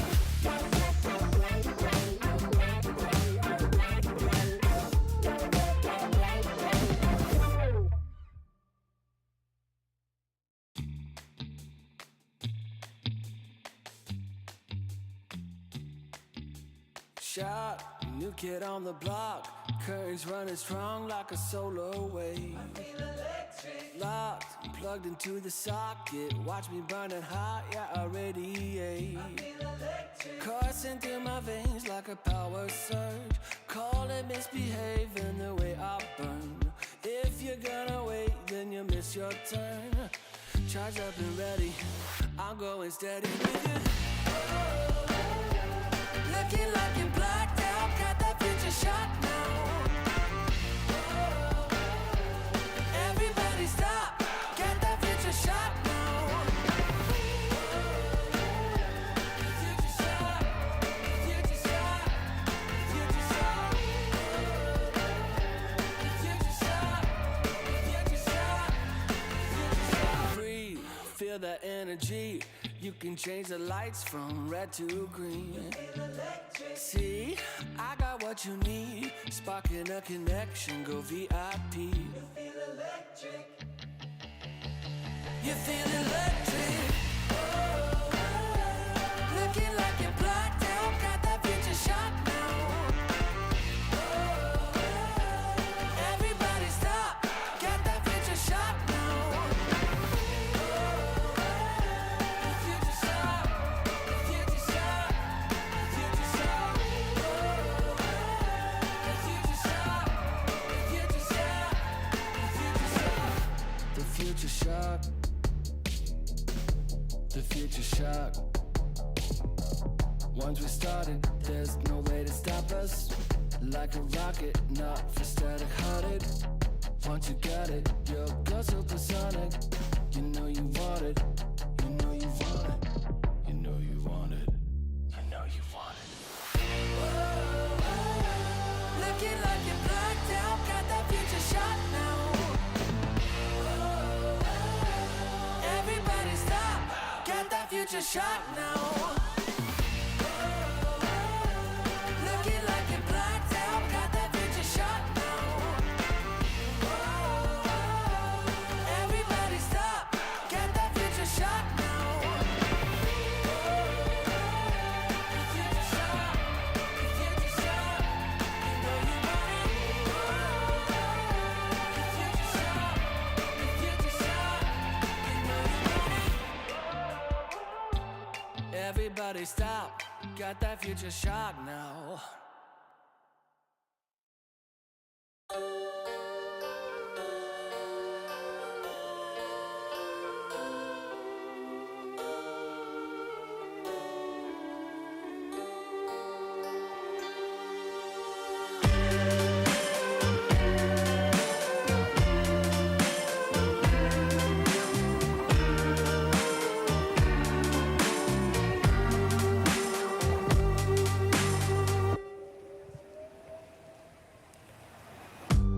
Out on the street, people pass you by. You don't meet their eye, you don't care. And out in the night, you see a light. From the cafes, there's more singing than despair. Hold me tightly before the night swallows the sun. And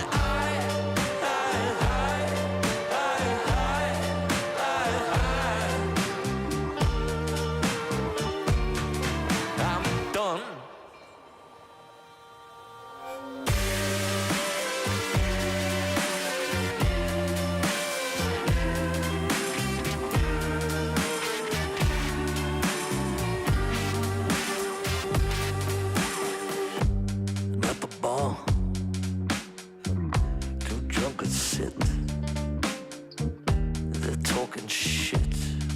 seen before.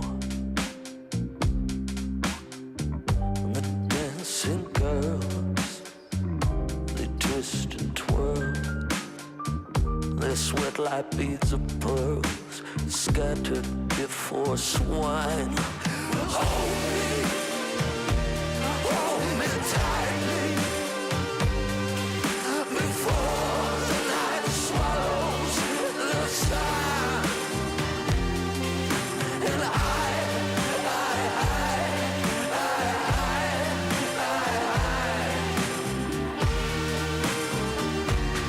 I'm done. Well, hold me tightly, before the night swallows the sun. And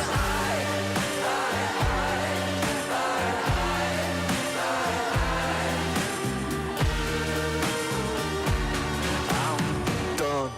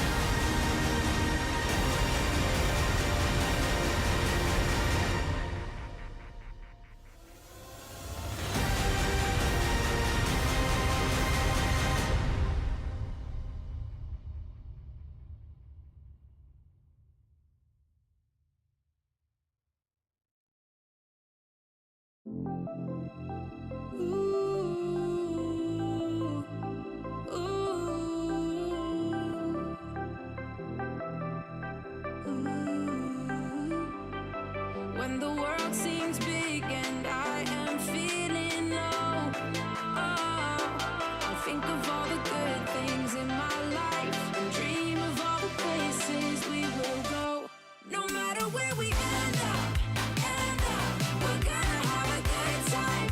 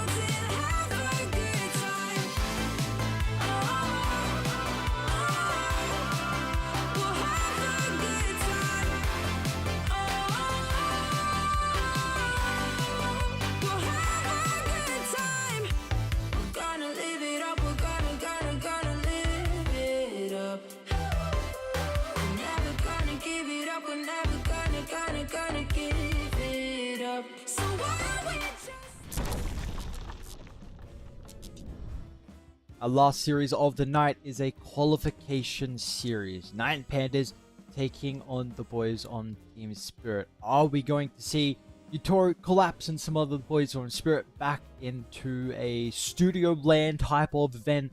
Or can 9 Pandas finally make it there? Because it's been a while for them. This was an organization who was in the midst of it all, you know, from the last year with this different roster. They've got a new roster now, potentially one series away of making it to an event where we haven't seen them in a while. Yeah, certainly coming in as the underdogs. I think it's pretty safe to say. I mean, they've got some players who have been doing it for a long time at this point. I mean, V-Tune, obviously someone who's been at the, he's been in and out of like tier 1 games, playing in a lot of these qualifiers over the years. And then, of course, the big dog himself, Mr. Solo, one of the most accomplished players of all of Dota 2, like won multiple lands and everything like that. And then they've kind of just gathered this crew of other familiar names and made their way here to this final, and perhaps helping that it's a best of 3. You know, Team Spirit not only known for doing better as the game progresses, but perhaps as the series progresses as well. Maybe that'll be something that helps them out a bit here on the side of 9 Pandas. Yes, very much without a doubt. So let's take a look. We have a couple of things to mention. Is the fact is the plays in this game, I think as a whole for 9 Pandas. You mentioned V-Tune is sending in for Kiritich, who is not playing in these qualifiers for 9 Pandas, and which means that these 3 players have played with each other in the past. V-Tune, Lies, and along with Solo. That was the Navi team that played in the Last Chance qualifiers a couple of years ago, and so they have a little bit of experience together. And then another thing to mention is that mid laner on Arrays is the ex-Yellow Submarine mid laner who played with Rue. So, you know, going up against one of his old teammates now on Team Spirit. There we go. And we're into it here, and perhaps an unusual ban right off the bat. That is not something you're going to see very often. The immediate removal of the Undying. No way. They use it in game 2. They first phase it as well. That's kind of cool. 10 seconds remaining. Okay. 5 Sure. seconds I don't know. I mean, they also Really? banned it in game 1, so I guess everyone knows this about 9 Pandas. Like, we know it's a solo hero. This is definitely nothing that people are not aware of. But is this hero good? But I guess we're questioning. We're kind of questioning that a lot at the moment, right? With the qualifiers, where we're like actually being like, hang on, what is this hero doing in drafts? And they're winning. So I don't know. Maybe the Undying is one of them. Did they just pick it in like every one of their qualifier games? I guess. That's No, hilarious. They've only played it once, right? They No, didn't but play like it- during the qualifiers, it was banned in their first series versus Na'Vi as well. Oh, okay.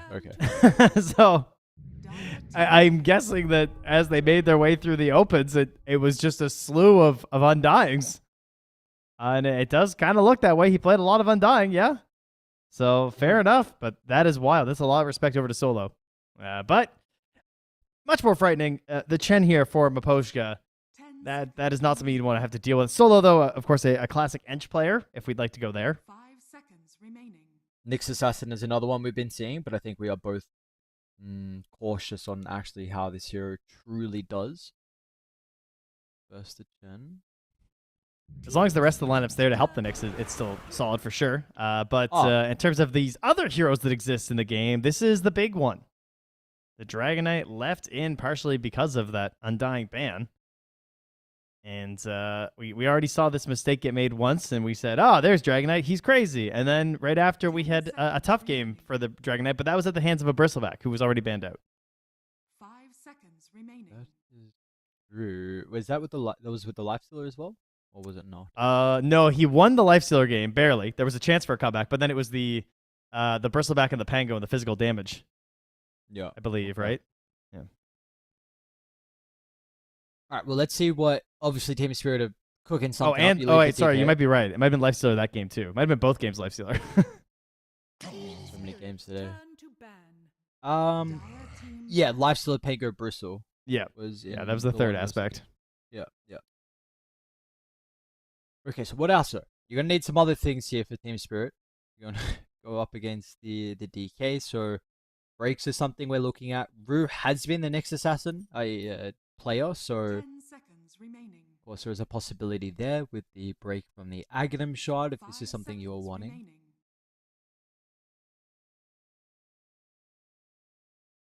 Haven't Yeah, taking honestly their been time as they getting- head into this. Haven't been getting a lot of hoodwink.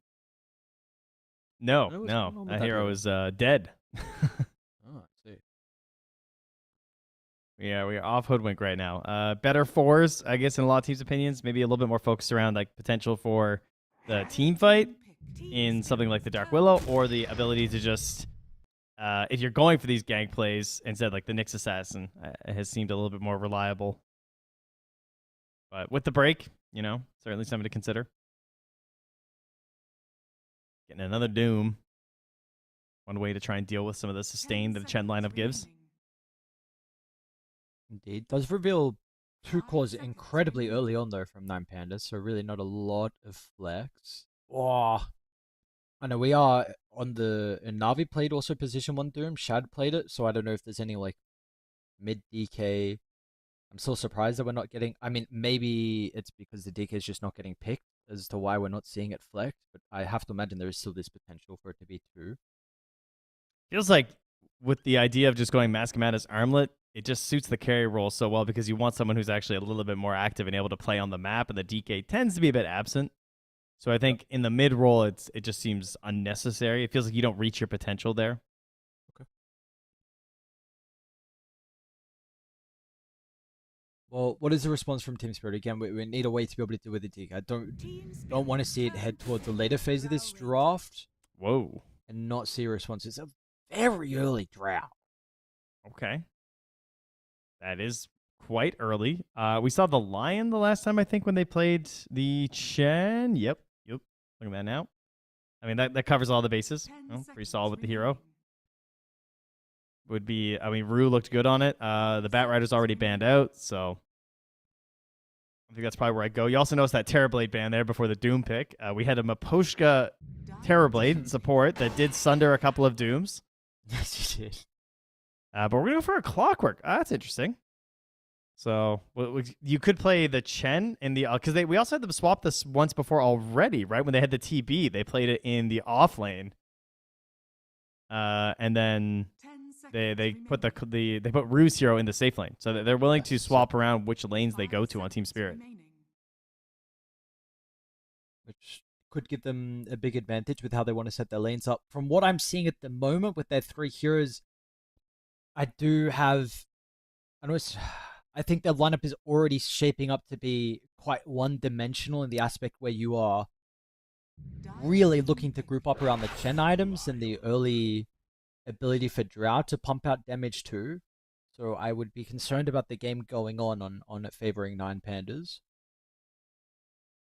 I was looking, I thought maybe the Muerta was looking pretty good here, but they go for the Lion instead. 10 seconds remaining.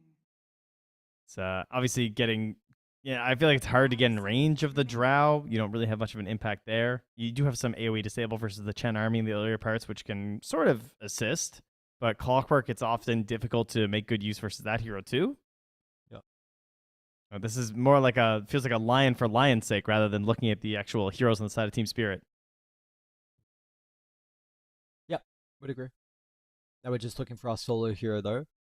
So often is the melee vibes that we get out of solo. Ogre. So I guess, yeah, got to think of the big twin head meta man. And we got the Phoenix so a little bit of team fight. A lot of team fight actually. An extremely good Sunray game. Like Doom and DK. Feels pretty good. Hard to get punished by the Clockwork as well. Difficult for them to like bring you down before you can get off an egg. 5 seconds remaining. At least with the heroes they're showing us now. They could use someone who could actually help out with this Clockwork, because right now he's kind of on an island when he goes in with a hook shot.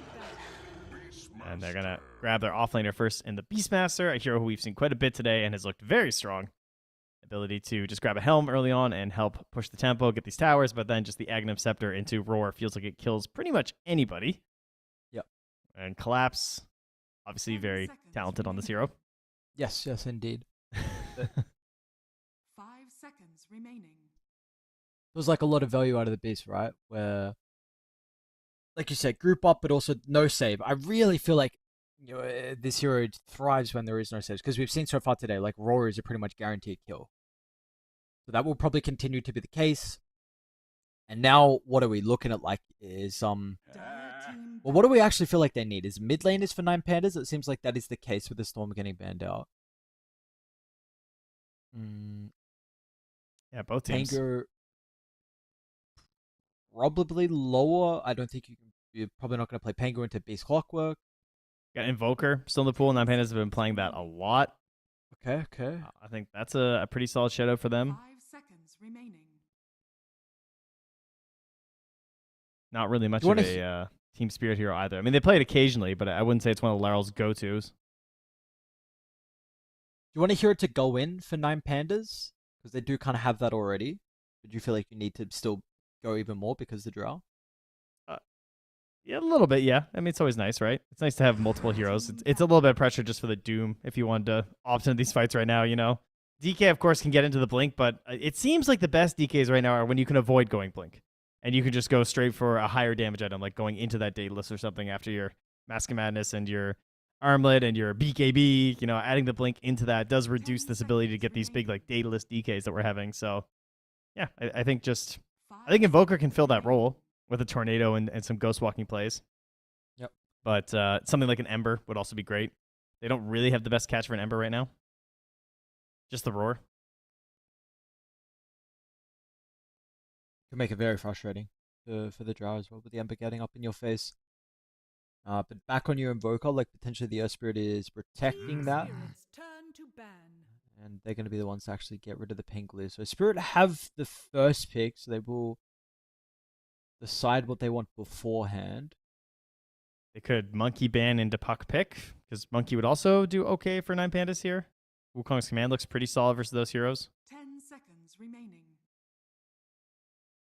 It's also good at protecting the egg with the Boundless Strike and the Wukongs itself. Hard to get in there.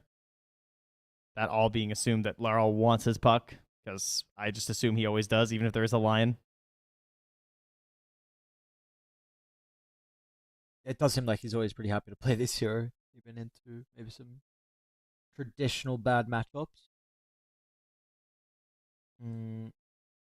Tiny is maybe another thing that could be added. I know you are not a Tiny fan, but it is left in the pool. And we are both still looking for both mid laners. It's all right. 3 seconds. They're going to ban the Puck. Okay. So are they taking it? They're taking the Invoker. Yeah. I think once that comes out, I think that's got to be the hero that's being swapped up here.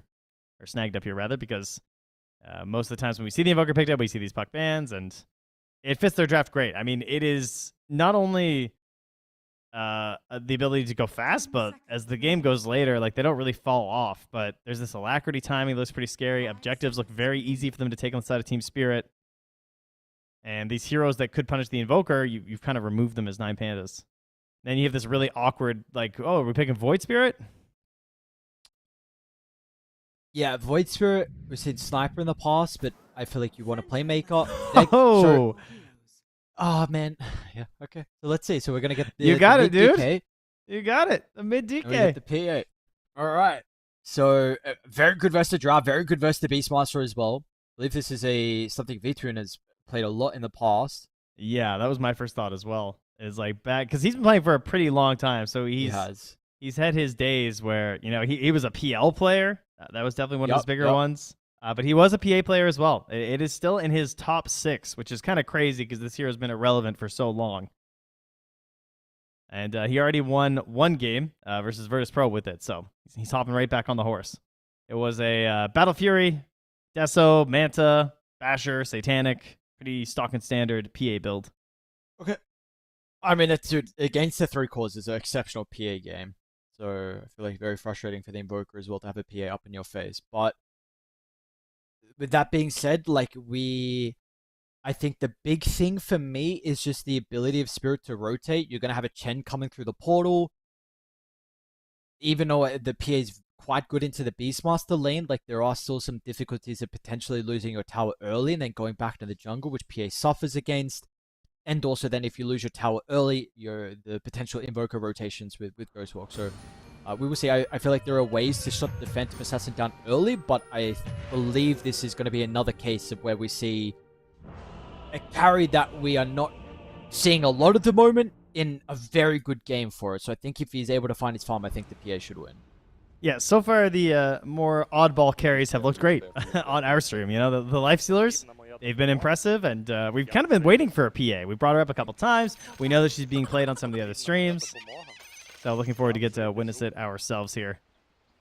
And this is historically a good lane matchup as well, like chucking the daggers at the boars and stuff, and even if you're being zoned back, you're just throwing for last hits.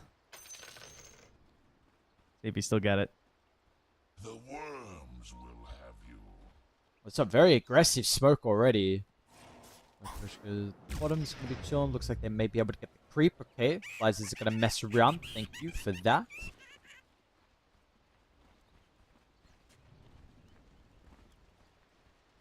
What is the the NA on the PA? Our NAs are evasion, and then this facet is the veiled one, where your blur is no longer dispelled when attacking, and it reduces the mana cost during and after blur. Okay. Looks like we're kind of ramping up for a bit of a brawl by this top power and top bounty room. Both sides still sticking around. Got the boring lies and Rue over to the other side. That's not where the action's going to be. We'll see if this will break out and who's favored level 1. Okay, another creep. Oh, nice to know.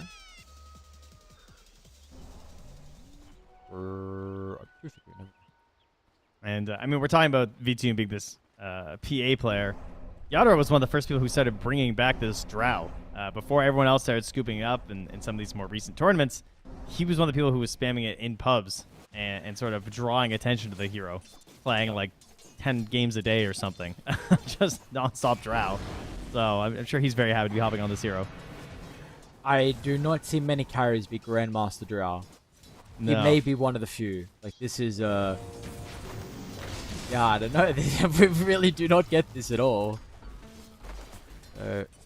Another thing is, again, Rue's going to be playing with Victoria. Is this, I don't remember, would they would never do this, right? Or did No. they sometimes? Yeah, I was No. going to say, okay, well, V2, well, this is already something you were mentioning about showcasing the Phantom Assassin against Beastmaster. And I was not expecting, honestly, kill level 1, though. Phoenix, it's like 600 damage from Phoenix. Blood Grenade, Fire Spirits, and some attacks. So they were just getting on top of them. They don't even have a Blight Zone. I thought maybe there was like a minus armor issue or something, but I was just damage. And of course, that's with that Chen in your lane, which isn't the best.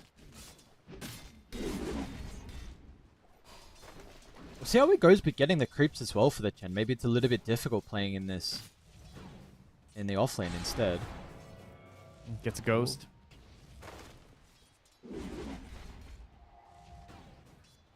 Too bad. Maybe can use the summons as well to stack for collapse. This could be something. We probably are expecting the Beastmaster to have a bit more of a difficult lane versus V2, and especially now with giving over First Blood. Yeah, and good or bad lane. Like, stacks are just nice for Beast. Very true. It's like always the best teams do a really good job to enable the stacks for this hero. Like you said, regardless of the lane. Like, really try and accelerate that early scepter. What is PA's courier doing? Where is the... Oh, she's trying to go to the secret shop. Okay. Her courier was spotted by the Invoker and almost killed. So her courier is just on a mission right now, trying to make its way and survive to the secret shop. Surely they could kill it. What is Moposhka actually doing right now that would be better than killing the courier? Zoning solo away from his Beastmaster, you know? Getting creeps. It's a hard courier to catch, you know? Yeah, okay. Besides, you gotta wait until she buys the item. Otherwise, she'll just, you know, walk over there. Alright, that being said, now he's gonna kill the courier. Solo killed Rue. The Clockwork with apparently no arms. Battery Salt wants to commit it now, but nice little solo kill to get. Pretty valuable experience for the Clockwork.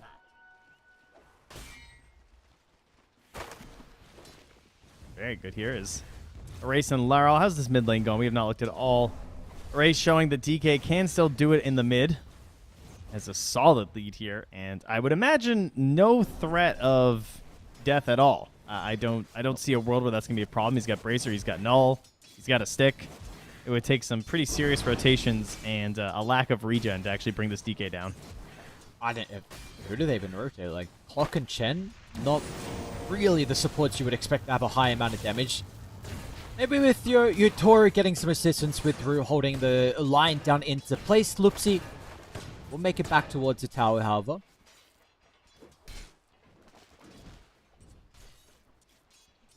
Not expecting him to live there. Okay. This cosmetic on Drow, isn't this like ridiculously expensive? Yeah, that would be one of the bugged cosmetics that you had to like manufacture way back when it existed. And you could do it with some weird items that were only gifted to like players and talent, I think. And someone found a way to bug them so you could remove the gem when you weren't supposed to be able to and put in these fire gems. I believe that's what happened. Okay. Yeah. So that's why you see, like, I think Faith Beyond's got a couple cool ones. Wise got a couple as well. Mate, are you no wonder he keeping plays tabs on Drow. this? What's going on? Are you keeping tabs No, I just on remember who's got like the... I think it was like you know them, you see them. Yeah. You know. Yeah, but it sounds like you really know them. Like you're listing them off. You remember? You're trying to scout at the market. Bro, see I've which one you cast a can lot get. of games. They stand out. Yeah, that is true. It's alright, man. I know you want to buy some. I don't even know if you can. You're speaking to too the players expensive. at land events. Trying to see if hook you me can up. trade them. Yeah. Jumping up top here onto Collapse. The damage again from the Phoenix and the Blood Grenade. Hard commit. Counter Blood Grenade. Slow him down. Solo might die actually in the end from the summons, and he will. But of course, that it's a 5 for a 3. And That sounded way more serious until you realize you're just talking about positions on the net worth chart. That'd be Is pretty this- crazy at 5 minutes. oh, it is. Yes, that is true. That is true. Is there any lane besides the Beastmaster where PA actually does good into his bottom lane, Rue? Under pressure this time. Looks like still Yotoru freely right-clicking. Solo's actually going to tip it down bottom with another round of the stuns from Loopsy up shortly. Maybe there's an opportunity to actually deal with the Drow Ranger. They've got the creeps as well to tank the tower. Nice rotation from Solo. Man, this 9 Pandas roster looking good to start this game 1. Yeah, very solid lane pressure. I think PA's current matchups are probably very unexplored because the way that she hasn't really been meta since the shift to innates, so she just having this evasion has probably changed a lot. Okay, yeah, interesting. Because like heroes that really rely on, like she just now has 28% evasion right now at 6 minutes. That's kind of crazy. You don't have to put any points into Blur. You have this ability to just be aggressive with Phantom Strike and more points than the Dagger. So with certain support pairings, it's probably a lot you can do. Laurel coming in though, very quick with a haste rune. Nice Phantom Strike. Maybe they'll have to go for Solo instead, but even Solo looking like a pretty bit difficult killer. So the opportunity for the Invoker to maybe put his stamp on the side lane will not be able to connect off the back of the haste. So what you're telling me is that traditionally the Phantom Assassins had issues inside the lanes, but he's now a good laner. This is what I'm hearing. Maybe some lanes are probably better than they were before, and then lanes that were already good are probably just like, you know, even better than they were before. Like this Beastmaster one. I mean, Beastmaster. What does Beastmaster do if you are evading the attacks? Stacking axes in the lane isn't really a real thing, you know. Yeah. Nice Solo. Level 5 Phoenix is a real possibility that he's just going to be able to take a lot of the creep. So Lal is starting to move over. They're even going to use the board to potentially scout him out. This is a lot of XP for the Phoenix, though. Just sitting here and leeching all this.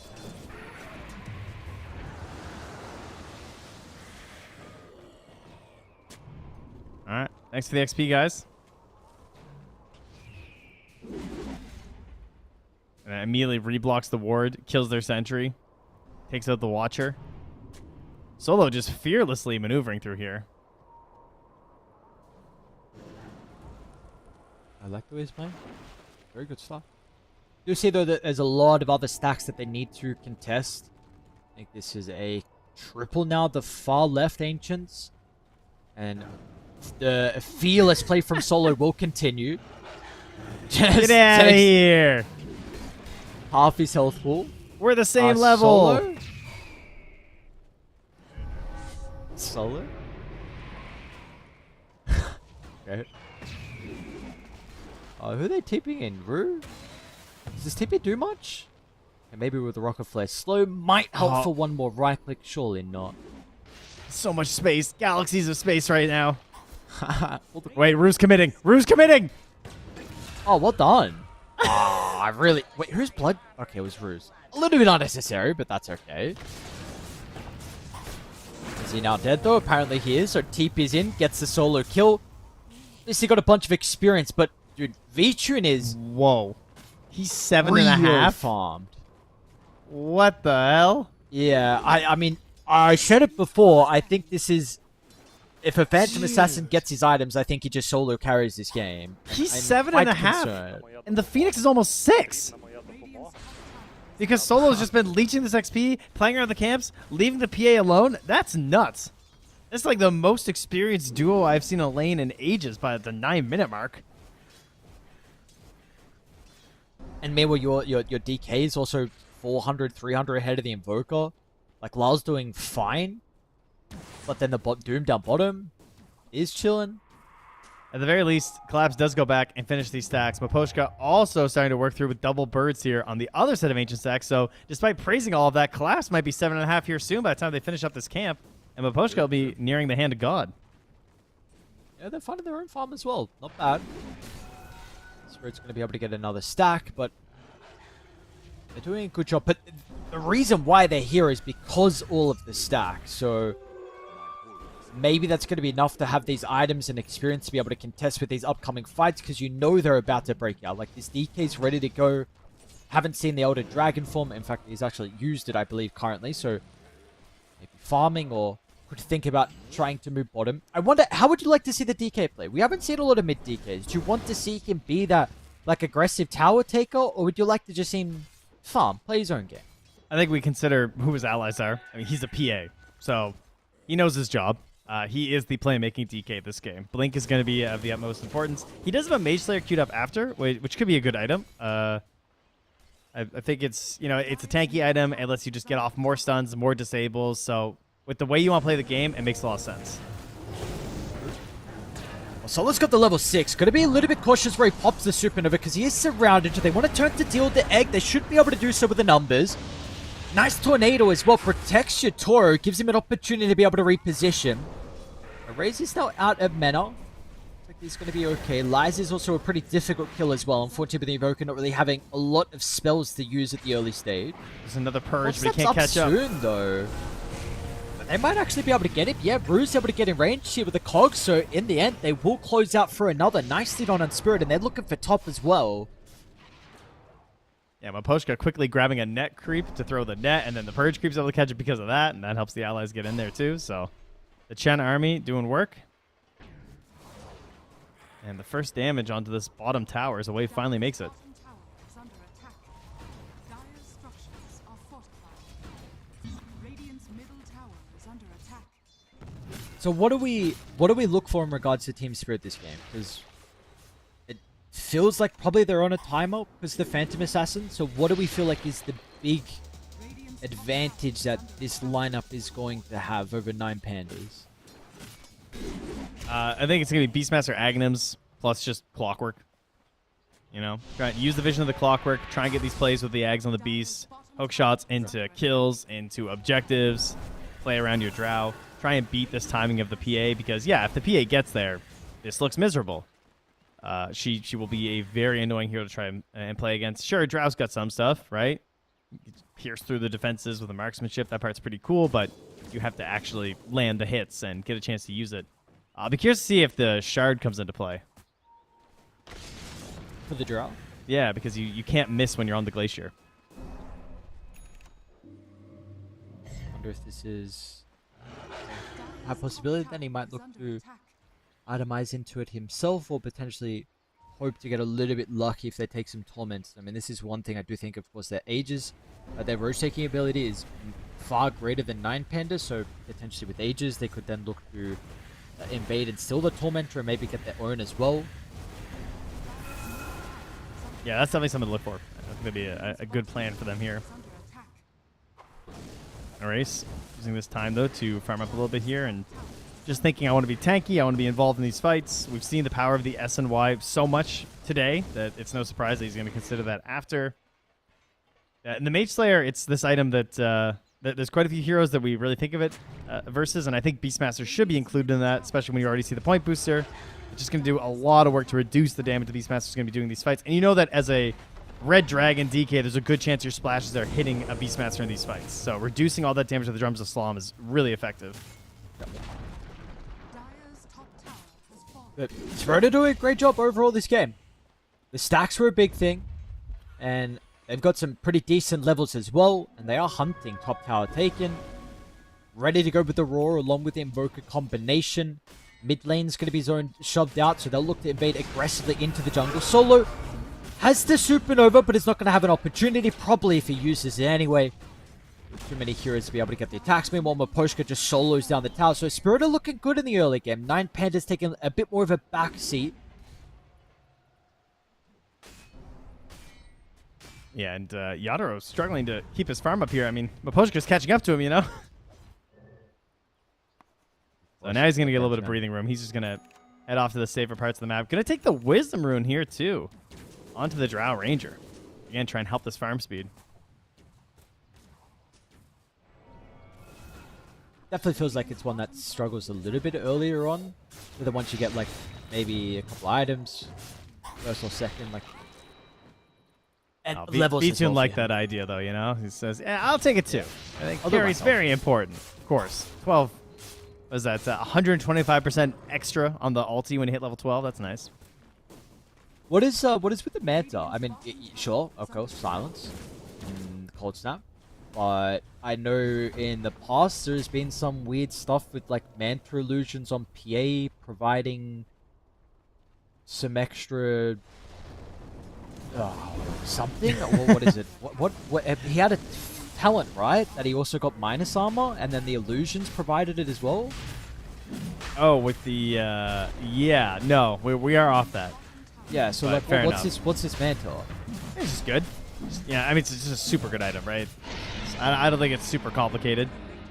I think the other item you would think of would be like Deso, but compare the damage you get from Deso versus the damage and the farm speed you get from Manta, and also survivability, and I think Manta just feels good. Maybe there's something that I don't know that does make it so much better, but I think it's as simple as just being a very good item on the heroes.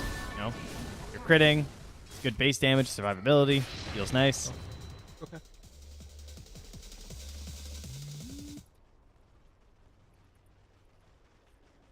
Oh, Ages on Collapser.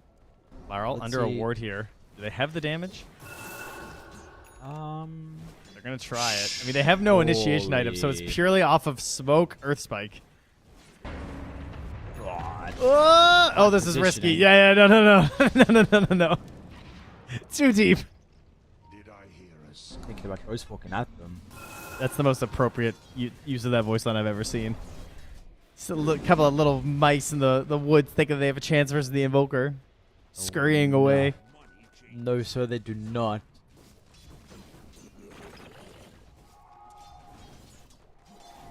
Nothing better than a adequately timed voice line.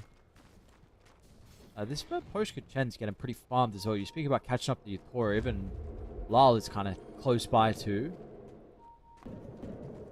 They're really grouping up for some sort of a push here.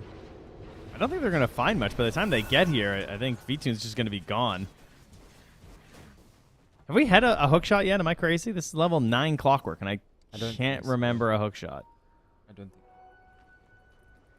I believe the Dire Ward up top scouted out the heroes before they smoked and went through the portal, so this is also a big reason why 9 Pandas are looking to completely avoid Ancients. There was a line there from Loopsy as well showing where they are moving, so I think they're very aware of this. Taking a little bit of time. They're really trying to catch up one of the members on 9 Pandas, but a good read from them continuing to play quite safe. See if they want to go back towards a triangle. They have got a arcane rune now for lull. They might just siege down the tower. Yeah, I mean, just use your Aegis, force this down. I mean, that's the benefit. Beastmaster Chen, we see this. And there's our The hook shot. Onto Lies. Unable to sneak his way through the cogs. And but the offlane Doom's going to be slowed down even further. Dire's middle tower Oh, he has double troll summoners, too. structures are fortified. Radiant structures are fortified. Oh, the glyph. They can keep this going now. Oh, the army. Jesus, this is how it's going to fall past. Yeah. Oh my god. Dire's middle tower has fallen. All right, They all just go according to top now? plan right now. This is very scripted, how you'd expect this draft to play out right now from Team Spirit. But at the same time, I mean, you look at 9 Pandas, and they have the PA at the top of the board. That's exactly what you need. This DK has finished the Mage Slayer, so if the battle breaks out, he's going to be hard to bring down. And now they might even get Loopsy. They will indeed. So another kill being bled, but it's just a support. It's giving opportunity for 9 Pandas to be able to get onto the map, find a little bit more farm. Let's see if they actually want to stick here. I was thinking maybe they might just walk down top and try and get that second tier 2 tower, but they do see V2 farming under the Observer Ward. It will not continue for the next camp, however. A little bit more hesitant, maybe going for the lane, but they are playing behind him. Very much slowed down from 9 Pandas. 5 kills from them. Really have not seen them be proactive at all. I guess this is partly due to their heroes. Their making is a bit limited, but they want to try and force the fight. 45 seconds still with the Aegis. Is under attack. Yutora is not with the team. They're dipping out. Pushka will send the army away. And the smoke is not going to work for 9 Pandas. So the first time they want to try and force the issue, they will not be able to catch anyone. Team Spirit, they're back. They get their Tormentor. It does look like their 9 Pandas going to be able to find their own as well. So something we were mentioning before. But the value of potentially Team Spirit being able to snake both Tormentors and then make it a bit easier for maybe Yutora to get it without buying his. That would not be the case. So we get solo with the Tormi, or with the Ike Shot. And unfortunately, Maposhka not getting it. I mean, Jetpack is great, don't get me wrong, on the clockwork, but with how Maposhka's been playing this Chen, I mean, he's just going to buy it anyway, so it's so strong. And man, his army has just been surviving this this whole game. Like, he's just constantly moving across the entire map pretty much by himself for so much of this game, and he has gone unpunished completely. Yeah, I mean, there's a big reason why he's so farmed, right? Like, this guy is, like you said, his army has been completely okay.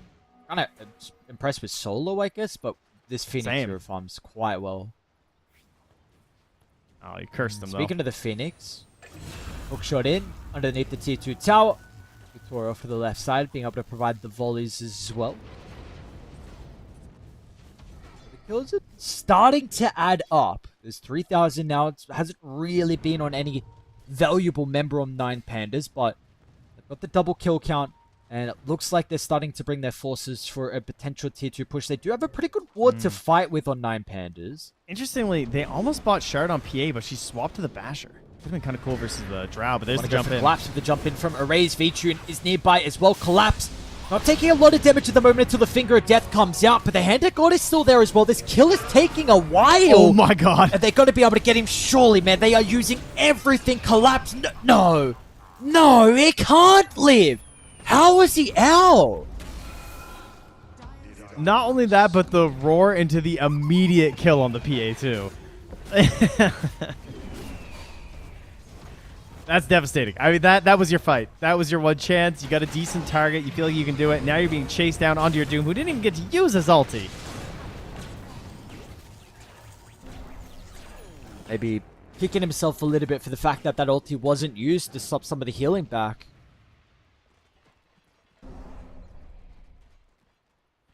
That was just an absurd amount of damage that they threw on top of that Beastmaster. I mean, pretty much the whole 4,000 damage that they used was basically on Beastmaster there. But they had everything coming on top of him. We got Solar Crest. We had the Hand of God being there. We had some... I saw a Frost Shield popped out as well. The Ice Armor was there on top of the Beastmaster too from Aposhka. So he was keeping him alive.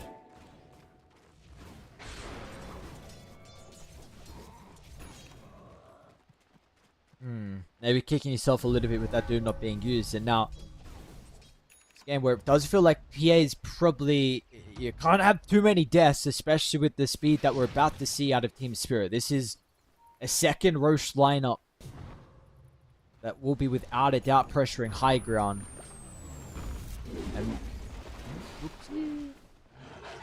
He'll find his way through the tree line. He's going to be okay. Or will he though? Tornado. Okay. Not quite able to catch him there from downtown. Rue playing in very deep with his ward on the pillar. Wants to set up another kill in the same spot. Last time he had Yadoro, but he's a bit further away here, and the target's a lot tankier. He still goes in, though. All right. Feeling strong enough for Raze. Very cool. My camp, you know? He wants to farm up here on the see. clockwork, of course. All right, some hope. We got a Blink here onto Lays on the Doom. He's got Blink, BKB, ready to go with the Doom. Set up a good fight here and give V-Tune the best possible chance for the jump in. Basher is now complete as well. So Roche is up in a minute. They're going to try and secure this for their team and give them a chance to really play aggressive on this PA because there's no BKB. So the Aegis would be massive for this hero. They can get that fight though. Law's going to show mid for a split second. Meanwhile, top is heavily getting pushed in. Already set up from Spirit. I mean, Rue even drops it very deep Observe Ward near the Mighty Mines. So often a location where we may see like a dire team smoke from here, then to move to the pit. Oh, man. And these items coming in right now. I think it's a finished Vlad's on the Chen. A full BKB boy. being delivered to Collapse. They couldn't even kill him before. They're actually going to smoke aggressively into the ward. We currently see a Raze. We'll try and duck into the trees route and try and play around with the rocket flare for the vision. Nice blink away. Now put some of the initiation on cooldown. You don't have the easy Lion's time to rapping. start. He's thinking. They got the high ground advantage. Nice ward going to get placed down. Solo will deal with it and step away. Back towards the pit. They want control. I would not want to hold this gem right now if I was solo. I'd be trying to pass it off to Doom or something. It feels really risky. But they're going to give up the Roche. Do I agree with giving up the Roche? Yeah. Yeah, I guess so. I mean, they're going to hear the roar, but there's just no way. You don't sound too happy about giving it up. If you don't get the fight right there, then there's no fight. Okay. So, well, once they killed the ward and Loopsy didn't jump in, and I mean, I don't blame them. I don't think it necessarily would have gone too well for them. It probably wasn't the moment that they were going to turn this game around. They're just going to have to wait for another one. Main route, PA could be okay. He's actually going to show inside the lane. They got the ward on the high ground to scout the clockwork as well. So finally, a jump is going to go the way of 9 Pandas. They have not got a kill in a really long time. Must be like 10 plus. Yeah, it has indeed been a while. There was some of the summons too. In fact, their last kill was at 9 minutes. Oh boy. Didn't think it was that long. That's kind of crazy.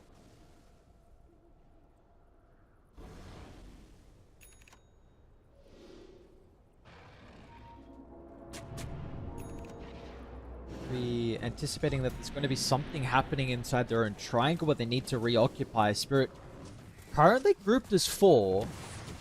Aegis onto Yatoro. Lala's a little bit away.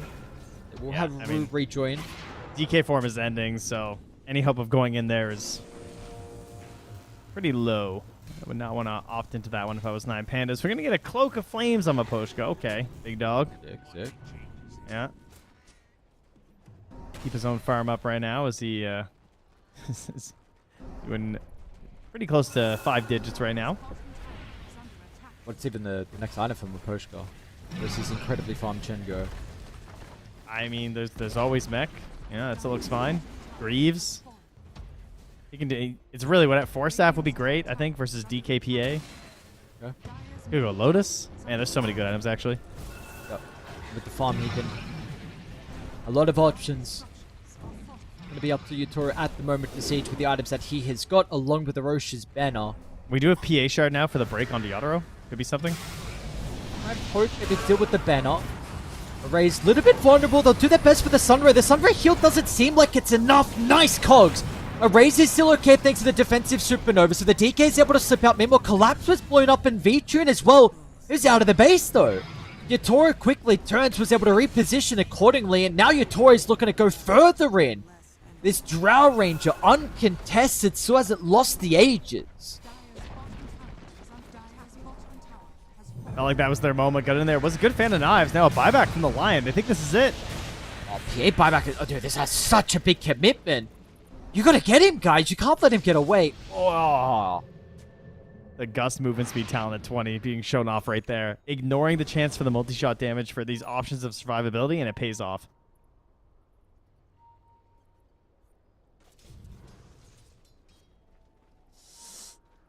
Ooh, economy. That's gotta That's a big hole. Yep. Yeah. That's bad. Bad stuff. Now we're thinking like rapier fights later for PA. Like that's the world I'm living in where there's a comeback, you know? Some Nico baby Dota where you just hold the line forever until a rapier comes out and he somehow miraculously wins you the game. They, by the looks of it, are not going to get to that stage and are going to lose solo as well. And this high ground is about to be under siege again. Maybe they're actually looking for mid. Lull currently being... Okay. Radiant not actually going to move in the area. V-Tune will showcase that he can still provide some damage when he's going uncontested, but they'll give up Lull for the objectives. They got the streak on him. That's pretty nice. V-Tune? Okay. Another minute on the Ages.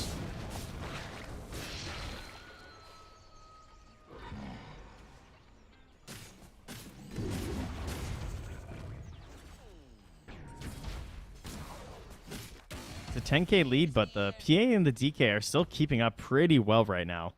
And Erase is starting to transition a little bit from just this like stunning and survival hero into maybe a bit of damage if he can get towards this Daedalus. A large amount of the lead is the Gen. 6k over another support. Yeah. Yeah, he's making up a big part of this gap. Yeah. So, I mean, we have seen, though, that the items from him have been really impactful. We'll see if that will continue to be the case. Maybe they're going to group up for a smoke. They know the age is about to expire. Even Spirit will go for their own plays while potentially following this mid-creep wave that is about to enter their base, anticipating someone to be ready to defend. How do you start, though? Collapse.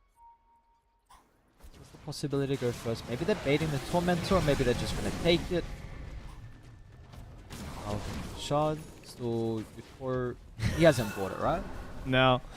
Still no. Ah, he's gonna get the wisdom again. Okay, no shot, that's fine. Yeah, but maybe this time. Here we go. Roll the dice, and we're getting Glacier. Hey! God, that seems so important to have in this game.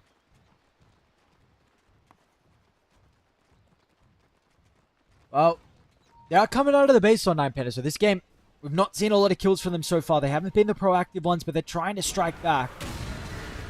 Rue's going to show shortly underneath the wood. Jump of the clockwork feels nice, but you need to get more out of it. Vittori ducks and runs under the cover of the Silver's Edge. Supernova, not really much to stop Maposhka. They should be able to kill off the champ, but they're doing a really good job to retreat. Team Spirit, everyone covering the escape. And Collapse is now going to be in with the combo. They've got the Doom. BKB going to be good for nothing. Where is V-Tune? This Phantom Assassin feels too hesitant to go, and you cannot blame him. The lead and the play from Team Spirit's good. They almost get the escaping Lion as well. Phoenix almost grabbed there as well, and now Solo's gem scooped up here by Rue.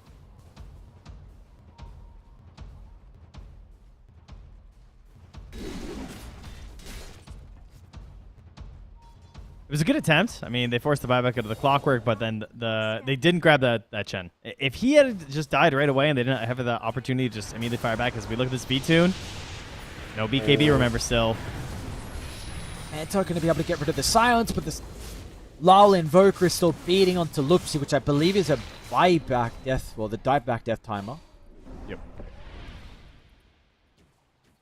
Dire's bottom barracks are under attack. And Lyle will now siege. 18,000 net worth lead. PA, who cares, apparently. Yeah, I don't see why I would stop here. Stop, it will not. Lacrity given over. Structures are fortified. Slow it down. Boots are pairing from a Poshka. Roar's back up. BKB back up in 5. Blink is here. So if someone steps up too far, could be the end. V2 though, with the Deso, with the Basher. Wants to bed it all soon. But there's the Glacier Drow. God damn. Last 8 seconds, 20-second cooldown. That's pretty cool.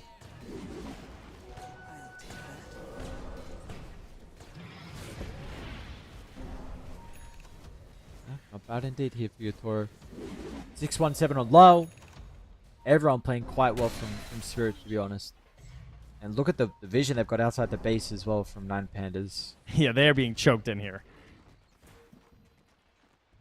And what was looking like a very good start to this game 1 for 9 Pandas, potentially able to bring it. One of the top dogs in Eastern Europe, but unable to do so. They are trying to claw their way back in probably what is a last-ditch attempt, but they will actually all escape. So the smoke is not even going to work. I guess it will give them an opportunity to be able to deal with the area. Dire are scanning. Yeah, maybe get back out here for a potential Roche spawn. It is coming back in 50 seconds. Would you rather fight out here as 9 Pandas are at your base? I mean, they have enough buybacks. No, they don't. They have Phoenix buyback. I mean, they have buyback on Doom and DK, but they don't have the gold for it. Just the timer. Erase? Yeah. That was crazy. What? Oh, runs into oh. Uh-oh. The beast already blinked, though. No way he's going to be... Yeah, that is so ambitious. I mean, where else are you going, I suppose? I respect it. That was sick.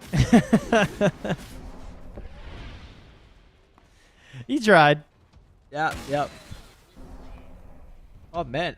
This game didn't get to play, apparently. Lupsi is well out of the base. We've got a hookshot coming shortly.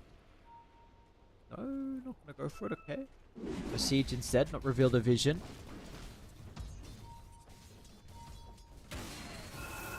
Maybe now they can try and force a fight when they see some more members. E-Tune controlled. Vor as well. Oh my god. Just dead, man. 2 hits for no 1,000 evasion. damage. That's Yeah. crazy. You just Yeah, sit he's on the gonna fall glacier, dead. It just looked too easy. It really looked too easy from Spirit. I mean, we have to remember at the start of the game, the lanes did start out decently for 9 Pandas. They had some ideas. The PA was farming you'd expect, but they ended up just being pushed back on their side, and they never went aggressive. Part of that might be just based on the heroes. There was really only one person that could help lead that very well, and that was going to be that Dragon Knight, and he wasn't able to find those plays. So they just kind of got stuck and bogged down on their own side of the map, and we just had Maposhka being essentially a 4th core, farming the entirety with his army and never being punished, giving them just way more resources on Team Spirit, which they rolled into a classic Chen strat of just taking your whole base. Yeah. What do we need to actually see now from 9 Pandas? Because it felt like you said, they had good lanes. Like, the lanes went fine, but they didn't get to play Dota afterwards. Like, sure, maybe there was... You think about them contesting the Ancients, which was the big one, but regardless, like, on their lineup, would you like to see them go for heroes that would be more proactive and actually be able to put the pressure onto Team Spirit in this next game? I mean, it's easier said than done, right? Of You are up against Team Spirit. I don't know. It's always going to be a difficult matchup. It's hard to just pick, like, one problem. So... I mean, solo, you can see the difference between him playing Phoenix and him playing some of these other heroes, though, where maybe he is more willing to, like, smoke up with the allies and try and make plays happen with these Undyings, or maybe even something like an Ogre and just be this body who would go in, because they were so busy, like, farming up the Doom and trying to get like these earlier items and levels up on the Phoenix, that maybe there was less opportunity for aggressive plays than usual. Overall, I don't really blame the draft that much. I think that Team Spirit just had this like extremely one-dimensional Chen strat that they played really well, and pretty much anyone's going to lose this game. Yeah. Well, the strat worked out. Team Spirit 1 game away now of making into DreamLeague Season 25. We'll see what the adaptations are going to be for 9 Pandas and if they can force us through another Game 3 today. But we'll have to find out. First a break. We'll see you guys very soon. You are the brightest stars. For all the hope and all the good, 'cause I can see now you're everything I'll ever need. All the things I wanna be. I could never ask for more. You're everything I'll ever need. In my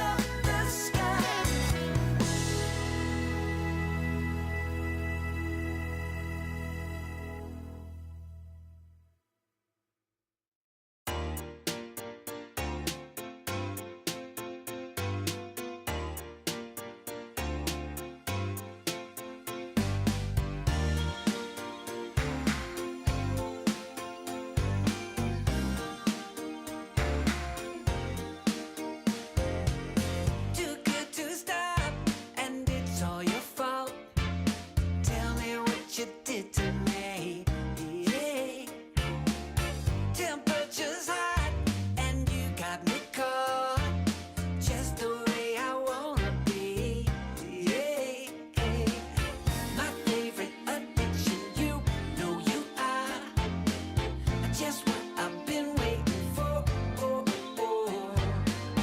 You know that you had me right from the start, and I keep on coming back, begging for more. 'Cause just a little bit, just a little, is never enough. 'Cause just a little bit, just a little, when it comes to your love. 'Cause you know there can't be too much. I need all I can get, more than just a little bit.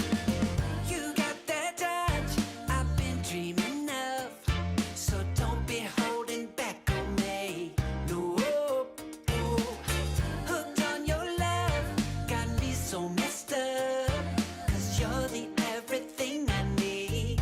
Ooh, yeah. My favorite addiction, you know you are.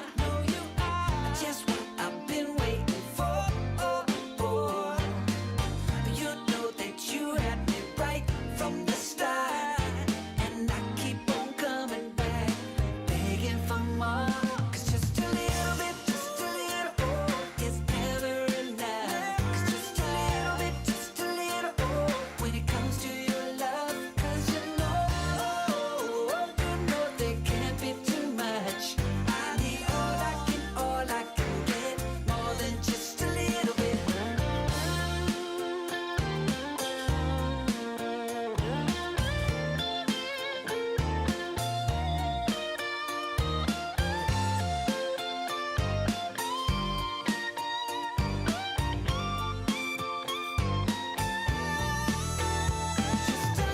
Just a little, is never enough. Just a little, when it comes to your love. 'Cause you know there can't be too much. I need all I can get, more than just a little bit. Is never enough. Just a little, when it comes to your love. 'Cause you know there can't be too much. I need all I can get, more than just a little bit.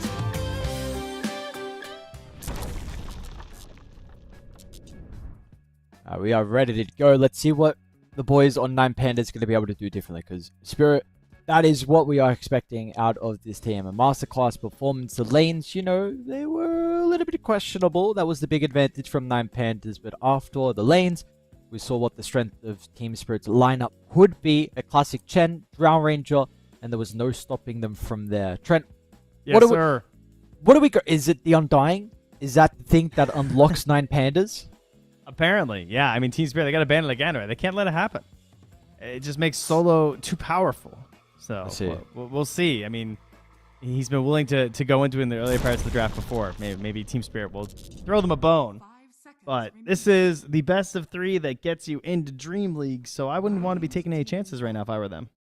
No, I also agree. I would not be wanting to try and take any chances. So we'll see if the Undying is banned out. What differences we are going to have though. Heading into this upcoming draft, we'll see also they have first pick on 9 Panda, so maybe they can look to go for the Chen themselves, because of course Solo being a Chen player. Yeah, that is true. Maybe leave it in, see if you can play that way instead. Overall, where would my focus want to be? I guess maybe towards this mid hero, like the mid DK plan. Maybe we go for something that's a little bit more standard right now. Maybe something with a little bit higher mobility before the Blink Dagger could be nice. Remaining. Partially why their game probably slowed down so much. Yeah, definitely. I do also feel like even with the Blink, like who is he playing with in the early game? So you have an offlaner who you're not really rotating to. Like Doom wants to be by himself. Now we're not going to get the DK though. So that hero's gone. Bristle is banned again as well. Team Spirit not wanting to play into the Bristle back. So what slips through? Gyro's going to get let through. Nyx Assassin again. Undying as well is the important one that gets let through. But we'll see if they want to prioritize this, because you may not, considering the Chen again from Maposhka. Yeah, I would think you just ban the Shen here if I was 9Pandas. I would feel pretty stupid losing that way again. So why not just get rid of it and not have to worry about it? But they're going to take the time to consider it. They're going to ban the Gyro. Are they going to take the Chen? No, of course. To no one's surprise at all, they take the Undying. I'm really intrigued to see on. Like, there's got to be nothing special with this hero, right? Like, I'm not missing anything. I'm not forgetting anything. Like, this is just like a lane dominating, bully position 5, who I feel like I thought was much weaker, with some of the supports that can really help out, and I don't think the offlane pull is too heavily countered. Like, can you Enigma here, honestly? Maybe not this early, but yeah, that's the idea. Find an offlaner that doesn't struggle to the decay and the spam. I think maybe in your like 3rd and 4th pick, that could be a good time to perhaps bust it out. I mean, I'm still okay with Chen. I don't really think Undying ruins too much of that. Obviously, Tombstone can be pretty good against it, but you're also just able to like hold strong and stand in these fights with the help of Chen. Yep. And I also don't think Chen needs to be played so one-dimensionally that you have to do a lineup that goes with speed like that. Like, it's not like that game is going to fall off all too hard or something crazy for Team Spirit. I think the Beastmaster, if they want it, would be a good pick here. Because I think that's getting banned out in the next 2 by Pandas. Then again, I guess you argue then I'm playing Beastmaster into an Undying lane, but yeah, that's at least what I was going to mention. But I suppose just the ability to fall back and take stacks is at least the nice thing about the Beastmaster. This is a lot of like, this can't be. Okay, let's see. What are they good? What? What's going on? Okay. He doesn't struggle as much versus Undying, I think. You know? Wow, okay. Collapse likes the hero. It's fun. Dead in the water, pretty good. It is a little odd. Yeah, you're not wrong. Maybe this is Maposhka. You know, maybe we got some Maposhka strats coming out here or something again, like his Terror Blade. It is a little weird compared to just going straight up for like a Enigma, like you were saying. You're not wrong. Yeah, I don't know, dude. Let's see. I'm very intrigued. Hide and TA gives you everything. Seen that several times. So is this the next pick? We're going Tide TA? This is what's happening? That would be a little early. Maybe not quite yet. Nah, surely. Perfect timing. How could you counter this? So you said it gives you everything. Should That's be true. uncounterable then. It's pretty much what they say. It's what they've been saying, you know. Let's see. Ruse Heroes, the Batrider's gone. The Lion is gone. They could get rid of the Clockwork if they wanted to. I mean, it was very solid. That was a great Clockwork game. A lot of Clockworks. I'm a huge fan of the hero. I think it's one of the best 5s in the entire game right now. They haven't been fully on point, I would say, outside of just Flare being so insanely valuable. But Rue had a lot of good hook shots that last game. Just to really cement it. I feel like everything is looking good on Rue at the moment, honestly. He might just be good at Dota. There's a chance. Yeah. Honestly, I think that is that's a pretty high possibility that he could just be pretty good at Dota, because that's seeming to be the case with the gameplay that we're getting out of him. PA ban. Isn't respect. What? Isn't Tide like really good versus PA in the early game? In theory, I mean, yes and no. It's like with the decay. If you're saving the decay and you have a hero who can go whenever they want, it's a lot harder to play versus the decay. You know, because then there can just be a dagger and a phantom strike, and like, oh, I've been decayed so many times now, I'm just dead. And Tide also only does base damage with the anchor smash, so any of those plus damage items don't get reduced throughout the whole game. So compared to like your Morphlings and your Medusas, the PA is quite a bit stronger in that regard. See, okay. And V2 just played it, and he did look good on it. Like, the start of the game was solid. Yep. I like the Moeta though, for Rue more than likely, so at least somewhat of a way to be able to deal with the Tombstone as well, but also this hero is just pretty crazy. Seems like a pretty decent lane. I don't know if this is also one of the, like, how would you say in regards to position 4s dealing with the Undying. Would you say Moeta's kind of up there with being yeah. one of the better ones? Yep. Okay. Yeah, I think so. I mean, she's obviously new to the scene, relatively new hero, and in that time frame, Undying hasn't been massively popular again. But she's got what you would want. She's a ranged hero. She's got even some gunslinger stuff that could be happening. And then, of course, with the ulti, just safety taking down the tombstone is awesome. Team spirits turn to pick. The very early Oh, Mars they steal it. the team fight is the name of the game here from Nine Pandas. There's a lot of emphasis. 3 heroes, pretty heavy in regards to the 5v5. I mean, that's a classic counter pick to the Undying, going to be playing together here. It's also a very common pairing with the Mars. Yeah. Very, very good at just roaming with the early points and the kisses. Now, will this be a tied 5? That's my question. I seriously am considering it. I feel like Miposhka's doing something. He's cooking. Yeah, it just seems really weird to go with it that early if he's not being cheeky. Okay. But with the Mars and a Snapfire, I mean, what safe laner would you pick? I mean, Drow technically is still kind of playable here. Because you have the multi-shot which goes through the arena. Okay, Chen's still in. Right, that hero. Never mind. We'll just do that. True. Chen plus what now for you, Tori? We're saying there's been a lane that they're not really losing. They've always been having a pretty good time inside this lane. So let us see what the decision is going to be for them. Anti-mage. Bring him back again. I mean, what have we seen him play so far? Terrorblade. I don't think did we get Yadoro Terrorblade? I don't remember. I know we got Miposhka Terrorblade. Obviously. Oh, I don't remember now. Daedra. Okay. What's a Twin good Drow. draw? I'm a little surprised they picked the TB where they did. This is a very good draw game. Yeah, quite vulnerable to that. And the TB also suffers pretty heavily versus the arena as well. Yeah. Really annoying to try and play this hero. And be a part of these team fights when they get broken up. So, is there some flex they could do on Spirit?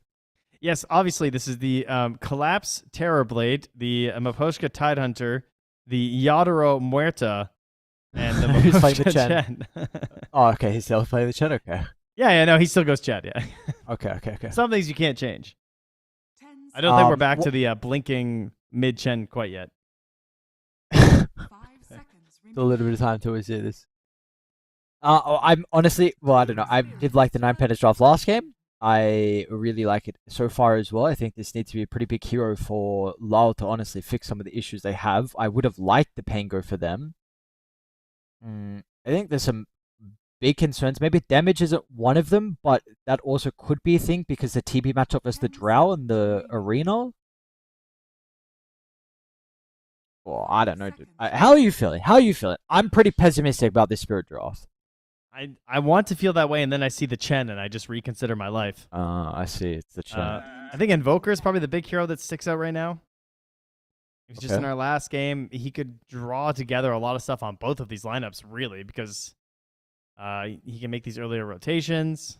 He's pretty good. Also, Primal Beast, weirdly, kind of looks hype, but I guess it's not a 10th pick, so they don't know what the matchup's going to be. I feel like that'd be kind of nice to like trample into this Terrorblade and Chen and just have the Mars Snapfire backing you up with the Undying heals. That could be kind of cool. Okay. It's hard to get a break out of the mid lane, unfortunately, for a way to deal with the Tide.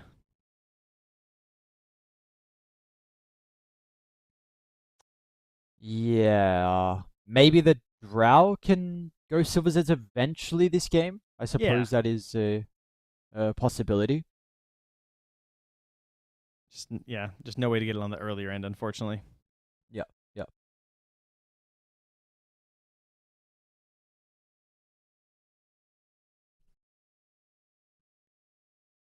What do we got? A little bit of time still left. Probably both mid laners though.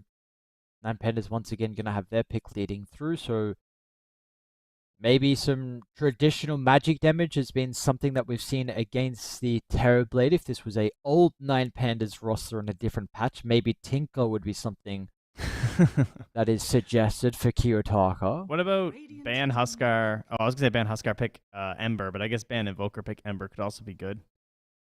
It looks like a pretty good Ember game. You'd have the puck matchup, which generally you're pretty okay with the bolas.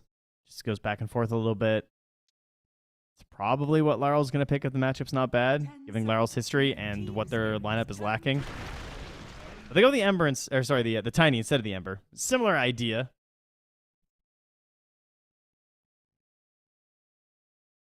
Now, what is the response from LoL? Do we still stick with the puck? Probably not, eh? With how these Tiny matches have been going. I mean, that seems to be one of the better things about him, is he has slowed down these pucks. But it's Larl, again. They don't have a whole lot of time either. I mean, you don't really want to like massively overcorrect and go like Viper or something, because then I think your playmaking potential is pretty weak. Yeah. Then again, your ability to just like run down the game is pretty fast. Oh, I thought he got banned. Oh, okay. All right. Respirits in. Missed that one. That's not too bad. Snap, I've not seen this. Yeah, it's a new one too. The new Okay. set. Yeah, I think this hero is underrated. Oftentimes, it's only brought up in discussions when we talk about Phoenix and Undying, this idea to kill the egg or kill the tombstone. But she's still, even with the nerfs, does have a lot of damage on the ulti, and I still think full bore is one of the better facets in the game, honestly, because it reduces some of the risks that the hero had in the first place of trying to use a nuke. It's very, very strong. I see. Okay. Well, yeah, a hero that we're not really getting a whole lot at the moment. Let's see what the differences are going to be with this one. Now, available in the hands of 9 Pandas. Wonder what the build's going to be from Lyle as well. If Blade Mail is something we've been getting a lot. Yep, yeah. Okay. I was thinking maybe there could be something out of the vessel, but I feel like this is probably not as much that game. And Blade Mail, BKB, and then maybe Ags if it looks good. At that point in the game, feels pretty solid. I noticed the vantage point facet was taken by VTune, so not going for the moving multi-shot on the Drow Ranger. Well, what's the other one do then? I don't remember. I've only seen the moving multi-shot. I think it's a flat bonus damage on high ground, but I'll double check. Okay, interesting. 20% more damage when attacking from high ground, yep. Very good when you get the shard, obviously. Did you buy shard earlier, I imagine? I would think. I would hope. Yeah, I'm trying to work out, like, really, is this worth going this faster then if you're not getting the Glacier? I mean, truly, you should just be playing mid, obviously. True. Are we talking about a mid-drow in the works? I mean, someone work it out there. Pubbers. The turbos. This is... Ooh, turbo. Now you're talking. Now you're thinking. This is where the meta comes from, I thought you said. That's right. As long as there's incentive like Crownfall tokens, something to really motivate people to find the most broken degen stuff they can. 30 seconds to battle. Yeah, overall, not as confident in this Team Spirit lineup. Not going to lie. 100%. There is some counters 100% here for 9 Pandas? Or 100% for 9 Pandas? 100% I am not as confident in Star Trek. Okay. It's not quite as uniform as the last one and such a clear goal with the way that you play with the Chen. The Tide feels like he just got rammed in here because Collapse felt like playing Tide or something. I don't know. I don't know why is there a Tide first pick? Lies? Headshot, pretty good placement from Rue. And may just be able to get away. I mean, it's Blood Grenade, Grenade, Lies. Oh, 25. The stats. He's only got stats. Only stats for him. Now, Rue might end up giving over First Blood. Genius. Was it not expecting him to actually be the first one that was dying? Sometimes you come to the boundary room fight with 11 extra strength, and that keeps you alive. Apparently, these are one of those occasions.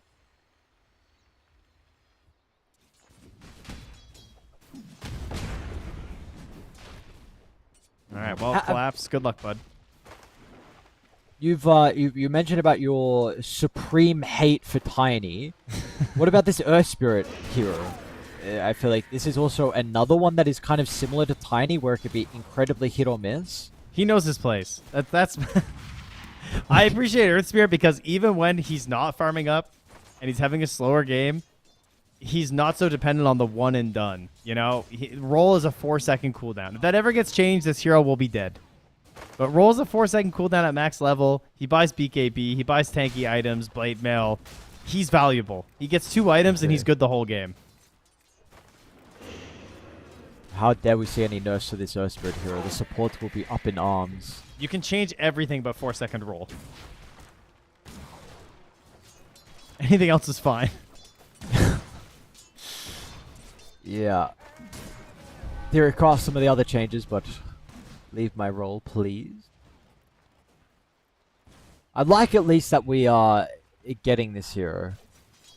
Yeah, it's nice. He was off for a while. I mean, I do miss Supporter Spirit, to be clear. I mean, that was always pretty exciting as well. He's definitely one of the more YOLO heroes in the game. Making his plays across the map, so. But it is nice to see the hero with actual farm and have some higher potential. Yep, yep. Without a doubt. I think Law's got a very good Earth Spirit, to be honest. They're one of the better Earth Spirit players. Bottom lane collapse having to deal with some annoying stuff here. And okay, this is funny. They do have the Chen creep down bottom to help this lane. Punishing the solo Undying with mana burns. Yeah, sick. I like how you just say like Claff wanted to play the Tide. I'm still trying to theorycraft on why there's a Tide Hunter in this game.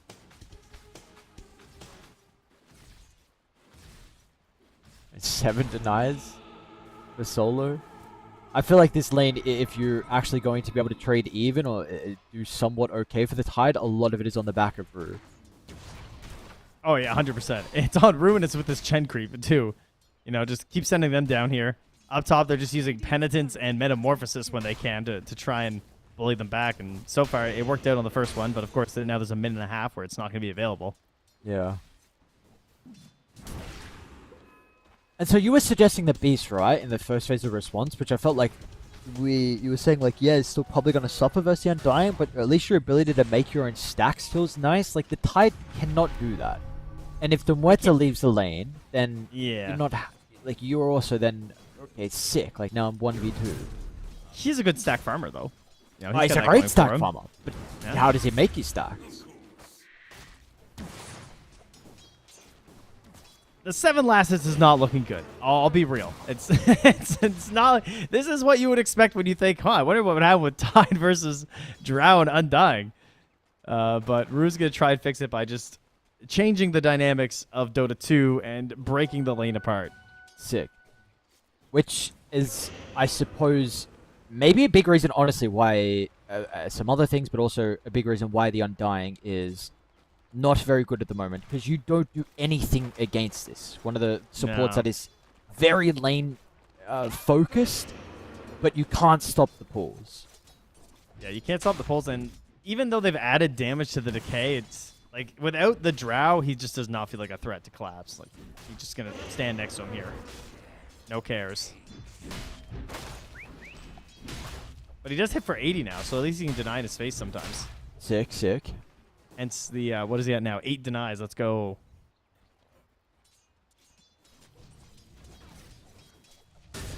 Well, I mean, Utoro's having a very good start, though. 29 last hits here for the Terrorblade. Val's doing very good as well. At least as that. The other lane's looking quite good for Team Spirit. Yeah, mid very even. Super chill as we have 1 more minute to our first power rune, and maybe that's going to open an opportunity here, whoever gets that. Definitely some vulnerable heroes on these side lanes, particularly this Tide Hunter, who's just going to be permanently low HP.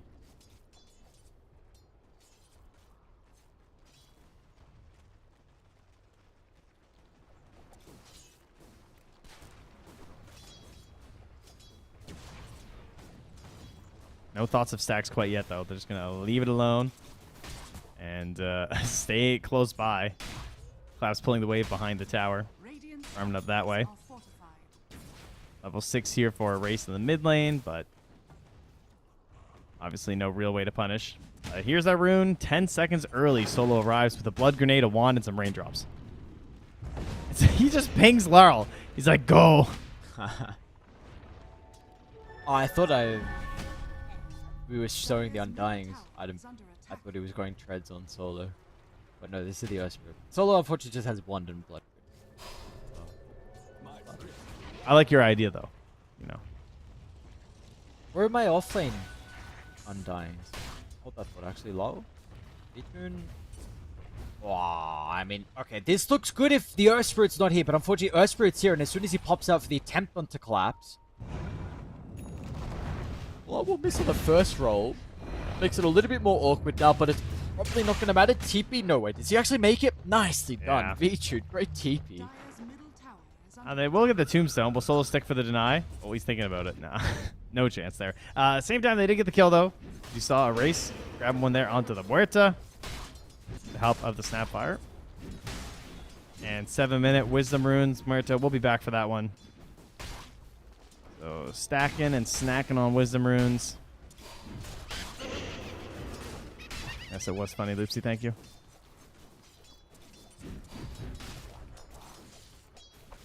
Collapse is just at A little 10% bit too HP close this whole game. to- yeah. Ah. Is he tick? Not gonna pick up a blood grenade, okay, but sick. Wait, what? Oh yeah. All right. I wonder what Collapse is thinking. Like, why did I ask for tired? Kinda, yeah, I would think. I mean, it is kind of funny versus Drow, right? Because before the marksmanship, she does just kind of tickle you a little bit. Like, there's a reason he can stick like that low. And then the slow gets worn off, so there is kind of something there. Oh, I feel like a lot of the heavy lifting is going to be on Law. So he is at least having a very good game. That first rotation doesn't result in a kill for him. But nonetheless, he's going to have a power rune. It's just through arc. Oh, sorry, just a regen. Something.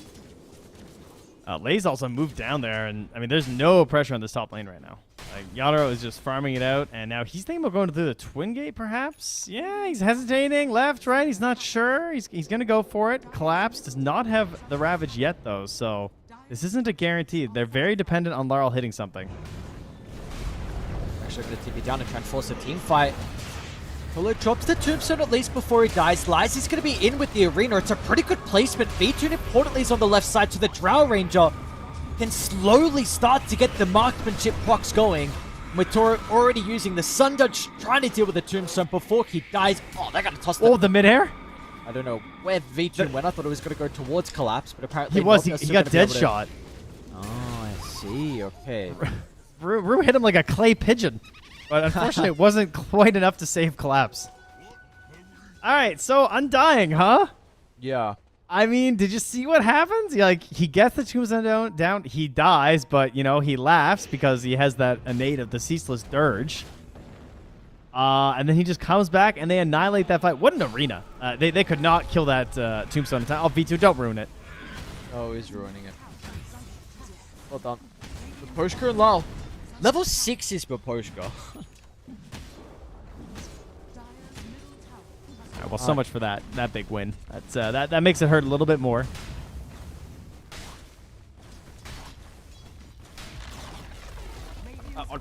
Quite important, to be honest. You get this tower. I feel like it now actually gives a lane to Collapse.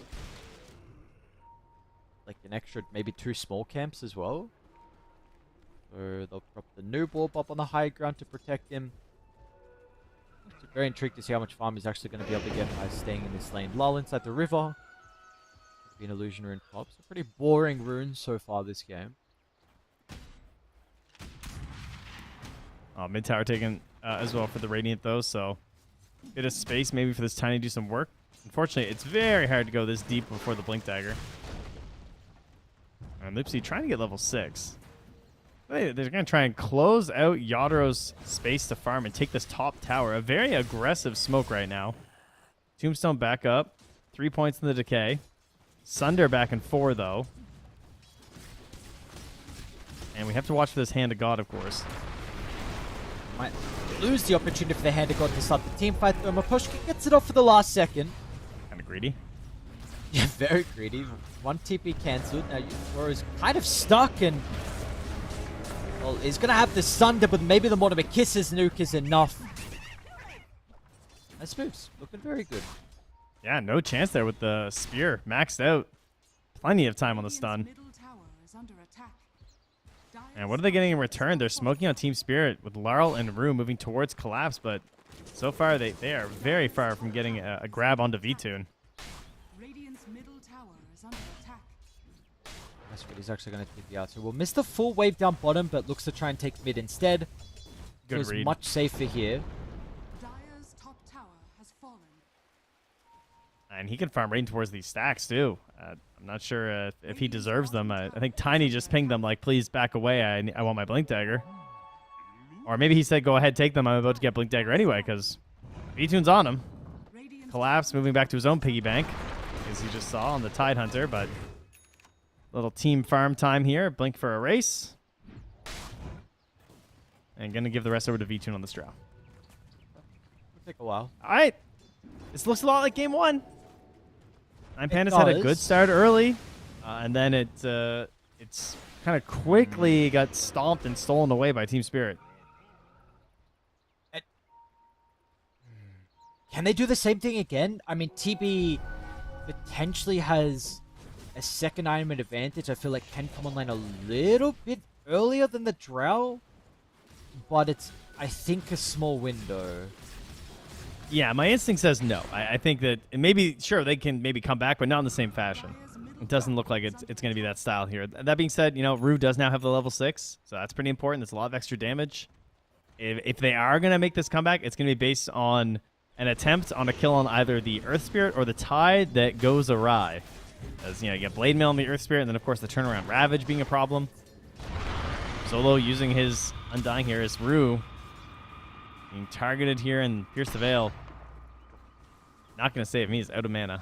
Radiant's bottom tower is under attack. Wait. Okay. Close one.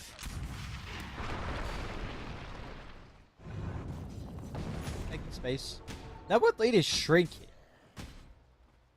I am very surprised with Collapse net worth. I don't know if he's farmed the Ancients just yet, but I really do think it's the fact that they were able to get that tier 1 tower down bottom, and he could have a full wave now pretty much for free, along with the neutrals.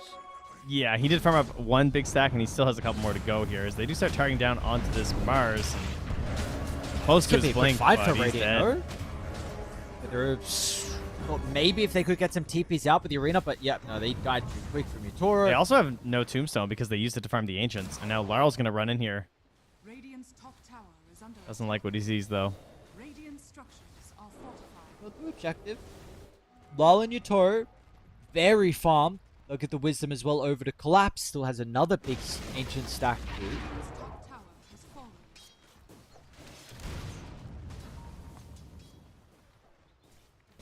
By the looks of it, they're going to have a Tide Hunter this game. Who actually took over the net worth of the Mars, surprisingly.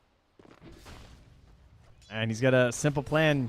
Soul Ring helps you farm your way up, get the Vlads, full sustain on the map, and then Blink Shard for this easy initiation to the fight where you just jump, shard somebody, and put pressure on them to force out the Ravage. Not a bad plan. See if they're going to be able to execute the plan.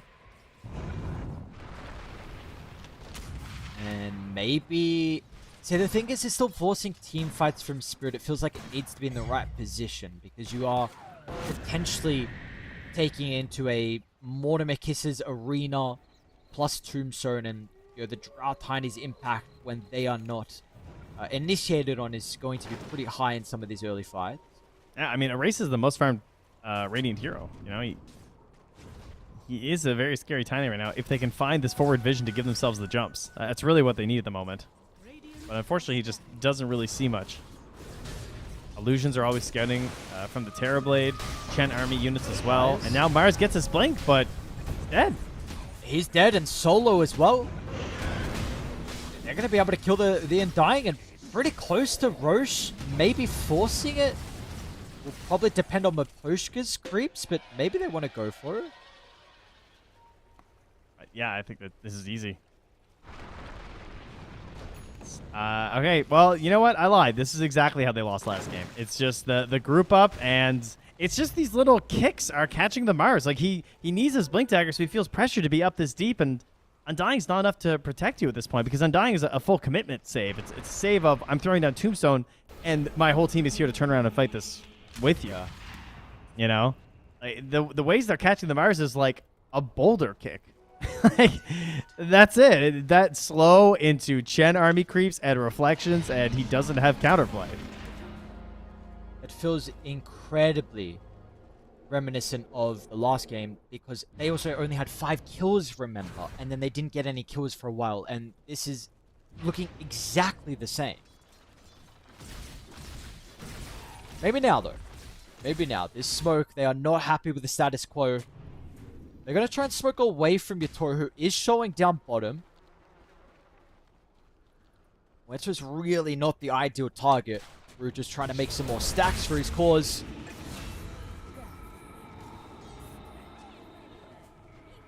So I'm looking at Spirit's kills. Why didn't you tell me? And, I was just going to let it go. It's fine. No, what the hell, dude? That's messed up. You're trying to make me look dumb. No, then we look dumb. If I correct you, you look dumb. Oh, I see. So, Yeah, I was just being dumb with you. I was just jumping on the grenade right alongside you, buddy. Oh, thank you. That's so I got kind you. of you. Yeah. Yeah, I never thought about it like that. Now, you honestly, that's respect. All right, onto the tower, though. Solo's here. Still has Tombstone. This is where Undying's really solid. Much like you're doing your Chen army push, you got your Undying strats. They're going to do a mass TP up top, but they saw Collapse. It was a little too close to their tower. They didn't like it, so they are hunting. Not happy with how they didn't slow him down enough inside the lane. Apparently, he's too farmed and is connecting to the team. So Collapse is fine. Everyone else is going to be ready to take a fight. This may be pretty forced. Oh my goodness, Nice. he's silenced. Quick silence set, so there's going to be no arena follow-up. It's still looking pretty decent, though. Ravage will disrupt and isolate the Mars, so no one was nearby to protect him, but this will give an opportunity for Solo, the main man on the Undying, just to charge forward. Down goes Makoshka. Meanwhile, Yatoro as well is going to swing over to the right side. If they got some control, that's going to be up to low. Roller's a little bit too far away, but they'll still get Solo nonetheless. They tried to do a toss-back play there, but not able to do it. Man, that silence from the drought. 5 seconds is an eternity for a Chen. No opportunity to try and get off that hand of God. Overall, good trade here for Spirit. Do they want to keep the pressure up, though? I mean, there's no Ravage, so maybe there's a chance that Nine Pandas want to try something? You could just go for, like, Blink Spear plays instead, because it feels like they need to do something. I don't think you can just, like, sit back and let them farm through this Aegis. Oh, good Radiant Ward. They see all of this right now. Can they take advantage of it at all, though? Seemed like the guy had a decent ward of the secret trouble as well. Able to help them position accordingly. Man, that ward is so good. Just outside the sentry range. That's beautiful. Maybe that'll find some sort of a play. It's kind of a vision that you need with this mid-tiny to make it successful. Again, he is still just barely behind the TB. Only 600 gold at this point for a mid-tiny is great. Yeah. And he has the Chrysalis too, so he is peaking here. And just needs to have the sight. What's the last hit shot actually? I'm intrigued on how everyone else is keeping up with the tiny. I don't know if he's excelling. He's 160. Yeah, so he's second highest is pretty solid, especially for tiny. They once again the vision though from Team Spirit. A lot of the moment it's been able to scale up the remnants of their T1 tower, so it sees a lot of the 9 pandas here.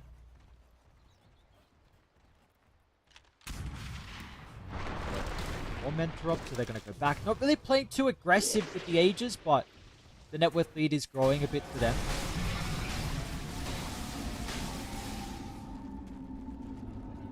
See, Muerta is going to get it here for the Dire. Yadaro has purchased his as well. We've seen a lot from all the TBs. There's just this purchase Terrorblade after the Manta. You get the Shard. It's very fast for farming. Demon dealing everywhere. Speaking of shards, what about the drought? Yeah, that's a good point. We don't have it.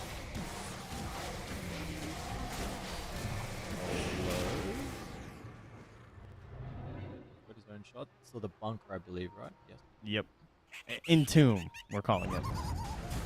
Just makes sense. Spores, sidesteps the kick as well. Oops. Okay, lol. No, are we all just missing spells? Atos isn't hard to miss. That's a shield rune. That is true. That is a shield rune. Yutoro's up on a high ground. Great position for him to be. Collapses off the Holy- Ravage. Okay, my god, collapse. Clipping onto all the heroes they need. Yutoro as well. The Terrorblade damage is starting to rain in. Arrays will bunker himself, but they'll deal with the Tombstone, kill him once he pops out. And V-Tomb, he wasn't able to do enough. The Drow Ranger just could not get the damage out. No, that's the vantage point right there. Yadro on that Terrorblade looking like what Drow's trying to do with this facet. That was just disgusting, standing on that high ground. Laro not going to go for the roll in there on the feared Loopsy. Thought you might have saw a play. You can't draw up a fight much better than that, though. Massive Ravage. Collapse. Yeah, I guess we see why he wants to play Tide. Yeah, okay. His fourth, Yeah. How is he This in guy's position, good. actually? And now he's got the shard, too.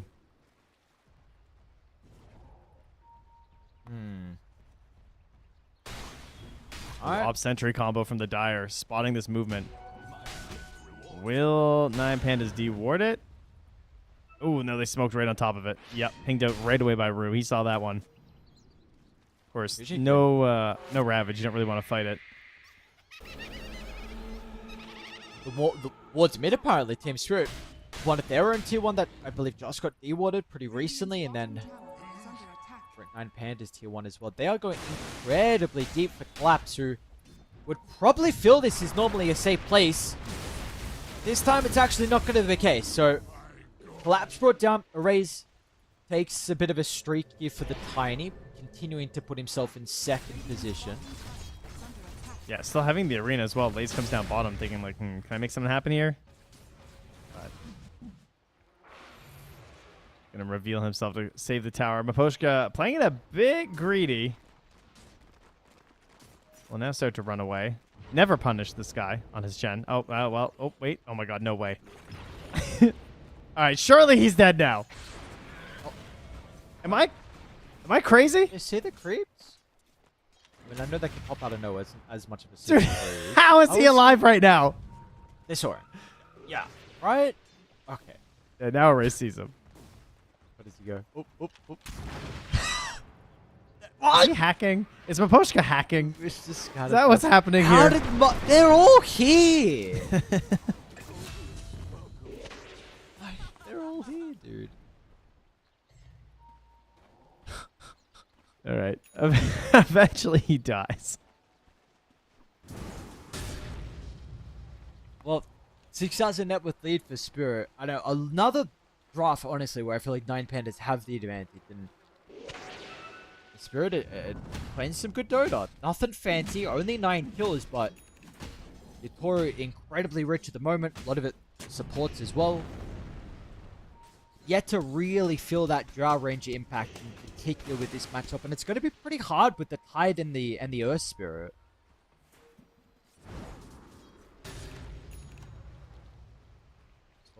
Nice I feel like it would be a good time to have Shard as Drow. Free solo. Lots of heroes playing around him. Let's see if they want to force the fight. Lies tries to go into the arena. There's no damage for Lal though, and it just sets up for the double Ravage. This tier fights, everyone else is a little bit too late. I thought they were close enough, but maybe some hesitancy from 9 Pandas.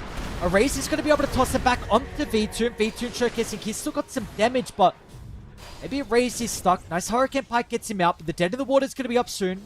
Oh, The Gust is able to come into play.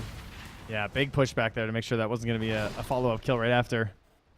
So what's happening is they're spending a lot on these first couple kills. Like they're getting the Undying, they're getting the Mars, but once the Ravage is down, I feel like 9 Pandas are doing a good job of reading, like, you know, we can turn and fight. Like, Laurel wants to extend the team fight, but they realize that without the Ravage, they're not quite that scary. Unless, you know, Yadoro's in, like, the perfect spot. So now, knowing there's no Ravage, they're going to go back in. What's the jump, though? I guess just Tiny. It's back up now. Hey, this is my route. And Roche is up. Dire side. I think you go into this. No Ravage. You take this for sure as 9 Pandas. Some meta timing as well. How long is the cooldown? They really need this. This gets them back into at least one more team fight. Yeah, meta's not up for another 40, so 45. I mean, they're close. Arena's now back up. They try and take a fight into the Aegis advantage. Let's see. 4v5. Carl says Mars yes. going to start. Roll into the middle. Tombstone giving me the information. They've isolated the Mars, trying to take him out of the team fight. And does no one want to fight? Loopsy will TP. Solo's trying to scurry away. And was it really a fight they felt like they couldn't take? Solo just runs into the body block them from finding the tiny TPing. I think it's in a pretty disadvantageous spot. You know, you're coming out of that low ground there, even with the Aegis. It's pretty unlikely that Erase is going to get that first big jump that you're hoping for. He's also really close to his BKB. I mean, the respawn timer is not too bad on the Mars. Yeah, it's because he's look at his net worth. Apparently, There you go. He's a genius. I feel like I'm seeing this on almost every Mars player besides Amar. They just always fall behind. Our Mars team wins a lot. Yeah, that is true, but he also farms a lot too somehow, and also gets involved with the Mars. But a lot of other players I'm seeing pretty much in this position where support eventually overtakes them. Yeah, they become just a playmaker only, not hitting camps and playing off map all the time, trying to instill fear in their opponents. We were speaking about them potentially trying to avoid that fight because he wanted the BKB, and now the first one getting used is incredibly defensive to get away from the meta. Well, now we know it works. Ah, yes, okay. That's Yeah. very good, very good. They're going to try and smoke and maybe force a fight with the remnants of the meta. Arcane Rune on Collapse as well. Half duration left. See if Euphoria is going to be able to find an angle. They're going for the long wraparound. I guess the illusions are maybe going to reveal the themselves. wisdom, too. I can scoop that up. Dire structures are fortified. Oh, that did me back. This is one on the high ground. It's Collapse, I see. He's going to go for the jump. The rest of the TPs will come through, but the Ravage going to be early. Tries to protect himself with a TP out. He's actually going to make it. Can everyone else, though? Yeah, they won't stop Lyle, so the roll... That's his way to escape. Brew, unfortunately, will not have the same capability. So you trade Ravage and your Muerta to keep your tide alive with 2.5 minutes left on the Aegis. Can they actually pressure right now as 9 Pandas? Unfortunately, it doesn't feel like it, and that's a big problem. Surely you can. Also, why no Glacier? I'm still so intrigued. I see this guy multi-shotting, and it hurts me. I think it's just the same thing with a lot of these heroes where every item's so important. Like, you know that you need... Like, Silver's Edge would be amazing, and there is a world where you just get it free soon, right? We're approaching 30 minutes, so he kind of just has to play for that. Yeah, I mean, he's got a 50-50 shot. It's just him and Tiny left. So... Alright, Tiny buy it. Make it 100. I don't hate that. If I'm Tiny, I'm doing that just for the culture, you know, for the team morale. The believers in Glacier. The believers in the facet is... They are hoping he showcases what this facet's able to do. Otherwise, I don't know. Damage that Collapse is going to yoink. He can be now completed for the Tide. And they will smoke. 1 minute left on the Aegis. Under attack. Dire are scanning. Radiant's bottom tower All is the under way attack. across the map. Lanes are really shoved in though. The smoke is going to be difficult to connect. Rue is such a good target. He's like the best one that we can just blow up. I mean, Chen, of course, would be ideal as well, but he's kind of scary with the pipe. They get a glimpse of him. There was a ping coming through, but Rue covered up with a glimmer. Ducks out. Now rejoins the team who may be setting up a trap by the secret shop. Marl does have the pull now. We'll see if that comes into play as they jump on the Loopsy. Lies, unfortunately, isn't nearby. They'll probably just cut their losses. I bet it's actually want to think about taking the team fight. They're going to protect him with the Tombstone. I believe they got a glimpse of Lies over to the left. They're starting to run towards the Mars. Okay, meanwhile, Erase. Nice headshot back to the river. BKB TP out, in fact. So now this is given a big signal for them to be able to chase for more, but already the rest of 9 Pandas are out of dodge. Yeah, that's an engagement into a potentially expiring Aegis, so with the going down, they just bail out. No one else to follow that Earth Spirit, though, so no Suns left. Yeah, another gem from Solo here. All right, here we go. Hey, V-Tune, gonna get it. Let's. All right, 20% bonus damage for 1,400 gold. That seems like a lot. So it's good that he got it for free instead. Sure. Did you go Refresher now? Because you don't need a damage item, you get it with the Glacier. So you go Refresher so you have more uptime. Radiant's I was wondering where you were going with that. Genius. Tries it out. Well, seems pretty good. bottom tower has fallen. Not bad. Robo Hurricane Pike. Men's hit him from afar. They are also in front of your base, and he's not back just yet. And Team Spirit have the ability to be able to kill someone 4-0. Maybe that person's going to be Solo. Yeah, no Ceaseless Dirge up right now. And also no buyback.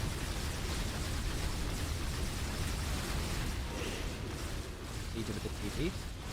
You toss collapse back. I think without Vita in here, maybe not. I mean, if he is the Silver Edge, that's a play. And it's coming. In fact, I think he's only 100 gold away from it. Yeah, he has the Silver Edge, so that is legitimate. I mean, Ravage has been huge. It has won so many of these fights for Team Spirit. Yeah. So, yeah, toss back into break kill would be massive for them because you can also just apply that silence. See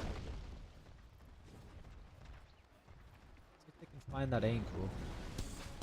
Both sides really haven't left each other. Like, it's been 5-man group up really for quite some time. We're not really seeing anyone split away too far. We are really moments away from a massive team fight, potentially by Roche. Could be up in the next 40 seconds. Maybe for the Power Rune as well, potentially. Spirit are posturing pretty aggressively. There's the toss. Race. There's the toss back. Where's the break? There's the break. It's going to be able to catch him off guard, but the Avalanche as well covers it. Not good enough, though. Collapse gets away. Arena clipping multiple heroes. V-Tunes finally sets himself up for the Glacier, but he's beating it to lull, and the damage, it's nothing. V-Tunes got nothing. And now Mars dead in the water and outside the base. 2 heroes without a buyback. That was not enough. He's too farmed. The BKB, I mean, he knows that even with the silence, he can't lock him down. So they have to do so many things at once in order to make this kill happen on Collapse before the Ravage. And it was a dead shot, too, onto that Tiny. Into the just immediate damage from the Terrorblade.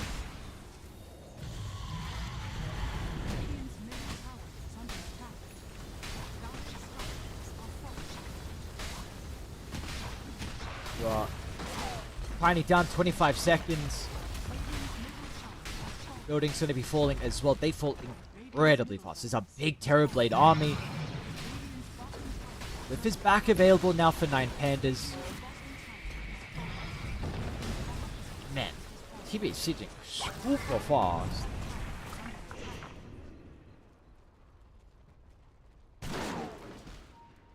They're in the problem zone now for sure. 17k lead. Oh, he has AC on. Okay. Yeah, he is stacked right now. I mean, he's 6k up on the Drow. Oh, very interesting. Also, really cool when you have Earth Spirit on your team too, with the Resonance. Oh, or will not TP in. All right, no Ravage for 30. Forward. Look at last position.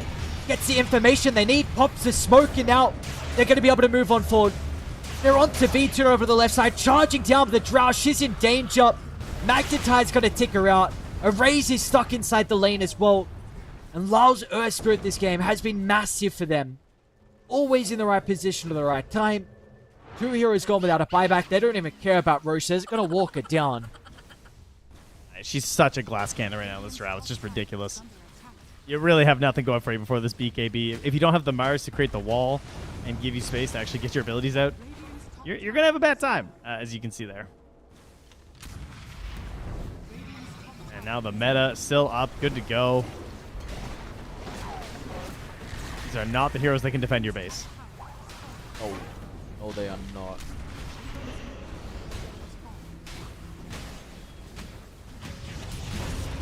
Liza's okay. Reveals himself for a second. They don't mind about going deep when there's a Ravage like that to send them out of this final game. Congratulations, Team Spirit. They will be the first team from Eastern Europe to qualify to DreamLeague Season 25. Vitor and Collapse. They will be back playing at a LAN. Somewhat of a LAN. A LAN-ish. LAN-ish.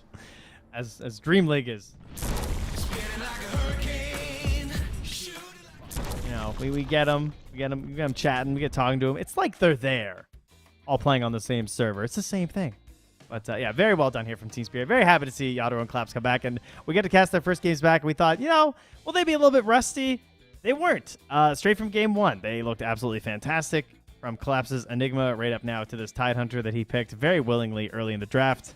You can see that the guy is still extremely good at Dota. So good news for Nine Pandas and their fans. They're still in. This is a double elimination bracket. Team Spirit, they've made it through without getting knocked down. But now Nine Pandas are going to have to battle against some of those other opponents who you saw previously in that lower bracket for the final slot here in Eastern Europe. Yes, they will indeed. Who are those opponents going to be? We've got Na'Vi versus VP in the lower bracket semis, which is going to be a very exciting matchup. And then, of course, the winner will play Nine Pandas. So, we did not see their best game today versus Team Spirit at all. I think the big thing for me is the fact, like, the drafts were honestly fine. In fact, I really liked their drafts in both Game 1 and Game 2. So, we'll just see maybe... What do we feel like for you, honestly, is the big thing, like, looking in tomorrow when you see Nine Pandas, when you see they probably have drafts where, yes, you're playing against some incredible players in Team Spirit, but you have drafts that are probably giving you at least the opportunity to have success, but what do we feel like are some of the things that we could be looking at through the gameplay-wise, maybe that they can hopefully make amends on? Well, I mean, I see that if Na'Vi make it carry, got his Phoenix in all 3 games versus Liga, which is just dumb. So let's not get that. Let's not let that happen. And I think the Chen is clearly a bit of a problem here. So not just from Team Spirit, we obviously saw that from Virtus Pro. And that might be something that I would want to be avoiding if I was Nine Pandas. And keep picking the Undying. It does work. I get it. We'll see if it's going to be able to work out tomorrow, though, for them, all importantly. Like Ian said, this is, they're not done just yet. It was the upper bracket, but a big congratulations to Team Spirit. They're going to be moving over and playing at DreamLeague Season 25. Not really contested in these qualifiers. We'll see how their run is going to go over there. But for us, we are done for our second day. One more day tomorrow. We're going to be starting same time, VP, Na'Vi, and then Nine Pandas against the winner for that final slot. For us, there's a lot more action going on. Different regions. South America is potentially already started. Maybe in an hour or so, you guys will have some more qualifier action. So for us, we are done. We'll see you guys tomorrow, same time for Supreme League Season 25 European Qualifiers. Thank you for tuning in.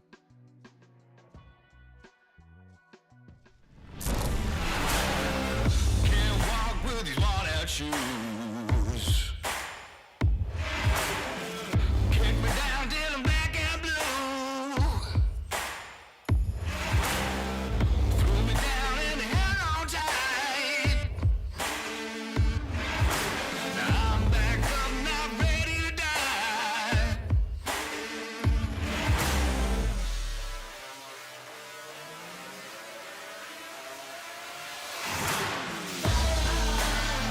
Circle